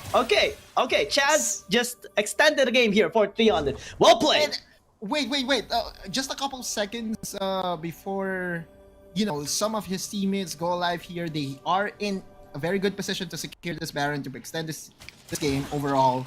It still is going to be very risky though, because Aaron is coming up alive, and I believe almost every single member of NGX is ready to buy the teleport routes should they need it. Chaz is still in the area. No, it's just going to be for vision. Now we'll try to set up a death rush. We'll see though if someone will catch bait. Okay, yeah, that is a strat indeed, if ever they do opt to do that. 300, definitely with a miraculous play there for Chaz, securing that triple kill. With all those swings he made onto the members of NGX just to drive them away from the Nexus and saving the game here for 300, at least for a bit of time. But still, NGX being ahead, Baron is available for the taking, and I don't think 300 is in condition to contest. Tatsuri is gonna get chased away, but this interfered here on the other side. This time, Chaz, you've done so much in that previous fight. We'll take you first away in this fight. NGX now, without the Lilia to threaten them, they continue to march forward and onward to the members of 300. Hook shot away, but gets exhausted and slowed down by Demon Kite. He is still able to fall back, but this gives possibly a free Baron for NGX. But they're paying the dragon. They're paying the dragon and has their sights over. But look at Aaron. Still wants to make a play using that lasting cone. Goes in. Oh, immediate burst there onto Marky. He is deleted in an instant. They just want to get those kills. Tatsuri is just gonna be falling down onto the hands of NGX. Ooh, okay, Aaron, a bit of a blooper there as he gets shut down as well. The hero? So, one member down, lilting lullaby. Chaz Can he be looking for that engage? He actually goes in with Helios. Can he actually get the shutdown? This is 1,000 gold! And Chaz has done it! Now the big shutdown on the Jersey. A big shutdown and a double kill by Chaz. 300! They are still breathing. They are still chanting here in this game. Maybe, just maybe, miracles are starting to emerge here for 300. Yep. Again, finding those exit kills based off of over-aggression from NGX. 300 refuses to surrender. And again, Chaz being allowed to dish out a huge amount of damage. I'm now starting to think that this Lilia is also a busted champion. So, is Lilia broken? You have like so many. I mean, if we talk about Lilia, so much DPS is present on his passive. You have as well that Leandris, Riftmaker for the excess sustain. He even has the wow, okay. You have the hat, the Rabadon's death cap already, and possibly more magic penetration to be purchased here by Chaz. Suddenly, the tremendous amount of gold lead that Joshi has is now pretty close to what Chaz has overall, just down 2,500 at the 18th-minute mark. This is a tremendous amount of comeback that 3,800 actually has made in this game. Wow. And now NGX has basically bought themselves teleport enchants, not really stasis enchants. And again, the later this game goes, the better the chances are for the squad of 300. They're still putting up a fight. We all know this set of guys with the Nexus still alive, and now with the first inhibitor that I'm going to cast to respawn in 30 seconds. There's a possibility of 300 to come back in this game. Chaz, though, in XSN has to be careful. Umbral Chains missing. Man, NGX, we're starting to see them struggle for the first time in this game. Wait, Baron? Not going ham onto them, but a sneaky Baron being initiated here by Joshi. Check it, please! Oh, you gotta check it, man. You gotta check it. Here comes the Q. Okay. Yeah, they do realize, oh, they're making a cheesy attempt on the Baron. But now, as we do see on the mini screen, inhibitor now respawning here for 300, buying them a chance to stall this game even more once again. Helios, though. Hook shot, he backs away, Chaz is in the vicinity, Joshi has to fall back. That is a complete 5 members of 300 grouping around here against NGX, but NGX actually is attempting to go in. Joshi is being the frontline, he even invests the flash. Now the cast is being used to at least this members of NGX, but it's not affecting them so far in this fight. Tatsuri tries to fall back, Chaz is doing work in the front line a while ago, but now is opted to back away. Now without the Lilia, NGX is going ham. Joshi actually fell down. This is bad for NGX. They have to fall back. Retreat. But 300 now will not let them fall back. For the first time in this 20-minute game, we see 300 winning a team fight. And is en route to basically get themselves an Elder Dragon. 300 with again a miraculous team fight in their favor, forcing the hand of NGX, surrendering this big objective. And this could be a comeback waiting to happen, Giyang. Again, it all started with Marquis being pounced upon.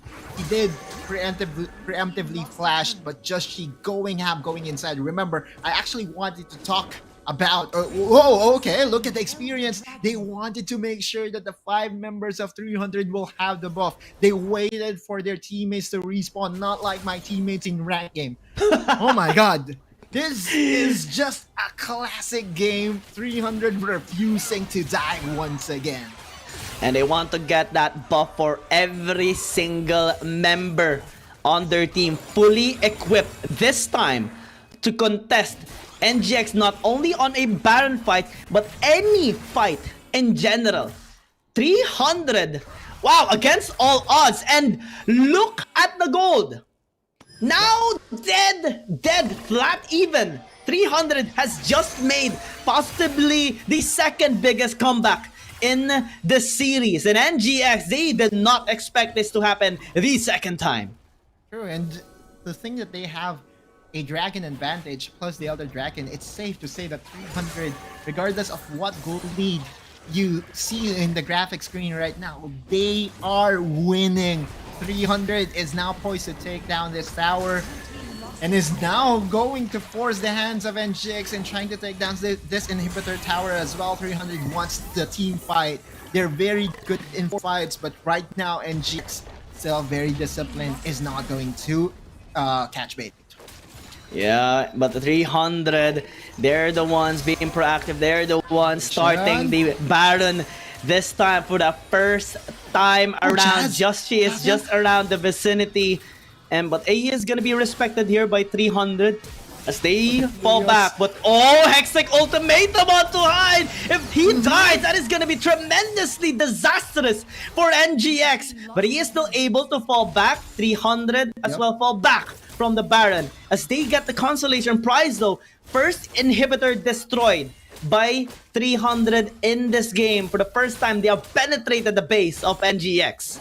Mission accomplished for 300, and again, the inhibitor has already respawned, so no Mega Minions will respawn on the side of NGX. Meanwhile, a freshly minted Mega Minion would pop up in the bottom lane, which actually would help 300's quest to get the priority in the map in threatening this Baron. But my god, Kiyoung, a couple of minutes ago, I was already ready to crown NGX and to welcome NGX over to the WRL-A group stages. But man, oh man, 300 and their will to live is just so good.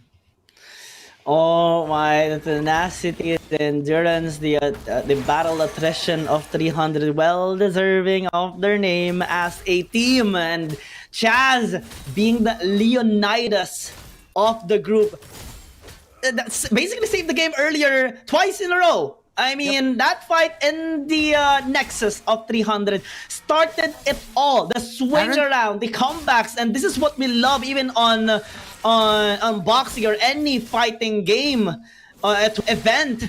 Those teams that are beaten down so hard in the first interactions of the fight suddenly starts being the one to throw those punches, throw those kicks, and possibly even turn around the game, the fight. 300 is just doing it right now. They're the ones ahead by 4,000. They're the ones engaging. Hextech ultimatum gonna be used. And here comes Chaz. Here comes Chaz. Shadow gonna be used. Boom. They get the first blood in this fight this time. NGX are crippled in numbers. Guardian Angel is not gonna save you, buddy. As Aaron falls down to the ground as well. 300 is definitely doing it. 5 versus 3. They are sprinting their way towards the Nexus. They want to end this. They want a game number 5. NGX is trying their best, but they can do it as 300 is just chanting awoo, awoo, awoo, and they are massacring the members of NGX. They want a game number 5, and they are gonna get it. Jesus, Chaz. My god, what a win by the 300, forcing a game number 5. And you know what's missing here? Player reaction cam. Because I'm going to bet, you know, every single one of these players are just shouting on top of their lungs. And my god, what a comeback. A classic, El Clasico, between the Philippines' best 2 teams. Oh my god, El Clasico indeed. And this is one of the reasons why we have been saying to you guys, top tier, save the best for last. This series has been the best, and the first time ever we are seeing a game number 5. Here we see the highlights on, oh my gosh, this game.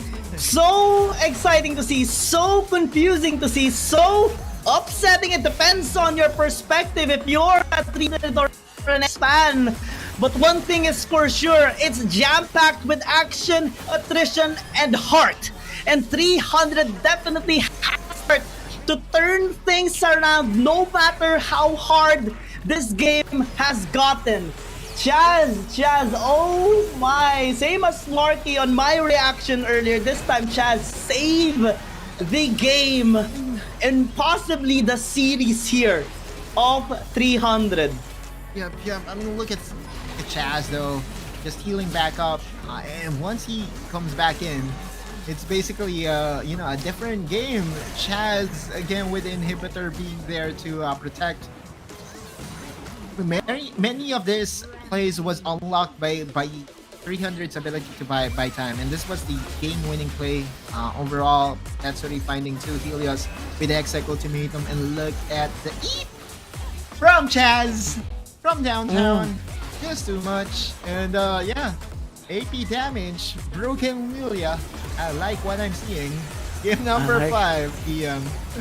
I love this. The first time we have seen Lilia in this day as well, and it transition. It allowed 300 to win this game. It became the kryptonite of the unkillable demon lord of Joshi and Draw combination of the Aatrox and Yuumi. Wow, I'm excited to see the stats. My God, 44,000 damage on Chaz. Can you get even higher than that, Chaz?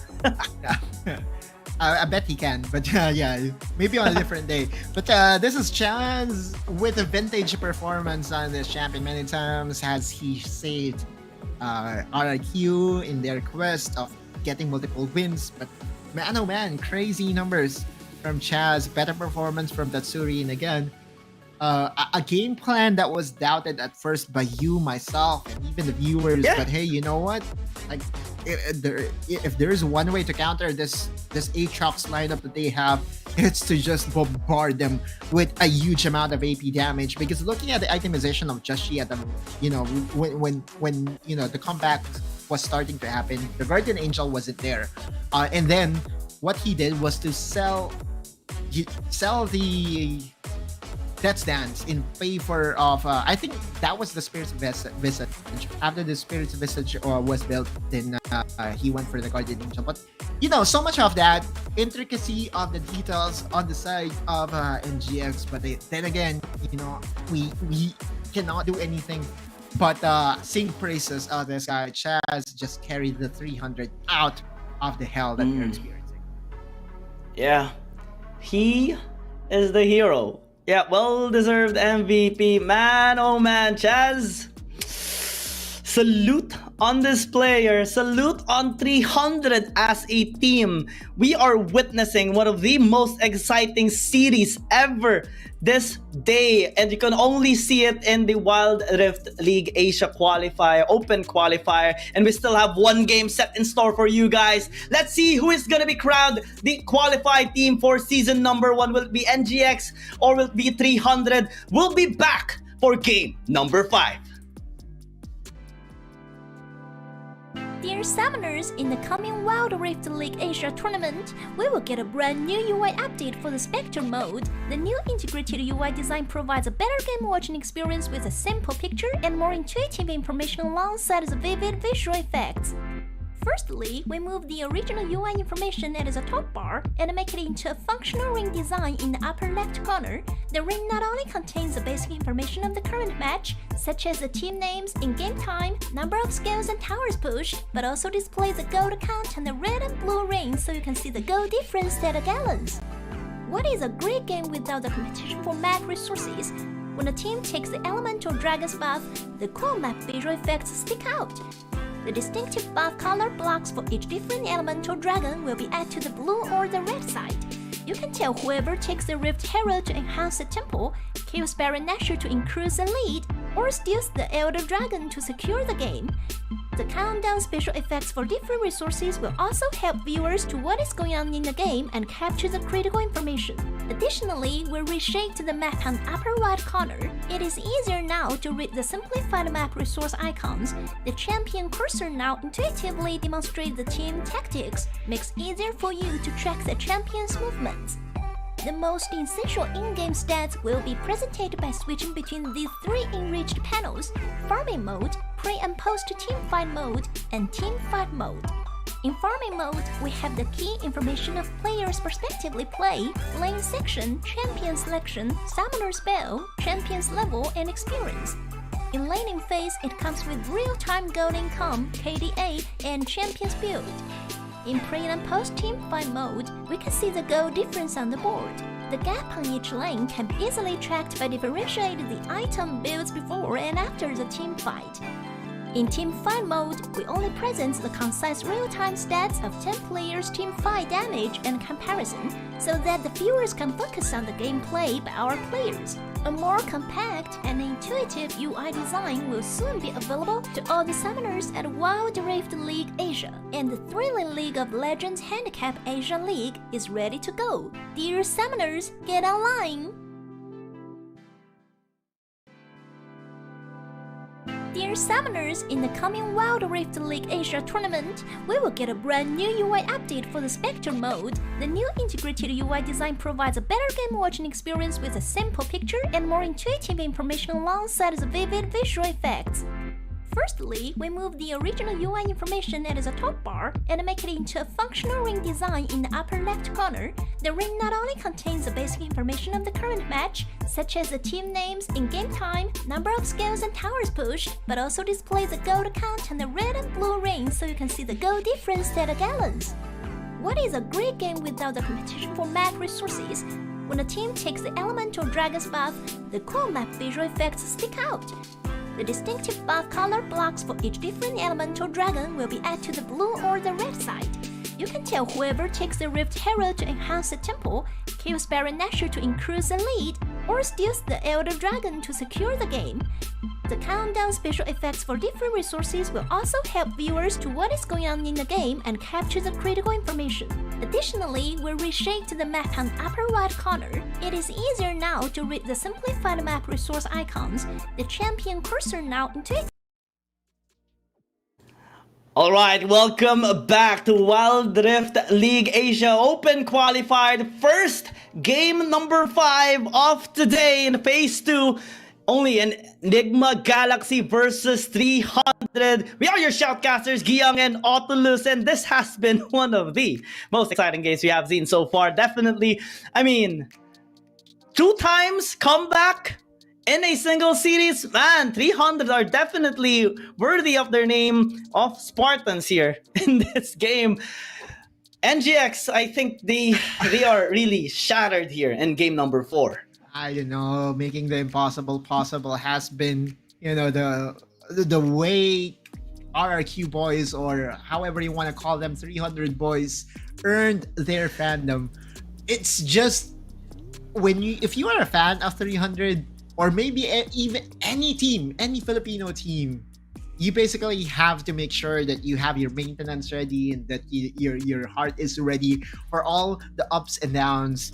And it just basically was a series of that, right? Game number 1, a miraculous steal coming from Marky. On game number 4, the comeback from Chaz, defending 1v4, 1v5, not a problem for him. And on game number 2 and 3, again, you know, the king of the jungle in the Philippines, Just Sheep, challenging the throne of Chaz once again. And now, I do understand we don't have Silver Scrapes. I'm still trying to find the battle anthem for Wild Rift Esports for game number 5. Maybe our viewers have some idea to give us what battle anthem you would love to hear whenever this happens. But whatever battle anthem that is, it should be as electrifying as what we are seeing right now, Dia. Definitely, and it's speaking of electrifying, oh my, this is just too insane. And right now, we're seeing a switcheroo once again. I mean, after so many games, we do see a switcheroo this time. 300 is on the blue side. They have first pick priority. I am actually looking really forward into this. NGX, they are respecting not only the Gwen, the Aatrox, even the Fiora.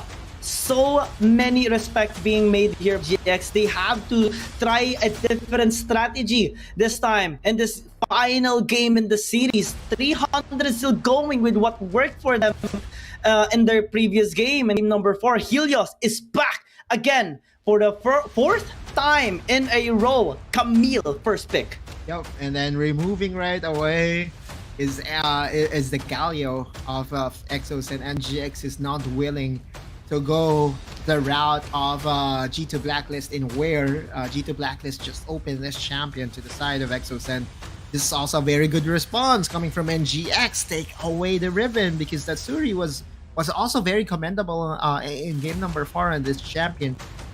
Much more effective than the other champions that he played in the past 2 games, or maybe games.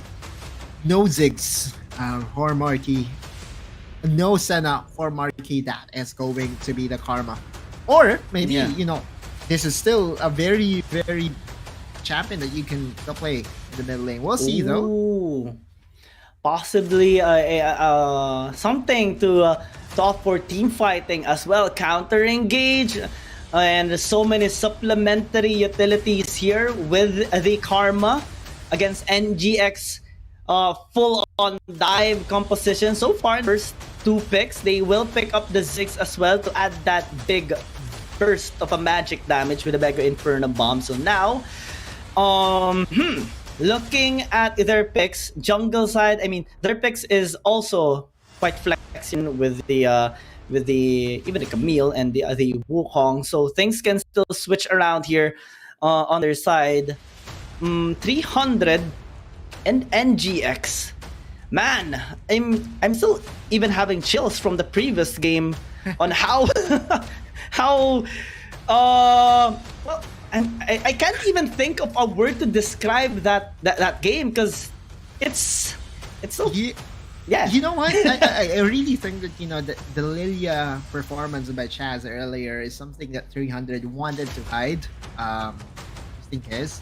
But because it is all for marbles and their backs being against the wall, Coach Aigu's hands were forced, right? All right, I think it's time for us to bring out the Lilia. Is it another opening for a Lilia champion here, or Lilia pickup here for 300? It is very much possible, right? Lee Sin has been banned away, Rakan and Gragas as well. So even the Kazakhs is not going to slide. They don't want Just Chi to have his hands on the very aggressive champion that can really dictate the early game onto the mid game. So yeah, the tables are really open for the side of NGX. What would Just Chi play? They want Just Chi on the Yone. Yeah. Just Chi on the Yone. This is gonna be his 4th different champion to be used in this game. If ever, yeah, he is gonna be opting that Yone. 300 this time. We'll get the Z here for Chaz, and have that quick single target burst with a combination of the Camille. So kind of a good intention here, and what would be the support for them as well? I mean, Nautilus. Okay. Yeah. Now for good. NGX, they need to find a champion that can bring the Serpent's Fang into play, because of the amount of shields that is available for the side of the 300. There's a lot of value being that you can find in the Serpent's Fang.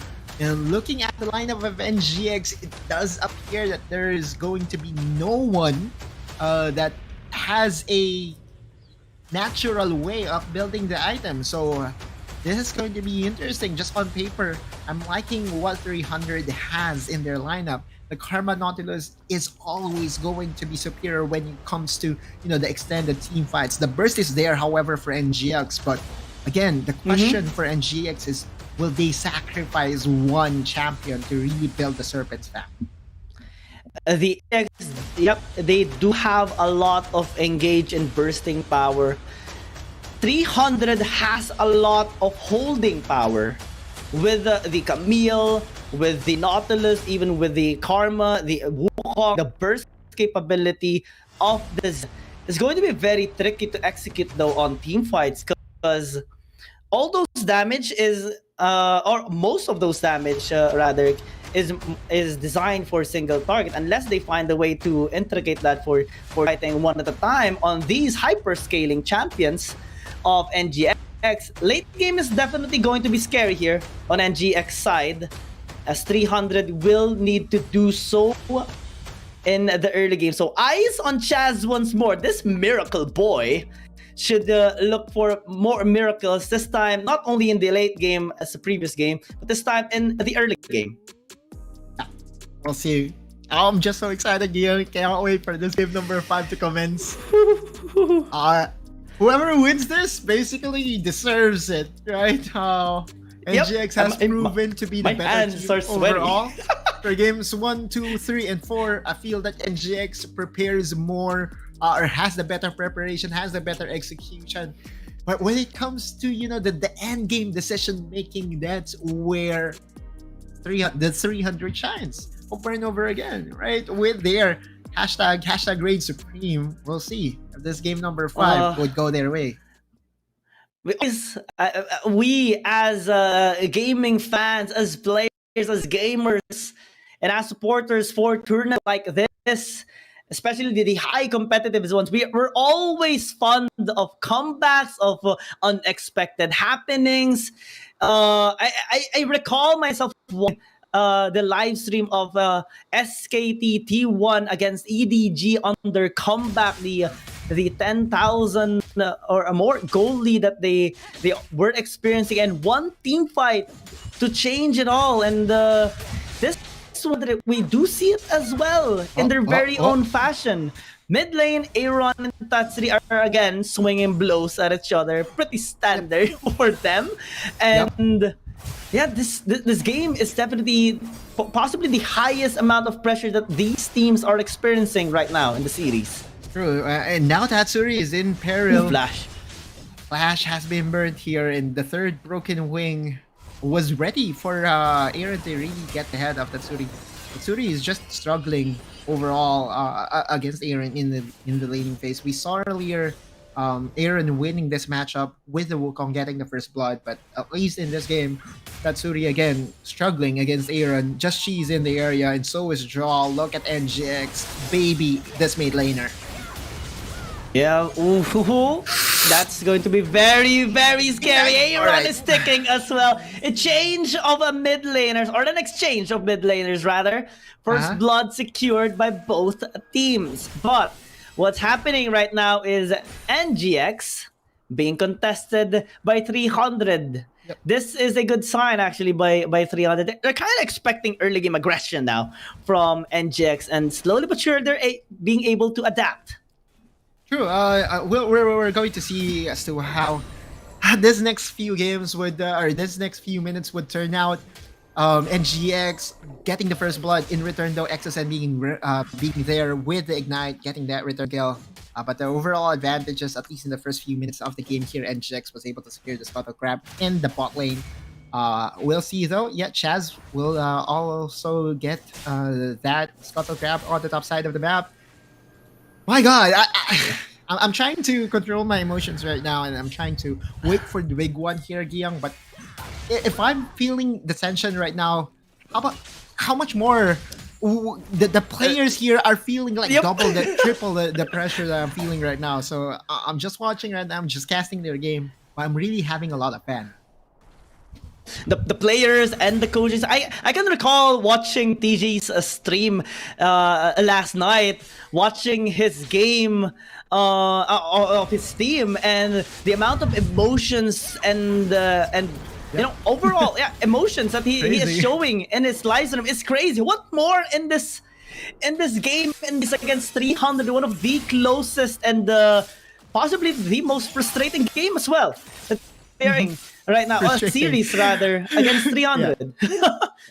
Okay, so I've hit the reset button, and basically I'm going all logic now.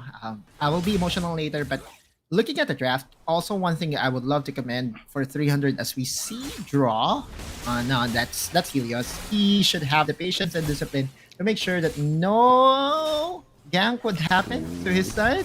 The cannon minion though is very scary. Hexic ultimatum. There you go. Wow, the action time there by Helios, and Draw. Normally you invest the flash. It wasn't of this time, and looking at Chaz, he is in the vicinity. Just Chi as they are gonna be falling back for the meantime. A handshake, a gentleman's agreement in the top side. forcing the or at least settling down and toning down as well in their. And just to uh, finish about Tatsuri's Wukong. We've seen many times that Tatsuri was caught under the tower in the side lanes whenever these transitions happen. And being on the Wukong, at least you will have the access to the Cyclone, to the decoy, to try to outplay all those guys. So I kind of like the idea of putting Tatsuri on this Wukong. If you are playing him on the weak side of the map, it just so happened that 300 is so confident in playing Helios on the strong side, and that's okay, right? That's been the identity of this team. We'll see though. Chaz has already completed the Serpent's Fang, which is an item that I would love to see on NGX side. So we'll see. Serpent's 500 NGX early anti-healing item for Aaron as well. Lots of respect are being shown here by both teams as we reach into the 5th-minute mark. Most peaceful 5-minute mark or 5 elapsed the whole series. It's about to be changed though as NGX is starting the Ocean Dragon and 300 instead of trading with them on the RH, they are going to be contesting. Exosen is taking a bit of crowd control as at Tatsuri. Draw goes golden, has to pass away. That knock-up is gonna be huge as Draw falls down as the wind slash by Aaron as he looks to deal some damage here in the front line. Joshi is coming on top, securing a double kill before he falls down. Aaron as well. Marky is all alone inside. It flashes away. Tether? Can he? Tether onto 2. Demon Kite is in front of him though and can actually take the kill. Auto attack away. Lots of shield by Marky, especially with that barrier. Good job at the very least, but NGX still made most. True, and Hyde was left on an island. I'm not 100% sure if that was a solo kill against Helios, or if Helios was actually part of that skirmish in the Dragon. But I was actually focusing on Tatsuri and his ability to read NGX's decision making and making sure that the exit paths won't be there. But just Chi's ability to dish out damage is still so good. And again, the early game, much like the other games that we have here, Giyang, it's on NGX's side. Yeah, early game for sure. That's pretty much something that has been consistent all throughout the series. The ending may be different, but the early game has always been NGX getting a couple of victories and a couple of gold lead. This time it's gonna be 3,000 despite the RH being on in the top side. Make it 3 as the tower falls down on top side as well. NGX does have 2 though, so in terms of structures, they're the ones who are ahead given their utmost aggression all throughout the map. 300 for more picks now since Chaz is getting his items as well as Helios.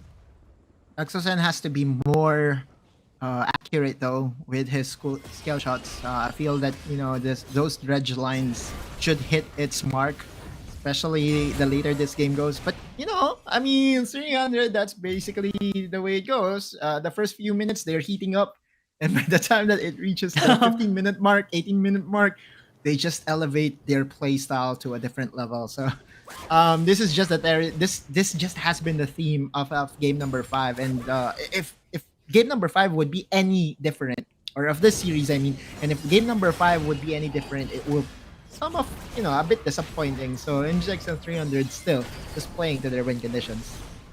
Getting the aggression, gold funneling has been on point too. Just she and Aaron has gotten them quite a lot of kills and assists as well. And if we compare their gold against the respective enemies, Chaz and Tatsuri are actually down by 3,000 gold. Now, Draw actually engages with the Justice, but immediately bursts down Chaz in an instant.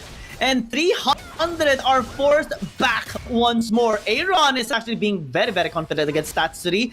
Going in, forces Tatsuri to use his clone in order to escape. But looking at the side, Joshi is here. Nice dredge line by Exosen, but that's a lot of crowd control that NGX actually has. Under the tower, though, gonna be quite difficult. They're now collapsing and exiting. Helios! They lose Joshi. Here comes Here's on the side. shot! They drop up. Oh, that Q by No Morty way! is so good. No Now way! they punish NGX. May have a big oopsie and a mistake here against 300. Again, the stasis play, Oh. the amount of shields that is They go in. available. Chaz going Oh. in. Megan for the bomb misses its mark. The tower targeting Chaz, still alive. And my god, in the first few minutes, 300 evens the pressure that is being put. NGX was able to defend the tower in the process and also get a tower for themselves. They throw a return blow against NGX a little bit earlier in this game. 9-minute mark, NGX extended under the tower. They took a lot of damage and Draw actually had to use the stasis and still fell down. 300 knew that the position favors them and continued onto that fight, marching on. Still 2,000 gold lead or 1.5 on NGX, but 300 is now a little bit more comfortable. Yeah, I mean, there was no reason for them to attempt the dive under two towers. If it was Aatrox, yeah, I would understand. But just she's, first of all, they invested a lot to get that pick off against Chaz. I also did see Fate's Heal being committed by Cheschi. So in that interaction alone, with your Yone not having access to your ultimate, that basically is just a greedy play overall coming from NGX. That's their identity, though. That's how they love to play. And now 300 is showing that they can now punish those overextensions by NGX. The first few minutes of the game, and look at this. They now have dibs to this Rift Herald. NGX, they're sending Hyde on the other side of the map. The pressure is on for them to at least take another tower. Yeah, normally at this state of the game, we see NGX attempting to take double objectives, but this time they lose the Rift Herald. They transition towards the bot side. Hyde is dealing tremendous amount of damage though onto the tower and Helios will is take dead. it for himself. Aaron is here. Hextech Ultimatum denied, but they draw out. Draws Hero's entrance. Oh my god! What? That's quick turnaround! In NGX they go ham! There's a teleport 300 though. is resisting though, especially with the help of the Karma. And they turn on to them. Aaron is fleeing. Demon Kite is backing away. A double kill by Marky, and suddenly NGX got surprised there in their surprise attack. I mean, Mian did not expect Draw to do a quick draw moment there. That's like the staple of Draw, right? You know, going for the aggressive plays when you least expect it. But you know what I least expected from this? Tatsuri having access to the teleport enchant 11 minutes into the game. Oh That my shouldn't God. have been made possible. I've never seen that before in Wild Rift competitive. And that might have just saved 300s and booked their ticket to WRL-A. Yeah, and for the first time ever, we are seeing 100 being, or at least being ahead for a glimpse of a moment there. 12-minute mark, and this is significant because most of the time, NGX being ahead by around 7,000 Yep. at 12-minute marks. This time, 3 is resisting, just like an AI, slowly adapting and slowly polishing his movements. 300 with experience, they are mustering every strength they have and resisting NGX. Yeah, they are called 300 GPT now, huh? Alright, let's go for some AI references. My EXO said, no, don't do this, EXO. EXO, though, is still very tanky. Oh, denied! Cancelled! Oh, Dredgeline is cancelled. 300 though is trying to follow up. Rampage go. by Marky. The damage just too much coming in from the Karma. And NGS, they are not expecting this, but here comes Hyde in the front line. Helios is very low. A double kill by Chaz on the back line, but has to rejoin the team. Right, they don't need him. Chaz is there. Helios tactical sweep is all enough to save his life, ticking by a margin. I don't need his HP bar anymore, but he is still alive.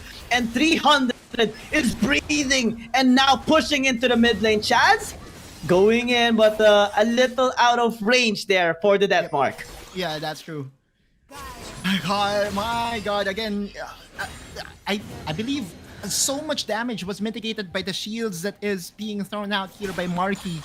At this rate, with Unstoppable already available for Marky, you could imagine the amount of shields that he's putting out with all the AP items that he now has by now. And still, if we look at the inventory, NGX has 0 Serpent Fangs. So this was the solution by the Vietnamese team earlier to the Karma Nautilus. You go for a Varus, you go for a champion that can build Serpent's Fang. And there you go. Looking at the items, no Serpent's Fang whatsoever for NGX. Yeah. Meanwhile, 300 is just enjoying the sustain that they can get from Marky. And they're even the ones who have the Serpent's Fang earlier, the virus, right? We saw the damage. I can recall you and Jitan reacting to the incredible amount of damage from the piercing arrow of that virus, and it's all because of that Serpent's Fang, the shield negation.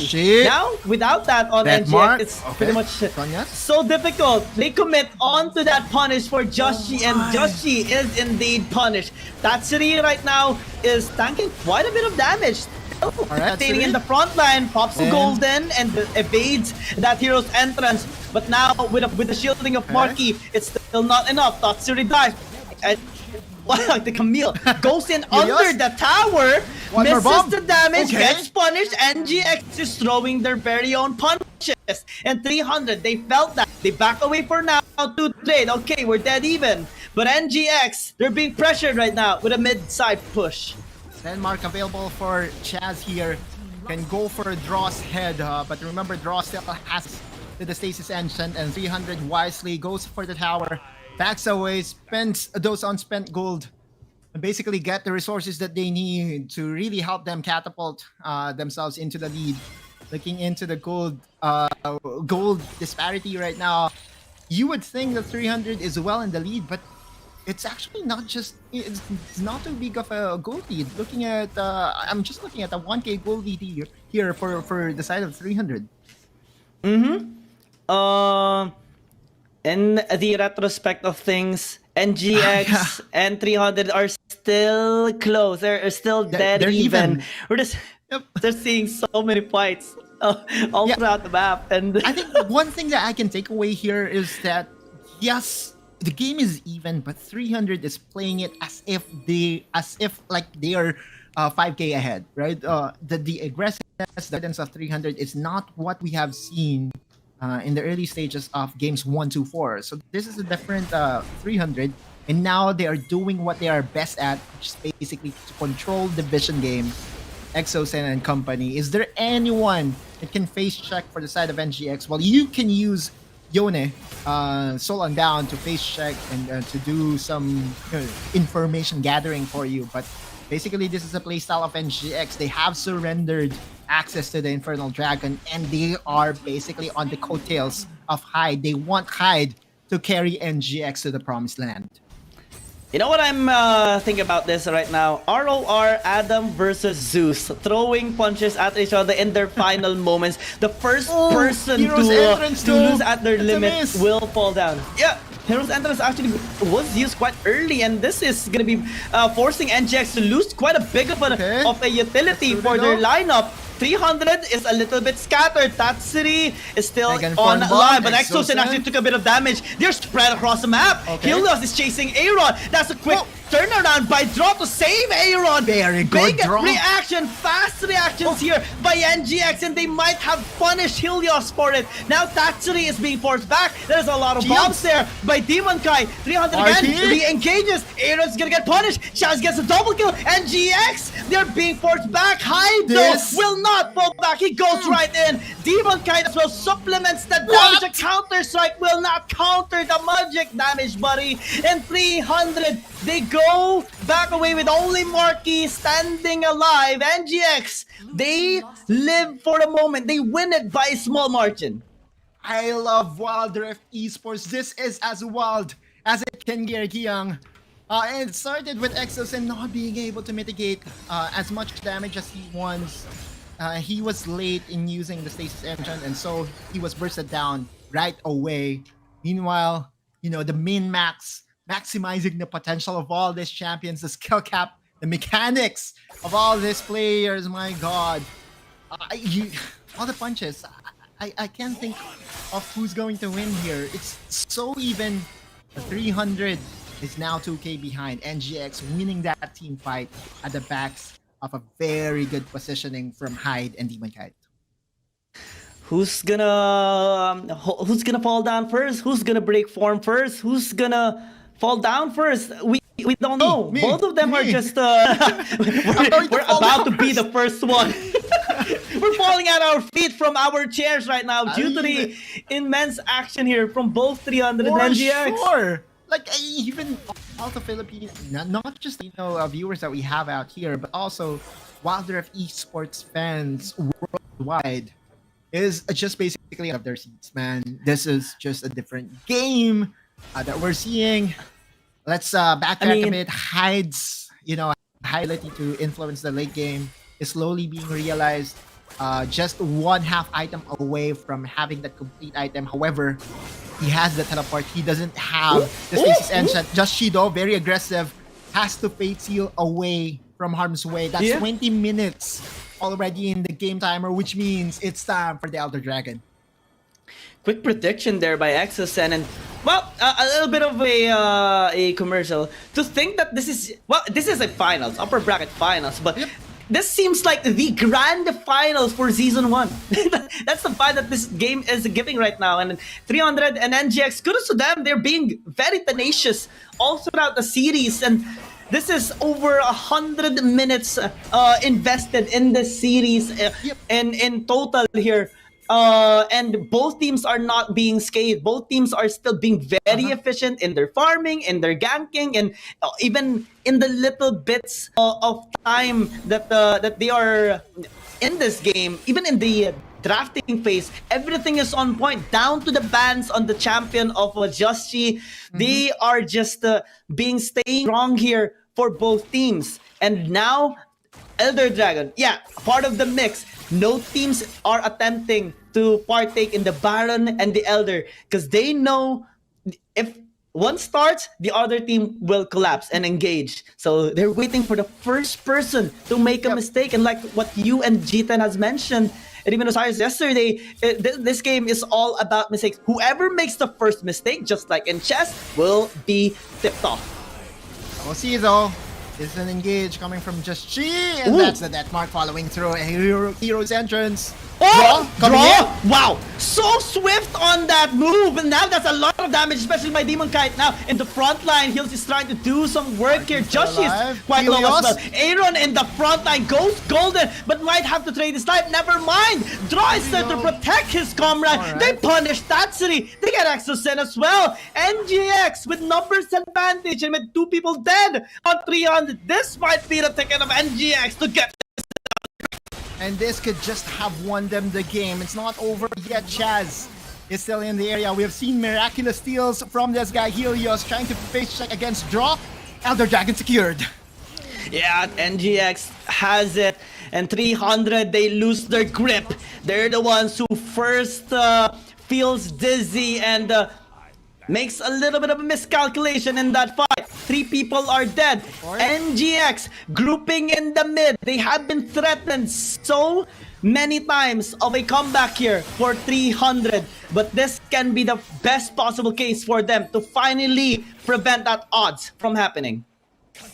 Just looking at that team fight, I believe Tatsuri was a bit too greedy. He waited for the stasis engine to expire, and with no cyclone stack available, Tatsuri really had no business in overstaying in that team fight. Such a big blunder from the mid laner of 300, Exosen and Tatsuri, both dying in the process, and now NGX has full control of the game. Elder Dragon buff, Baron buff, and 23 minutes in. Is there going to be another miracle to the side of 300? We have seen 299 miracles so far, but they need the 300th miracle in this game. How many miracles can you manifest, 300? This is where you need it the most. the match point, the final game in this 5 series. NGX knocking on the doors, 2 inhibitors destroyed already, and an Elder Dragon and the Baron buff secured. This is the Exodia that they have needed. This is the moment they have been waiting Power for. lock. Hextech Ultimatum on the backside, but they focus on the Nexus. You can't defy us twice, but third time we will strive and we will prevail. NGX remains a stronger one and will be qualified for Season 1. Congratulations to Nigma Galaxy booking their seats over to WRL-A group stage as a very well-deserved representation from the Philippines. And I do know that, Nigma Galaxy ended up the winners of this game, but more to that, I don't have any words to describe what big of a series that was. Not just for NGX, but to the whole WR Esports team. It was just a classic between these two teams. They're giants here, Guillaume, and I just don't have any more words to really describe what I feel right now for these two teams. I have one, and it's wow. wow. Such an incredible performance here by both of these teams. I don't even care about the result. I care about the action and the energy and the amount of wonderful experience we have. Well, experience in this series and in this game. We saw them fight, clash, go head to head one more time, trade blows against each other, reach their very limits of their limits. And we saw NGX staying at their form better than 300 at the very last part of that game. Commendable efforts still for 300. It is close to impossible. It shouldn't even be possible to pull off 2 miraculous comebacks in a single series, but they have done it. They have defied expectations against a team that defies logic, but they cannot do it the third time around. NGX again went with what works for them, and they have stood able in this final game. Actually wanted to look into this last team fight that really decided the outcome of this game. Look at Draw, very decisive again. There. This is like a quick Draw moment. The identity of Draw and what separates him from other supports here in the region. But I would love to also highlight this thing. Tatsuri overstaying, waiting for Aaron's stasis to just time out. But with the mobility of the Riven, with the shields available, that overstay by Tatsuri was not needed at all by the 300. It was the best series so far today. It's kind of something that we expected whenever we see these two teams face against each other. The late game damage of a Ziggs will almost always, be better than a Karma damage. And also you have Tide as their late game insurance champion. But overall, I feel that the MVP of that game was Draw. Man, Draw did a lot of things for NGX. You could give it to Jesji, you could give it to Mankai, but I feel that Draw was a stabilizing factor for NGX. Draw was the one who tipped the balance, who shake things up, made things unpredictable for 300. Because we described in something like an AI, right? And they're starting to get a grasp on what's happening. They're starting to get the pattern. But NGX, with Draw switching things up and suddenly surprising them, it wasn't in their algorithm, it wasn't in their formula. Draw suddenly going in with the Justice Punch, with the Shield of the Run, and suddenly flashing in a drift of a champion on this Galio, and allows them to initiate so good on the team fight, paired up with the Mega Inferno Bomb, and it's just too much to handle. Demon Kite is still gonna be the MVP here, but well played by every single member of NGX, of Nigma Galaxy, and wow, it's just a wonderful of a series that we have watched. True. Still though, it's the other half of the lane that has been crowned the MVP. To be fair, Demon Kite was just a consistent source of damage for the side of Nigma Galaxy. But yeah, Draw is just so good. Again, Giyang, What a series that we have casted. And what a day of Wild Rift Esports, starting from our very first match, the APAC qualifiers, followed by the Vietnam qualifiers, and now the Philippines qualifiers. Tomorrow, we will have the not the upper bracket finals, but the lower bracket finals to find out who is going to join the 3 teams today. Yeah, what a summary as well in this day. We saw a perfect game by Buriram United Esports against Invate Esports. We saw a perfect performance by Genza and Cerberus Esports in their game against GAM Esports. And we saw possibly the most electrifying and intense series ever to be witnessed. 300 and twice in a row, they have defied expectations, but Nigma Galaxy stood strong at the very end and conclude their victory at the final game number 5, the first game number 5 as of today. And might be, the game 5 that we'll be seeing in the next day of broadcast, because tomorrow again, as we do a very quick recap again, Buriram United. I've tweeted this. I feel that they have Thailand has sent the best team ever assembled.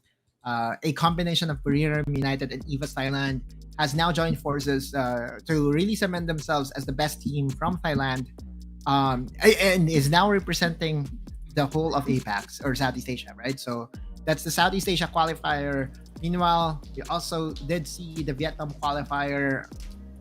That's the Cerberus Esports tournament to win. And Cerberus Esports is the best Vietnam team. So is NGX being the best team from the Philippines. And they are the qualified ones. We are going to be looking forward as well, though, on to the battles tomorrow. Is going to happen. We have Uni team going against Invade Esports, Team Flash going against GAM Esports, and Versity going up against Team 300. Here you see the schedule for tomorrow, and definitely look forward to seeing more action coming your way. Same time tomorrow, of course, same start, and possibly either same or more amount of energy, of course. So not only do we thank, of course, the organizers for this tournament, the production, of course, but same goes for the support of you guys out there in the comment section. So much support have we seen from you guys to the teams, to the players, to us casters, and to Wild Rift in general. And we do adore every single bit of it. We hope to see you once more tomorrow at the same time, of course, for our lower bracket finals. We have been your shoutcasters, Giang Gaming, Autolus, and G10 a while ago. Looking forward for tomorrow, but for now, we are gonna be bidding good night. See you tomorrow.